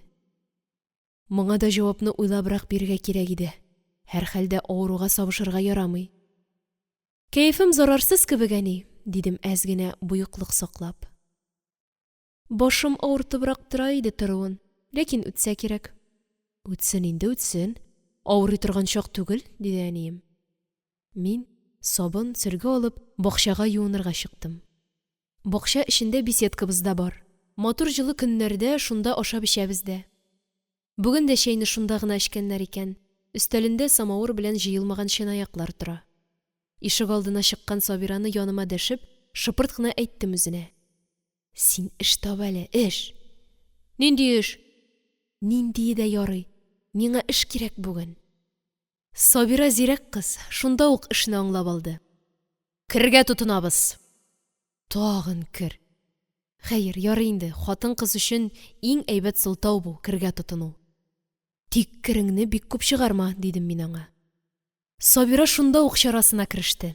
Ишек алдында торган бакка су салып, астына ягып җибәрде. Аннары өйгә кереп, әнием алдында «Кичәдән бирле шушы нәрсәләргә кулым кычый, юып ташлыйм әле үзләрем булмаса», дип сөйләнә-сөйләнә, кирләнгән сөлгеләрне, салфеткаларны, савыт-саба сөрткеч тастымалларны бер өемгә җыя да башлады. Әнием, «Каян исеңә төште әле?» дип әйтергә өлгергәнче, мин дә тизрәк үз сүземне кыстырдым. Менә бик әйбәт, минем дә юып аласы вак-төяк нәрсәләрем бар иде. Шулай итеп, без әниемнең ризалыгын да көтмичә, кирләребезне тышка чыгарып, рәшәткә буена тагаракларны куеп, эшкә дә тотындык. Керебез күп түгел иде, ләкин соң гына башлагач, ашыкмыйча гына югач, эшебез 1-2 сәгатькә сузылды. Аннары әле юган нәрсәләребезне иске кәрзингә салып, кабанга төшеп чайкап та мендек. Бакчадагы сузган бауга киптерергә элеп тә куйдык. Шул рәвешчә төшне дә җиткердек. Ул арада әниемнең ашы да өлгерде. Без, эшләп барган 2 кыз, ашны кухняда гына ашадык. Табак савытларны җыештыргач, мин үз бүлмәмә менеп киттем. Ә бераздан өй эче дә тынды. Безнекеләр ял итәргә ятканнардыр. Сәгать 3-нче ярты. Вакыт та күп калмаган икән. Ниндидер бер киеренкелек мине били башлады. Йөрәгем дә сулгып куйгалый.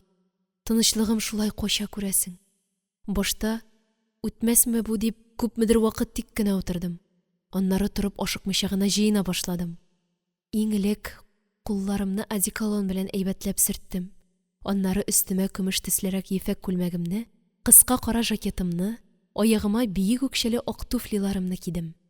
Башыма нәрсә киергә? Шушы киң читле эшләпәмне кисәм? Юк, килешмәс ул бүген.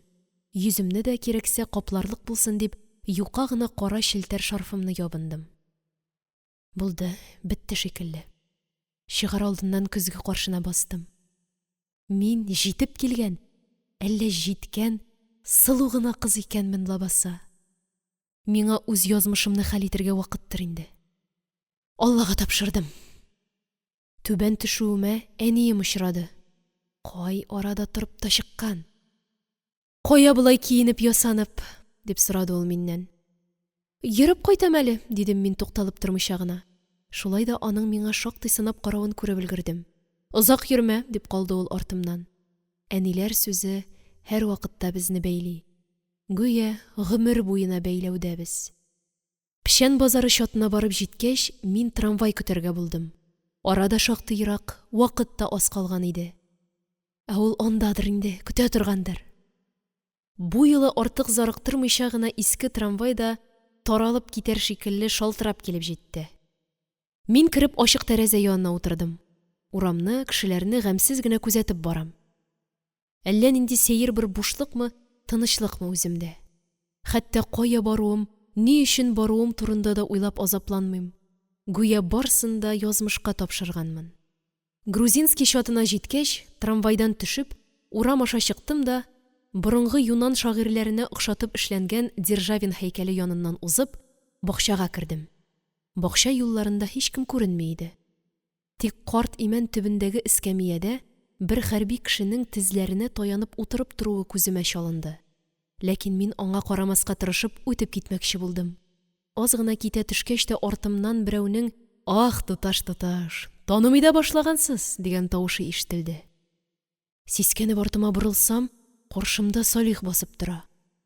Озын кунычлы итекләрдән, гимнастеркадан, фуражкадан. Салих хәрби киемдә. Кинәт эшемдә нидер өзелгәндәй булды. Ә ул көлә. Танырсың микән дип йөри урынымнан тормадым. Каян таныйм инде? Хәрби киемнән күрермен дип башыма да китермәдем мин. Әллә хәрби кием миңа килешмиме?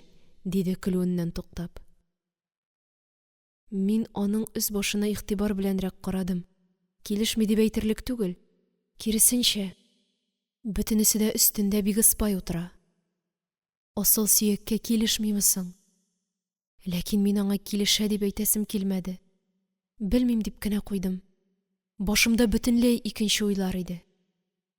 Кайчан алдылар соң әле сине? Дидем мин аптыравымны яшерә алмыйча. Мин инде бәгыр алганнарын көтмәдем. Үзем барып язылдым. Диде ул гаепле сыманрак итеп. Үзең? Гаҗәп. Син музыкант иш. Сугышка синең ни кирәгең бар? Ах, Гөләндәм, сугыш музыкасыз буламы ни? Диде ул гүя чын күңелдән. Мин ни әйтергә дә белмәдем. Әллә тагын көлә инде Ходаем? Ләкин Салих минем ничектер буйыгып, нәүмизләнеп калуымны күреп, ике кулымнан тотты да йомшак кына «Әйдә утырыйк» диде. Без шул ук карт имән төбенә утырдык. Аннары мине юатырга теләп ахрысы, җитди сабыр гына «Син борчылма, кадерлем» диде. Шулай кирәк булды. Бер мин генә түгел, әнә артистларның күбесе фронтларда уйнап йөриләр. Күп кенә әдипләр, шагыйрьләр дә кызыл гаскәр сафында хезмәт итә. Азатлык бик кадерле нәрсә. Аны һәркем якларга тиеш. Бу намус эше, аңлыйсыңмы, бәгърем? Аңлыйм, дидем мин әкрен генә. Син акыллы, дип куйды ул сөенгәндәй. Тик син хафаланма, бу озакка бармаячак. Күп булса, 1 ел, 2 ел үтәр. Контрреволюция һичшиксез җиңелер. Сугышлар бетәр, без яңадан бергә булырбыз. Сабыр гына итик. Хафаланма, сабыр гына итик. Ә менә хәзер шушы минутта минем бөтен өметләрем җимерелеп бара, ул шуны белми әле. Мин тәмам гаҗизлеккә төшеп, ни уйларга, ни әйтергә дә белмичә, башымны салындырып утырам. Китмә, ташлама димме? Әмма бу бит аның намус эше. Чигенәме соң ул? Шулай ук барысы да бетәмени? Üzülәмени инде? Üzülәмени? Я Раббым! Аз гына көткәннән соң, ул минем кулымны яңадан ике учына алды. Йөземә карап. Син бүген күңелсез? Әйтмәсәң дә аңлыйм инде, бәгыр, аңлыйм. Минем үземә дә һич тә җиңел түгел, диде. Мин сине өзелеп көттем, Гөлгенәм. Күрми калам дип бик курыккан идем. Сүзләрем бар сиңа, бик мөһим сүзләрем. Ләкин башта үзең сөйләле, синең тирәдә ниләр бар? Сабирадан сорасам да, ул әйтеп бетермәде. Әмма аның мине эзләп килүе юкка гына түгелдер бит. Сөйлә, ни булды? Сөйләргә. Ләкин кирәкме соң инде ул хәзер? Нәрсәне генә үзгәртәчәк минем сөйләп маташуларым? Әмма ни өчен килдем соң мин аның янына? Зарыгып көтеп, ашкынып, өметләнеп, хыялланып. Һич югы белеп калсын. Шактый дәшә алмый торып, үземне көчләп диярлек әйттем ахырда. Мине бирмәкче булалар. Салих чак кына тайпылып куйды. Бирмәкче? Аңлап бетермәдем, бәгыр. Соң инде кияүгә дим. Ах, шулаймы ни? Сине кияүгә бирмәкче булалар. Ниһаять аңладым, диде ул көләргә итеп. Кара син аны. Хәер, мин сиңа әйткән идем түгелме? Менә күрдеңме? Синдәй кызны озак тоталармысың? Аннары ул җитдиләнеп сорады. Хуш, кайчанрак бирмәкче булалар инде? Анысын белмим әле. Кемгә, нинди кешегә? Бер сөмбер егетенә. Син аны күрдеңме? Мин икеләнебрәк тордым да әйттем. Ие, күрдем. Кайчан, кайда? Әнисе белән утарга килгәннәр иде. Алай икән, диде ул шактый караңгыланып. Шунда булдымыни инде танышу сөйләшүләр. Сөйләшү булмады. Мин бер нәрсә дә белмәдем. Кичер, бәгърем. Шулай да кайчан белдең соң син? Әнием моны миңа кичә генә әйтте. Кичә генә? Нәрсә диде инде әниең? Сине әнә шул егеткә сорыйлар диде.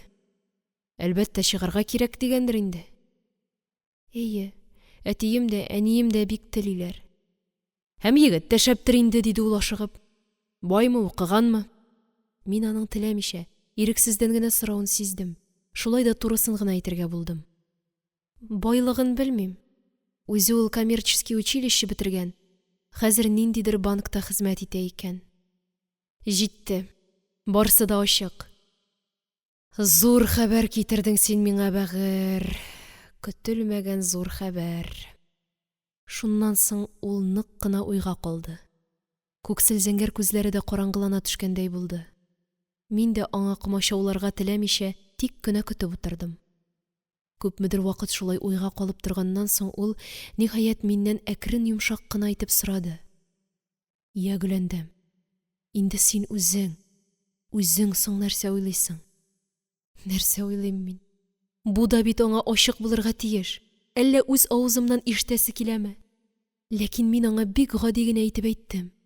Мин менә сиңа килдем. Ул иелеп минем кулымны үпте. Бу аның бик риза булу, бик якын итү билгесе иде. Бик дөрес иткәнсең, кадерлем. Бик вакытлы килгәнсең, диде ул дулкынланып. Теге бакча түрендә сөйләшкәнне онытмагансың икән. Рәхмәт сиңа, рәхмәт. Без әлбәттә бергә булырга тиешбез. Вәгъдә, иман. Ничек итеп соң Ходаем дип уйлап куйдым мин. Ә ул сөйли бирде. Тик син мине гафу итә күр. Мин үз исәбемдә шактый ялгышканмын икән. Теге чакта көлеп кенә сине биреп куймасыннар дип әйтсәм дә, мин моңа күңелемнән һич тә ышанмаган идем. Каты көрәш бара, сугыш бетмәгән. Кешеләрдә хәзер өйләнешү кайгысымыни дип уйлаган булдым. Шуңа күрә безгә дә азрак сабыр итәргә мөмкиндер дип үземчә исәпләгән идем. Ләкин кешеләр безнең язмышларны башкачарак хәл итмәкче булганнар икән. Әмма без аны үзебезчә хәл итәргә тиешбез. Ул бер генә секундка тукталып, нидер уйланып, миңа бер авык бик төбәлеп карап торды. Һәм яңадан кызугына башлап китте. Гөләндәм, кадерлем, әгәр мин бүген үк сезгә барып, әти-әниең белән үзем сөйләшсәм, яки апа белән Жизнене икесен яучы итеп җибәрсәм, Жизни минем бик мөхтәрәм кеше. Бәлки аңларлар, бәлки риза булырлар. Ниһаять, син үз сүзеңне ачыктан-ачык әйтерсең. Ахыр чиктә синең сүзең бөтенесен дә хәл итәргә тиеш бит. Шулай түгелме? Я, ни уйлыйсың? Салихның булай әйтүе ничаклы гына урынлы булмасын, ләкин ул бер нинди дә нәтиҗә бирмәячәк иде. Мин шулай дидем дә. Юк, Салих, безнекеләр риза булмаячаклар. Мин дә ни генә әйтсәм дә күндерә алуыма ышанмыйм. Аннары син әнә солдат бит әле. Ә син бераз гына солдатка булып торырсың, диде ул көлеп. Ләкин шунда ук урынсыз шаяртуын сизеп, кичерү сорагандай өстәде. Син ачуланма. Мин болай сүз туры килгәнгә генә. Инде чынлап уйлаганда, аның ни әһәмияте барсың, бәгыр? Мин синең өчен шул ук Салих ич. Син өйләнерсең дә китәрсең, ә мин нишләрем? Кем булып калырмын? Әйтүем дә булды. Кинәт кенә йөземне каплап, елап та җибәрдем. Күңелемнең ташып китәргә торганын күптән сизә идем инде. Ахырда менә тыела алмадым. Салих та бер мәлгә аптырабрак калды. Шулай да ул тиз генә мине иң башымнан кочып алды да юата башлады. Тынычлан, сөеклем, тынычлан. Кирәкми. Түкмә күз яшьләреңне. Җайланыр, барысы да җайланыр, кошчыгым. Тик бетермә син болай үзеңне, бетермә. Мин әкренләп булса да тынычландым. Читкә борылып кына яшьләремне дә сөрттем. Әзрәк кенә бушанып, җиңләеп тә калган шикелле булдым. Тик менә Салихның кочагына кергәндәй утыру кыен иде миңа. Кеше йөреп торган бакча ич бу. Ләкин Салих үзе шуны сизеп, кулын минем җилкәмнән алды. Шуннан соң ул терсәкләренә таянып, озак кына уйланып утырды. Аннары катгый бер карарга килгәндәй әйтеп куйды. Иң яхшысы китү. Китәргә кирәк. Ишетәсеңме, бәгыр? Бер дә көтелмәгән сүз иде бу минем өчен. Кая китәргә, дидем мин шактый аптырап. Оренбурга, менә минем белән бергә. Башка чарабыз юк безнең. Нигә? Оренбурга? Безне шунда җибәрәләр. Ул турайып миңа таба борылды. Йөзе күзләре аның бик җитдиләнеп киткән иде. Минем көт, кайтырмын дип вәгъдә биреп кенә һәм синнән вәгъдә алып кына китәсем килми. Әкренләп бөгәрләр сине, сындырырлар. Юк, калдырырга теләмим мин сине үземнән. Бергә китәбез. Мөмкинме соң ул?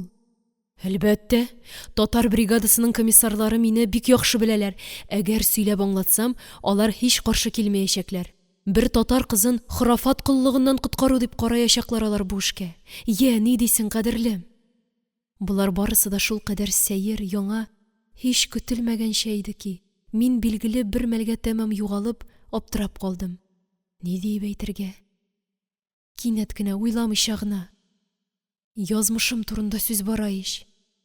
Каядыр китәргә, ияреп китәргә, җыен гаскәриләр арасында. Ахыры ни булып бетәр моның, ахыры? Юк, уйлыйм әле, мин уйлыйм. Мин кыз кеше. Салих моны бик нык исендә тотырга тиеш. Мин тагын сорадым. Кем булып барам инде мин синең белән? Бөтенесе синең теләктән тора, Гөләндәм, диде ул минем сорауны көткәндәй тиз генә. Теләсәң, без монда Казанда ук никах укытып өйләнешеп китәчәкбез. Сабыр итик дисәң, мин анысына да риза. Ләкин син барыбер минем юлдашым, дустым, вәгъдәләшкән кызым булып барасың. Син минем янымда, минем канатым астында, җаның тыныч булсын. Баргач? Баргач инде, бәгыр, Оренбург каласында хәрби дус эшләр белән кечкенә генә туй ясап, бергә матур гына тора башларбыз. Без бәхетле булырбыз, Гөлгенәм. Хыял гына түгелме бу, җаным? Син кем икәнеңне онытма. Сине һаман әле минем солдат булуым куркыта, шулаймы? Диде ул көлемсерәп. Ләкин мин гади солдат кына түгел бит.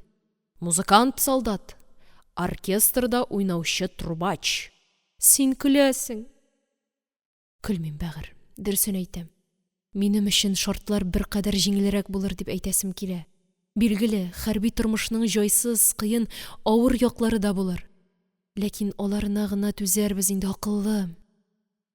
Син ир кеше, сиңа әйтүе ансат. Салих авыр гына сулап куйды. Күрәсең, минем һаман кирегә тырнавым аңа ошамый башлады. Бераз вакыт дәшми утырганнан соң ул миңа сабыр гына булай диде. Беләсеңме, Гөләндәм, мин бит сине үземә хатын итеп, ияртеп йөрер өчен генә чакырмыйм. Менә бу солдат гимнастеркасын, күн итекләрне салып ташлаганчы, мин сиңа өйләнмичә дә тора алам. Мәхәббәт ул көтә дә белә. Әмма хәзер сүз бит синең язмышың, синең киләчәгең турында бара, шулай түгелме? Алайса без максатларны да зуррак куйык. Синең музыкага талантың бар. Менә шул талантың сүнеп, югалып калмаска тиеш. Бу бик мөһим, кадерлем, аңлыйсыңмы? Бик мөһим. Безнең комиссарларның әйтүенә караганда, Оренбургта татар-башкорт яшьләре өчен шәрык музыка мәктәбе ачылырга тиеш икән. Әгәр ачылса, мине ул мәктәпкә һич шиксез тартачаклар. Мин инде күңелемнән сине кайтып яки чакырып алу турында да уйлап куйган идем. Кыскасы, бәгърем, безне бер мәхәббәт кенә түгел, уртак теләкләр дә бәйләргә тиеш. Син килешәсеңме моның белән? Килешәм, дидем мин нәрсәдер уйланып. Шулай булгач, эш нидә? Әллә минем яратуыма ышанмыйсыңмы? Әллә үзеңнең мәхәббәтең сүрелдеме?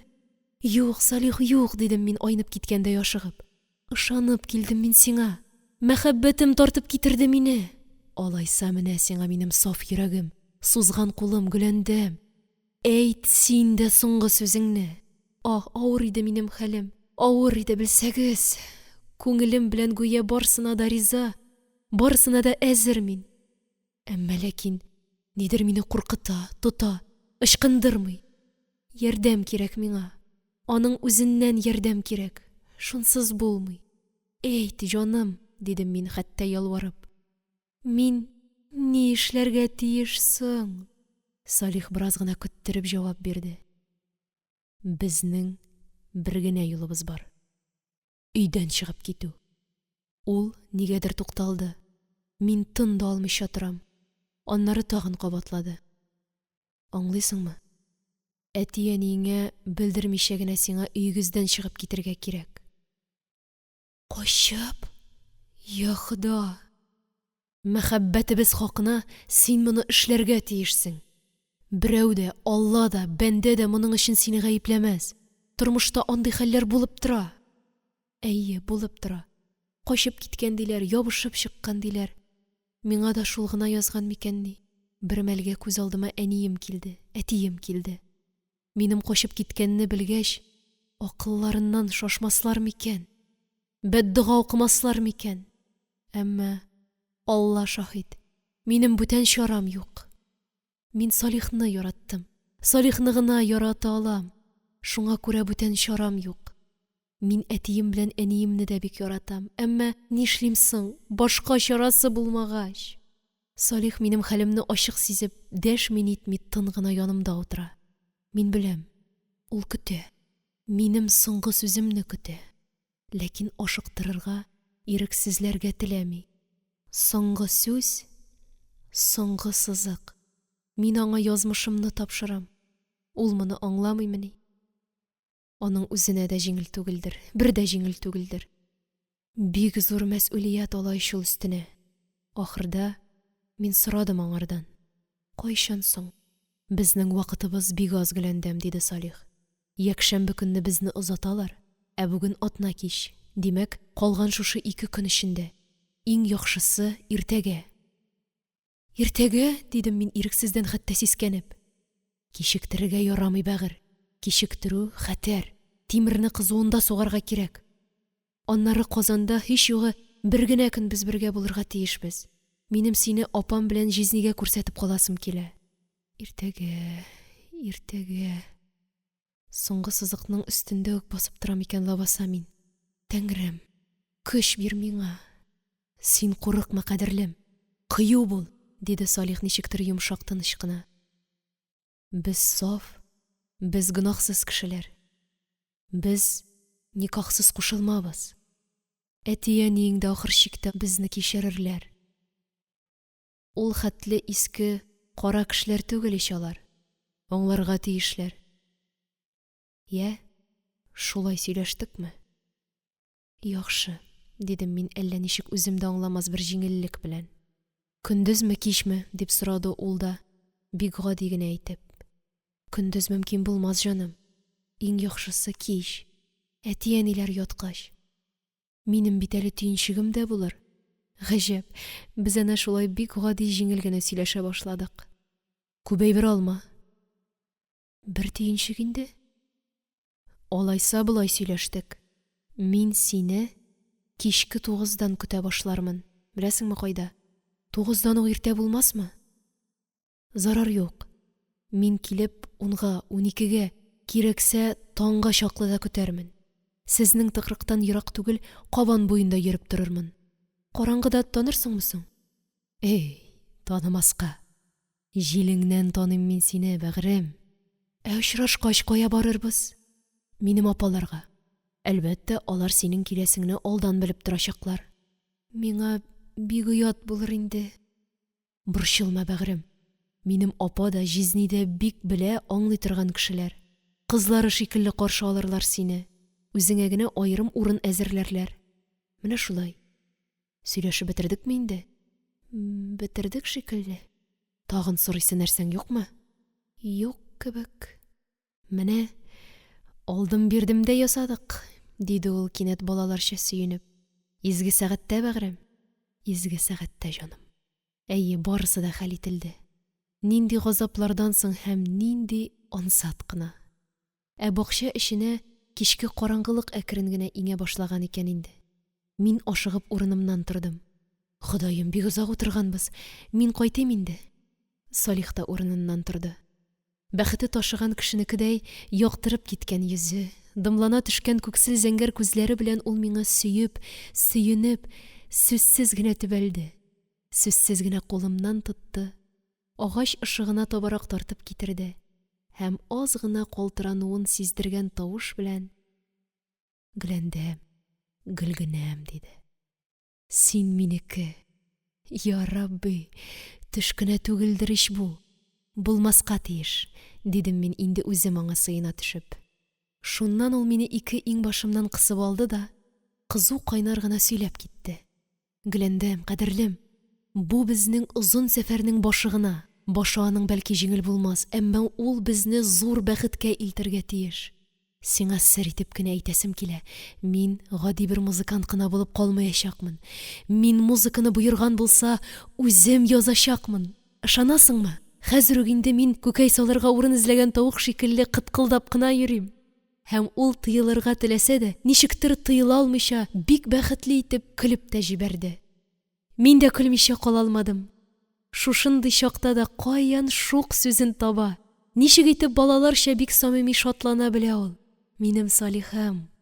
Көлеп туктагач, ул маңгаемнан йомшак кына итеп үпте. "Хуш, бәгърем. Хуш, акыллым. Рәхмәт фәрештәләре сакласын үзеңне." Ул мине бакча капкасыннан чыкканчы озата килде һәм әлеге Юнан шагыйрьләрен хәтерләткән мәхәббәт һәйкәл янында басып калды. Мин яңадан трамвайга утырып түбән төшеп киттем. Әнием мине сынаулы караш һәм җитди чырай белән каршы алды. Борчылуы йөзенә үк чыккан иде. Шулай да ул миңа каты бәрелмәде. "Озак йөрдең, кызым. Әтиеңнән яхшы түгел", дип кенә куйды. "Озаграк йөргәнмен икән шул", дидем мин акланып тормыйча гына. Миңа үземне ничек тә табигый тотарга кирәк. Мин моны юл буенча да уйлап кайттым. Бер төрле дә шик-мазар уятмаска тиеш бит мин. Әлбәттә, бу җиңел булмаячак. Бигрәк тә җитди сүз чыга калса, ә ул чыкмыйча калмас. Минем хәлем бик мөшкел булачак. Каракның бүреге яна дигәндәй, һич юктан да үземне фаш итеп куюым бар. Менә ни өчен калган бер тәүлек озын бер сыйрат күпере булып тоела миңа. Бераздан мине чәйгә чакырдылар. Кичә дә төшмәгәч, бүген инде төшмичә калу ярамаячак билгеле. Шулай да әтием каршына төшеп утыру ихтыярсыздан каушата мине. Сүз башламас микән ул? Хәер, бездә моңарчы гадәтме, шәригатьме кушуы буенча ашаган эчкән чакта озын сүзләр булмый торган иде. Ашыкмыйча әйбәтләп, яхшы чәйнәп ашарга өйрәнгәннәр. Тәвәккәлләп төштем. Утырдым. Әнием чәй ясап бирде. Әтием кулында гәзитә, миңа ул шуның өстеннән бер карап кына алды. Гүя болай да бөтенесен күреп белеп торган төсле итеп кенә. Ләкин сүз башларга исәбе юк шикелле. Карашыннан шулайрак сиздем. Тик соңрак гәзитәсен бер читкә куйгач, ул кызык кына шундый сүз әйтте. "Буларның бөтен язганнары азатлык та хөррият Ходаның хикмәте. Әмма ләкин бу гүзәл нәрсәләр влас кулында лабаса. Влас бик усал нәрсә ул. Бүген ул сиңа хөррият вәгъдә итә, иртәгә тартып ала да белә. Мисалларын күреп уздырдык. Әнә Николай да теге елны азатлык бирәм дип манафис чыгарган иде дә. Тәхетенә куркыныч туа башлагач, халыктан сайланган думаны тотты да пыр туздырып куды. Тәхеттән берәүнең дә тәгәрәп төшәсе килми. Хикмәт ялтыравыклы вәгъдәләрдә түгел, гамәлдә. Гамәл ни күрсәтер бит әле." Кем өчен, ни өчен сөйләде ул моны? Һич аңлый алмадым. Һәр хәлдә әнием өчен яки Сабира өчен түгелдер инде. Бәлки минем өчендер. Вәгъдәләргә ышанып бетергә ярамый диде ич. Әмма сүзнең зурысы һәм мине нык борчыганы икенче көнне булды. Бу минем соңгы көнем. Иртәдән бирле әллә нинди авыр бер киеренкелек, гүя тимер кыршау шикелле, җанымны гел әкрен генә кысып буып тора. Бик авыр булыр төсле миңа бу көнне үткәреп җибәрү. Шуңа күрә бүлмәмнән дә күп чыгып йөрмәскә, әтием, әнием күзенә дә артык күренмәскә тырышам. Ләкин әтием җомгага киткәч, әнием үзе минем бүлмәмә көтмәгәндә генә килеп керде. Мин комодтагы әйберләремне караштыра идем. Тиз генә аны ябып куйдым. Ул моңа игътибар итмәде шикелле. Башта үзе утырды, аннары миңа утырырга кушты. Төшмисең дә, авырмыйсыңдыр бит, дип хәлемне сорашты. Шуннан соң гына әйтәсе сүзен башлады. Кызым, әтиең җомгага китер алдыннан миңа синең белән тагын бер мәртәбә сөйләшергә кушты. Син үз сүзеңне әйтергә ашыкма. Башта яхшылап тыңла. Бүген әйтмәсәң соңыннан әйтерсең. Без бит сине ашыктырмыйбыз. Син бала түгел инде, Аллага шөкер, балигъ булган кыз. Иргә чыгуның нәрсә икәнен үзең дә яхшы аңлыйсың. Уялып яки кирләнеп торырга кирәкми, кызым. Барыбер безне бер тыңламыйча хәлең юк. Әмма син шуны белергә тиешсең, Гөләндәм. Иргә чыгу кыз бала өчен гаять җитди эш ул. Гомергә бер генә килә. Шуңа күрә һәр ягын уйларга кирәк бу эшнең. Бер хата адым кыз баланы гомере буена бәхетсез итәргә мөмкин. Әнә шулай сөйләп китте әнием. Мин йөземне читкә бурыбрак булса да, аны үзе кушканча сүзсез генә тыңлап утырдым. Хәер, каршы сүз әйтергә урын да юк әле. Иргә чыгу, әлбәттә җитди эш, әлбәттә ялгышмаска кирәк. Иң мөһиме, кемгә чыгасың, дип сүзен дәвам итте әнием. Бөтен хикмәт шунда. Иргә чыгу, гаилә кору. Ә гаилә нык булырга, гомерлек булырга тиеш. Моның өчен чыгасы кешең иң элек гаиләсен асрый, тәэмин итә алырлык булырга тиештер инде. Аның укыган булуы яки берәр кәсеп иясе булуы шарт. Шунсыз ул хатынын да карый, балаларын да үстерә алмаячак. Бигрәк тә хәзерге заманда. Бу урында минем әниемне бүләсем килде. Тартынып кына булса да, асрар, карар әле дип кенә иргә чыгып булмый бит инде, дидем. Ә ярату, ә мәхәббәт кайда? Мәхәббәтне без дә инкар итмибез, диде әнием миңа туры гына карап. Пәйгамбәребез Мөхәммәд галәйһиссәлам да инкар итмәгән аны. Ләкин мәхәббәтне айыра белергә кирәк, кызым. Кешенең тышкы кыяфәтенә яки матур сүзләренә генә гашыйк булу бу әле чын мәхәббәт түгел. Андый мәхәббәт иртәме, соңмы, төтен шикелле тарала да бетә. Хатын-кыздагы мәхәббәт ул күп вакытта ир кешенең мәхәббәтенә җавап рәвешендә туа. Ирең сине яратса, син дә аны ярата башлыйсың. Ирең сиңа тугрылыклы булса, син дә аңа тугрылыклы буласың. Шуңа күрә дә борынгылар мәхәббәт никахтан соң килә дип белмичә әйтмәгәннәр. Һәм бер дә борчылма, кызым. Бу чын, таза мәхәббәт булачак. Әнием беразга гына туктап торды. Мин башымны түбән иеп, аның хәзер генә әйткән сүзләре турында уйланам. Ул әлбәттә ике кешене исендә тотып сөйләде буларның барсында. Син бер егете укыган кеше, кәсебе бар, гаиләсен карый алачак, мине яратачак һәм мин дә никахтан соң аны яратачакмын. Ә Салих юк, ярый торган кеше түгел, музыкант кына. Бу һөнәре белән ул гаилә асрый аламы соң? Бигрәк тә безнең татарда. Аннары бездә гомумән музыкантларга, артистларга караш бик түбән. Артистка яки музыкантка кыз бирү ул дус-дошман алдында дәрәҗәңне генә төшерү дигән сүз. Кыскасы, Салих әфәнде гәрчә төскә бик чибәр булса да, безгә лаек кеше түгел. Аның ни даны да, ни малы. Ә минем мәхәббәт ул бары саташудан, балалыктан, тилелектән генә. Дөрестән дә шулай шул. Салихны яратыр өчен мин никахны да көтеп тормадым. Күп тә узмас, минем мәхәббәтем төтен шикелле таралыр да бетәр. Тик безне бер-беребездән айырырга гына кирәк. Менә аларның, әтием белән әниемнең карашлары. Ләкин Салих турындагы фикерләрен миңа бер вакытта да ачыктан-ачык әйткәннәре юк. Хәтта менә хәзер дә әнием аның исемен телгә алмаска тырыша. Ә бит минем алар теләгенә ни өчен каршы булуымны ул белә, һәр хәлдә сизеп тора. Гаҗәп бу, гаҗәп. Әнием тагын сүз башлады. Сине сораган егетнең әнисен дә, әтисен дә мин бик яхшы беләм, кызым. Әтисе дәүләт эшендәге кеше иде. Моннан 2 ел элек кенә сукыр ишәгесен кистергәндә вафат булып китте мәрхүм. Әнисе дә кыз чагында гимназиядә укыды. Затлы, мөхтәрәм кешеләр. Сөмбердә үз йортлары, таза, бүтін тормыш белән яшәделәр. Бердән-бер улларына бик яхшы тәрбия бирделәр, укыттылар, кеше иттеләр. Газиз әфәнде хәзер үз-үзенә хуҗа, мөстәкыйль бер кеше, әнисе белән генә тора. Соң үзең дә күрдең бит инде. Кыйып куйган чын зыялы. Андый егетне табулары бик читен бу заманда. Үз бәхетеңә үзең каршы килмә, кызым, каршы килмә. Мин бит шуңа ышана алмыйм, әнием, дидем бөтенләй җавапсыз калмас өчен генә. Нәрсәгә? Газиз әфәнде белән бәхетле булуыма. Ашыкма, кызым. Иң элек уйла. Бәхетнең нәрсә икәнен уйла. Аннары безне дә онытма. Синең бәхетең ул безнең өчен дә бәхет. Әтиең дә шуны әйтергә кушты. Гөләндәм үзе турында гына уйламасын иде диде. Син белергә тиешсең. Без хәзер бик авыр вакыт кичерәбез. Менә елдан артык инде әтиең кәсепсез йөри. Моңарчы иске запас белән яшәп килдек, әмма тора-бара нишләрбез? Бер Ходаның үзенә генә мәгълүм. Шуңа күрә яшермичә әйтәм, кызым. Газиз әфәндегә чыксаң, безгә дә ул бер терәк булыр иде дигән өметебез бар. Олыгаеп барган көнебездә без сиңа сыенмыйча кемгә сыеныйк? Ир балабыз юк. Кинәт әниемнең тавышы өзелде.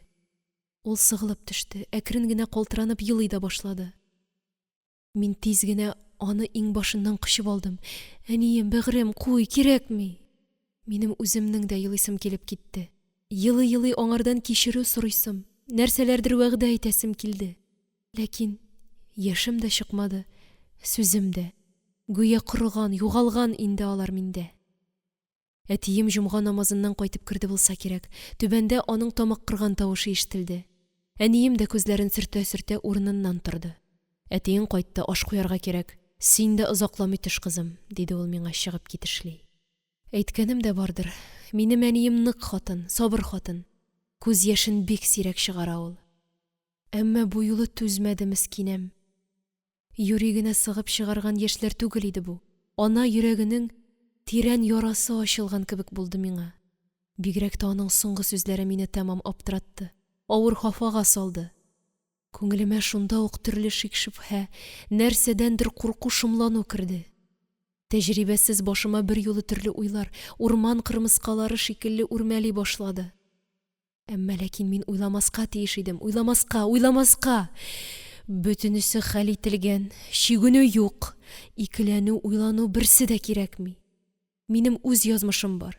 Мин үз язмышымнан баш тарта алмыйм, ишетәсезме? Шаят сез аңларсыз. Сез кичерерсез мине. Кадерле әтием, әнием. Төшке аштан соң мин үз бүлмәмдә ашыкмыйча гына җыена башладым. Салих күбәйбер алмаска кушты. Әлбәттә, чигән шикелле зур тиен күтәреп чыгып китеп булмас, ләкин кичкенәсен дә хәзердән үк төйнәп кую ярамас. Шуңа күрә мин аласы эчке һәм тышкы күлмәкләремне, сөлге кулъяулык, башка шуның кебек вак әйберләремне комодтан чыгармыйча гына әзерләп куйдым. Башыма менә бу кара челтәр шәлемне ябынырмын инде. Ә менә бу зур кашемир яулыкка әйберләремне төйнәрмен. Тагын нәрсә? Өстемә кара жакетымны, аякларыма шнурлы ботинкаларымны киярмен. Бик җиңелчә генә инде. Ләкин ни хәл итәсең?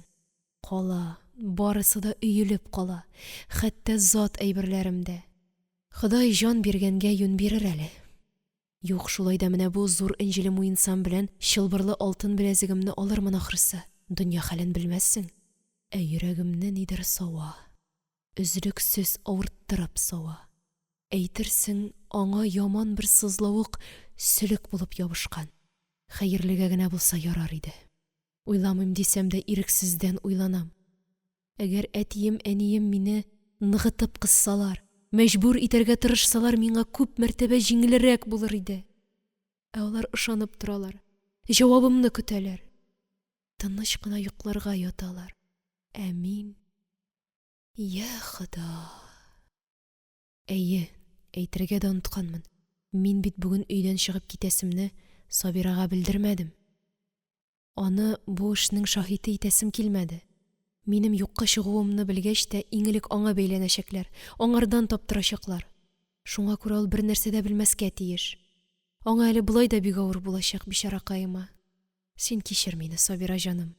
Барысы өчен дә кичер. Синең күрсәткән яхшылыкларыңны онытмам, дустым, ишетәсеңме? Тагын нәрсә калды? Тагын шул бар икән әле. Караңгы төшкәч, әтием урам капканы үзе зур йозак белән бикләп куя. Ачкычы исә кухняга кергәч тә уң як стенада гел бер чөйдә генә эленеп тора. Капканы ачарга кирәк булса, һәрвакыт шуннан гына алабыз. Кухняга бер төшкәндә мин шул чөйгә күз салдым. Ачкыч үз урынында иде. Ә бу минем өчен бик мөһим. Чөнки ишек алдыннан урамга чыгып китәр өчен капканы минем үземә ачарга туры киләчәк.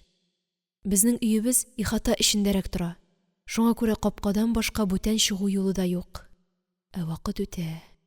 Ни кадәр генә әкрен үтмәсен, әмма барыбер үтә. Менә кич тә булды. Менә караңгы да төште. Элек-электән килгән тәртип буенча кичке чәй дә эчелде. Һәр көндәгечә әтием гәзитәләрен алып үзенең йомшак креслосына утырды.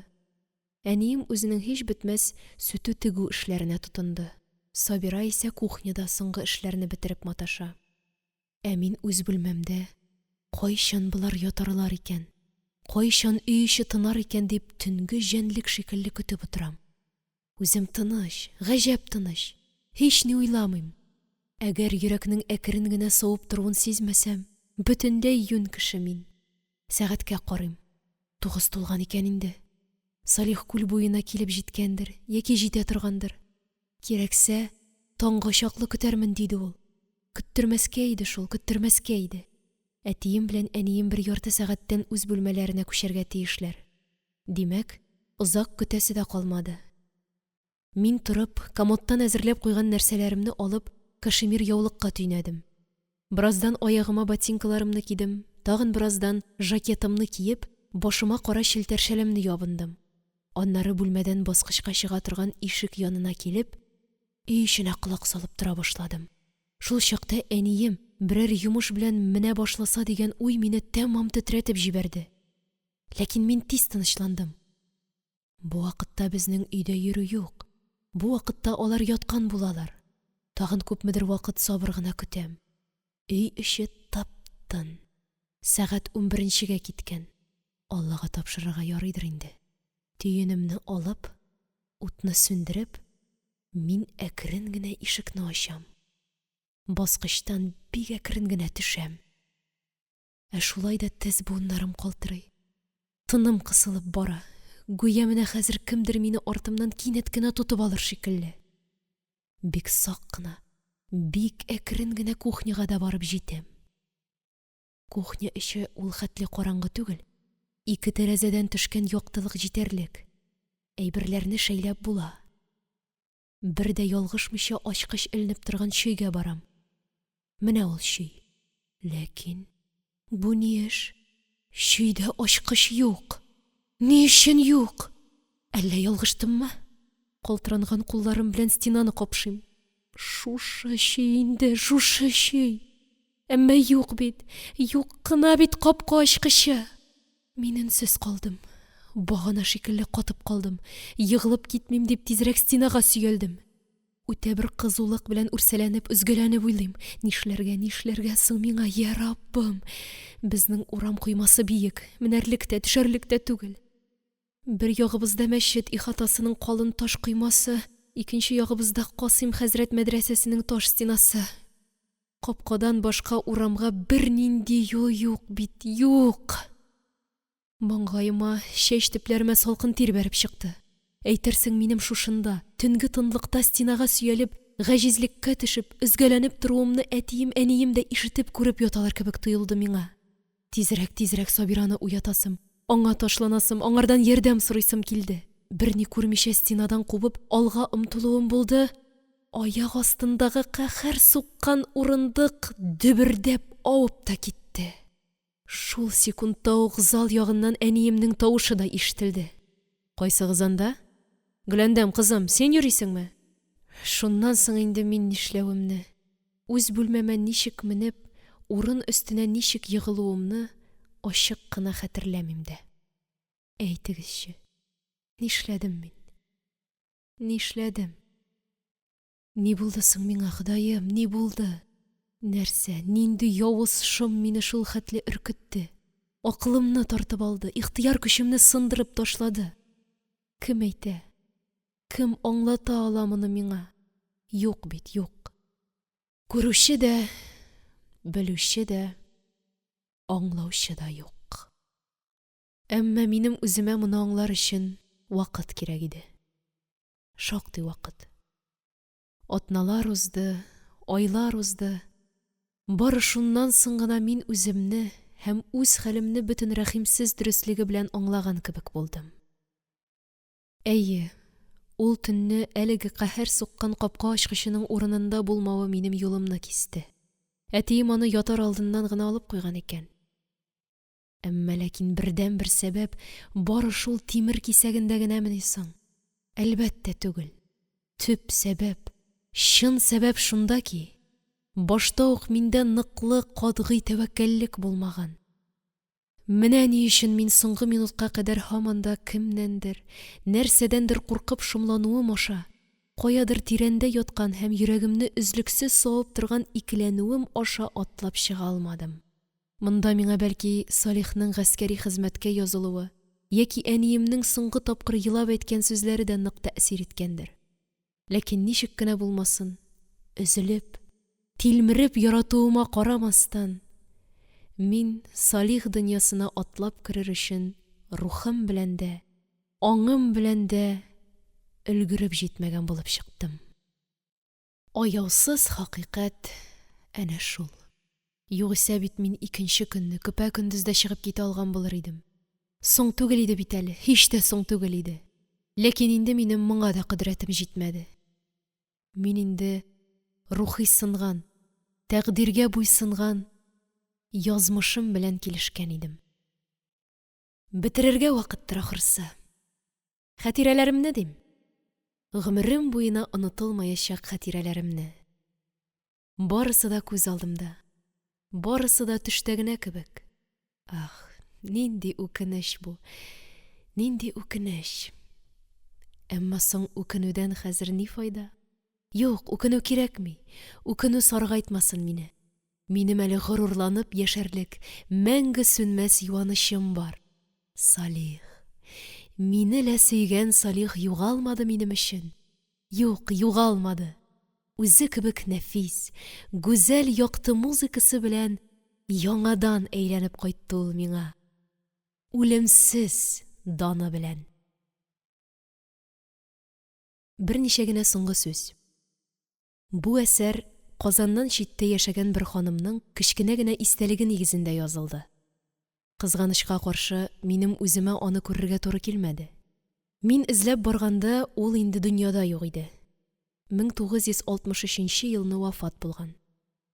Кызы Ләлә ханым белән очрашкач, ул миңа әнисенең Салих Сәйдәшне еш кына искә төшерүен, аның көйләрен пианинода яратып уйнавын, ә үләр алдыннан исә Сәйдәш музыкасын ишетергә теләвен сөйләп бирде. Билгеле, бу әсәрне язганда мин истәлек иясенең исемен үзгәртеп алуны кирәк таптым. Февраль 1975 ел.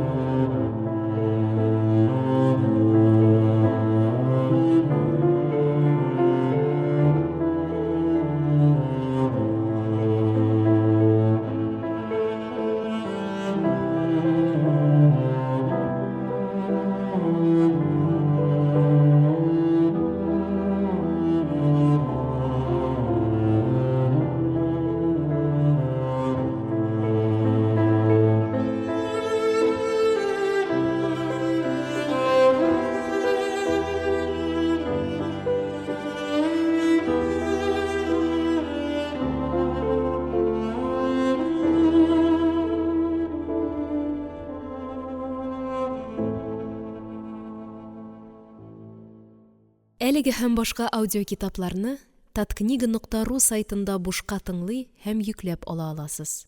Аудиокитапларны коммерция максатларында куллану тыела. Татарстан китап нәшрияты, 2018 ел.